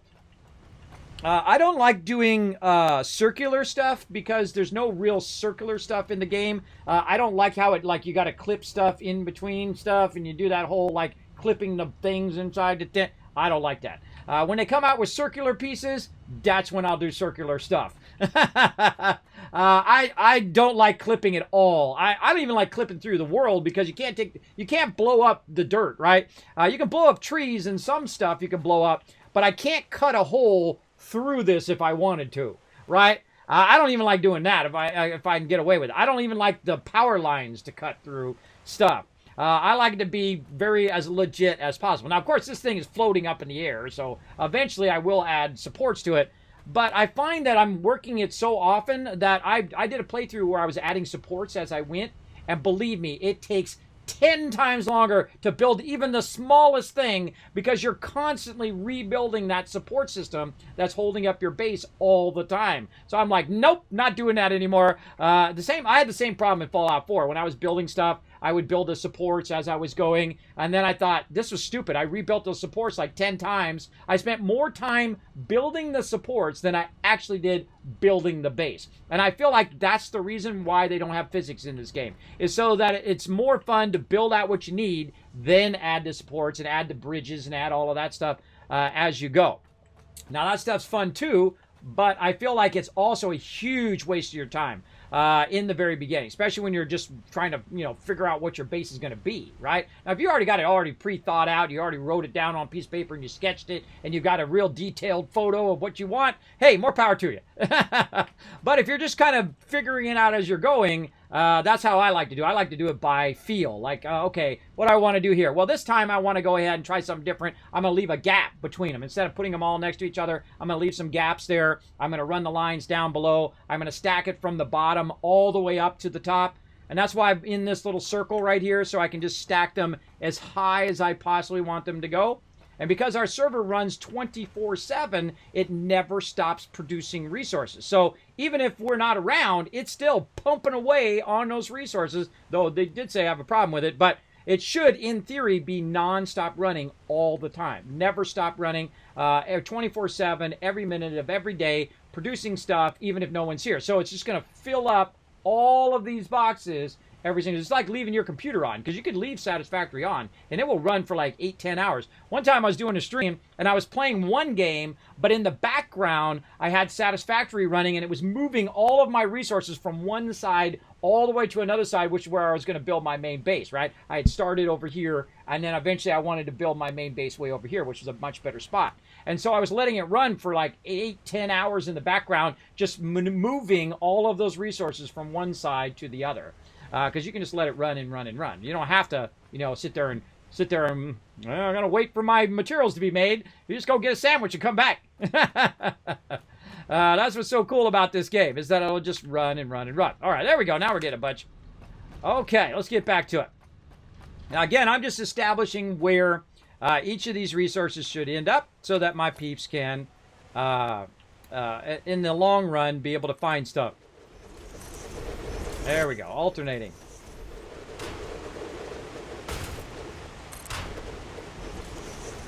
This one is this way.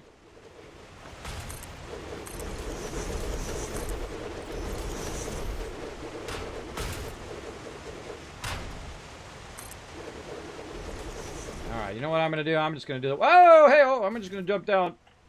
I didn't mean to jump down, but hey, that works too. Let's get serious now.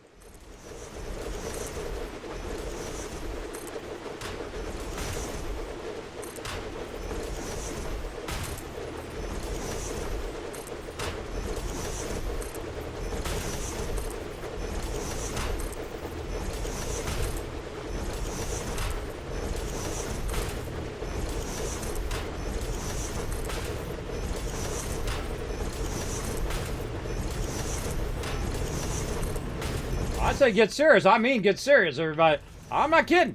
That might be too many. We might not have enough resources to fill all of these in the long run. But you know what? Let's leave the space for it. That's why when my peeps come back and say, Kismet, I got nowhere to put my resources, I will say that they do. Now, going this way is much better than going across or getting in the way of our actual transport. And again, I like to keep stuff up off the thing like you see there. Now, what I got to do is I got to also tie my stuff around the corner here. So I definitely want to offset this, maybe bring that through on a run line there and fix that as well. But for now, I'm just going to go ahead and do a little something like this. We'll move it over here in the corner real quick. And let's say something like this as well. Turn it that way. Let's go ahead and turn this so this is going back. Ah, right when I clicked it. That's when it moved.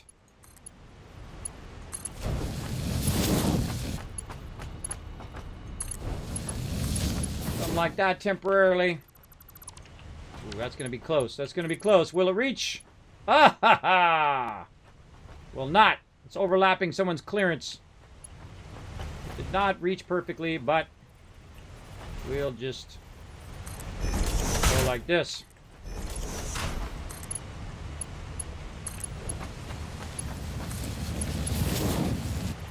Ah, out of stuff. I literally need 2 more. Always something. That's why I always have these ramps around. Now I really should be working on my hypertubes as well, but I can only work on one thing at a time, everybody. There's only so many things I can work on.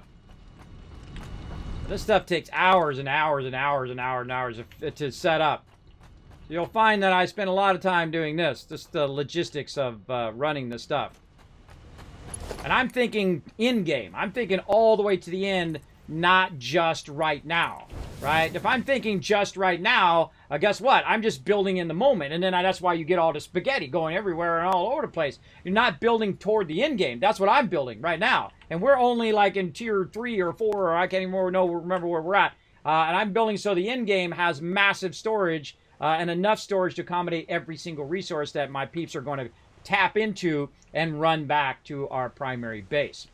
Now, later on, by the way, you're going to get all sorts of boosts, right? You're going to get the tier 3 extractors. You're going to be getting your overclocking. You're going to be getting your massive power, your oil power, and your nuclear power, where you can build insanely humongous bases. Now, this base is also built to expand. So right now I'm at this level because that's it's not as, you don't have to go all the way up to the sky every time you want to go to the hub. But I have this all at this level. For now, so that we can go ahead and tap into these resources and use these resources. Now, as I move up into the base, I will continue to stack these further and further and further up until you've got just, 50 boxes of stuff, or how many ever boxes, 10 boxes, 20 boxes, of whatever it is that you need. So you'll never really run out of that thing, because as long as the factory continues to run, it'll continue to fill up until it gets to a point where it backlogs all the way back to the original spot in which you were making that item, and then stop. And one of the cool things is, if you're really smart with your power management, you will make just enough that you need and then have that whole production line turn itself off. Like a great example is concrete, right? How many boxes of concrete do I need at any given time? I'd say about 5, with multiple people playing the game, because sometimes I grab a whole box of it and I just use the whole thing. Right? I mean, that's a lot. So if you have, say 1 box per person, you say I have 4 or 5 people on your server, you'd probably be good. But to be safe, maybe we might need 10 boxes, right? So 2 boxes per people. Oh, there he goes. He's up there somewhere. The Falcon guy. But yeah, so that's what we're working on. We're trying to get that going on. Mod with Sim, yes. But vanilla, I go squares. Yes, I do not use any mods because I do stream the game and I don't want anybody to have to do mods and all stuff. I love mods though. I do use mods mostly after I'm done playing with the game. Great example, Fallout 4. I'll tell you here in a second. Let me take a drink. And thank you, Ninja Kitten. Thank you, Ninja Kitten, for the follow as well. Appreciate that. Welcome, everybody. My name's Kismet. They call me the Wasteland Tycoon or the Gaming Tycoon. As you can see, we're having phenomenal time playing some Satisfactory. I am about 4 hours over my normal stream right now. That's how addicting that Satisfactory is. It's incredibly addicting. Uh-oh, look at this. Oh, no. Oh, no, I see an issue. Look at that issue right there, everybody. These are not aligned. That will have to be fixed. What should I do? Fix all of those or move these forward a little bit? I'm going to move those 2 forward a little bit. You just know it. All right, nice. Okay, and we got to wait a while for us to get way more steel beams because we do not have enough. That is for sure.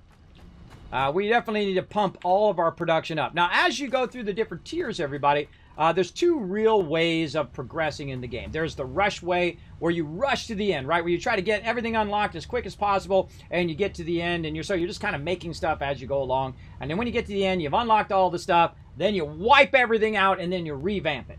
Now, the way that we're playing through here is we're building for expansion later on. And so as we're building and we're unlocking things through the game, I'm continuing leaving room to expand to add more resource storage.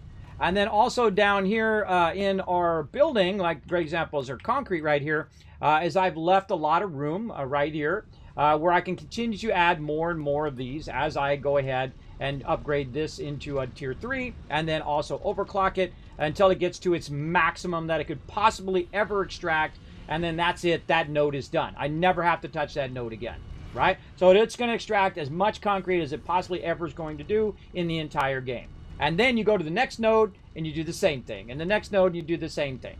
And I find that's a much easier way of doing it. It just comes at the cost of power. Now, of all the things that you want to overclock, I would say your extractors and your manufacturers. Now, you're like, Kismet, manufacturers, that's a lot of extra power. True, but you know what you don't have to do? Run a whole bunch more lines into another manufacturer, and then put another manufacturer in, and then run a whole bunch more lines into that, because that sucks. It takes a lot longer than just overclocking the heck out of that, going over there, adding a couple more coal plants or oil plants, and bam, you're done, bro. Much faster to add more power than it is to add tons and tons of more lines for doing manufacturing. Now, later on, of course, we'll do lots of manufacturing and all of that other stuff. My job is just to get this kind of squared away. Now, all the yellow that you see, those are the roads that I've already set up and said, do not build on that stuff. I'm telling myself that. Do not build on those yellow roads. And of course, I just did right there, temporarily anyway. And so those are my roads, and those always stay clear. So, you know, people can run back and forth. They can use the vehicles. They can use a small vehicle, large vehicle, whatever it is. They can go back and forth, do whatever they need to do, and bring all of the resources here. Now, the purple area is where construction is going on, or an area in which you don't add anything to. Like in this case, you can see I've got a couple boxes here. These boxes are currently being used for random loot right over here, and I love the signs, everybody. The signs, I'm so glad they finally added that. Now, I've played the game since it came out in early access, everybody, a long time ago. And in those days, no trains, no all this other stuff, hypertubes, no all of this amazing stuff. I mean, I could literally go on for hours of all the stuff that they've added to this game. It's massive. And it just keeps getting better. It was already an 11 out of 10. And then Update 4 came out. And then Update 5 came out. And probably there'll be an Update 6 coming out eventually too. I'm sure. I'm sure they're already thinking about what they want to add to it right now. And that's what's so great about this game, is that it is absolutely worth every single dime, even in early access. I played for hundreds of hours, and I spent about $50 on it. I can tell you a whole bunch of games that I have bought for $60, $70, collector's editions, that I have bought and got 30 hours out of it. You know what I'm talking about. You know those games. I'm sure you got a few as well that you've bought and you went, God, I just wasted my money on this stupid game, right? This game is not that game. This is the game where you're like, dang, there's a lot to do. Like, I've been playing this game right now for 7 hours doing just this, just managing these boxes. That's it. And I upgraded some of the extractors too. But that's really all I'm doing, is just organizing these boxes. I haven't even progressed anything. I haven't gone in and done the space elevator. I haven't gone in and unlocked stuff in the MAM. I haven't done any of that stuff. My crew's been doing that stuff. But I'm just doing the organization of the main base, which is pretty fun. Okay, so we got that going now. We definitely need to take this out because that's going to drive me crazy. That is going to drive me crazy that is not aligned. All right, let's get this back in here properly.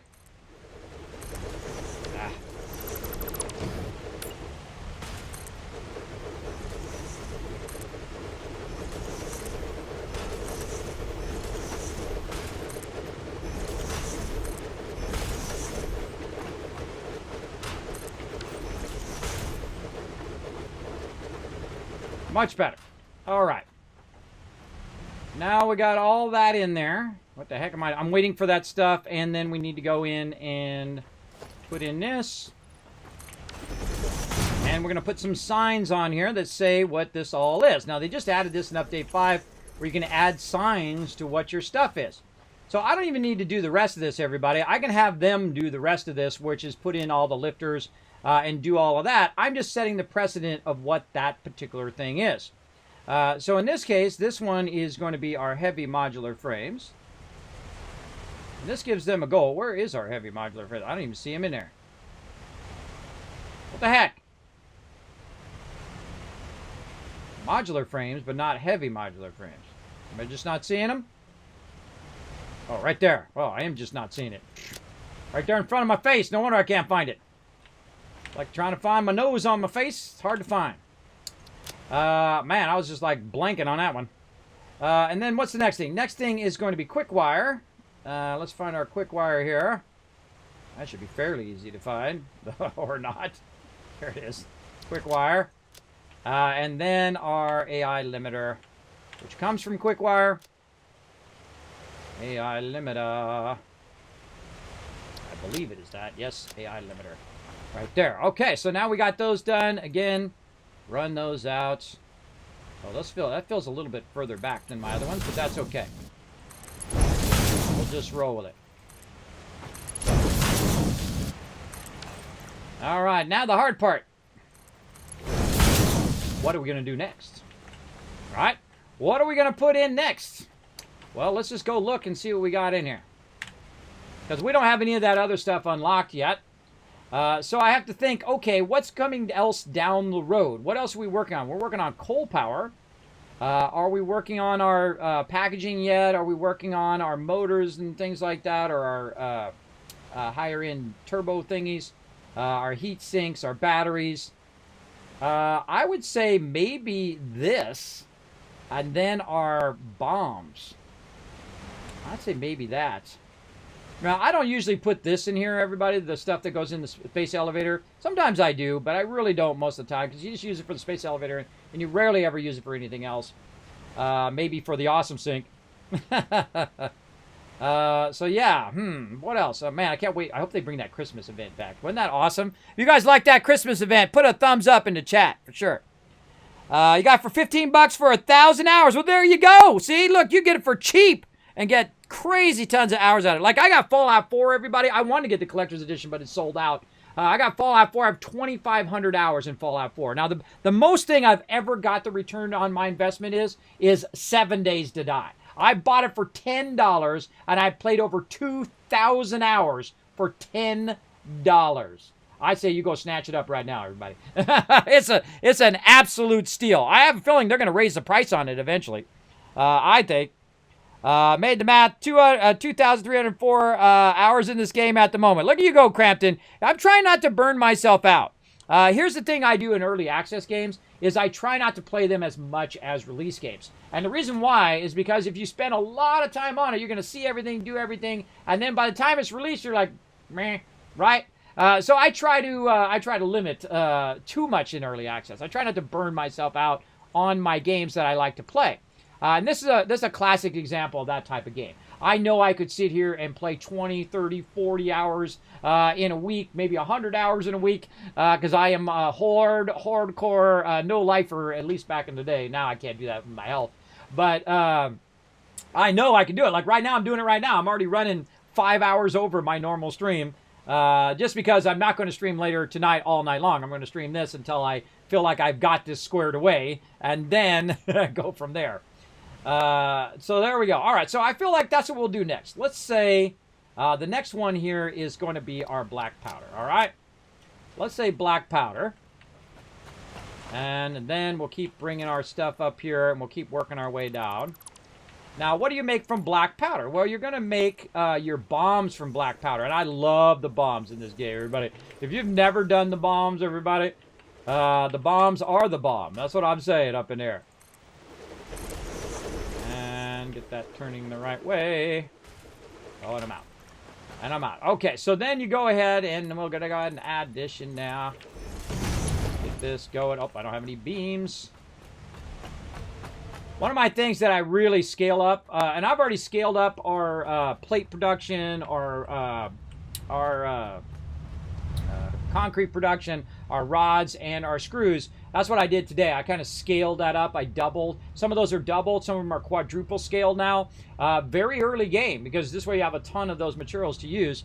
And then I'll do that as I go through. I'll double scale, triple scale, sometimes 10 times scale, especially at the end of the game. You'll 10 times scale up that stuff. Because what it does is very much like most survival games, is like you'll have 1,000 of something. And then that 1,000 it takes 1,000 of it, or to make 250 of it, right? And then now you made 250. And then from 250, you go down to, say, 100. And then that 100 goes down to 25, and then the 25 goes down to 5. And then you're trying to make that one last thing, and you've only got 5 of the thing, right? So it has that diminishing thing that does happen as you go through the different tiers of the game. So you got to scale up even your starter stuff as you go along. And that's what we're doing on here, leaving lots of room to scale up in each and every part of the factory. Each and every element can very easily take over there, add some more constructors, add some more stuff to it, boost the amount that's being extracted from that extractor, or go find another one and build another one, and so on, and keep boosting that until you get to a point where you are just overwhelmed with that amount of resources. and then it will help you when you get to the high end, right? So when you get to the high end and then realize, oh God,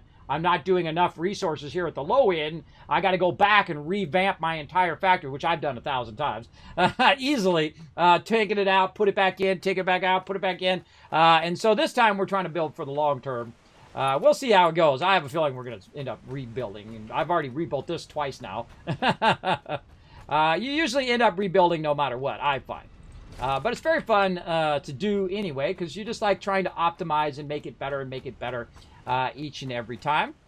And that's what I try to do. I try to learn from previous, but I try not to build the exact same thing again.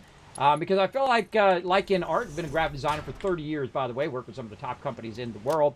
I've been very, very lucky in my career. I have 100% achievement in real life, everybody. I've done every type of design that you can do. I've been very, very lucky in that.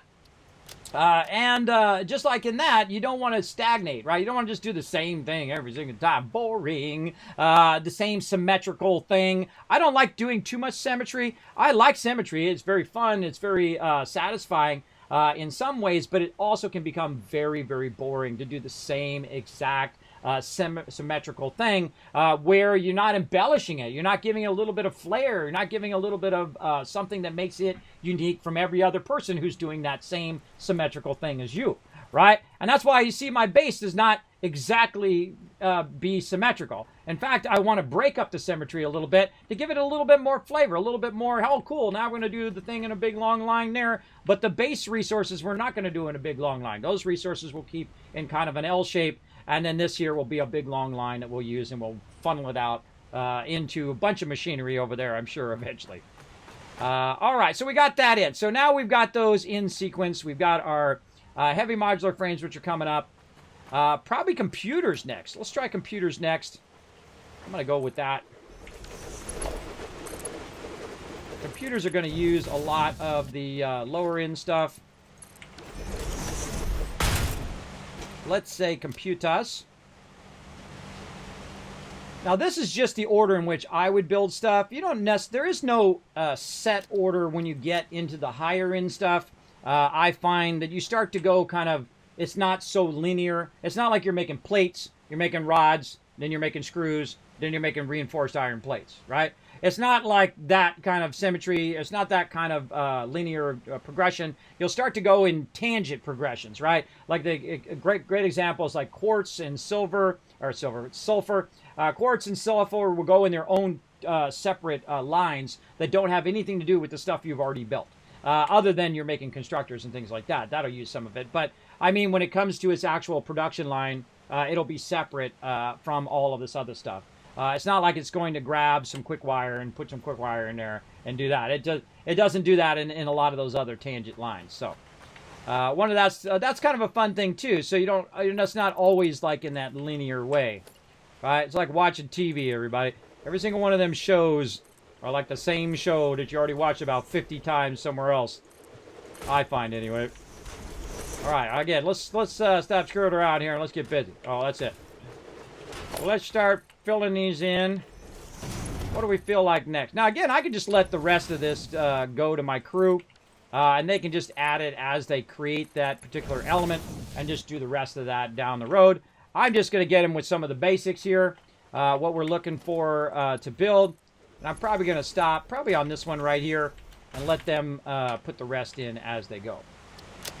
So let's see. What will we do next in this line? Probably some quartz. So let's say quartz, because he's already working on quartz over there. Now we don't need raw quartz, but we can do quartz here. Eventually we need aluminum.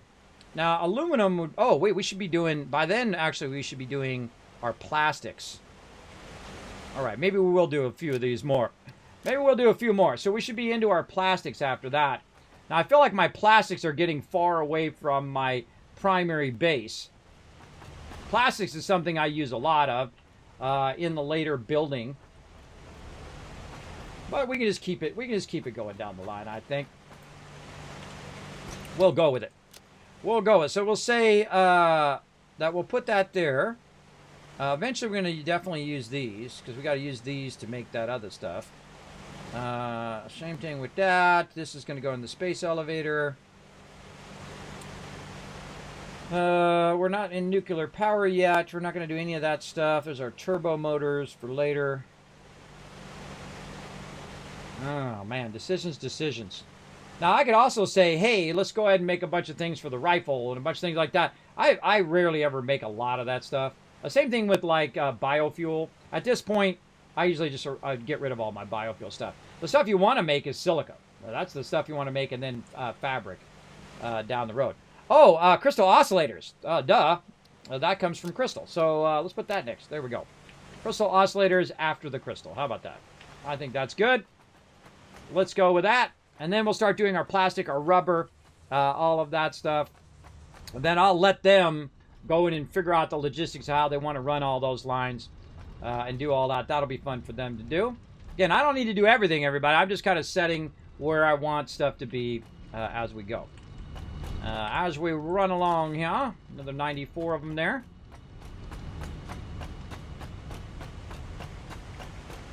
Because you don't need that much plastic, I guess. You know, sometimes you do when you're building a lot of stuff out there, especially all the oil factories and things like that you might build. But let's say this is going to be...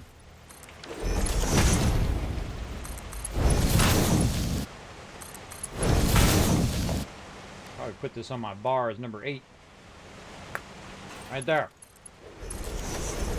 And then let's go plastic here. Because we already have the... now, normally I'd go plastic first. Plastic rubber first. Before quartz. But we already got our quartz going. So we'll put it after. And so this will be this. And this will be rubber.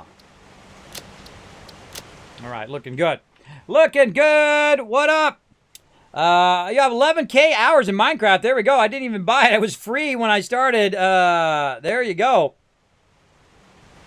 Best investment ever? Exactly. There you go. Like I have in the Fallout series, I have tens of thousands of hours. You gotta think I've been gaming longer than anybody. I'm the OG, the original gamer. You know, my first gaming console was the first gaming console. That's right. In the early 70s, the Magnavox Odyssey. That's right. You probably never even heard of that, did you? The Commodores, the Apples, the Windows, of course, all of the Ataris and Amigas and all of that stuff. And all the way through to supercomputers and gigantic million-dollar computers, everybody, that do pre-press and printing and all of that. I've been so incredibly lucky in my lifetime to have that kind of along with me as I've been going along, both in technology and gaming and whatnot. I am the OG, the original gamer from back in the 70s. And I played all the gaming consoles. Did you know that I used to let my employees play games after work at my business? That's right, I sure did.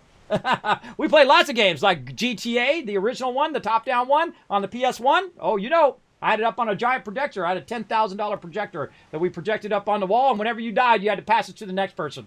It was awesome. Way back in the day.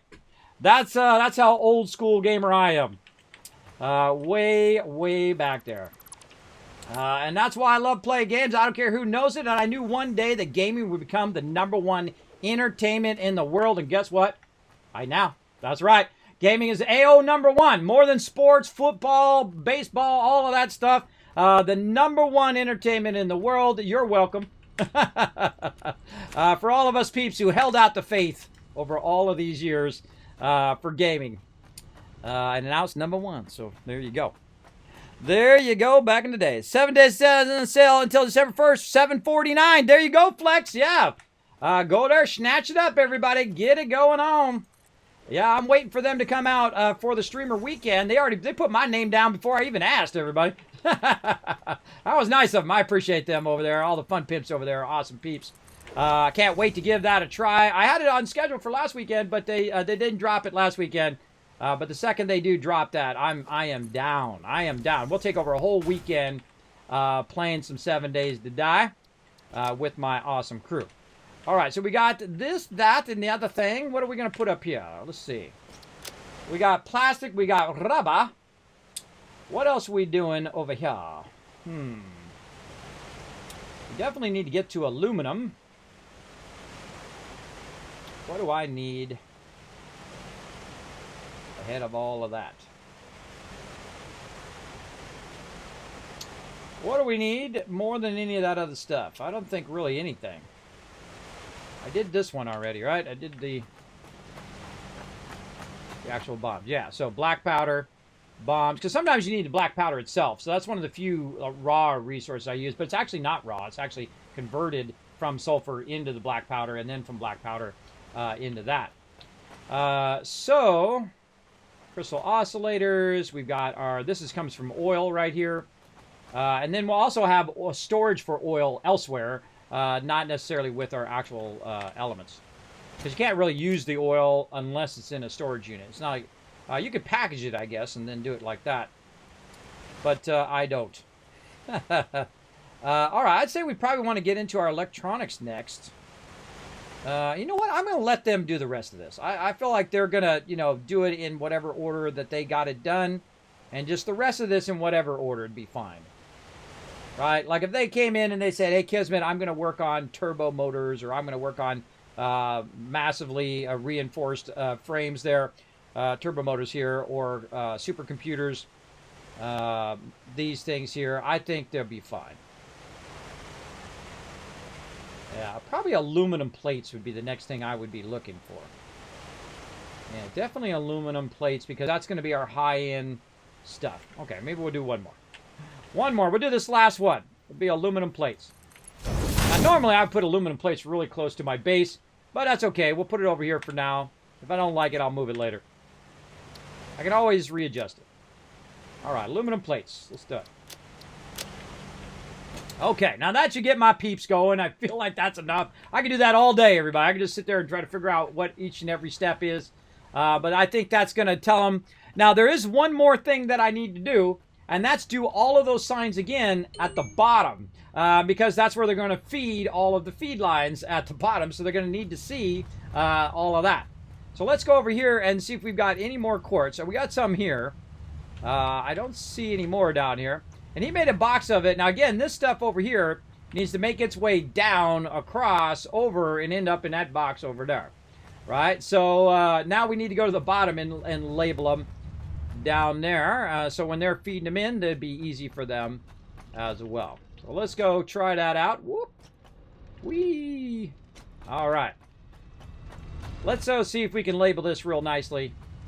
Over here. Oh, yes. Oh, my gosh. I got that, like, perfect. Wow, that was... I didn't even try to do that, everybody. I didn't even know that was going to be so beautifully perfect like that. That is awesome. Okay. And then we'll run over here. Got this first one. There we go. And just relabel them again. This one. And again, I just got to do it by memory now, because I can't remember what's up there. But I know in how the order in which I would normally put them. So... that's what makes that convenient. And then these are all, these four are together, so I know that these are going to be in this particular order. Now, they don't need to do anything with these, because I've already got them already fed in there, like that. Now, eventually, we're going to want to feed this stuff in by trains as well. And when we do bring in our train level, we'll also probably create a storage for those as well, for those other ones, and have them channel into the top box at the top, because you can channel this stuff in from the bottom and bring your trains in and have your trains run on the top level and have it just go right into the box there, and then any excess would go out into the awesome sink. Okay, now the next one we're going to do, of course, in order in which we would normally make it, we would make our cable there, and then our cable becomes wire right over here. And then also along with that copper theme we got going there would be our copper sheets. Now over here, we're going to go ahead, and the next thing we would be doing is our plates. And then we would be doing, what are we doing over here? This would be this. The reinforced iron plates, cased industrial beams. And these are our steel beams and our steel pipes. Now, if I can remember it, everybody, you know that it's a good organization system. Because I have a real bad memory. I mean, a real bad one, because I have sleep apnea, a constant sleep apnea for sure. There you go. You grew up on DCQ and Dome on Windows 98? Well, there you go. I used Windows 3.1 back in the day. Yeah, when it first came out. When they ripped off Apple and Xerox. They sure did. They ripped them off good and made millions doing it. Absolutely. All right, so this stuff's all in order as well, too. See, this is heavy modular. This is modular frame, rotors, stators, and then motors. Those are all made together in a sequence. At least the last three. Yeah, way back in the day, man. You can't invent it yourself. Steal it from somebody else, apparently. That's how it works in Microsoft. That's how it got started, everybody. Don't let no one tell you different. That is the real truth. But it doesn't matter to me. You know, cheaper for everybody. Oh, well. Doesn't make me any money. They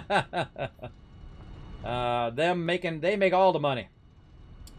Let's see. What am I doing? This is... God, I forgot what it was already. Oh, there it is. Modular frame. I was trying to remember if it was... what sequence it was. All right. Modular frames. And then this one is our rotors. And then stators. And I got to get more stuff, too. And then this would be stators. Where are you hiding, stators? There you are. And then I don't have enough for that sign, so I have to find out where he put that. Where did he put that other stuff? So I know a lot of my peeps are going to be on during the holiday, so that's why I'm spending so much time getting it squared away, everybody. And so they're not waiting for me. I hate it when peeps have to wait for me while I'm trying to get stuff organized. Speaking of, I can take all this stuff out now. Get some of this, get some of these lines back.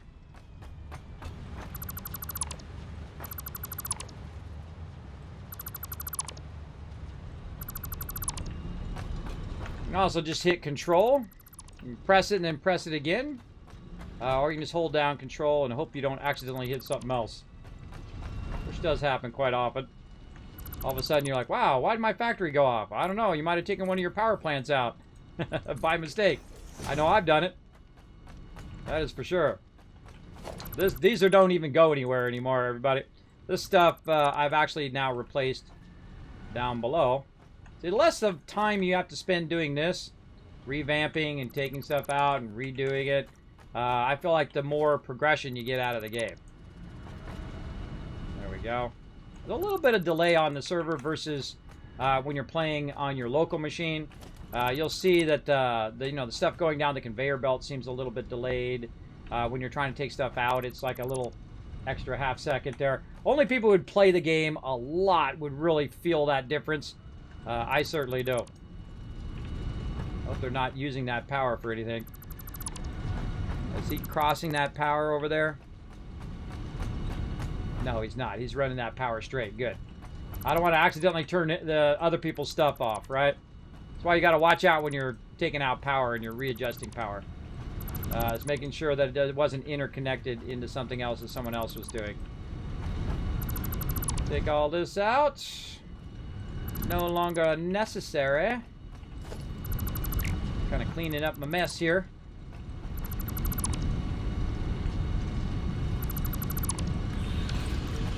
Okay, that's all GG.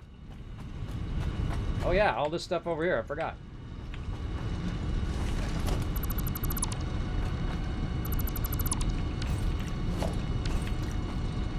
Okay. This is useless. Right there. Let's hope that that was not connected to something that's running out here somewhere. Let's hope.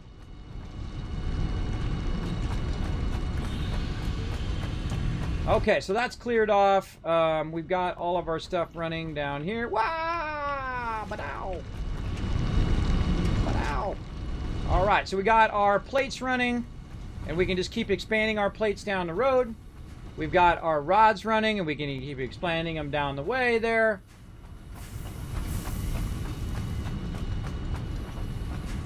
What was that?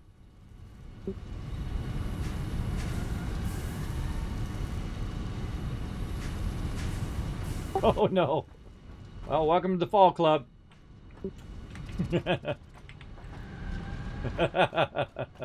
We all are. If you played this game at least for an hour, you're part of the fall club. Everybody, fall into your doom. Oh, look at him. He's doing vertical stacking. Gotta love that vertical stacking.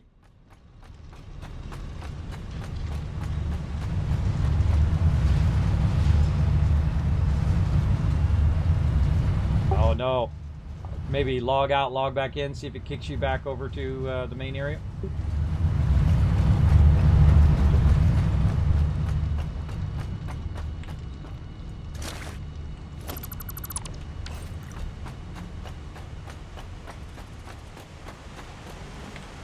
Well, at least it meant.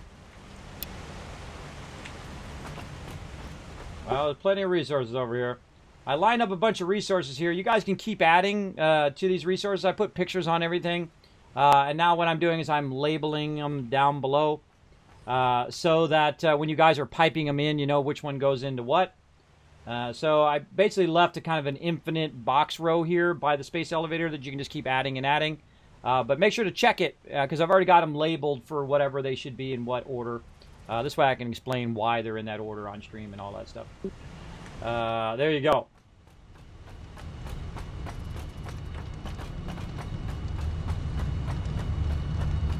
Awesome. Now I gotta find out where he was doing that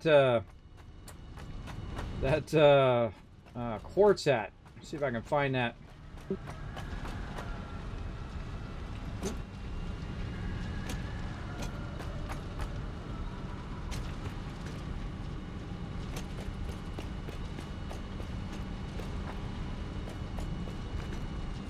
Yeah, I didn't even notice it was there until I just was running down the way. I remember there was some to the south.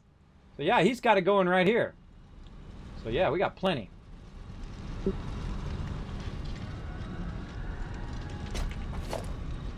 Awesome. Well, I feel like you never have too much quartz. Cause you know how later on in the game you just need a massive amount of it because of the other things that you need. I can't remember the name of it. It's right out of my head. Oscillators. That's what it is. Those oscillators I was just talking about that we need later on. I'm going to do this. This could have been filling up this box the whole time, everybody. I could have had a bazillion tons of this in here right now. Now I got to wait for it to come down the line, but I'm not going to.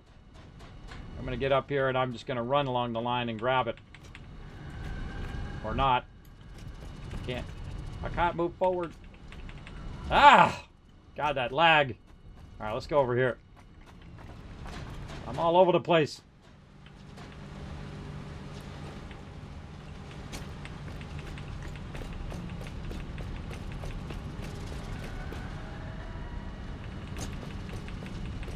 Let's go and backtrack it.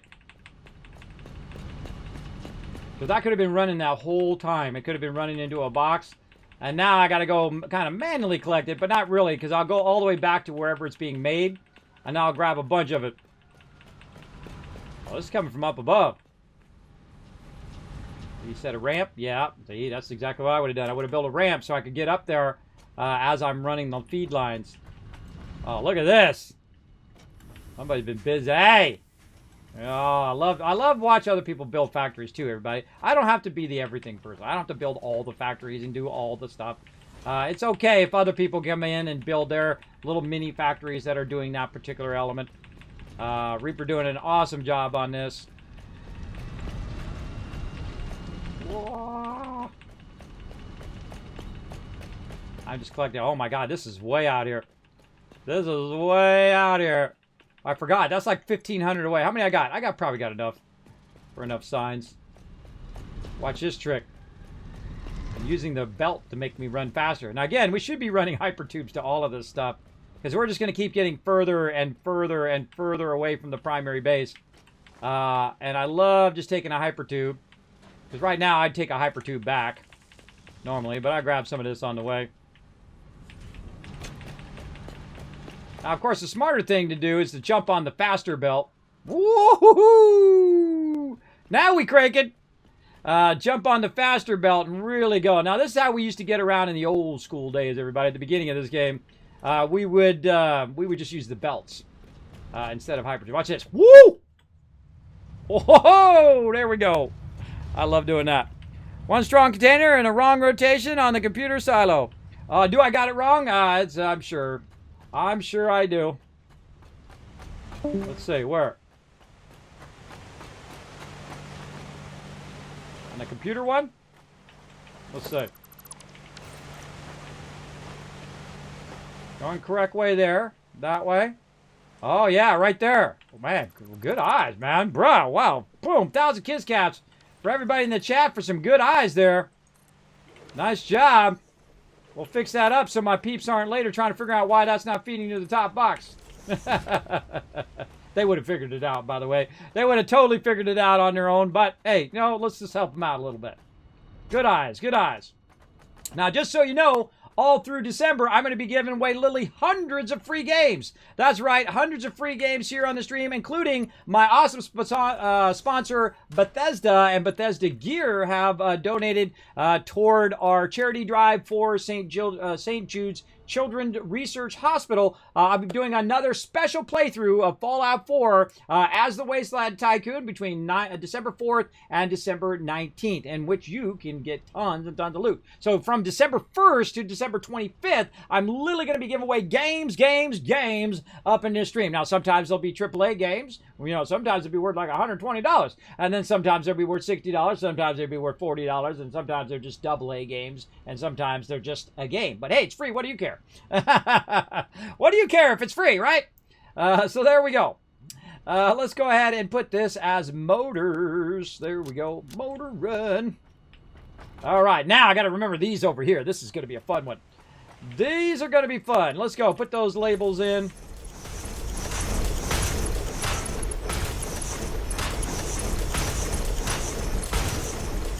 Motor run. I got that song in my head. That'll teach me. All right, now here's a little trick too, everybody. Just go like this. Like that. And then I can just cheat and look at the sign up there.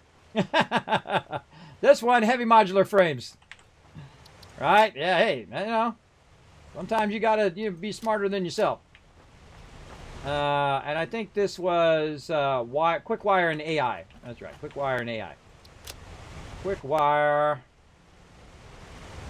Right there. AI limiters.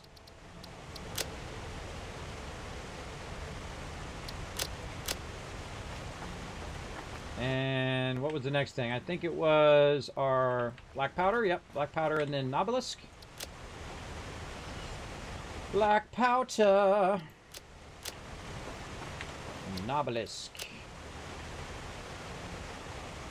I'm going to be using a bunch of those when we eventually get out of the base. I have not left this little area, everybody. This is as far as I've been in this playthrough. Now, I've been all over the place before. But in this playthrough, this is as far as I've been.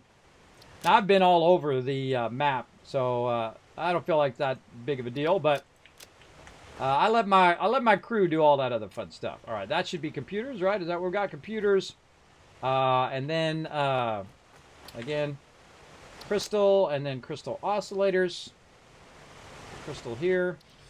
Because crystal you use for signs, so you want that to be separate. And then crystal oscillator you use for a bunch of other stuff as well. There we go. Crystal oscillator, and then plastic, rubber, and then aluminum. Plastic. Rubber.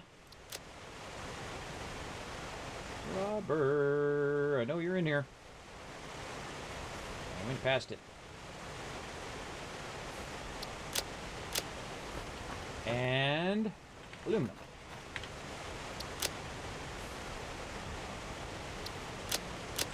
There we go. There you go. And as you add more things than what I've added, just go ahead and put a sign on there, and put a sign on there, and then put a sign at the top and in the bottom so everybody know what it is, and GG. All right.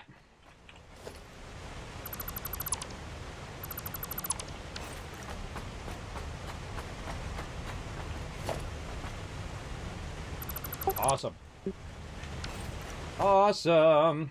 Okay, so now that's what I'm going to leave for everybody else to do, everybody. This is my goal today, was to get to a point where people could just do what I did right here. See right here? What I did is I went in and I made these 4 resources.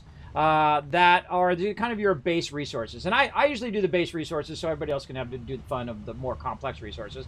And so I've got my concrete running into the first one. I've got my plates running in there. I got my rods and I got my screws, right? And then they run all the way up these boxes, and they'll continue to run even if I'm not on, right? If other people are on and they're in here doing their thing. Now, I'm also going to check the server to make sure that it is running even when I'm offline and when everybody's offline. It should have already done that, but if it hasn't done that, I'm going to check the settings before I go. But now it's just like let them loose, right? Let them loose to do their thing. They got the gist of how I want to have the base. I've got it all marked out. Hey, look, this is where this is going to go. This is where our awesome shop is. This is where our MAM is going to be.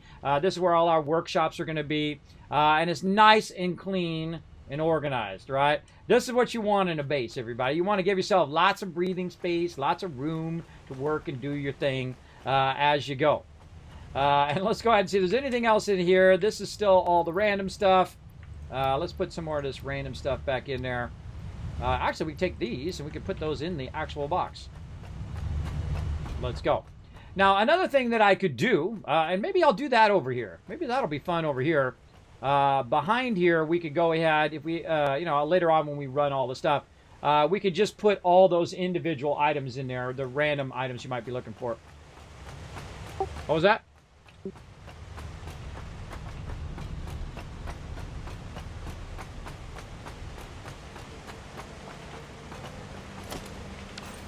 Wow, I was just talking about that. That's why they call me Kismet. Listen on the stream 10 seconds from now. Yeah, we could do it later. We don't really need to do it right now. I just leave it as it is because, you know, that's low priority stuff. That's funny. That's why they call me Kismet, everybody. Look, case in point, right? Case in point right there. Now, one of the cool things is once the stuff gets fed into that thing, it's automatically going to come out the back here and get running. You know what? I should probably connect the backs of these. I should probably get the rest of these connected. Oh, this is down too low. What the heck? What did I do there? Too low.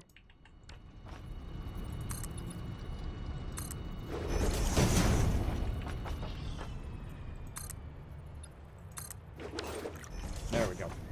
I should probably connect all of these before I leave. Because this way, all they have to do is just pipe it in there, and then it's connected. Let's do that. Always one more thing to do, everybody. One more. And then all of a sudden, it's 50 hours later. In my case, 8 hours later.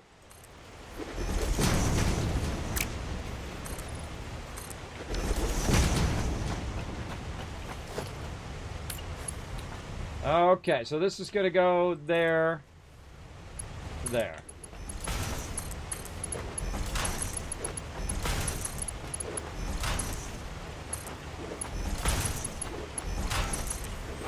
I'll do the ones that I ran up, and then they can do the rest of them.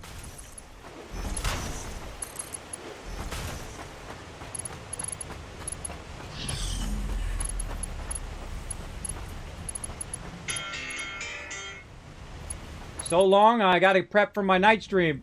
Though I'm not going to be doing a night stream. Ah, why you do that? Why you do that?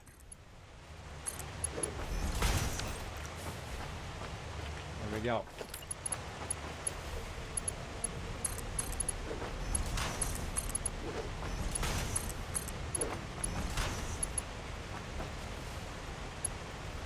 Oh, out again. We really need to upgrade our steel production. I highly suggest to double up our steel production. I'm running out of these things like crazy.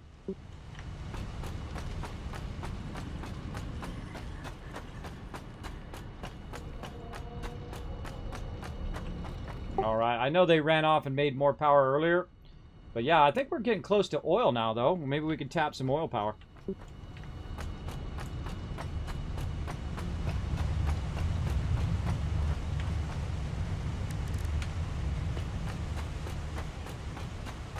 Yeah, let me see what we got running over here. All right, let's run over here and check it out. Well, somebody's got a hypertube going. There we go. I went down there and cleaned that up a little bit. Got that going nice. Well, let's see. What are we on? Oh, well, we got our smart plating going. We just need to get our other stuff here. Modular frames. Yeah, it looks like we got to work on modular frames and stators. And it looks like we already have rotors and we already have plates. So we have all that already, but definitely our modular frames. Gotta go get another node and tap that if it hasn't already been done. Oh, you know what? Something I just thought of? A way to know what's been done so far? I just thought of a great idea. The way to know what's been done already is we have a whole area where we have hypertubes, and under those hypertubes it has a picture of what that particular place is doing. And so you could just very easily reference of what already has been done and then go on and do the next thing. Or we could have like a board that says this is what we have done already, like a to-do board or whatever, or you know, like a whiteboard that says we've already got these elements done. What elements do we need? I like that idea. I like that idea.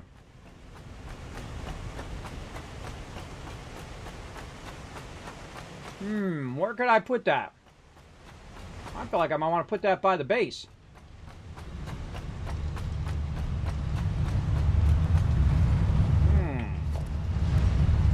You could do that with signs. The smallest sign you can make.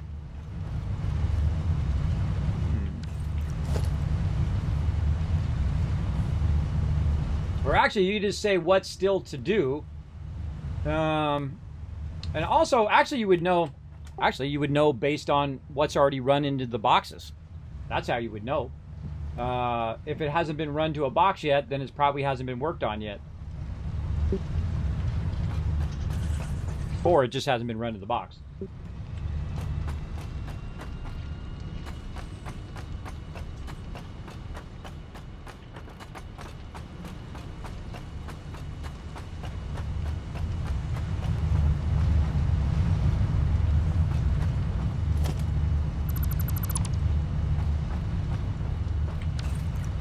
Yeah, you know what? I'm going to build a board right here and see what I can do.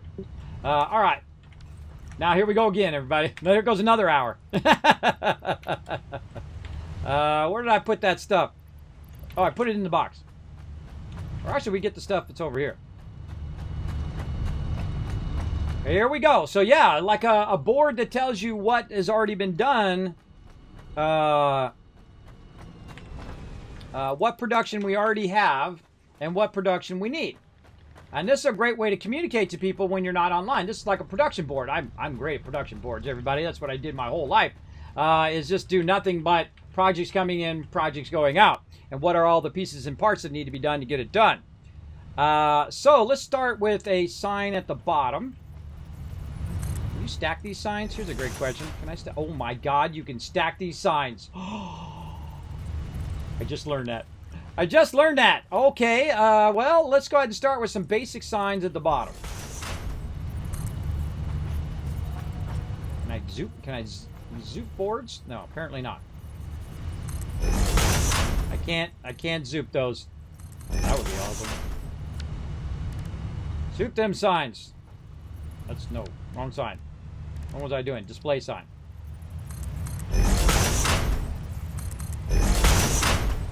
Shenanigans. Okay, so that means you could stack signs on signs on signs. That's so cool. Okay, rule number 1. Let's start with this. Select image. Do I really need an image? How can I just get rid of the image? No image. Select image. Buildings. Let's just use fix it there. Let's see. Do not remove other people's stuff. Is that gonna fit on that sign? There we go. All right, let's do some basic rules first. Do not remove other people's stuff. Let's see.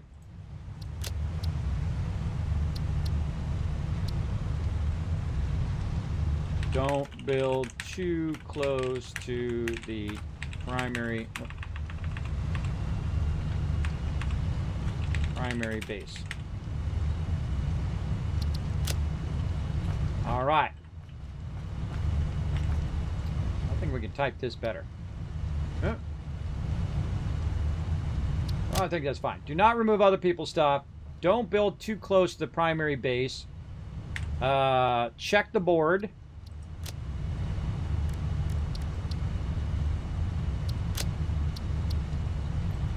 Check board for what needs to be built.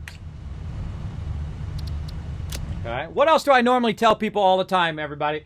I can't remember any of them now. Now that I actually have a sign that I can put it in there. This is the first thing I should have put in. The second I got signs, I should have put this in. There we go. So what we're trying to do is we're trying to make it where we can communicate to each other even when we're not online. Kind of like a message board. Danny Thomas? I can't remember who that is. I don't know. All right. Well, hey, you have a great night.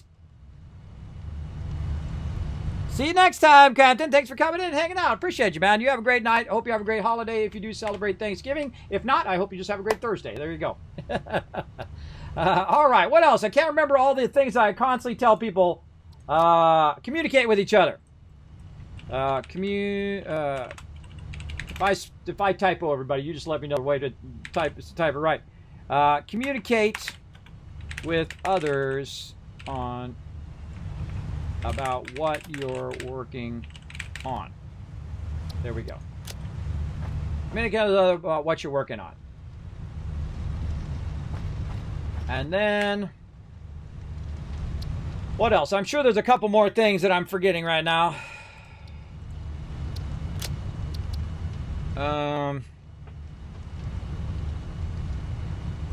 I'll just do something simple. Do not, the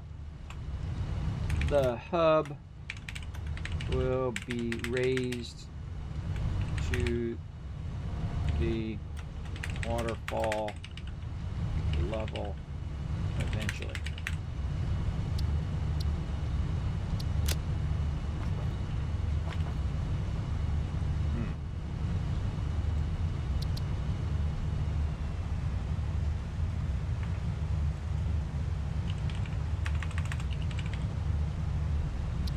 That? Nope.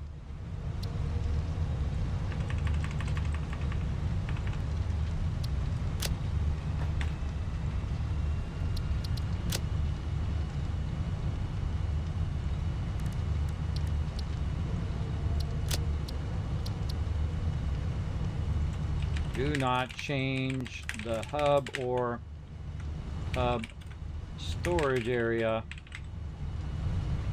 Exclamation points. Do not change the hub or the hub storage area.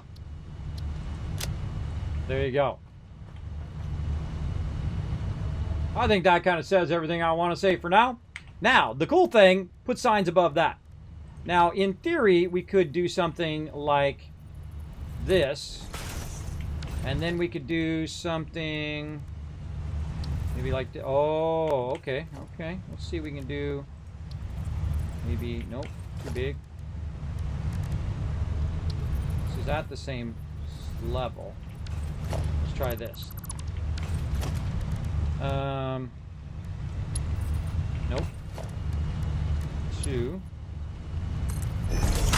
Oh, I got an idea. Need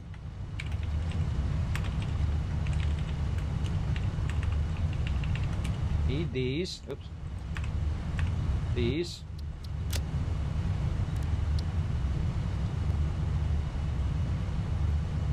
Oh, I wish they were pointing the opposite direction. That would be perfect. Big love. Let's do the love one. Need these. Okay. And then have these.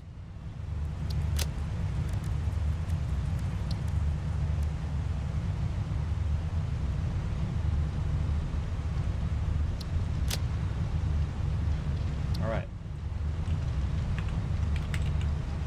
Factories built.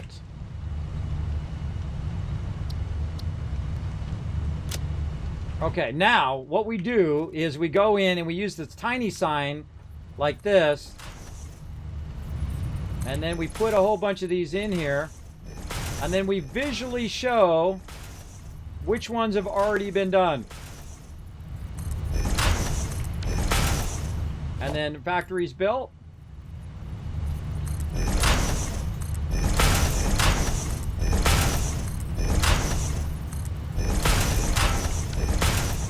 Oh, what an awesome idea.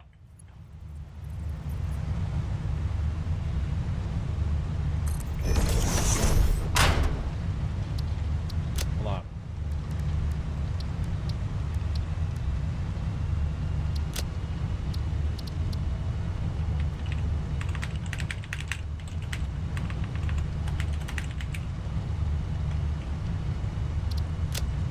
That's so cool.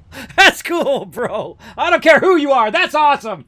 Yeah, I like that. Okay, let's go, man. Let's go. Okay, so we got that done. We got this done. We got, hold on. We have our concrete done. Let's save that. We have our plates done. We have our thing. That's cool, man. I like that. I like that. What a great idea. See, signs are so amazing in the way that they work. And this is the way graphic design works, too, everybody. It's so perfect in the way that it communicates everything that it's doing. So then we got this one, which is going to be screws. So these ones are done. Oh wait, factories built. Factory resources run. Resources run. That's a better way of saying that. Resources run. Need these. And then let's put a space in there and a return. Resources run. Need these. And let's make this the same.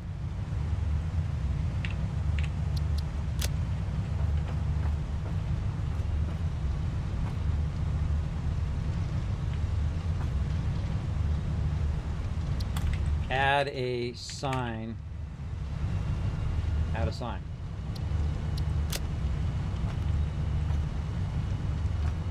All right. So, what's a better way to put these? Factories. Factory. Well, resource needed. I think resource needed. Let's just cancel. Resources needed. I think just need is enough. Need that. Okay. Add a sign. So when they add and they connect all that stuff, then they'll add a sign to it. And then the ones that we need are the ones here, like modular frames. So they could. What's a way to do that where they don't have to add it to the resources run to box? What do you guys think in the chat? Because the whole purpose of this is to say that this has been done, right? That's been run. And so I don't even need to go look at the box. I can just go ahead and look at this sign, and this sign will say this has been done. Right?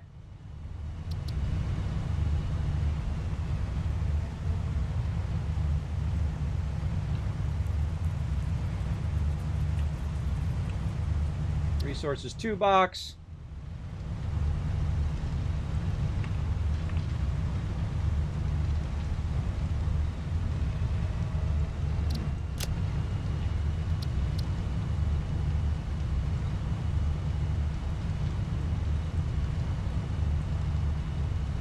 Run to box. Run to box.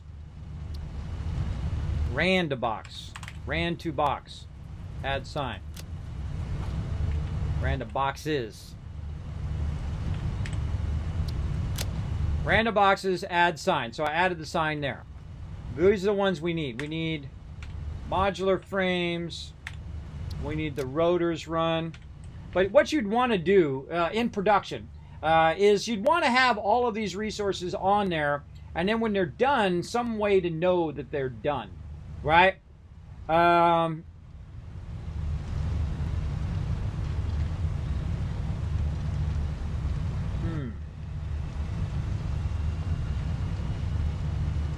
kind of feel like I should put the random boxes on the bottom, and then the need ones you can add to the top, and then as you finish the bottom ones, you can fill those in.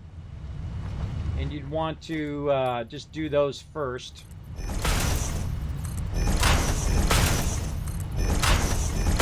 And then the second row eventually would become the same thing as what's already been run.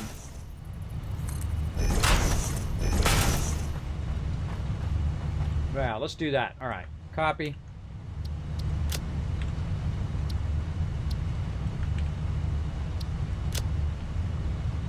Then we'll switch the symbol.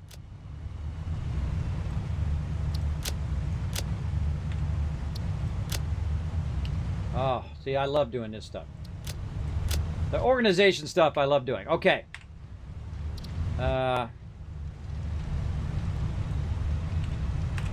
Need 2 boxes.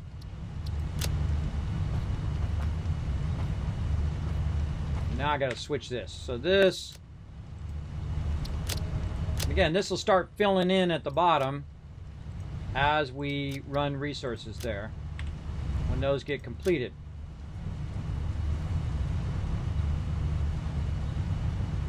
Oh, I could just do an arrow. I can just put an arrow for need or complete at the top.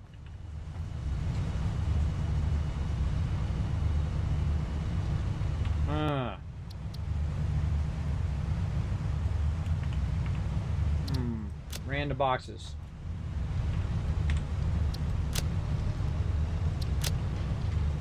Did everyone, it would have to be something where people walk in and I don't have to say anything and they already understand what's going on.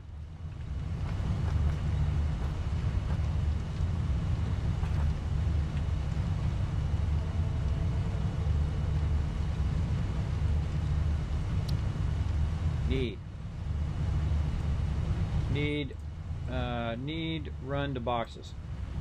Needed run to boxes.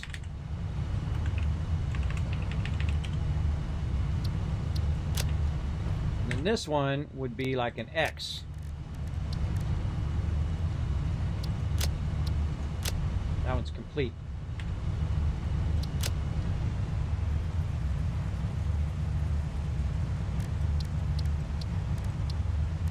What other symbol we've got? Oh, like a check mark.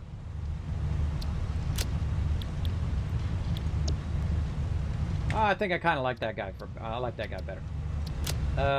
So, select image, other, this guy. Done. Yeah, now we're talking.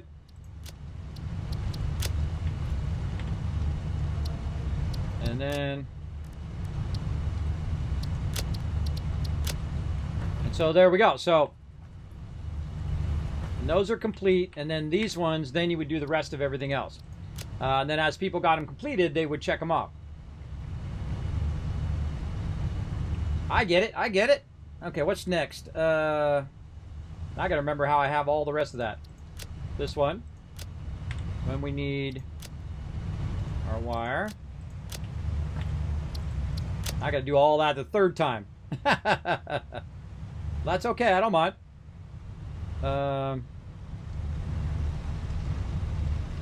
So, this, and then copper wire, or copper sheets. It's after copper sheets. Heavy modular frames.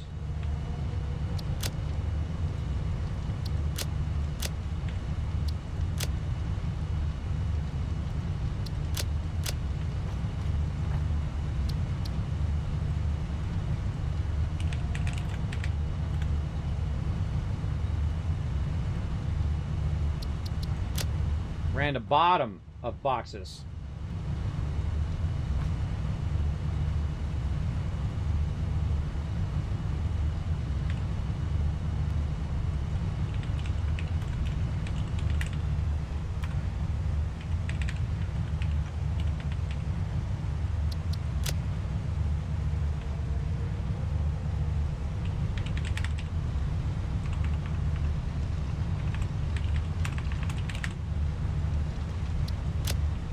Check equals done.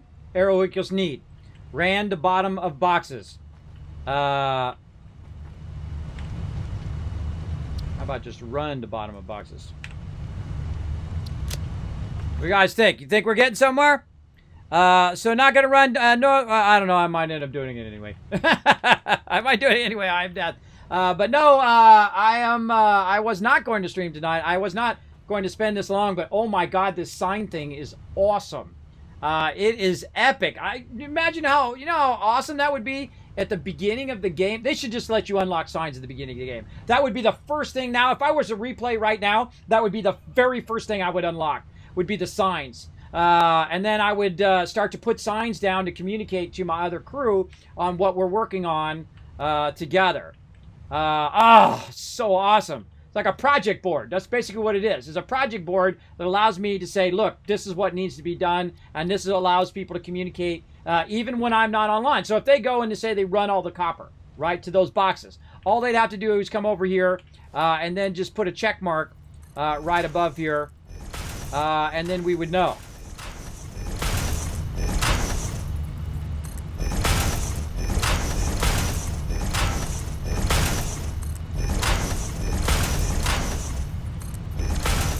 Oh, this became like 1,000 times more fun, everybody. It just literally went up to a whole nother level just now.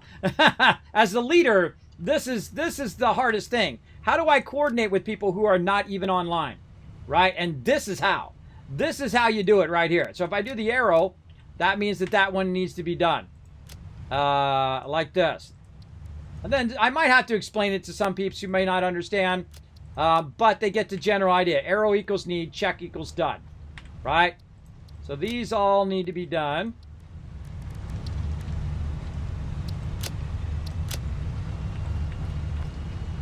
Then as they get them done, they can come over here and they can check them off. That's too cool.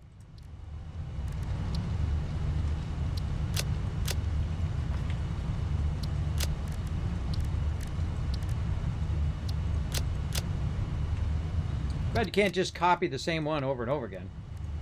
That'd be nice. Oh, copy settings right there. Duh.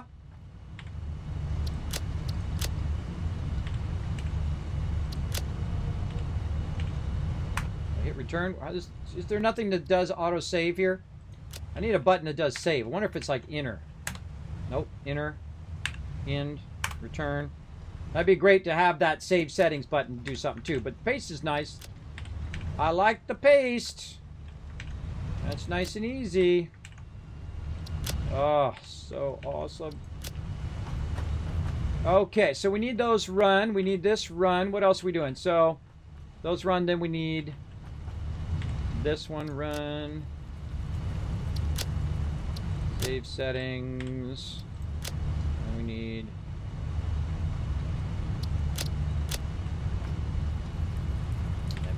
frames.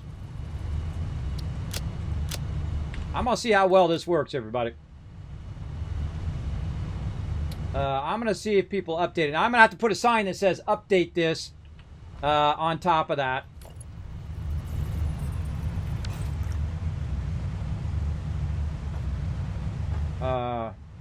Maybe over here.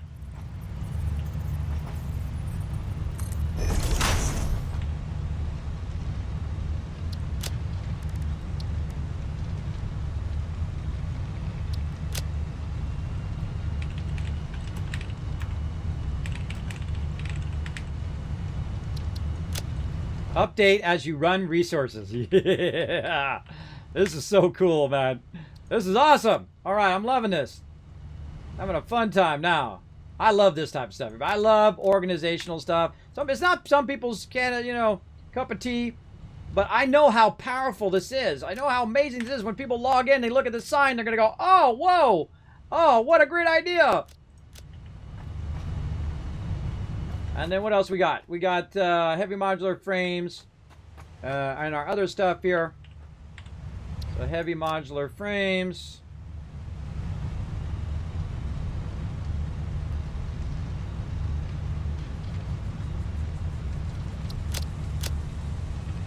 And then we'll just do these 4 and see how everybody does. Let's see. Quick wire, AI limiters, black powder, and novelist.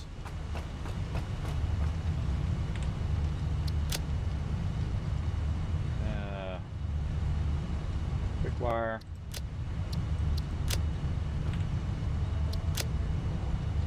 Now, see, different people can work on different parts and mark off the different parts that they're working on, right? It's basically splits up all the work and it has one central spot in which they can say, that's done, right? So then they can have that, that very thing that I talk about all the time, everybody, is where they feel like they've contributed to that particular thing. And that's just awesome. That's just an awesome tool for me to use to communicate to my crew. Very, very fun. All right, we'll do that. And then, what are novels in there? Now, obviously, you'd want another row to have more done. And what I would do is I would change this row, and I'd say run the bottom of boxes round 2, and then I would change this to a whole bunch of stuff, and I would move all the check marks and everything up above, right? Because you would know that this part, you'd say done, right? This row is done. And then you know that whole row has already been run. And then you would do the next row, and so on. So first we need to get all of those run first, and then we'll go from there. Update as you run resource. All right, work together as a team. Do not remove other people's stuff. Do not build too close to the primary base. Check the board for what needs to be built. Communicate with others about what you're working on. Hub will be moved. Work together as a team. I'd like to say, you know, on voice or chat, hub will be moved to the waterfall level. Do not change the hub or the hub storage area. There we go. Whew! I logged away from the hub near that lake. There's a foundation that says LOC sleeping spot. Yeah, I think that was Reaper. I think that was probably Reaper that came and got you. Or did you make that sign yourself? 8 rotors and reinforced plates already being run to the base. They are not LOC, because look what I did. I redid all of the storage, and all of them need to be run to the bottom, right? And the reason why I did that, and as you'll see, I've already set the precedent on the first one, and we're going to run all the lines at the bottom, so we don't have them all up here, running around up here looking ugly. So what I did is I put a run line, and I made a run line space in between each of the boxes. So as you can see, I've run these resources, all 4 of these resources, from right here. We got our plates, we got our rods, we've got our screws, and of course the concrete's running in there as well. And I've got them all circling back into the center area and circling in here. So we're not going to build any stuff in down below the base. These are just going to be run lines. So you run that into that particular one. Now I've got them all labeled. So if you want to come in and work on the copper, you run the copper, pow, right there. And I've even got, you know, a little example of, you know, running that up high so we can run underneath it and whatnot. You know, I haven't done it all the way around, but, you know, you can go over here and work it all. Actually, be on this side. These are the inputs here. But you get the idea. I went and labeled a bunch of these. I labeled these over here. These all need to be run into there. Oh, wait, these are actually labeled on the wrong side. Oh, hold on. Oh, I just thought of that. All right, cool. Let's fix that. Let's label these on the right side where the input is, not the output. Over here. All right, more for me to do. But yeah, so these are not run anymore, because if they're run up there, then they're run wrong now. They got to be run to the bottom, run in here in this kind of formation like this. And I've left some space here, so if you want to run them behind, you want to run that copper from over there, run it behind here, and snake it through here, and then have it end up kind of like mine over there, which is going right into those 3. Then it would fill up all those boxes and work its way to the top. Same thing over here. You run all of these in here, and I know that O is going to go ahead and work on this stuff later on. He's going to run that in there. He knows what to do over there. So let's go ahead and get this back to where I had it. This is going to be... what is this first thing? Derp. I forgot already. I forgot what it is. Take it out of here. Oh, nope. Not there. It's on the other side.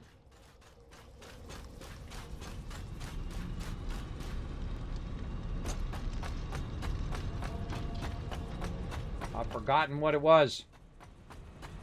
I just need the first thing to jog my memory. I've been going at this for like almost Or more than 8 hours now.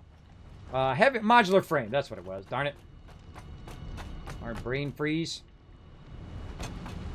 Modular frame. I remembered it over there, too. You know what I mean? I remembered it even without looking at the thing.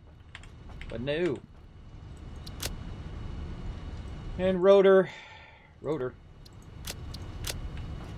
This is stator.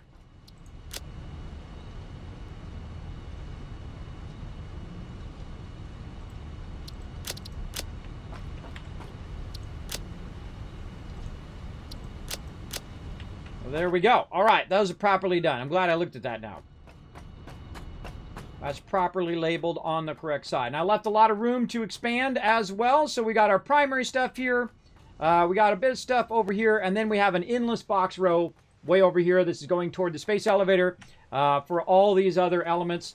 So feel free to run them down the bottom there. I know that earlier Reaper was on. He was working on the crystal. Again, take all that stuff, run it to the bottom, run it along the bottom, and ended up in these boxes so it stacks upwards. And so we have all of those various resources. And as you get them done, come over here and check them off the board, which is really cool. So you come over here, you click on this, and then you just hit this, you select this, you go to other, you click the check mark, and GG, that one is done. Right? And you just kind of check that off as you go. I think that's super cool, bro. I think that's man, using all that quartz I brought in. Yeah, Reaper. Yeah, there's Reaper in the chat. Yeah, I was using up the quartz. I realized you didn't put it into a box, bro. You just ran it to the end of a line, but didn't put it in a box. So it wasn't feeding that whole time. So I put it in a box and then started running it down because I was using tons and tons of sides. I forgot. Technically, it's still the day stream. It is true. It is still the day stream, and I actually don't start my night stream for another 30 minutes or so. But, oh, the signs are awesome. What an amazing use of signs right there. That is amazing. I love that. Oh, God, this game is so good. It's so good. Go buy it, everybody. Go buy it. Come and join us. Come on. Get in here. Now I can communicate what needs to be done in the base. That's too cool. That is just too awesome. And I can also communicate the rules of what you need to do as part of our server.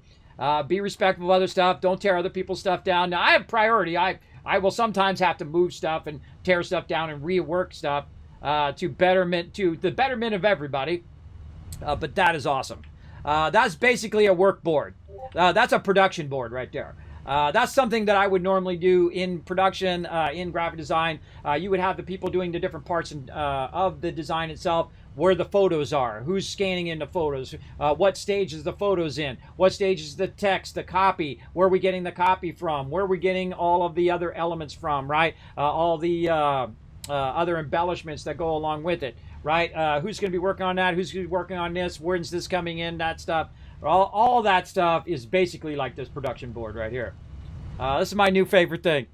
This is my new favorite thing, everybody. I think that's it for me, though. I think that communicates enough. When I come back and check this out, I might come back and pop on the weekend and just see how you guys are doing. And again, see if you improve upon the sign, too. You go ahead and improve upon it. Just don't take out the bottom ones, obviously, and don't take this one out. But you feel free to improve upon that and add another row as you add more resources and move the done row up and then say complete on this row, right? Now it'd be cool if you could change it to another color. Can you change it to another color or do something? You can do glossy or matte. Oh, you can select another color. Oh. It's a little bright. Oh, you can just change it to green. That's it. You don't even need the check marks. You can just change it to a dark green. Copy the settings. Oh, we'd probably copy this one. What I do is I'd copy this one, save, go to this one, paste it, and then change the thing to this. That's exactly what I would do. Paste. And then just so it would copy the color. Oh, that's awesome. That's freaking awesome, everybody. That's amazing. No. See? Look, those are green. Those are good. Right, same thing up here. Paste it. Go in, select the check mark. And then just copy it. Oop, copy it. Nope. Darn it. I'll get this. So you don't even need check marks now. You can just do it by color.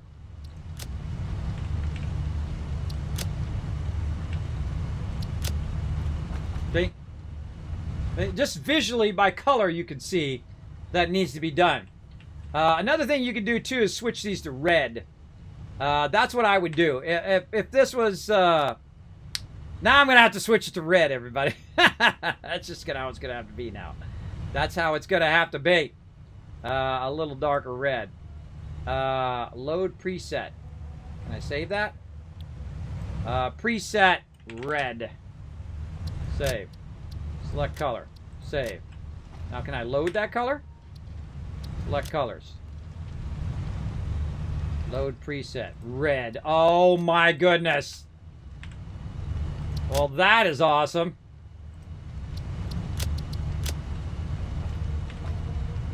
And then I'd want to save the green too. So go here, select, save preset, green, done. Green equals done. Save. Now, how do I delete a preset? X. Sure you want to remove this preset. Confirm. Select color. Save. Then this needs to be darker too. This needs to be darker. Save. Need equals red. Yeah, that's better. This again, I wouldn't even need the check marks. I wouldn't even need that. All you would need to do is to change the color. But you would need to know how to change the color. That's the hard part. Is understanding how to go in, select colors, load preset, and then change that particular color to what that thing is. But man, that is so awesome. Wow.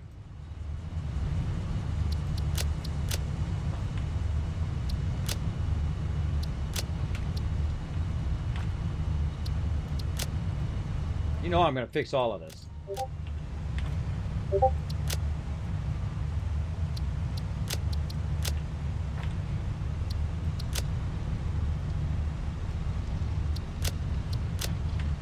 I'm a little tempted to just change the default color, but I won't be that much of a slacker.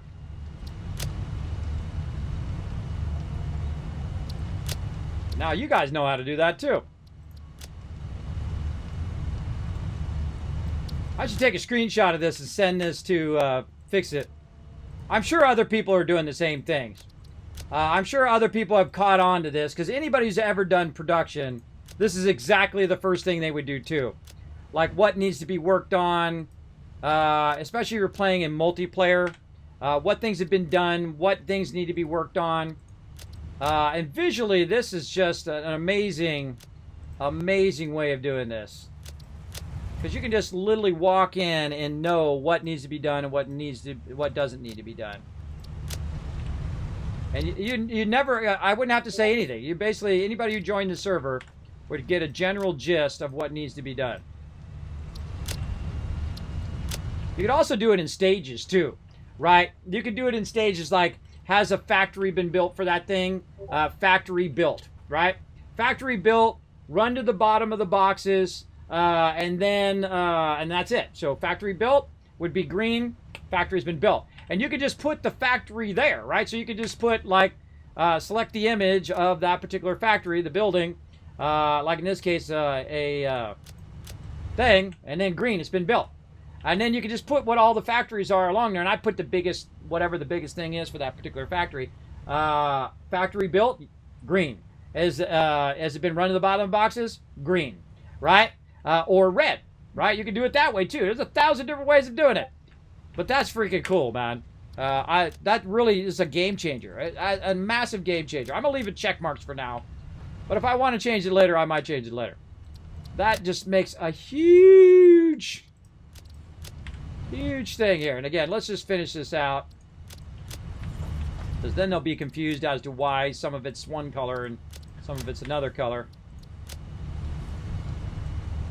Just absolutely love this. I'm gonna catch up on chat here in just a second, everybody. Let me go ahead and there won't be any stream all night long, everybody. I'm going to be off tonight and also tomorrow, all day tomorrow. I accidentally put that on my schedule. I totally zoned on it that it was Thanksgiving, so that was my bad. That was my bad. And I'll put it in my title, no streams until Saturday, as well. I'll put it in my stream title. Hopefully, if I remember.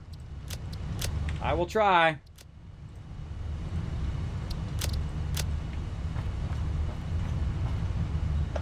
What do you guys think of the chat? GG, right? GG? Freaking awesome.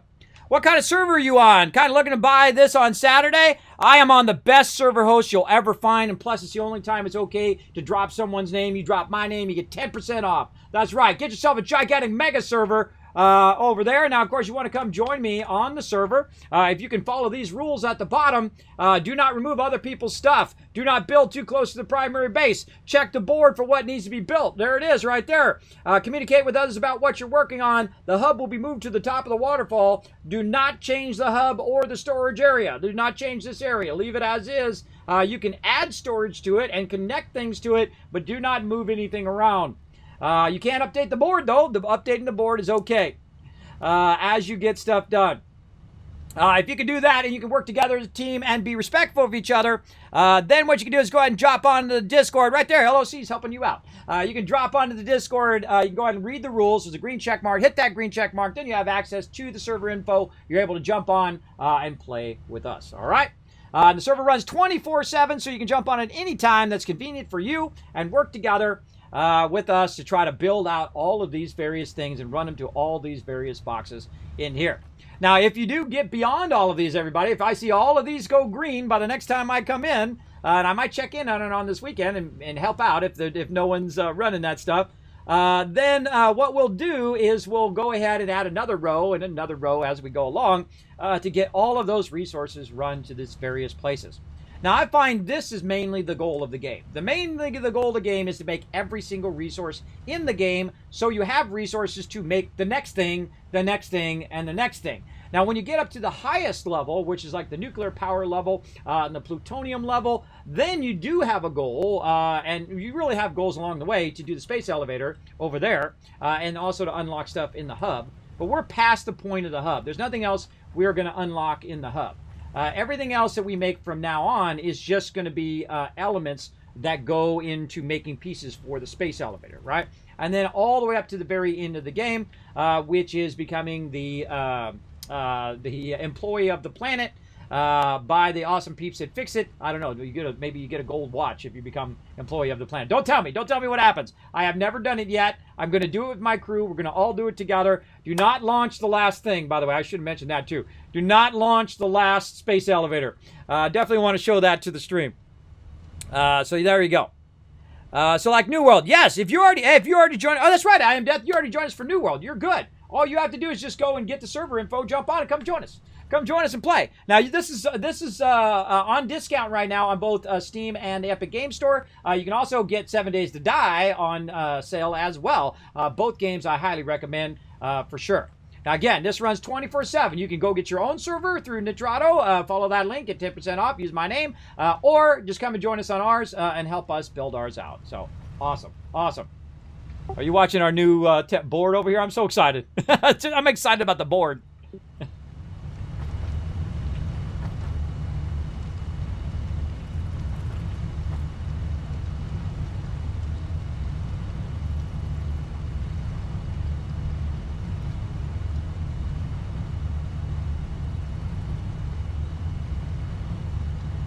Oh, great idea. Great idea. Now, I feel like I don't have enough room, though. I don't have enough room for the rest of the elements. Really, how many actual elements are there in this game? That'd be a good thing to know ahead of time.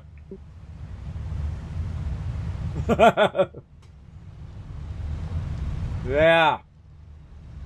Yeah, that's a great idea.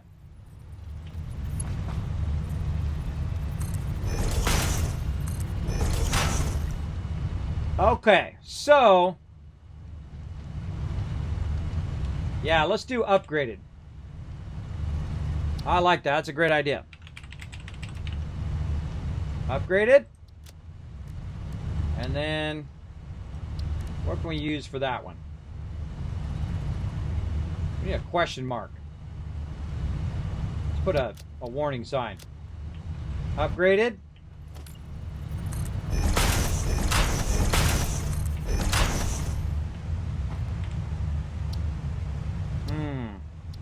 See, this one needs a text. You need to be able to say text. Yeah, I think it should probably say upgrade level versus is it been upgraded. You know what I mean? Upgrade level, is it upgrade like tier 2, tier 3? You know what I mean? Has it been overclocked? Has it been, I mean, oh man, there's just so many things you can do. Let's,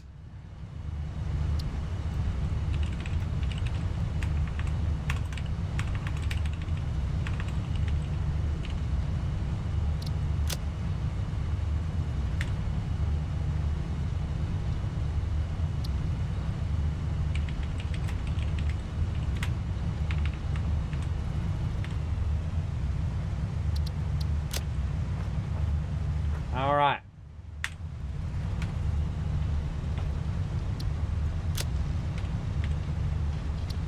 Why redo it when I can just copy paste it? There we go. So that has been overclocked. I don't think, have I overclocked these other ones? I think I have. I'm just going to say yes. I don't remember if I did or not.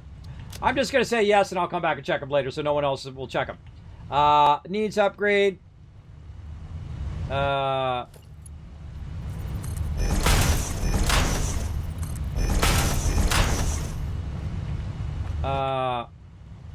This should be raw overclocked or source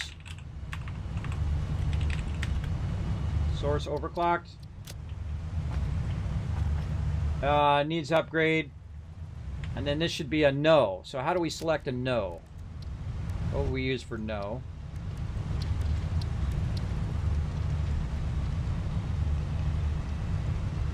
Maybe down, thumb down.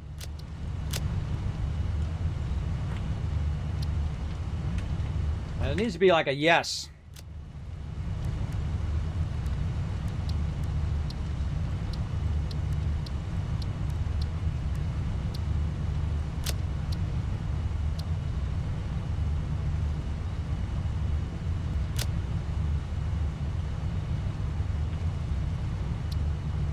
There needs to be a way to say it's already done. Maybe just check mark.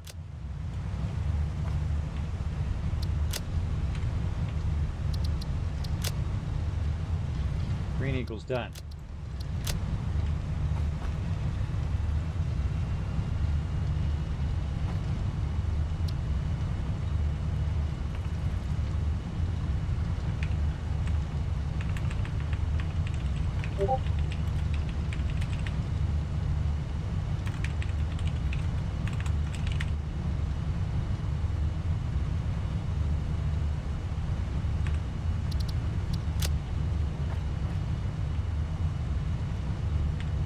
There we go.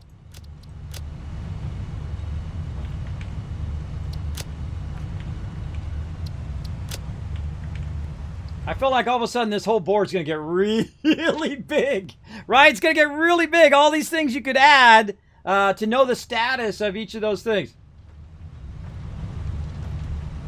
What's that?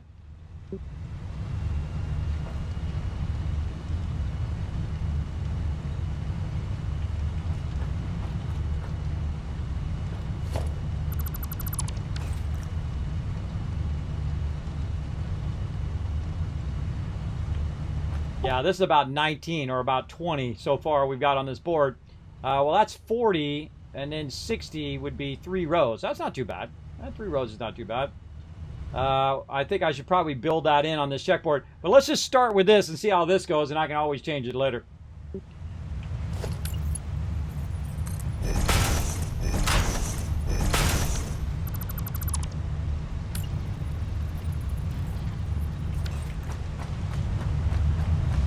you have a hyper tube up there where I can get up there and take a look up there?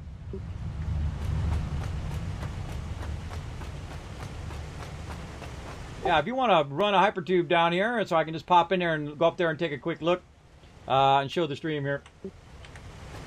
All right, everybody.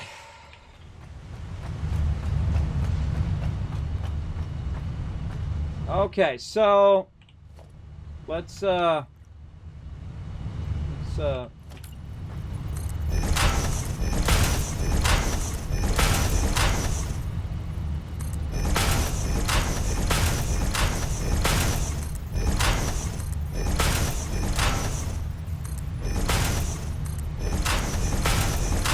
you already have a ramp or way up there, just let me know and I'll just run up the ramp real quick. I'm gonna finish this board first.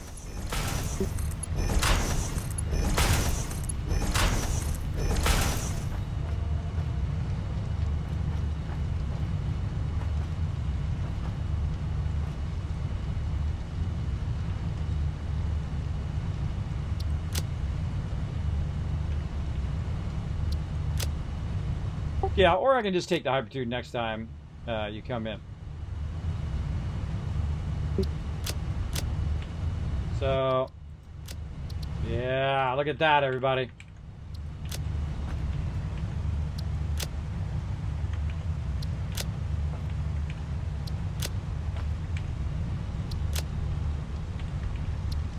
So freaking awesome.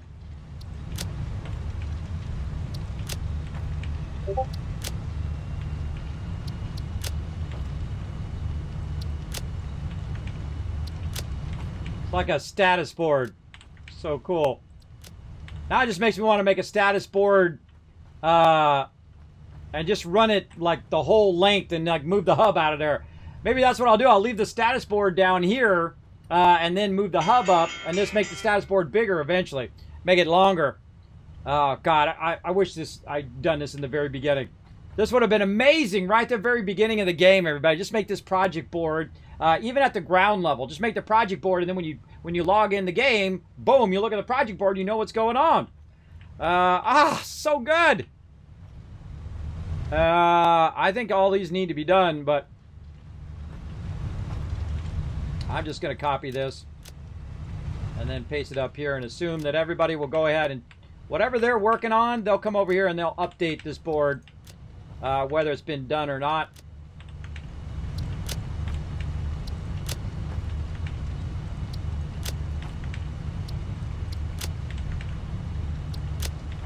Time to stream, everybody, in 5 minutes.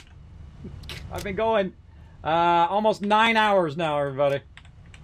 I do got to get some rest, though, because I'm going to spend time with the family tomorrow for Thanksgiving, so... Oh, so good, so good. Okay, now the other thing I need to put on here are the other things that need to be done.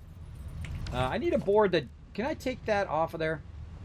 Why can I not take that? I need to take that. I want to take the icons off. I want to take the icon off so I can just type a lot of text in there. Oh, now I forgot what I was going to put on there.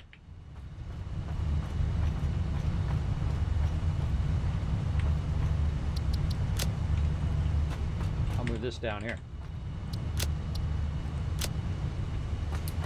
I was going to put something else on there, but I can't remember.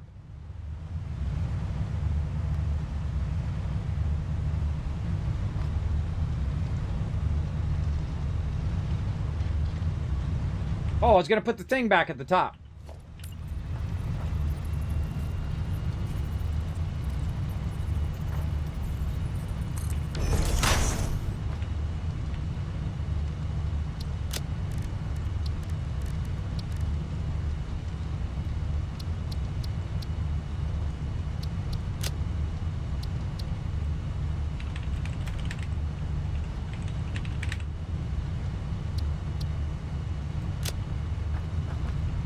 Update board as you go. All right.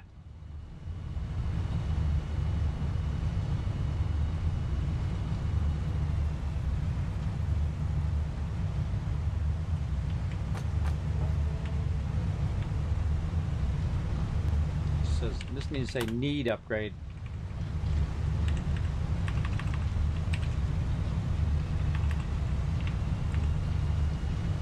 Ah, not enough room there. I want to adjust the font size. Hey, Panda, what's up? There should be 1, 2, or 3. I know what level the miner is. I know, right? That's what I think too. I think they should be able to put what miner you put in there. Has it been upgraded? Has it been upgraded to 2, 3, 4, whatever? See, that's what I'm looking in here. I want to see some numbers. Can we make our own backgrounds and put them in here? Can you put your own custom images in here? That'd be kind of dangerous on stream, though.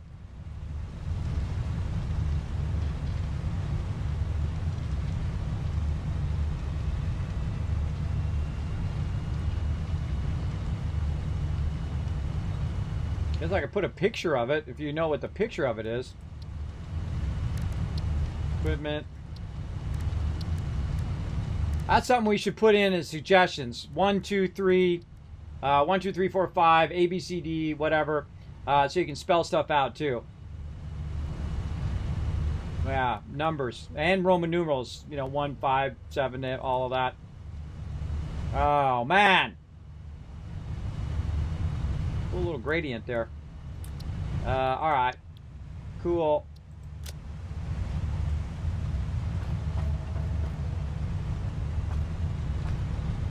I think that's a lot for everybody to do right there, everybody. We still got to get all of that done, right? Get all of that done and run that to the main base. So there you go. You guys got project board. You got it ready to go. Go in, run it to the bottom of the boxes, number 1. Check when you got that done, check that off. Check equals done. Arrow equals need. Source overclocked. Yes. Have you upgraded it? Yes. How about upgrade level 2? L2. Darn the word upgrade. L2 upgrade.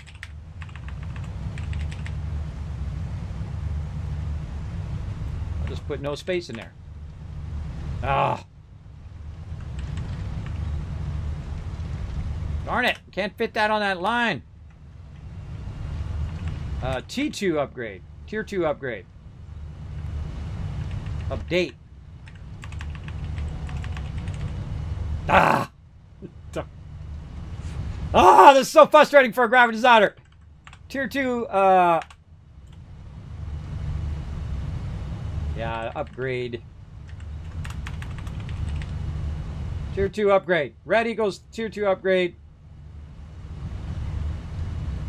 So yeah, it should say need Tier 2 upgrade.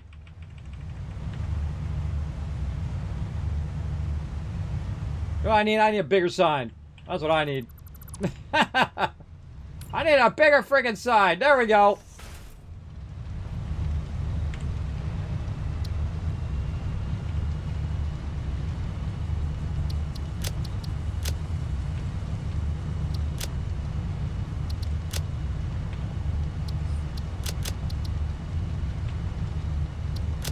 Oh, if they're different types of signs, you can't copy paste them. All right.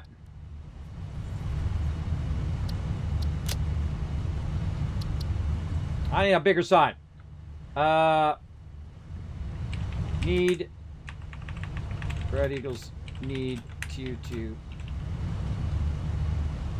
upgrade. Green equals done.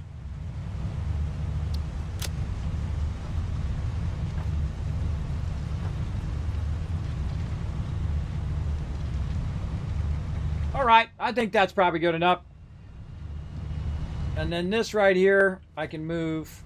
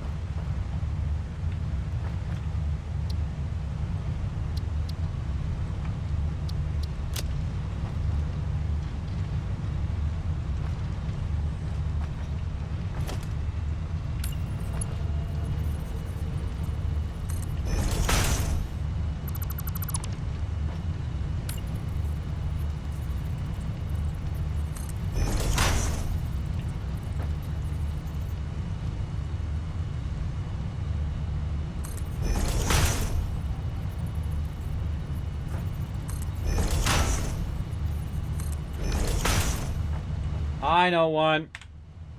I know one.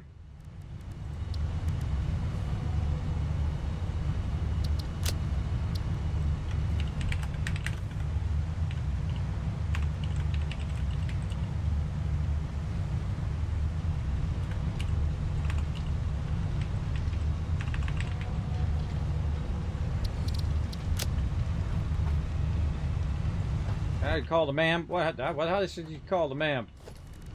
Oh, I actually took the ma'am out too. I gotta put the ma'am back in. Speaking of the ma'am,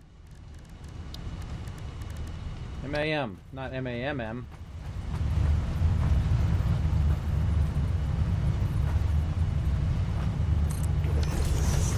Put that there as a reminder.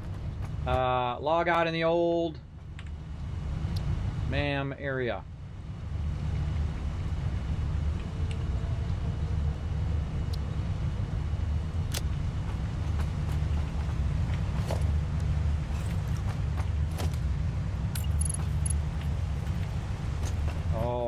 I can't put a sign on the hub. Come on.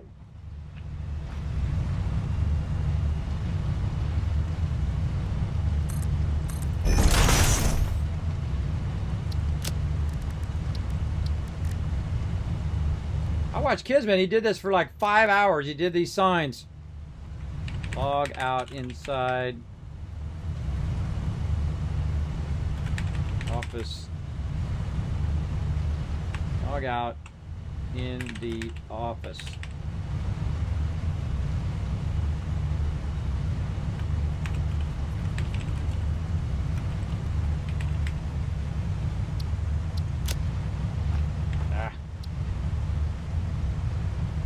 Log out in the old ma'am office area.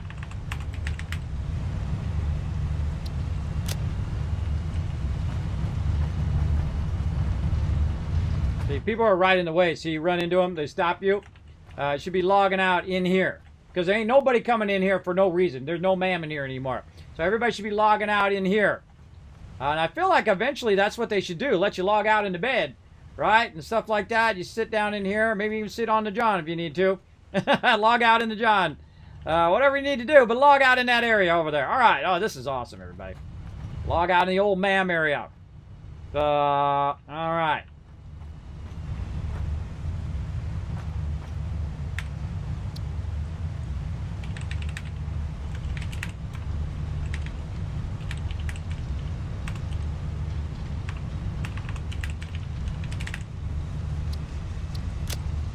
There we go.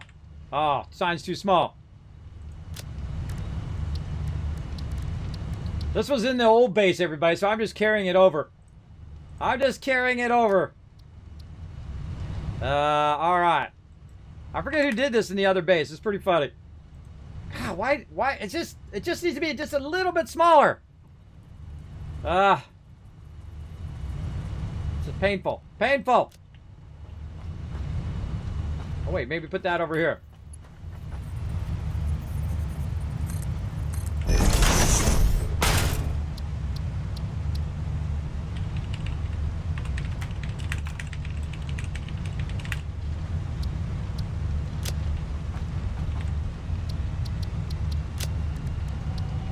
Now I'm just having fun, everybody. Let's put the heart there. All right, there we go. What else are we going to put up here? Let's see. Deaths today.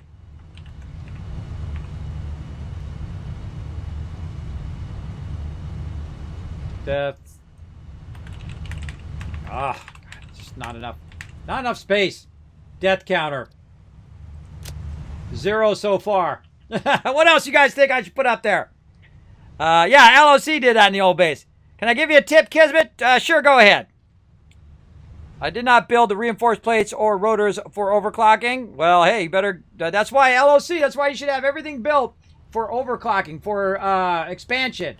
See, I went over here and I rebuilt all of this stuff so I can just keep building down in a row. And the same thing over there with the plates and with the rods and with the screws and everything, so I can just keep building it out and keep overclocking and expanding it down the road. So when you're building, keep that in mind. Leave yourself plenty of space to just come back and double it up and then double it up again and overclock it and keep getting larger and larger and larger, because you want to keep expanding. Oh, it looks cool even just walking up on it. Looks cool. There's a layout button that can change the font size. Where? Where's this layout button you speak of? Where? Oh, right here. Duh.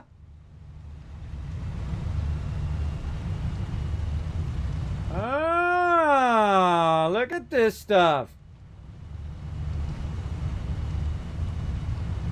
What's the A for? Hey, follow Kismet. There we go. That's much better. I didn't even know. Can you actually change the text size? No, it's just the way that the sign works.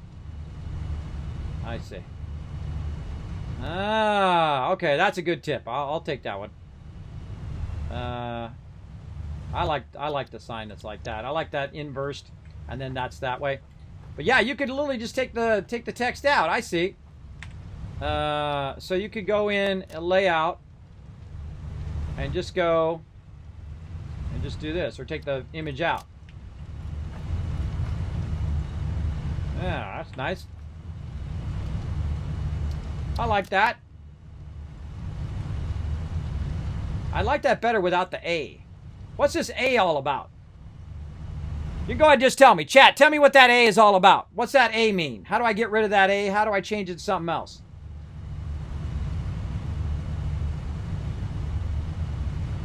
So I want it to be like this, but without the A. No clue what the A is all about? Well, hey, I'm asking the hard questions. All right, let's change it back to this for now. All right, so that's cool. So you can't change that around. So, I could go in and do this one. Oh, look at that. Awesome. Well, if anybody finds out what this A is all about.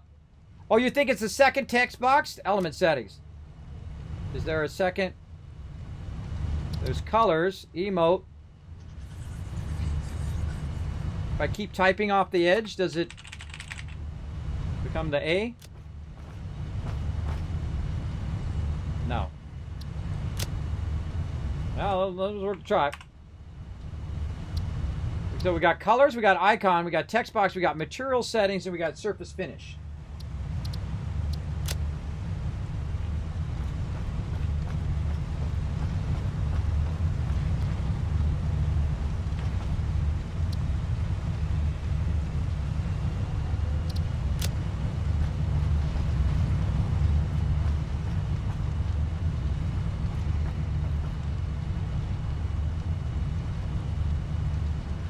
Might select the option with the A and then edit the text.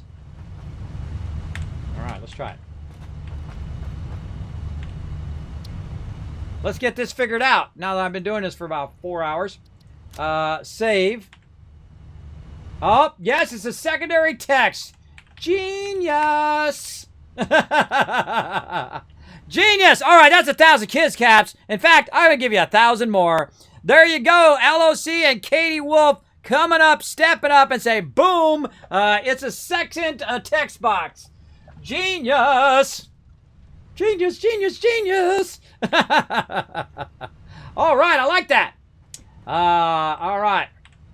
Now I can do something really fun, and then it makes me think of a movie, and I think this will make you guys laugh. Hold on. Let's do this. Let's save this. Then let's go back and edit it. Obey.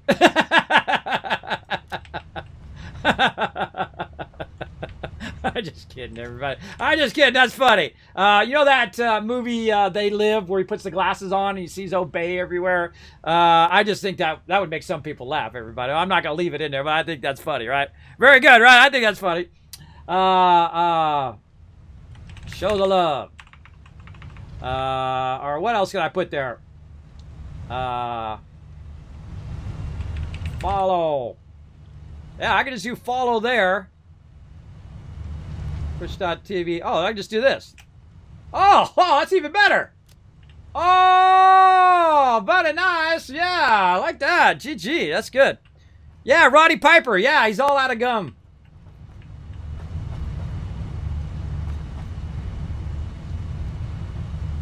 All right. Oh, he got that done.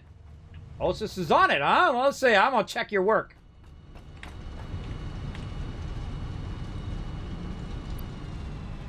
I don't see it running in there.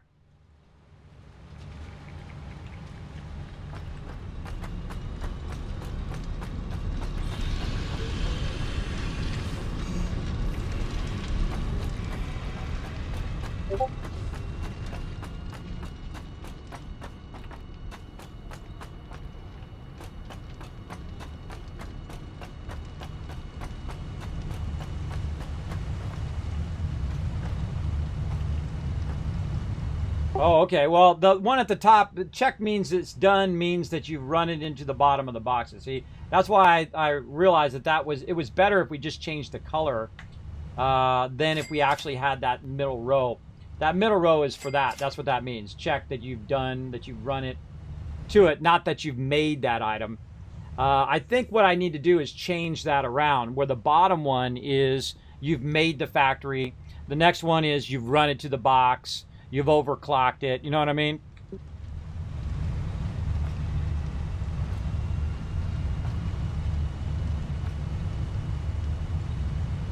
No, you go ahead and leave it there. I'm going to change. I'll just change the second one for now instead of redoing the whole thing. Or actually, I'll just swap them. That's what I'll do. I'll swap. Yeah. Let's see.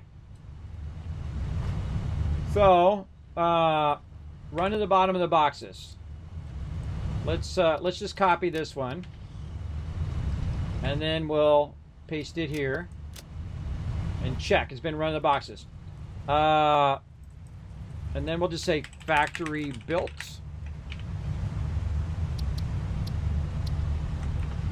Green equals done. Oh wait, we got our new thing now. Hold on. Let's check our layout.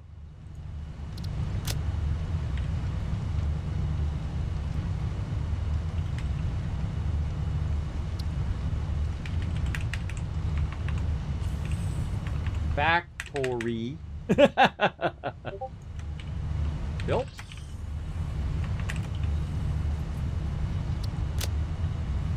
Ah, so freaking cool. That's so freaking cool. Ah. All right. I like that way better. That's cool. I'm totally using that one.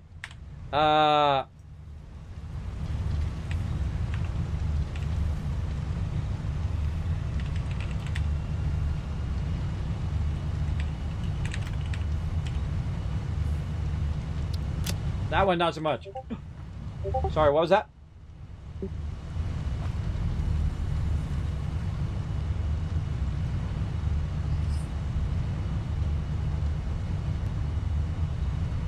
Do what I did here. If you go down and look at what I've done there, I've elevated it so you can still walk under there. But you can see how I've run the lines in between the boxes. If you go down to the bottom here. And you can see how I've run them in the first 4 boxes. So just simulate that same thing. Just run them up a bit from the very bottom along that foundation line down there, and just run them into the back of each of the resources. You know what I mean? Like, you have to go down below and see, or you can open up the floor and look.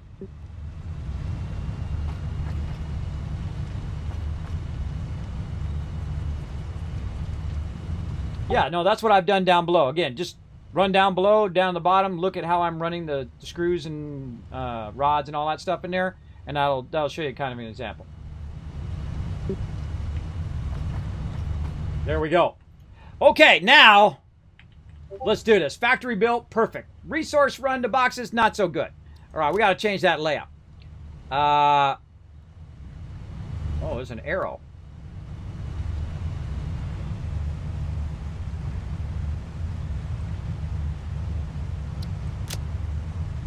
You know what I should do? I should have a thing that says I should have a thing that says green equals done up here. And then we'll do our new layout like this. And then say green equals done.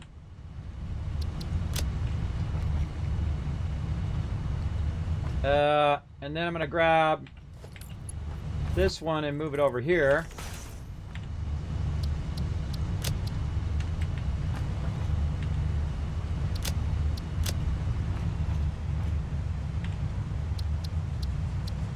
Man, this layout thing just really... I'm going to give you another 1,000 Kids Cats for that layout thing. Nice job, guys.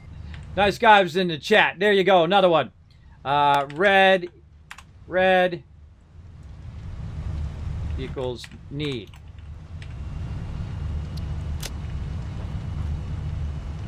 And then I should change the color of this. To green equals done. Red equals need.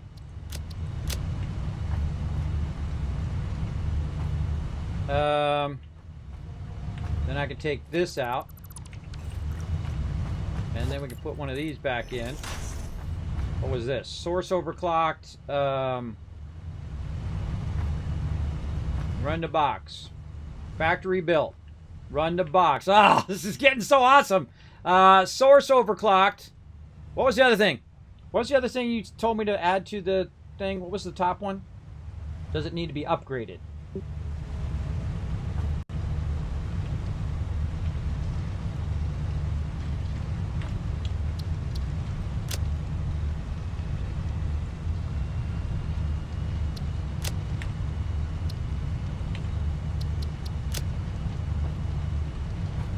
All right, thanks to the chat. I just realized how to see what tier level that particular thing is set to right now. No,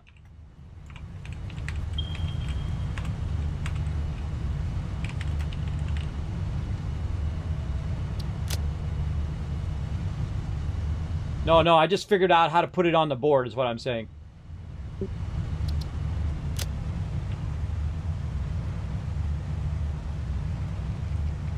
Okay. Upgrade tier.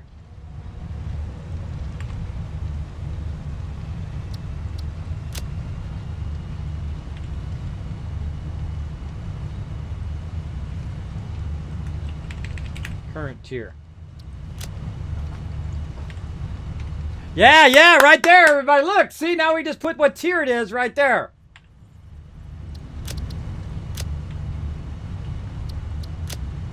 These are all tier 2s.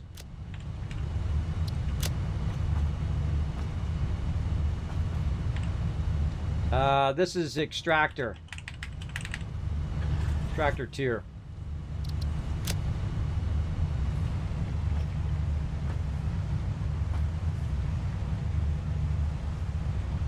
We're getting more awesome the more I get it going. And then I can just copy this one, or I can go this one, change the layout to this, save, change this to a question mark, like this, and then just copy those settings. Nope. Copy. Paste, there we go.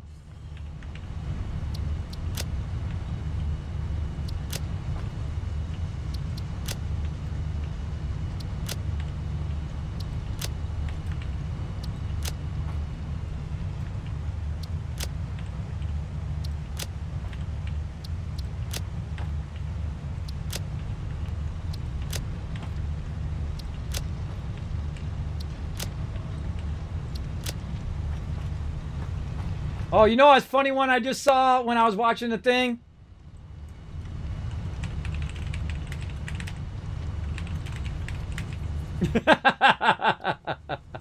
I saw that on one of their things. If you can read this, you can read. I'm gonna leave that up there and see how many people notice that. Yeah, that's awesome. All right, green equals done. What happened to my red one? Hold on. Copy. Forgot to do my redwood. Or I forgot to save it or something. Red equals feed.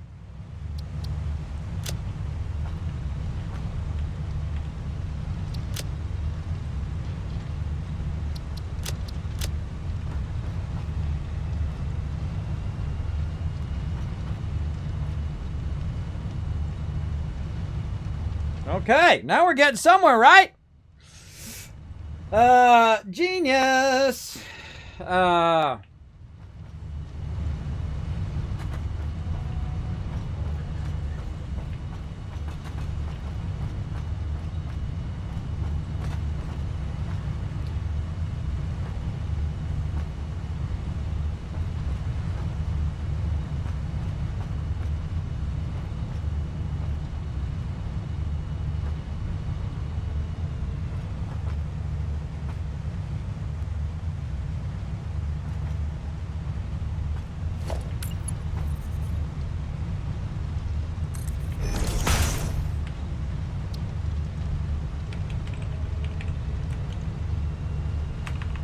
Update by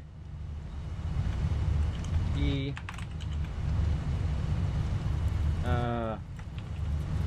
preset color.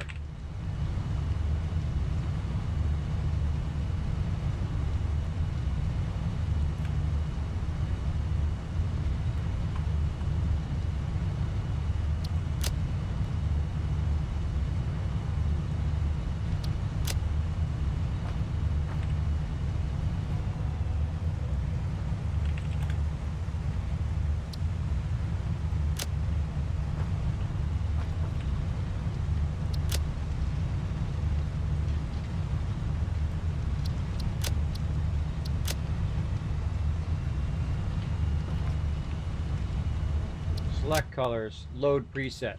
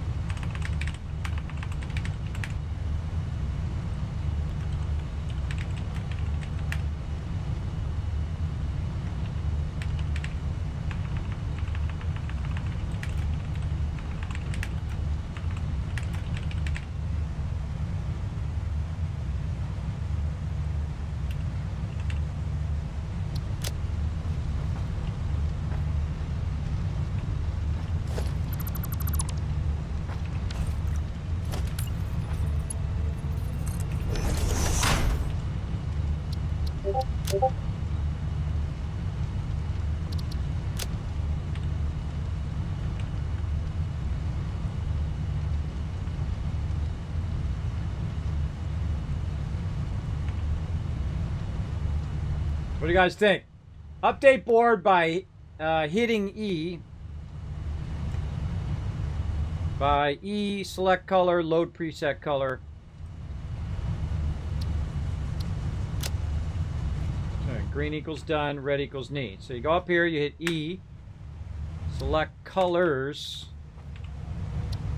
Select colors. E, select colors. Load preset.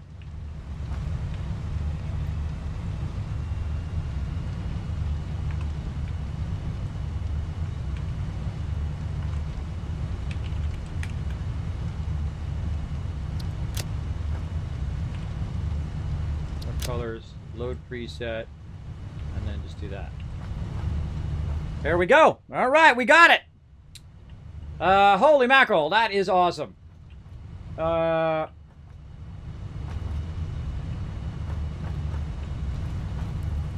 This is like my favorite part of the update right now. Even without seeing all the other stuff, this is my favorite part. The board, man. The production board. Man, I should have left more room for this production board. That is for sure. Holy mackerel. Maybe I should have moved the production board out.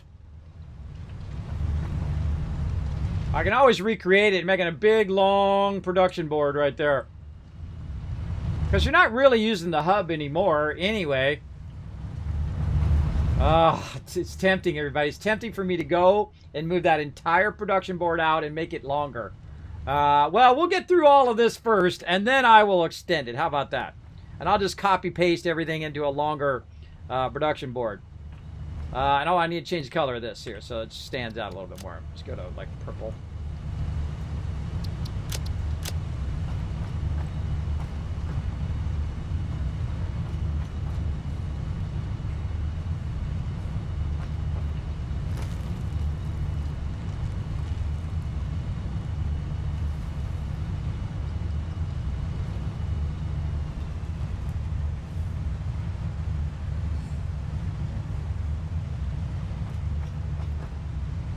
All right, hold on. Tell me that again. Sorry, I was all involved in my production board.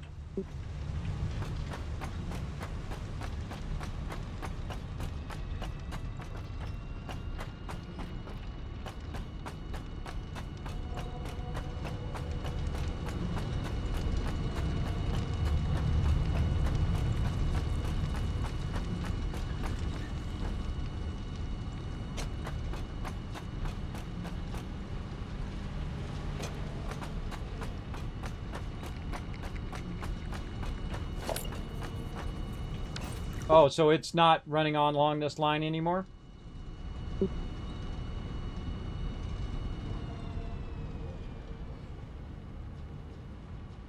Yeah, I see it runs over here where I'm at, and it comes to an end.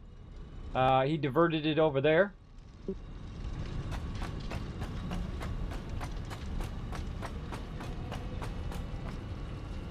Oh, all right. I'd start with something more basic. I'd start with like the steel. You know what I mean? I'd start with the steel first, and then work your way to AI limiter later. Because the steel will probably be the easier one. Steel, reinforced iron plates, those ones.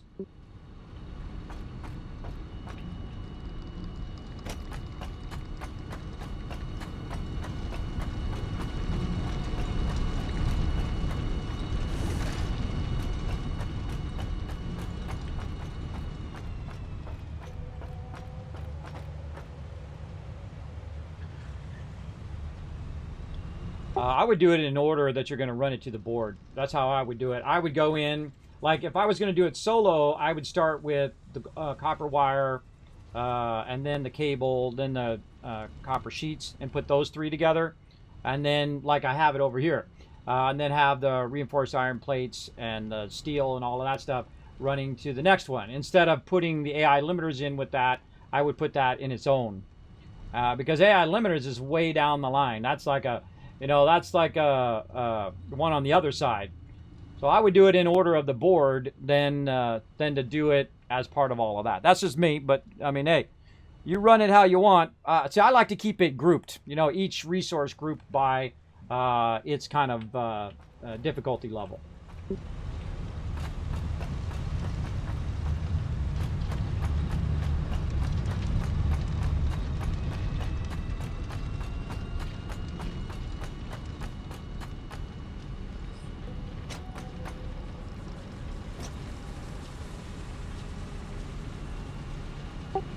I see.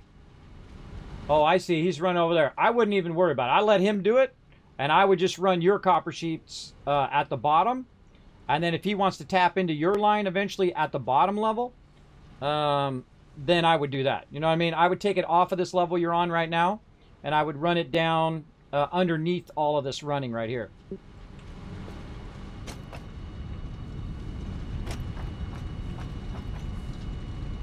Yeah, I just have you just run your stuff, and then let them come back and run their stuff. You know what I mean? This way nobody's touching other people's stuff. Now, I can go in and touch the stuff. I can go in and move it, but I want to leave the fun for them so they can run it and see if they can match it up to what we're doing. This is all a test of teamwork, everybody.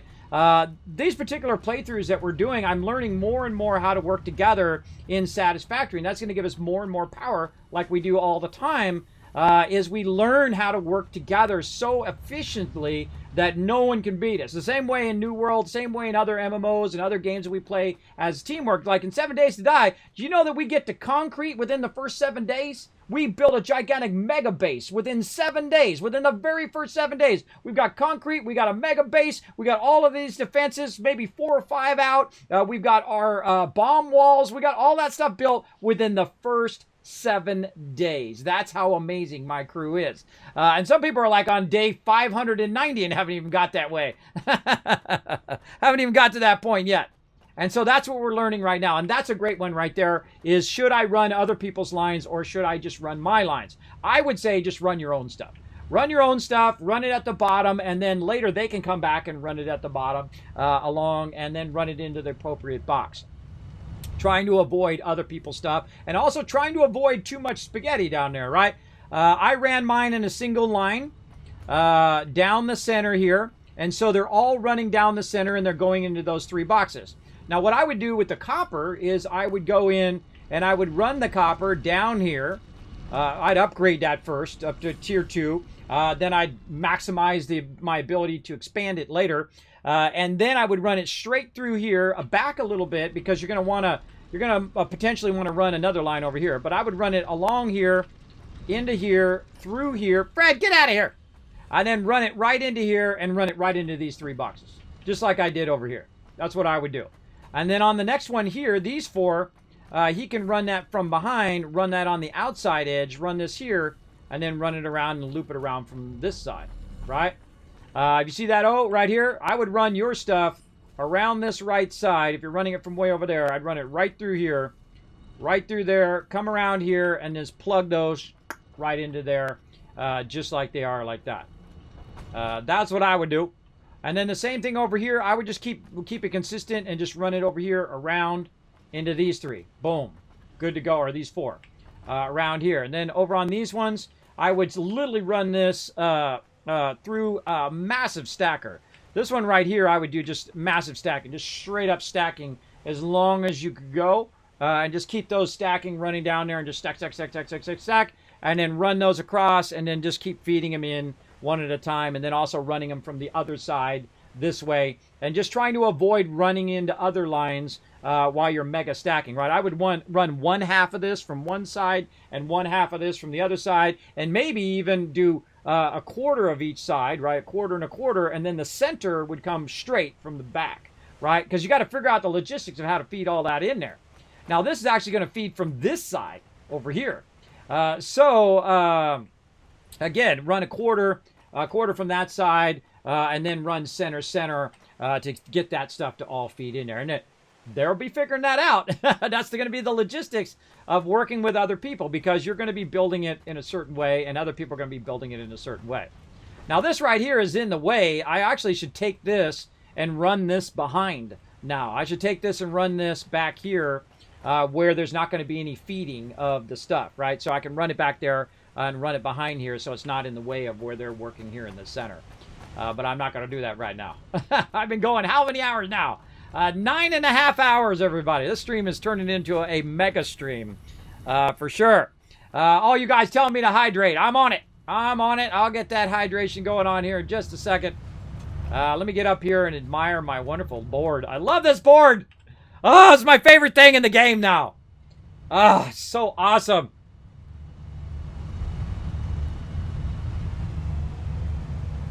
All right. You know what I should do? I should put team members in here. That's what I should do. Right here. Team members. That's right. You're going to get your name in the game here. Team members. Right here. Let's do this. Save that. Let's do this. Team.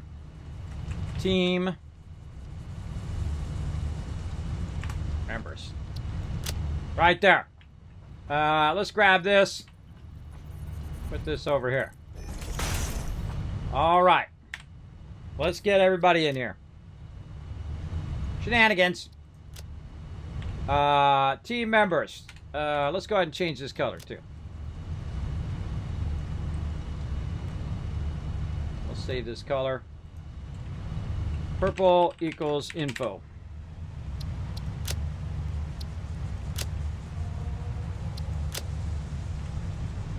All right, now we gotta get everybody's name in here. Let's do it. Who was in first? Who was the first one in? Was it LOC or was it, I don't know. It doesn't, see, one of the things it should tell you is when you go to this menu over here, the server menu, and you go in and it tells, who's on. Who's on? Where does it say that?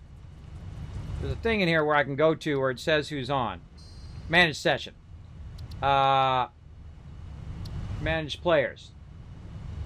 Yeah, see, this is the only people who are on right now. Me. But it should say whoever else was on in the past. So I'm going to go ahead and just put Reaper in here, put LOC in here, and O in here. There's someone else who was playing too, who I should have got his name and put it in there too. Let's see. I got to get everybody's proper name here. I don't want to forget anybody. I'll just put LOC in first because his name is right there. I'm not playing favorites. I'm going to put it in however I see it. LOC plays games. Let's go. You get credit. Look at this. Giving you guys credit in the game here.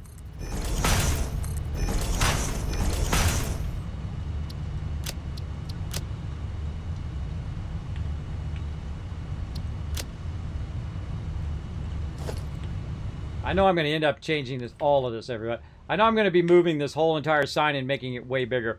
Because this is awesome. Ah.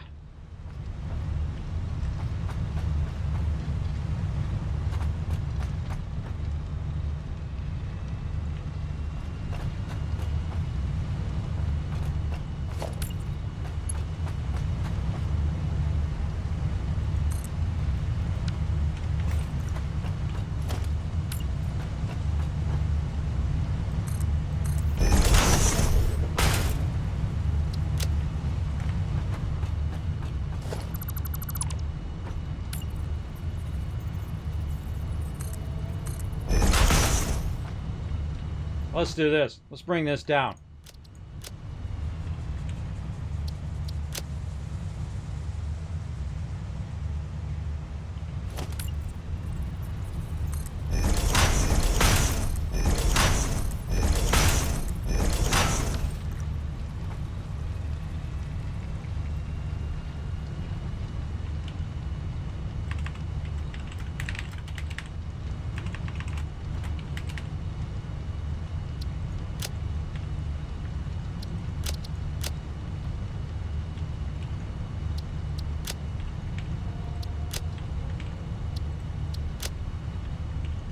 Better idea.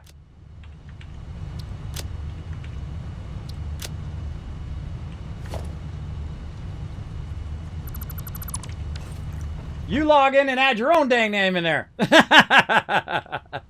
There you go. That makes it easy. There you go. Well, I'll put my name in. Duh. Put me in there. Kismet. There we go. So you go in there and add your name in there as you come in and help us. Add your name onto the board. All right. Let's see. Death counter 0. Extractor tier. Run to box. Factory built.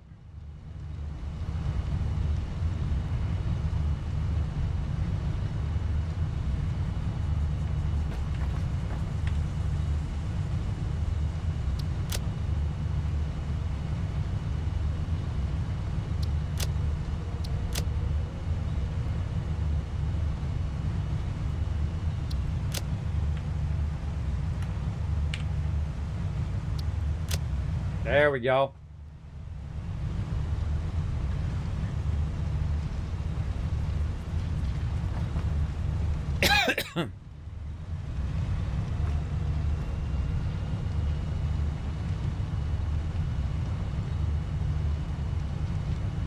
All right, I love that.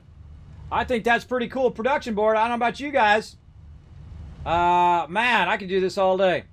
This makes me want to go and build the whole thing and do all the rest of the resources on it. Very cool. I'm sure we'll think of some other things about it.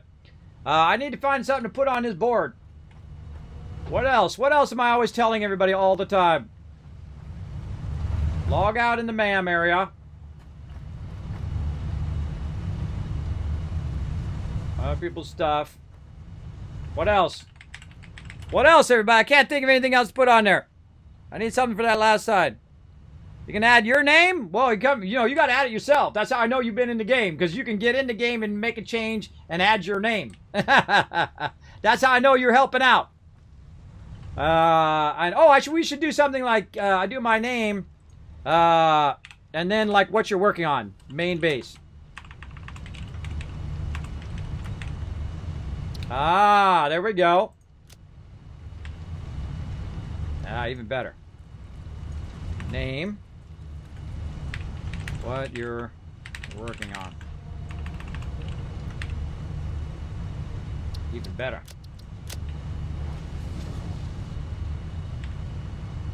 How about just add name?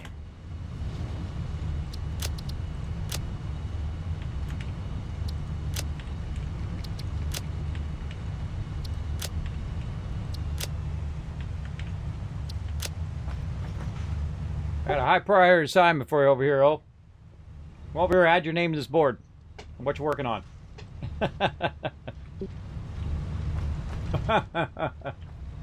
There we go. So there we got it going on. I should change mine probably to yellow or something to be a bit different.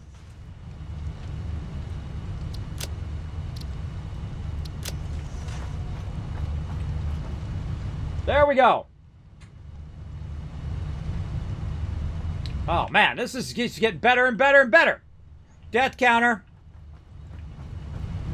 Let's do this.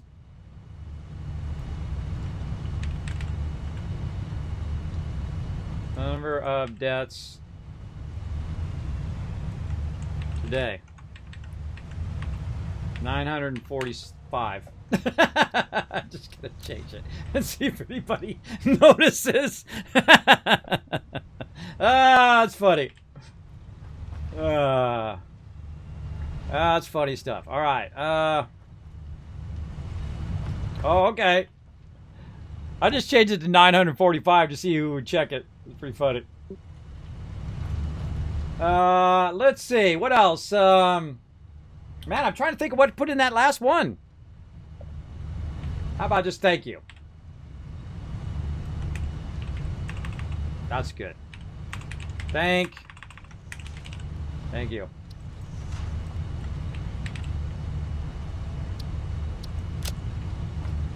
There you go. All right. If you can read this, you can read. I died 4 times in 5 hours I was on. Well, there you go. Well, I won't know. You guys got to add it to yourself. Every time you die, you have to add it to that thing. I'm just going to put 945 deaths because that's funny. And there we go. I think that's good enough, everybody. Holy mackerel. That was like 10 hours, or 9.5 hours on the dot. 9.5 hours on the dot of playing some Satisfactory. And I had fun every single minute. That was 5 hours straight just right there. Working that town board. Let's see how he does.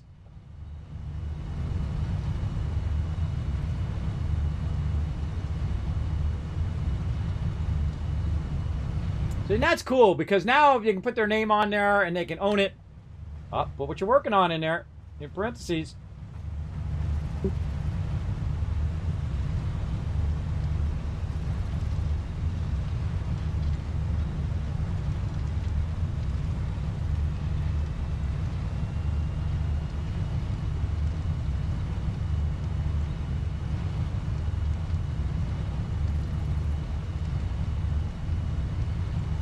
The hardest thing is you gotta put the general what he's working on. Hardest thing is trying to fit it in there because there's not enough text.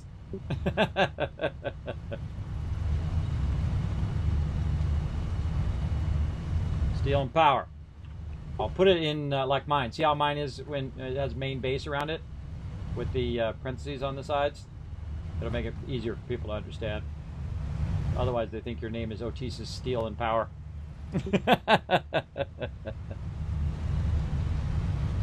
We'll get it going now. The consistency is the best, everybody. Whenever you're doing a production board, everybody does it consistently. You're good. So Steel and Power. There you go. I even put a return in there, so it's on the next line. Even better. Well, actually, I'm gonna do that on mine. I'll put a return in there. Just like that. Take that space out. There we go. That's looking hot. Looking hot. Yeah, there you go. Oh, now our board's looking sharp. Nice. All right, so feel free to log in, everybody. Do your stuff. LOC logged out. That's what you're working on. Logged out. Well, hey, you know what? I'm just going to leave it for you guys. Why do I got to put your names in there? You put it in there yourself. You put what you're working on so everybody knows what you're working on. That's even more of a genius idea. Now everybody knows what everybody's working on when they're in and out the game. So if they're working on steel and power, you don't need to work on steel and power. If I'm working on the main base, then you don't need to work on the main base, right? That makes it pretty easy. Pretty easy to understand, but I'll still get questions. You'll see. All right, everybody. I just want to sit here and play this more. Got to get some rest. Got to rest up. Mighty Warforce, thank you very much for 29 months of sub love, which I totally missed. Oh, yeah, the top part. You said you made a hypertube, right?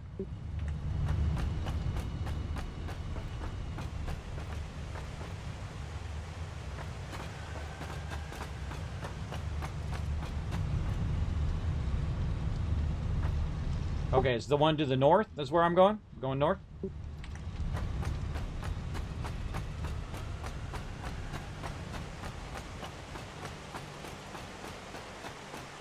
All right, I'll go check it out. Let's go. We'll see what happens. I was just about to go, everybody, but now I got to go check out the thing real quick.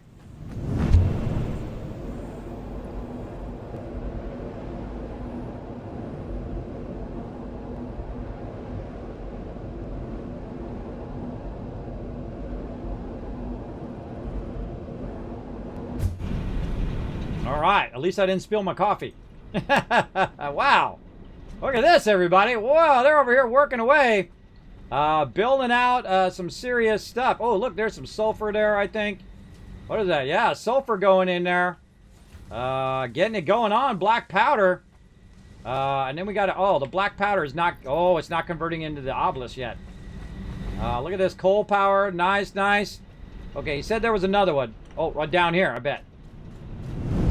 Or is that the one I just came out? Hold on, that's the one I just came out. Did you know you can turn around in the hypertube? You absolutely can. I just did. Okay. You can actually turn around and then get in the other one. There we go.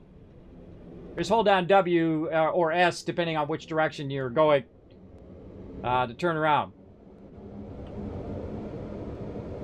There we go. Going up. Hey, what's up, Ridarks? I am streaming way too long today. But satisfactory to do that because this game is addicting and fantastic at the same time. Wow, this is way over here. Oh, look at that. Look at that glowy down there. We need that for some overclocking. We need to overclock our coal plants and really get our coal plants going. You know what I saw also on that the developer stream is people were stacking their coal plants vertically, and I'm like, oh, that's cool.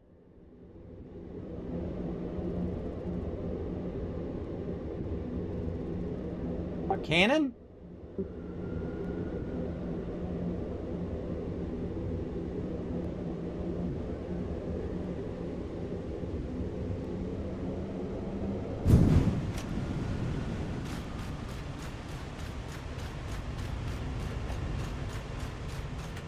Oh, right, right. Oh, they didn't do anything up here yet. This looks the same. Aw. I thought they revamped this top part. A lot of water up here, though. Yeah, this still looks the same. Well, they didn't revamp this part. I know they revamped the... oh, look at the sun coming up. Cool. I know they revamped the northern areas, but nothing up here yet. All right, well, bummer.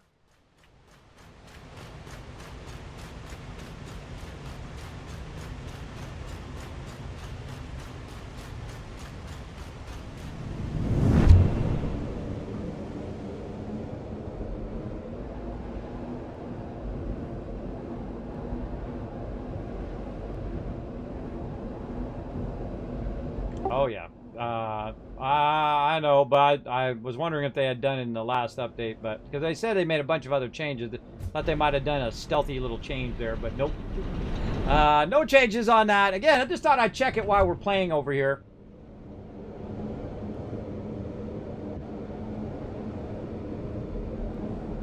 Oh yeah, we started on the other side where they did all the changes on the last thing we did on the other server, or on this server on the other on the other experimental version.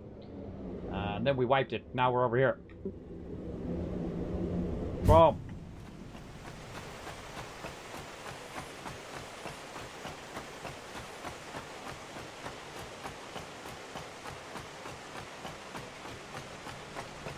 Alright, well, we got an awesome project board over there. Make sure to check it off based on what you get done. And I'm going to head out finally after about 10 hours. And see you later. Alright, so here we go. We're going to log out by the board. But I don't want to log out right here because I'm going to be in everybody's way. So I'm going to do what everyone's supposed to do. And that's log out in the old MAM area right in here. So I'm going to just sit over here in the corner. Or no, I'll sit at my desk right here. Right here where I can check my instant messages while everybody works away. And do that. So thank you very much. There you go. Put your name in game. Oh yeah, I forgot. I had that as a thing, don't I, Panda Bear? I'm going to cancel that, Panda. I'm just going to let my crew put them in there. Now again, you can come play. You can come play on the server you want. You can put your name on that board and come and help us do all those resources that you saw there. A lot of those lines need to be run. A lot of those resources need to be tapped into and run to the primary base. So lots to be done. Lots of ways of working together. Now I'll get that hydrate in. And let's go to my office and head on out of here.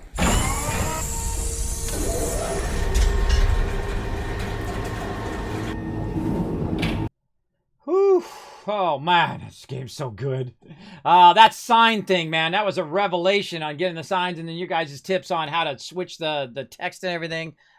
So good. As a organizer, as a leader, everybody, that just makes it a whole nother level. And I can just go ahead and tell everybody what needs to be done. And then when I log in, no one even needs to be on the server. When I log in, I look, this is what's been done, and this is what hasn't been done, right? And then I go, okay, well, this hasn't been done. Then I go and I work on that part, right? Now, you know what I was also thinking is that I could put that board on one side and then put the more advanced board on the other side. Just as I was logging out, I was thinking that I could put the more advanced board on the other side of all the other things that we're working on, and just have that run along the whole other side of the hub for all the rest of the elements that are not in that hub that we already have, or are not in that one we already have. So that'd be easy. I can just keep building it out on the other side, and then people who are working on those ones will see that one more often because they're going to be more working on that side than the side that we're on right now. So that is a way of solving that. So here we go, everybody. We're going to go ahead and show you some love right here. 1,000 Kiz caps, 2,000, 3,000, 4,000, 5,000 caps. Right there, everybody. I'm going to give you another 1,000 for crushing those retweets as well. Appreciate that big time. You know what? I'm going to give you another 1,000 for staying in the stream for so long, because that was a long stream. That was a long one. So again, thanks everybody for being here. I hope you have an amazing Thanksgiving, and I will see you guys on Saturday night the next time at 10 p.m. Eastern Standard Time. I got to press the button over here. See y'all next time. Bye, everybody.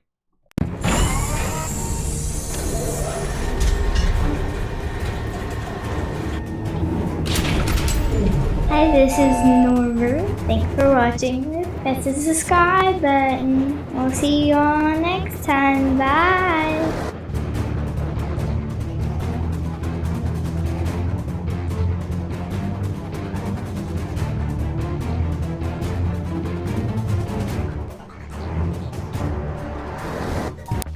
Hey everybody, Kismet here. Thank you so much for watching this video. Make sure to hit that subscribe button right in the center of the screen. Also check me out live on twitch.tv/Kismet. I'll see you all next time.